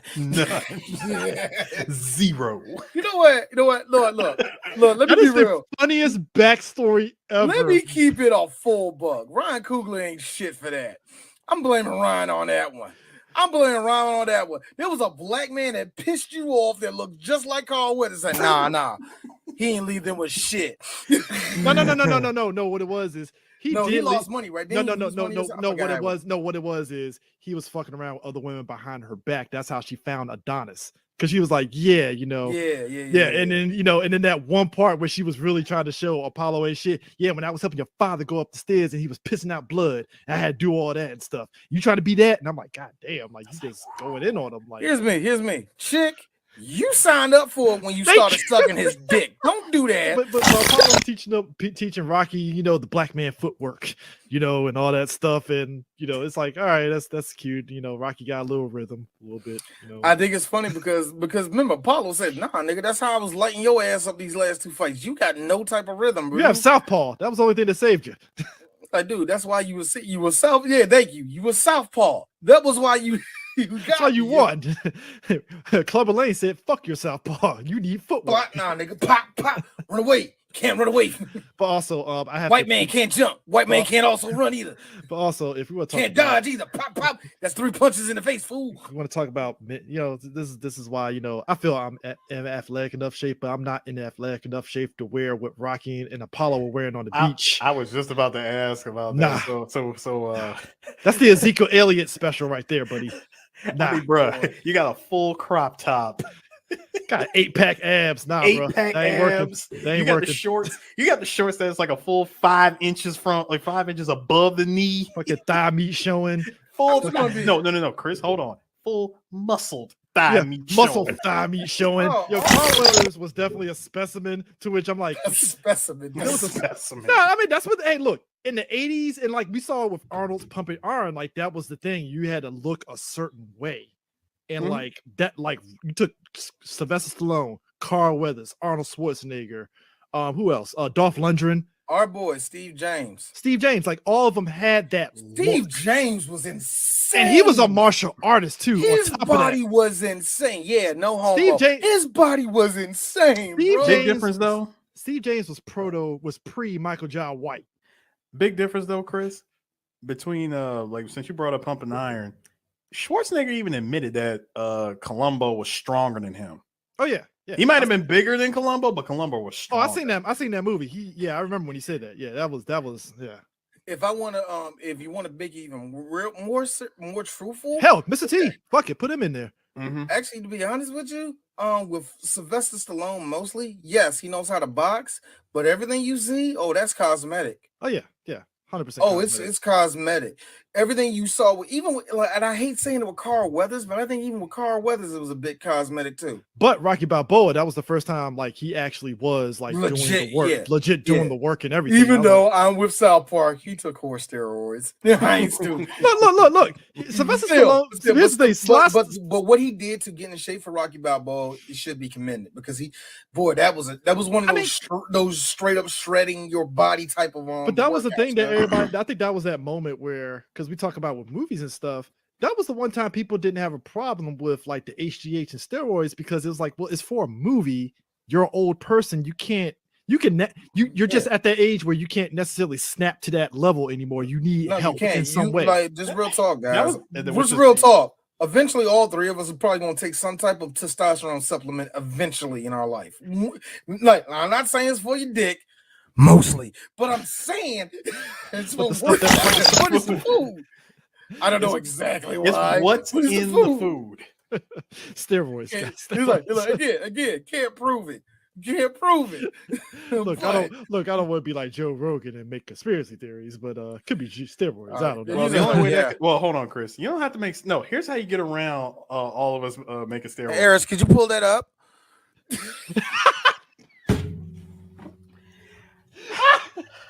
See, apparently, Sylvester actually wanted to put Clubber Lang in Rocky Balboa, but like the studio was like, nah, they kind of wanted to keep that kind of like grounded aspect to Rocky Balboa, which I understand. I totally get it. I totally get it, because you put Mr. T in there on ESPN talking shit about Rocky, it's like, you know, you're in a different territory of I Rocky at personally that would point. have loved to see this show. Like, so Mr. Lang, what do you think about it? Well, first off, you know, he's on the internet. So, what do you think about Mr. Lang? So, it's got to be that pause before he talks. Well, you know, Rocky. I would have loved to see that. I laughed so hard that Creed called back to it. And Don's like, so you and Apollo had a third match. Who won that one?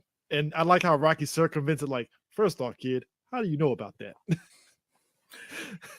know what that means? You know what that? You know what that makes me believe? He You lost that last one, did you, nigga? He did say, like, listen, I heard I heard something about you guys had a match, had a rematch. Who won that? And I like how he told the truth too. He was like, man, your dad knocked me on my ass. Let's be real here. Apollo was secretly training for that shit his whole life. Oh yes, you know, he downloaded data after that when he trained him up against Clubber, like, and I got this nigga right here. Let's go. Boy, and I bet here's the sick part. Like every wrestling match that everybody wanted to see and no one got to see, I bet it was lit. I bet they went 9 strong rounds, but it was some of the best 9 rounds of boxing you ever seen in your life. You know, it's like I guarantee it was the ish until Rocky hit the ground and Rocky go, all right, man, we done fighting, man. You won, nigga. Fucking both of their respective wives comes home like, yo, Apollo, why you sweating so much? Oh man, yeah. We were just I'm sorry. Felicia Rashad? No. You said Felicia Rashad? No. You said it wrong, Chris. That white girl that he was fucking on the side. Oh my God. What's wrong with your face? You know Apollo? what? You know Hey, what? baby, this is something that happened. You know what? I got a feeling after that match against Rocky, that's where he had his jump off after that. That He birthed in Adonis. Vegas too? Oh, he in Vegas? Oh, he birthed. Yeah. That's where Adonis got birthed. After that fucking was tryst. after the third fight. No. Wait a minute. After that tryst. That tryst. Shut up, Chris. The numbers add up.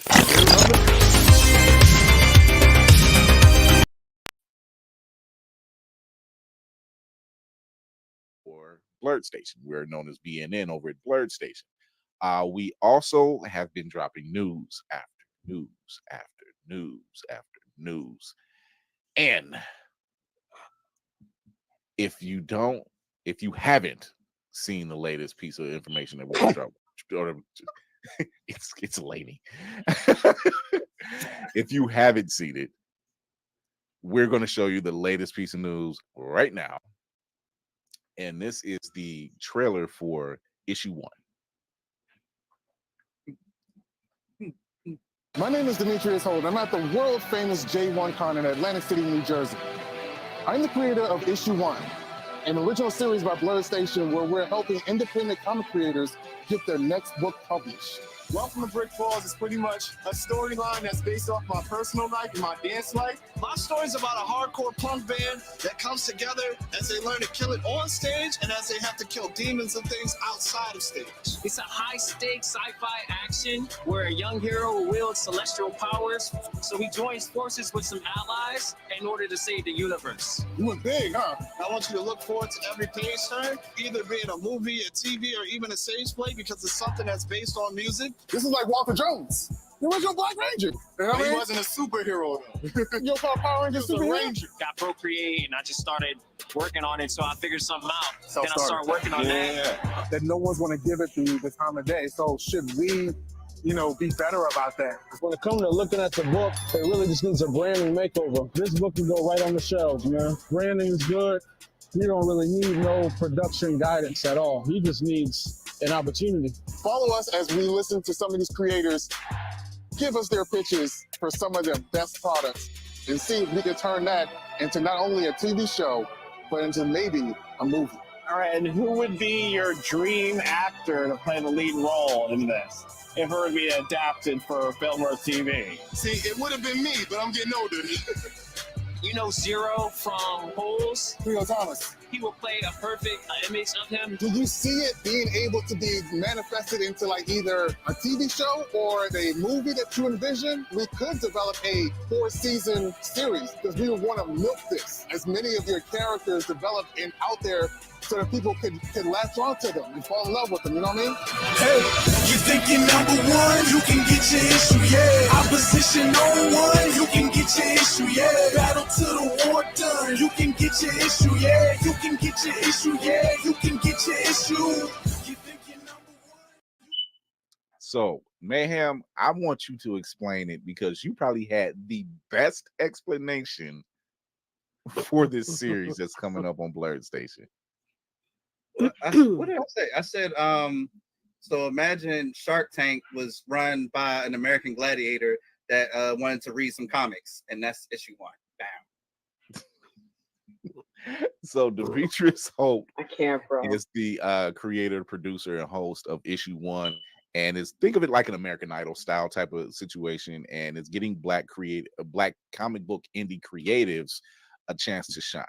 And whomever wins will get a $10,000 stipend, and they will not only have that funded, but their first issue will be created for them and gone out to other conventions. That's just one of the shows that's going to be on Blerd Station. Where are y'all at?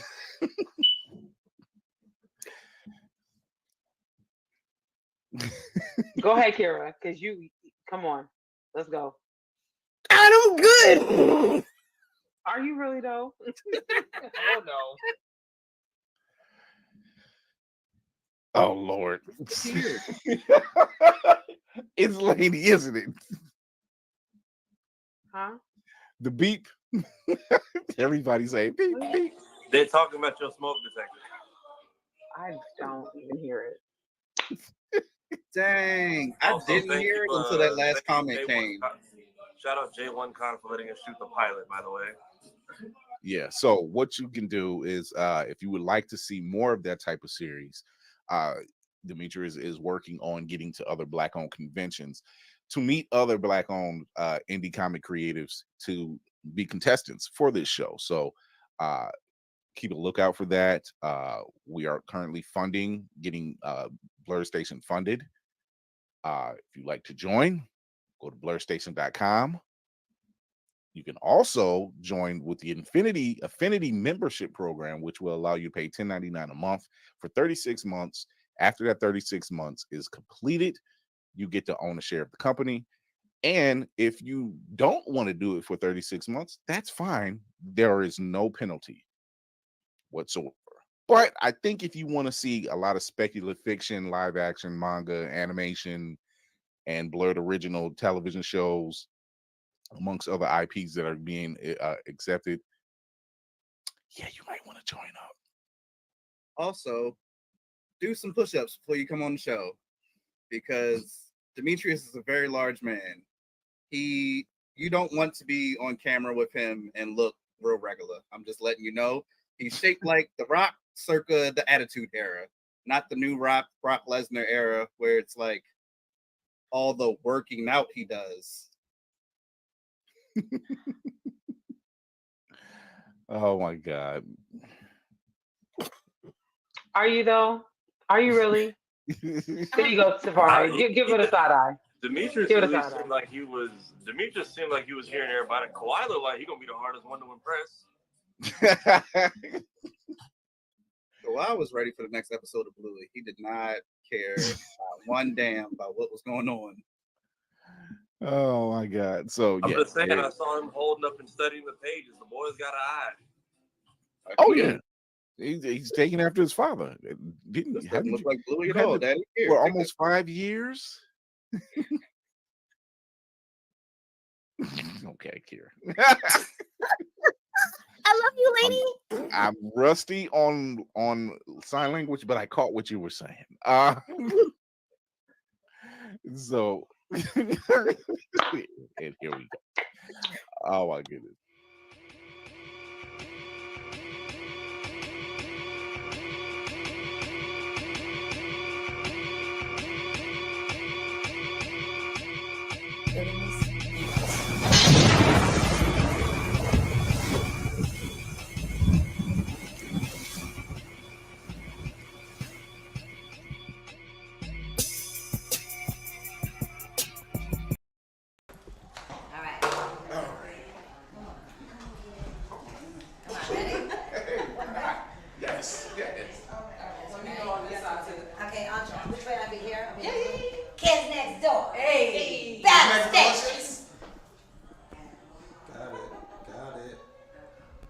Yes.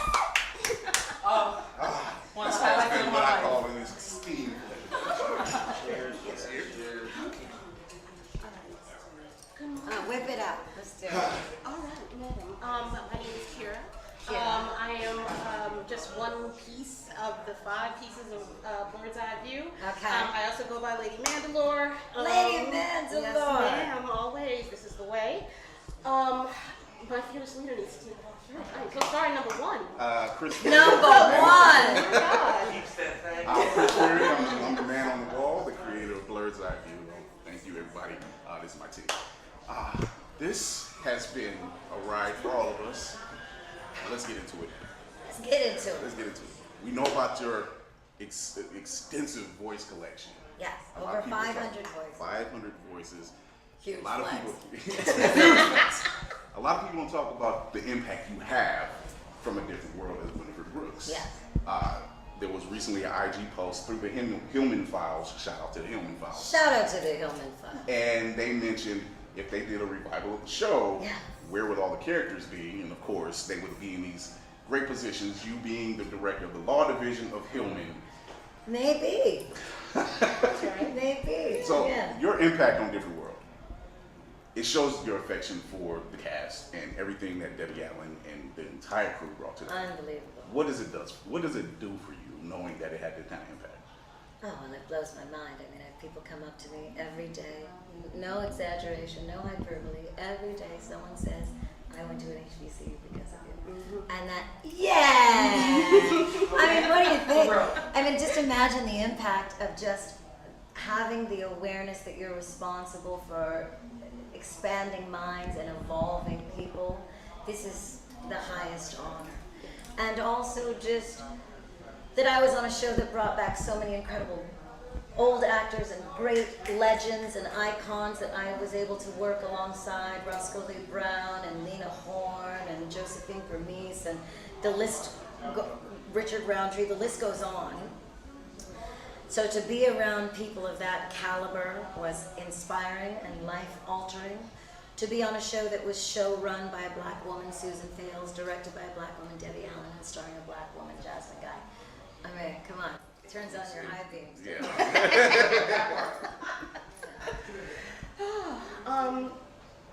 Because leading into my question, lovely. Okay.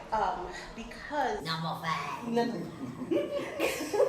Number 5 loves to know. I just love number 5 says everything in third person. Like, number 5 think you looking good.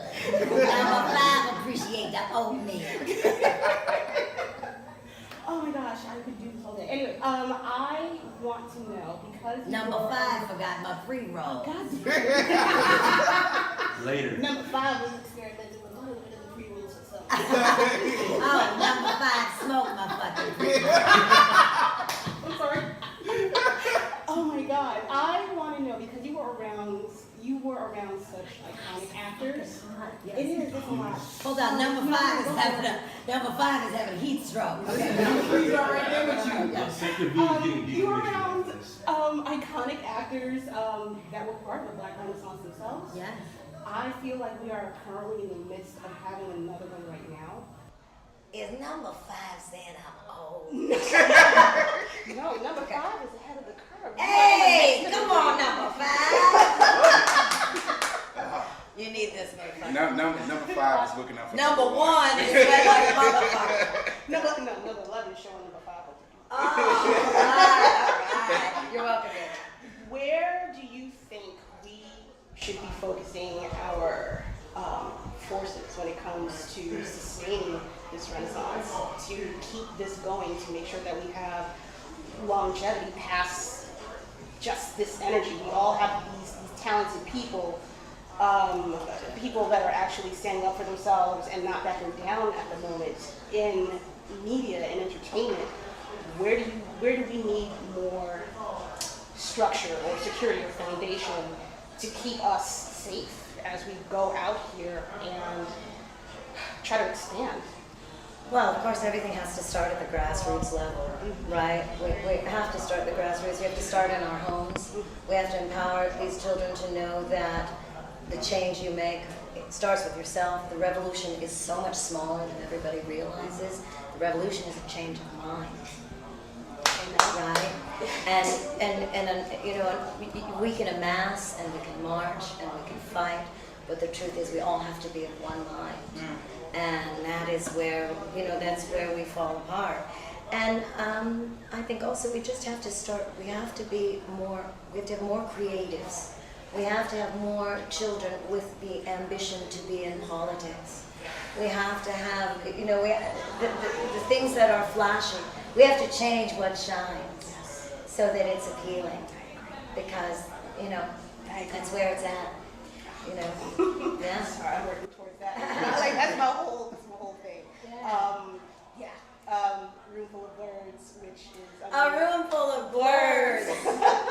I mean, it's heaven. It is. It's heaven. That's my screaming. You just walk around this con, and you know everybody understands, right? You see this brother over here with elf ears, this chick over here with wings. You know what I mean? And you're just like, my people. Yes. My people. It's literally black barbecue. Yes. It's our black barbecue. It's our black barbecue. Yeah. Oh my gosh. That's. Sorry, you just said everything. You can't that I'm hear like, this. This sounds all. No, it's good. Sounds like a road. Absolutely fine. That's what my entire mindset has been towards and been building towards. So to hear you say that is very surreal. Yeah. Especially since you are the foundation of everything that has brought me to be here since Penny on the gadget. You are my goddess. You truly are no, seriously, you are the, you know, from building Blerd's EyeView and seeing people like yourself and Phil Lamar and these works and saying you are part of a whole generation that no one realizes. I'm like, oh, we know her from there. I'm like, oh, you didn't watch Inspector Gadget, did you? That's right. You know, That's right. Way back. Yeah. You know, so seeing you, you know, here, like, honestly, you're the reason we decided we're doing this. We're coming here. I'm in full and the force. minute you in full force, and we're just, we're doing Kids Next Door. It's like it's enough of us. We can pull this off. Yes, and you nailed it. So you nailed it. Thank you. You have a very interesting upbringing. Yes. And just sitting in on your interview yesterday, and I just sat there. I'm like, I love you, because you're so down to earth. Thank you. You know, and you shoot from the hip. You don't hold back anything. I don't. It can be quite dangerous. We love it. Over here, we love it. Nothing more dangerous. I'm just on Twitter. Block. By the way, fuck Twitter. Twice. Block. Okay. So, if someone was to play you, yes, you know, and for a poor motherfucker, who would you pick coming up to play you? My goddaughter, Zoe Kravitz. Absolutely. Yeah. She hit it. It's like right out the pocket. Okay. That's my baby. It's like That's my baby. Well, we talked about actually because I'm writing a book about how I grew up, and we talk about making it into a film. And, So when? How, when? Who do you need? I'm forgetting my pre-rolls that I I tell you what, pay the writers their due. We can get this on the roll. Hey, I am serious. Yes. Yes, I do. I am stuck for an absolute. I'm gobsmacked. I'm really stuck. I love it. I got her shook. I say this. Blerd's EyeView would love to have you on a virtual podcast in the future. Okay. Because be my pleasure. I'd love to do. Yeah. Once you see what we do, you're just like, yeah, those guys get it. Okay, I'm in. Energy matches energy on that show. Okay, let's do it. All right, I'm sold. I will be reaching out to you. Okay. Thank you for retweeting all of our tweets. Yeah. My pleasure. Like we're in a group chat, fangirl and all. Like, and you're like, this bitch retweeted me. It's like we gotta get this shit. So, like, oh my God. We know that you have a lot of projects coming up. Yes. We talked about your past, your 500 life flex. I know you're. There's no way to say which is your favorite, and I understand. Sophie's Choice. Yeah. Right? Yeah. I mean, I don't know. Penny will always be special because that's how I started my career. I hate to be so ghetto, but I love DeFoxy. It shows. I love DeFoxy. I mean, it's just the irreverent. I mean, it's just she's a fucking mess. But I love DeFoxy. There's many ways to pay your rent. Is that time? It's time. Hold on. I love DeFoxy. I love Susie Carmichael. I love Princess Keita. I love Elmira. And I love Number 5. Yeah, there's so many. I mean, right now I'm doing the Patrick Star Show. And I play Patrick's mother, Bunny. And I play Squidward's grandmother, Grandma Tentacles. And I love doing Grandma Tentacles. She's just an old, crotchety bitch. I love this character right now. I'm having a great time right now. Yeah, so. Pretty Summer. Thank you. Thank you. For helping us realize our dream. Thank you. God bless the freaks. Yes. Yes. Chris Fury with Blerd's EyeView and room full of Blerds and the rest of the squad. We will catch you really soon. Chow From mein, Blerd motherfucker. Yeah. I love her. Oh, God, you just really. I didn't think you were my favorite until just Yay! now. You were my favorite. Up in the poll. Time to go decommission and change? Yes, yeah, you guys are definitely decommissioned. It's too hot to be a fucking kids next door. Oh my God. This was definitely supposed to happen last year when we were like goal setting for this year. Yeah. This one was like, what am I going to say if we meet Pretty Summer? I was like, no, when we meet her. I manifest, baby. I don't Come play on, you will manifest. Absolutely. Yeah. We weren't here to play around. We Sure were. we came to see you. I love it. All right. Oh my God, I'm feeling up. Oh my God. That is one cool ass bitch show. You really got stuck. That was no question. I was not prepared to be like. Gary, get your phone off the floor. No. She watched Different World and got me. We ain't got nothing but to go up for you.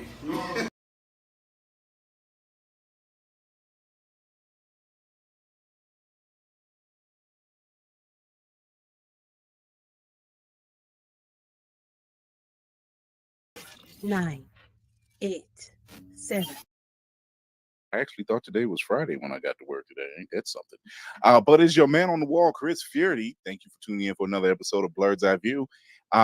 Here to make your Thursday go a little smoother. So, without further ado, let's talk to the part of the crew. Navy Montel's in the building. What's happening, Navy? What's going on, man? How you living, sir? I'm living. Yo, I agree with you. I thought this was Friday myself. I woke up like, thank God it's Thursday. Fuck. Yeah. That's not how this is supposed to go. That's no, because literally walking into the door at work and I'm just like, oh, it's Friday. It's Friday. I got a show tonight. How is it Friday? It's not Friday. It's not Friday. So I'm not showing a whole lot tonight, but let's get that up here real quick. What you got? This is my, sometimes the classics are the best. Hey, man, it always works. Right. Speaking of Funkos. Oh. Our very own Pop Funko finder, Hunter, cinematic assassin in the building. What's happening? Hello. What's up, man? Don't show me out, okay? Please don't make me feel bad, okay? And it's keep on coming. You got midgets for Funkos in there, okay? I have nothing new within arm's length, so you are safe for now. He said the shirt and the hat combo is dope, though. I mean, just something light, something slight,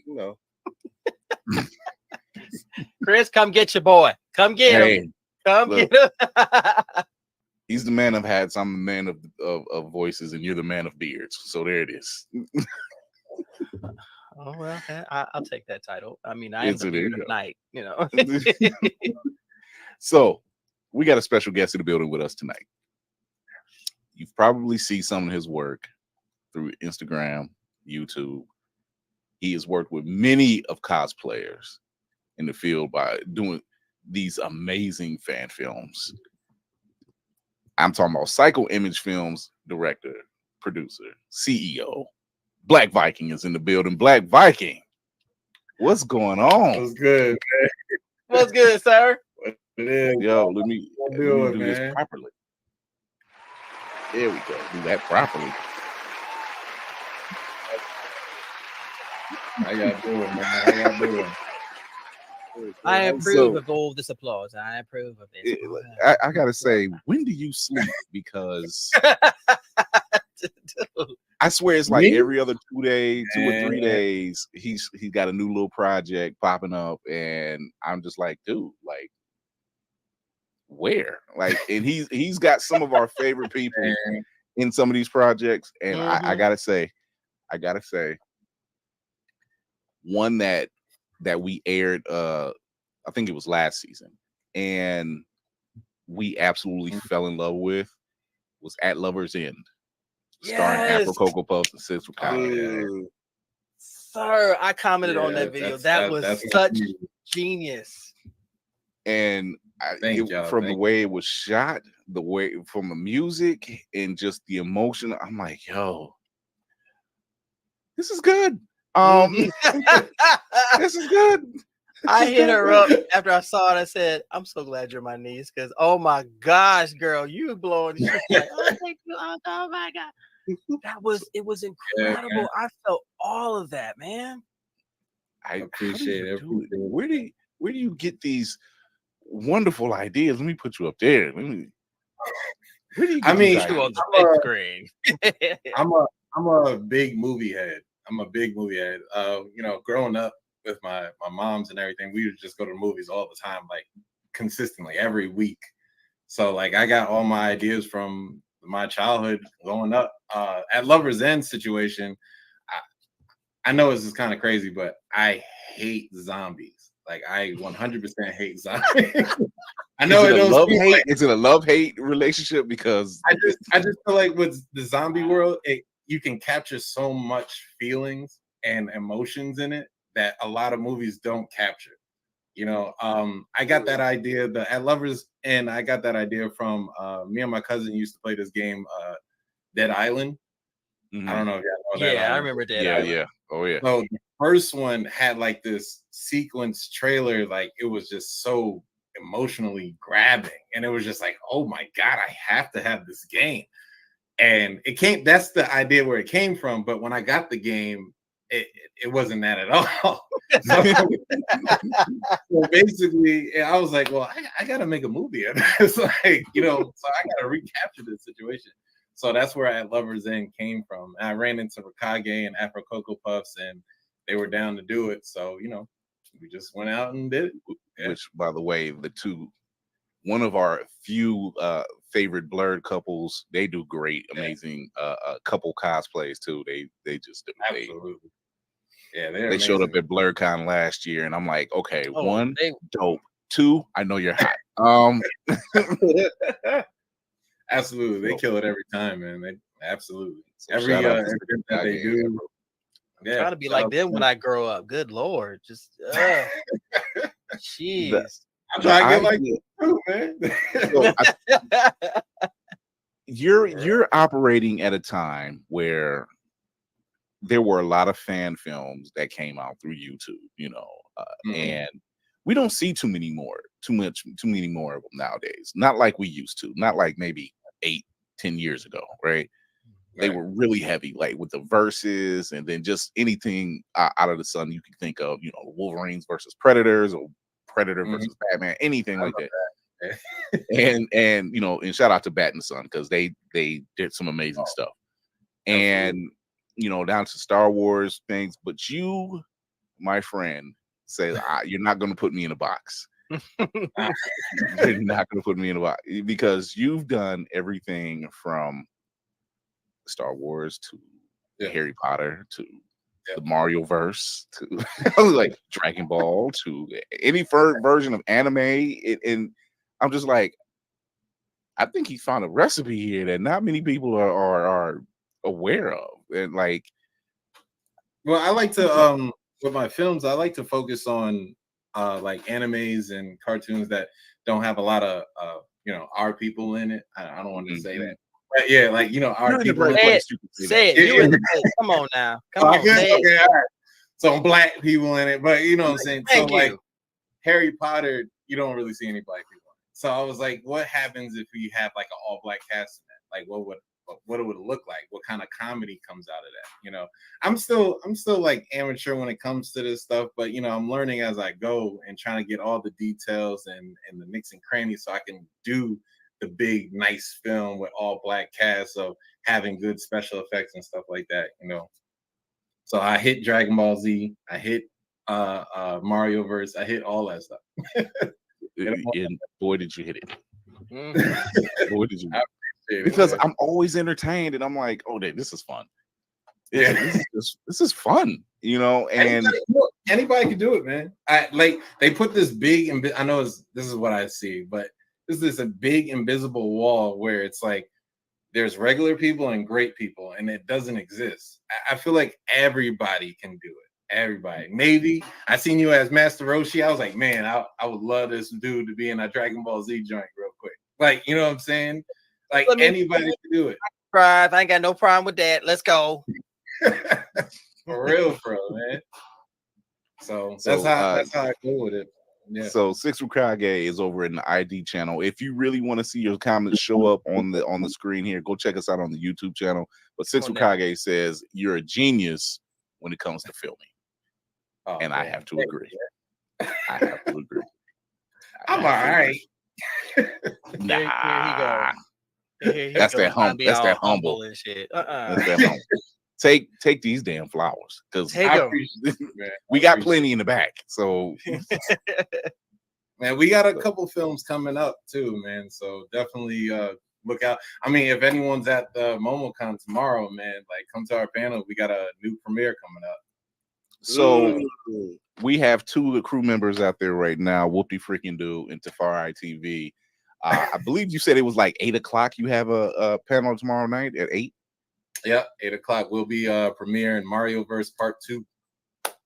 Man, yeah, I gotta do a Magic Players tomorrow. I'd rather be there. You know what I'm saying? Mm-hmm. I mean, I'm doing the same thing at BlerDCon too because I seen y'all last year at BlerDCon. Let's go. Yeah, Mario Verse 2 is not going to be public at all, so it's only at the conventions. So this is the full Mario Verse 2 fan film. Yeah, there's going to be 4 of them, so we're on. Yeah. So I'm going to show the people the trailer for this because they don't seem to understand the gravity of how important this is. And 2, just how cool it is. Because let's face it, you know, they think we just do any old thing. Like, no, we when we do something, as you know, we got flavor. So this is let me take it back a little bit since YouTube like to do the autoplay. So this is the Mario Verse 2 Mario's Rescue. This is the full trailer. Here we go.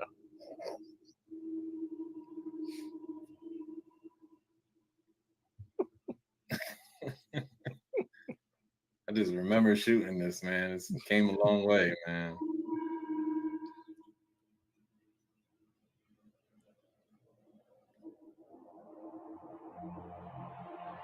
Hey, Mario, we got a lot of catching up to do. I know you don't have your voice yet, but you'll get it soon. And after I take care of Wario, you gotta get out of here. Body or a boy making big noise, playing in the street, gonna be a big man someday. Got mud on your face, you big disgrace, king of your cat all over the place. No verse.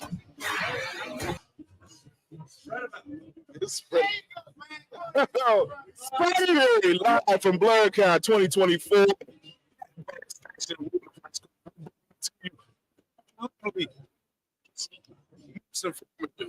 Roxxy Haze, what's going on, Roxxy?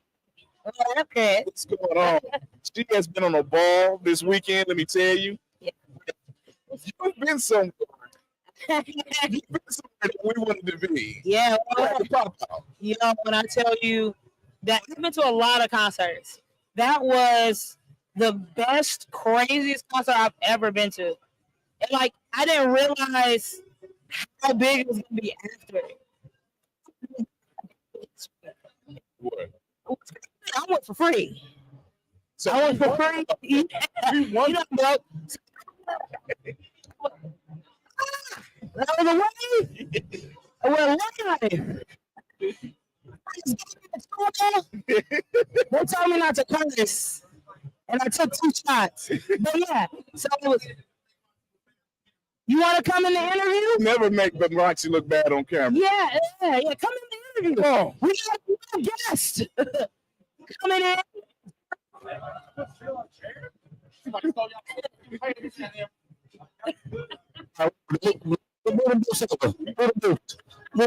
All right. So I know the couch has been compromised. We know I'm thinking about it. You can real. It's another 3 feet. So as he was saying, yes, I was at the Kendrick concert, and I'm sponsored. So I had to pick. Did you go to the concert? And I did. And I was at a Juneteenth barbecue watching it from the comfort of my homeboy's crib, eating black people food on Juneteenth like I should have. So then you were celebrating the Popeye like everybody else was celebrating the Popeye. There you go. I was popping out and shit. I just wasn't about to go. What if I had the opportunity? I knew what traffic is like to form. Oh, that's bad. We both live in Los Angeles, and so when that It took in the same city. oh, yeah, you start talking. You read the Super Bowl of Mr. Washington, rock stars, center comedian, actor, internet host, podcast, one of the hosts of the Nancast. I'm some of everywhere. I'm on a couple TV shows, and I'm just that dude that gets to do stuff. Okay, I'm on American Gigolo on Showtime right now. You can catch me on an episode of Rapture. I'm a whole show through the Always Funny channel from American Videos for me.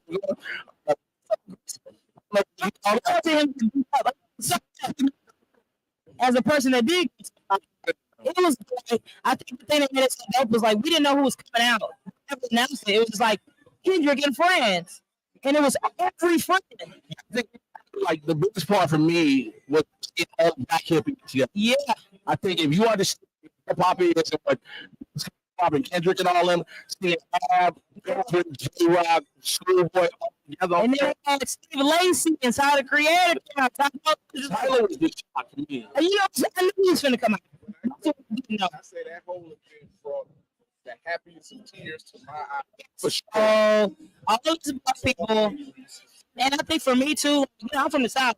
It's like, you know, I like West Coast music, but I wasn't like into it. That's just when you know, you look at the region, like that's how much West Coast music I knew. Yo, G came out, it tooted and booted, and I was praying. I was praying he did tooted and booted.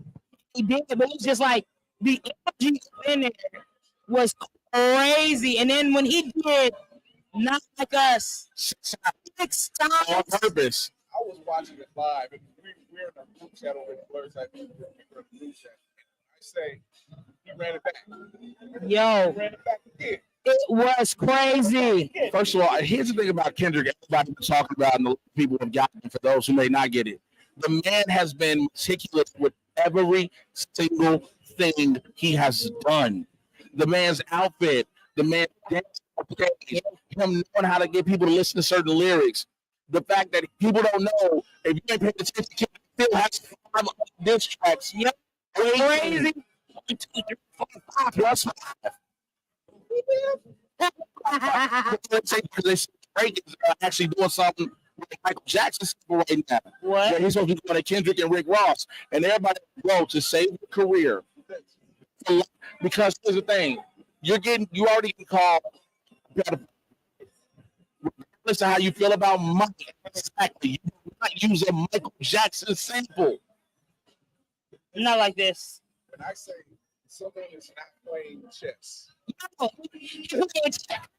you're playing Connect. Bro, Kendrick is playing 3D chess. Yeah. Kendrick playing chess on a level that I don't think we understand, because even in the video, shout out to my homegirl Jessica Clemens who broke it down. All the Easter eggs, everything he's done.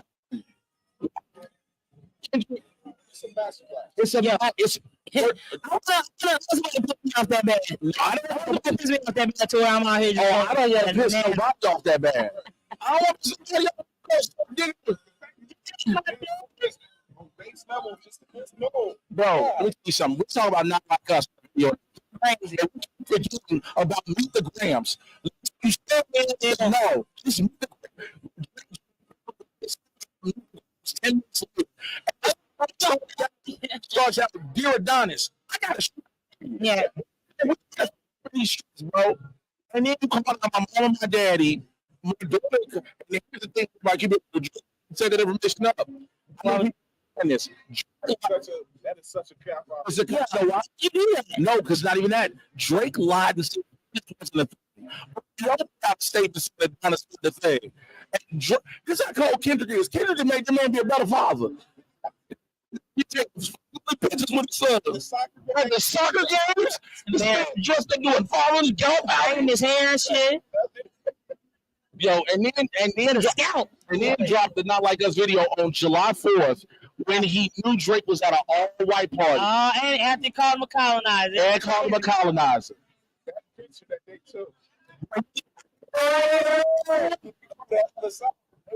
No, what it is, they said what it is. Somebody said it's not to him being aged, it's he hasn't got the work done since all this has happened. So that's the real Drake. Because remember, Drake does get all the Botox and fillers and et cetera, et cetera. And look, there's a bunch of people in Hollywood. We see, me and Roxxy see it all the time. But all this Drake hasn't done it. So now you see what Graham really looks like in real life. All white part to everybody else, and you know everybody else in that video. Yeah. Did you see? Hurry up before So, Roxxy, you have not one but two books. Yes. What's this latest book? This one is called. I wanted to do. I got tweeted a lot. I talk about trips online. So this book is like a compilation book. It's like a coffee table book. It's just like stuff I said. So like if you flip through, one of the pages says, "I speak Bob Ross." That's what this book is. So it's one of the pages. Pages of book is Bob Ross. Next page.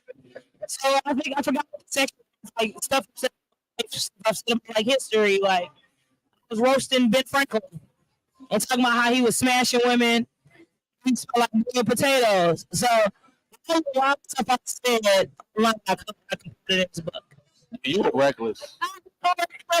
We and Roxxy had many interactions, and she never fails to just keep me on my toes. Yeah. But I love that because there's a bunch of ways because you hear that? You hear that? Yeah, tell him, Chris. That's some trash with Khleo. Oh, that's my dog.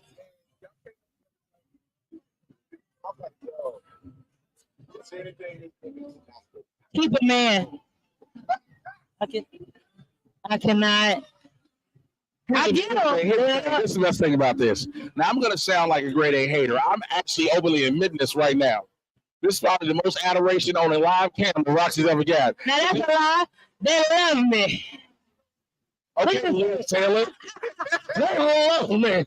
They really love me. See, this is what happens when you hang out with non-comedians. Y'all are nice. This is a heathen. All right, but yeah, really love me out here. I'm ready for. I didn't know we were gonna have a hater. The world's full of them, so you keep them close to you, keep them on the cuff. Damn, all right, sturdy right here. But yeah, like definitely keep it. Bitch, what about four? It's sturdy. It should look like a Chevy Silverado around here. But yeah, keep it, man. What? As dating? Yes, do it, please. I need help. Help me. Help me find a man. A man? A man. What? Let's go. Yo. Hey, come on, brother. Yo, chill out. Come on, brother. Rocks off with Rocks off. We'll have 100 men and I'll try each one, and then we'll see if they. Hey, what are you ultra side? I'm gonna try each man. I'm gonna sample these things like. Okay, we'll do 50 sample size. Sample these dudes. 50 sample size cups. You got a lot. I'm gonna lean on you. So coming up next, I have. What do I have? So I'm in the middle of my faded tour right now. I'm doing Chicago and Austin. I'm finishing up an album with Gilla, Never Knows Best, and I'm doing something with Kev on stage. I can talk about that. Shout out to bro Kev on stage. Yeah, Kev is dope. So I got a couple of DreamCon.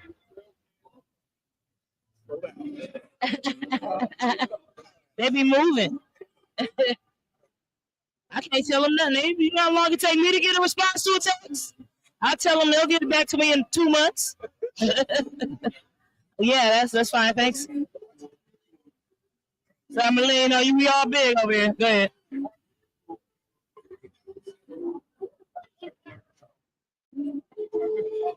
So I think this is my 3rd or 4th year. I didn't go last year. But yeah, this is either my 3rd or 4th year, and I love BlerDCon. It's one of my Hey, it's one of you see it? This is my first time here. It's your first time? It's my first time at BlerDCon. I love Blerd. It's one of my favorite cons. Atlanta. Yeah, man, and I've heard there's some other things to BlerDCon, which I'm trying to experience, ladies. He's trying to get nasty. I'm trying to get a horizontal. But no, it's like, everything that I, have been doing in the nerd, like from Collider to Screen Junkies, all that stuff. And I've been hearing about BlerDCon. Everybody's like, yo, why you ain't going? Why you ain't going? I was like, man, I didn't know they wanted me out here. And then the love and the reception that I've been getting, people like, yo, you Jay Washington? I'm like, yeah, this thing. They're like, what are you doing here? I was like, they're shocked to see me. And so this has been so dope and such a dope experience already. Like, for real. Yeah, I don't want to get emotional because I don't really want you to see me like that. Damn it. Also, it's 3 thickums on this couch, and we are generating all types of nuclear heat. Very hot. So I'm gonna leave y'all podcast, and I'm gonna excuse myself, Mr. J Washington on all socials, Roxxy Haze, wherever you find Doc Martens. I'm out. Get out of here, get out of here. Go on, get it. Sweat it down and get it. Go on, hey, this feels familiar. I'm joking. Ah. Oh.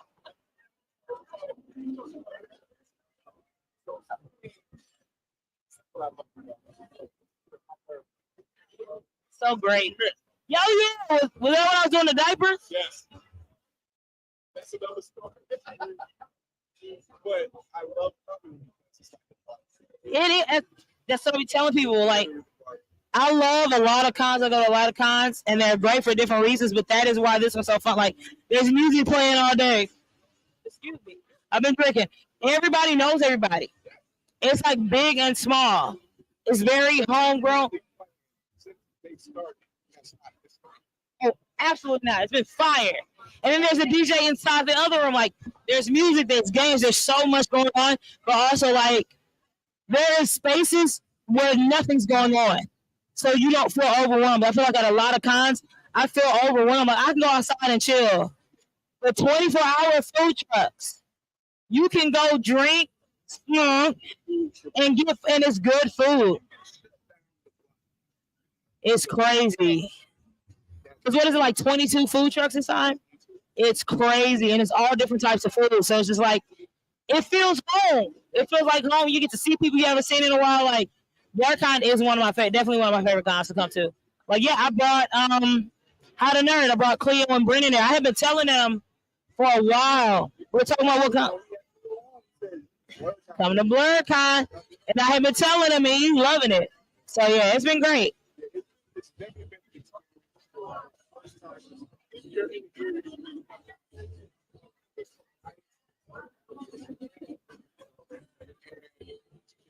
Yeah, pull up. Having a good time.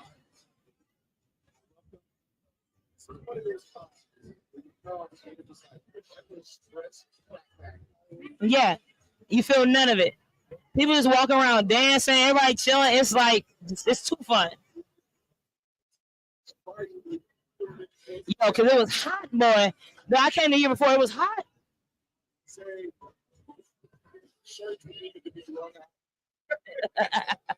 was wild. Yeah, I'm finna go lay my drunk self down in a second.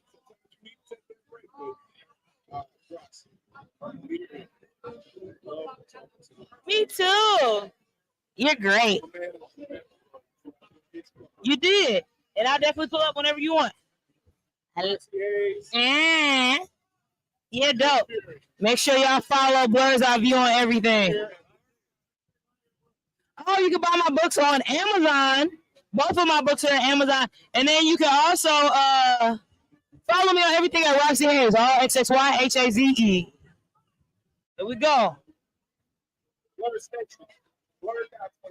We out, baby. Thank you.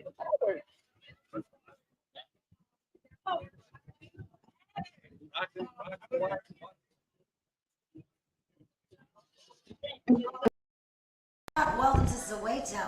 I mean, listen, we really wanted everyone to know what it was to get back to their roots.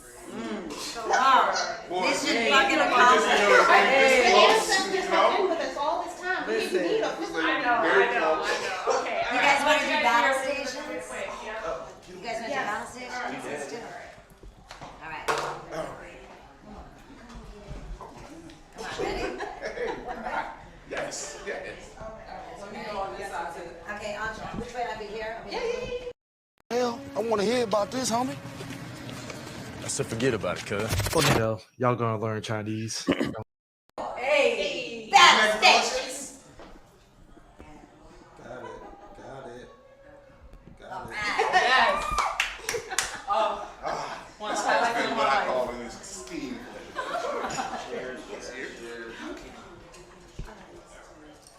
Whip it out. Let's do it. All right, madam. My name is Kira.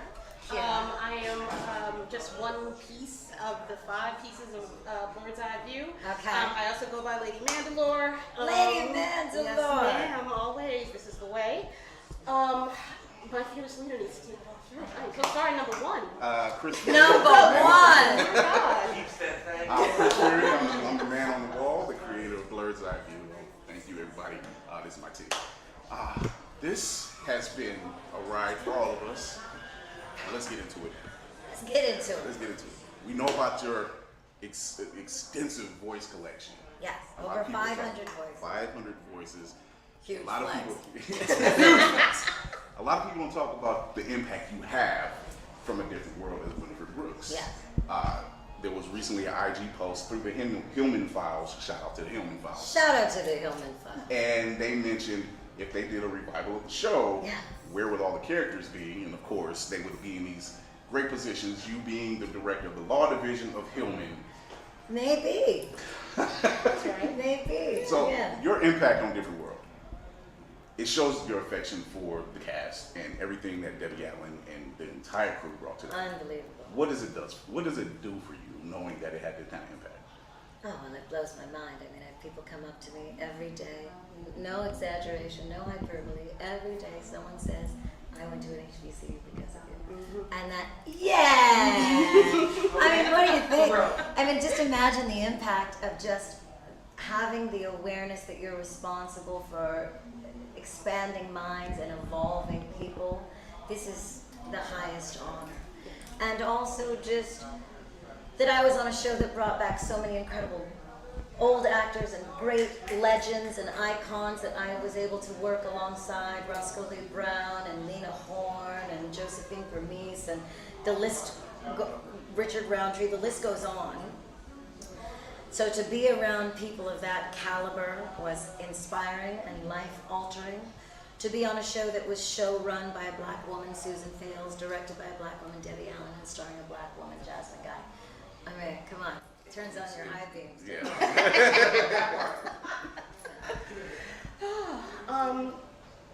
Because getting into my question, lovely. Okay. Because number 5. Number 5 wants to know. I just love number 5 says everything in third person. Like, number 5 think you looking good. Number 5 appreciate the oatmeal. my gosh, I could do this all day. Anyway, I want to know because Number 5 forgot my pre-roll. Later. Number 5 was experimenting with a little bit of the pre-rolls or something. Oh, number 5, smoke my fucking pre-roll. I'm sorry. Oh my God, I want to know because you were around such iconic actors. Yes. It is. It's a lot. Hold on, number 5 is having heat stroke. Okay, He's right there with you. You were with around iconic actors that were part of the Black Renaissance themselves. Yes. I feel like we are currently in the midst of having another one right now. Is number 5 saying I'm old? No, number 5 is ahead of the curve. Hey, come on, number 5. You need this, motherfucker. Number 5 is looking out for Number 1 is sweat like a motherfucker. Number 11 is showing number 5. Oh, all right. You're welcome. Where do you think we should be focusing our forces when it comes to sustaining this renaissance, to keep this going, to make sure that we have longevity past just this energy? We all have these talented people, people that are actually standing up for themselves and not backing down at the moment in media and entertainment. Where do we need more structure or security or foundation to keep us safe as we go out here and try to expand? Well, of course, everything has to start at the grassroots level, right? We have to start at the grassroots. We have to start in our homes. We have to empower these children to know that the change you make, it starts with yourself. The revolution is so much smaller than everybody realizes. The revolution is a change of mind, right? And you know, we can amass and we can march and we can fight, but the truth is we all have to be of one mind. And that is where, you know, that's where we fall apart. And I think also we just have to start, we have to have more creatives. We have to have more children with the ambition to be in politics. We have to have, you know, the things that are flashing, we have to change what shines so that it's appealing. Because, you know, that's where it's at. You know, yeah. Sorry, I'm working towards that. Like that's my whole thing. Yeah. Room full of Blerds, which is a room full of Blerds. I mean, it's heaven. It is. It's heaven. That's what's screaming. You just walk around this con and you know everybody understands, right? You see this brother over here with elf ears, this chick over here with wings. You know what I mean? And you're just like, my people. Yes. My people. It's literally Black Barbecue. Yeah. It's our Black Barbecue. It's our Black Barbecue. It's our Black Barbecue. Yeah. Oh my gosh. That's. Sorry, you just said everything. You can't that hear I'm like, this. This sounds all. No, it's good. Sounds like a drug. Absolutely fine. That's what my entire mindset has been towards and been building towards. So to hear you say that is very surreal. Yeah. Especially since you're the foundation of everything that has brought me to be here since Penny on the Gadget. You are my goddess. You truly are no, seriously, you are the, you know, from building Blerd's EyeView and seeing people like yourself and Phil Lamar and these works and saying you are a part of a whole generation that no one realizes. I'm like, oh, we know her from there. I'm like, oh, you didn't watch Inspector Gadget, did you? That's right. You know, That's right. You Way back. Yeah. You know, so seeing you, you know, here, like, honestly, you're the reason we decided we're doing this. We're coming here. In full in the force. minute, in full force, and we're just, and I said, we're doing Kids Next Door. It's like, it's enough of us. We can pull this off. Yes, and you nailed it. So, you nailed it. Thank you. you have a very interesting upbringing. Yes. And just sitting in on your interview yesterday, and I just sat there and I'm like, I love you. Because you're so down to earth. Thank you. You know, and you shoot from the hip. You don't hold back anything. I don't. It can be quite dangerous. We love it. Okay, yeah, we love it. Nothing more dangerous. Yeah. I'm just on Twitter. Block. By the way, fuck Twitter. Twice. Block. Okay. So, if someone was to play you, Yes. you know, and for Poor motherfucker. who would you pick coming up to play you? My goddaughter. So Zoe Kravitz. Absolutely. Yeah. She hit it. It's like right out the pocket. Okay. That's my baby. It's like you've That's thought my about this baby. before. Well, we talked about actually because I'm writing a book about how I grew up when we talk about making it into a film. And, yeah. So when? How, when, who do you need? I'm forgetting my 3 roles that I I tell you what, pay the writers their due. We can get this on the roll. Hey, I am serious. Yes. Yes, I do. I am stuck for an absolute.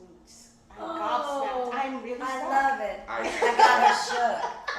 I say this. Sorry. Blerd's EyeView Yeah. would love to have you on a virtual podcast in the future. Okay. Because Be my pleasure. I'd love to do. Yeah, baby. once you see what we do, Yeah. you're just like, yeah, those guys get it. Okay, I'm in. We Energy matches energy on that Okay, Oh, let's do yeah. it. All right, I'm So- sold. I will be reaching out to you. Okay. Thank you for retweeting all of our tweets. Yeah, my pleasure. Like we're in the group chat, fangirl and all. Like, And you're like, this bitch retweeted me. it's like we gotta Almost get this shit. So, like, oh my God. we know that you have a lot of projects coming up. Yes. We talked about your past, your 500 light flex. I know you There's no way to say which is your favorite, and I understand. Sophie's Choice. Yeah. Right? Yeah. I mean, I don't know. Penny will always be special because that's how I started my career. I hate to be so ghetto, but I love DeFoxy. It shows. I love DeFoxy. I mean, it's Those just Foxies the are irreverent. Foxy. I mean, it's just such a, she's a fucking mess. But I love DeFoxy. There's many ways to pay your rent. Is that time? It's time. Hold on. I love Foxy. I love Susie Carmichael. I love Princess Keita. I love Elmira. And I love Number 5. Yeah, there's so many. I mean, right now I'm doing the Patrick Star Show. And I play Patrick's mother, Bunny. And I play Squidward's grandmother, Grandma Tentacles. And I love doing Grandma Tentacles. She's just an old, crotchety bitch. I love this character right now. I'm having a great time right now. Yeah, so. Chris, Sonia, thank you.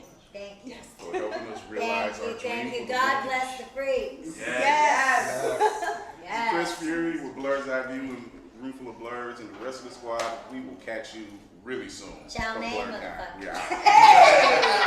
I love her. Oh, God, you just really. I didn't think you were my favorite until just Yay! now. You were my favorite. Up to the pole. Time to decommission and change? Yes, yeah, you guys are definitely decommissioned. It's too hot to be a fucking Kids Next Door. This was definitely supposed to happen last year when we were like goal setting for this year. Yeah. This one was like, what am I going to say if we meet Chris Summer? I was like, no, when we meet her. I manifest, baby. I don't Come play. on, you will manifest. Absolutely. Yeah. We weren't here to play around. We came to see you. I love it. All right. Oh my God, I'm throwing up. Oh my God. That is one cool ass bitch show. You really have to that was my one question. I was not prepared to be like. Gary, get your phone off the floor. No. She watched Different World and got me. We ain't got nothing but to go up for me.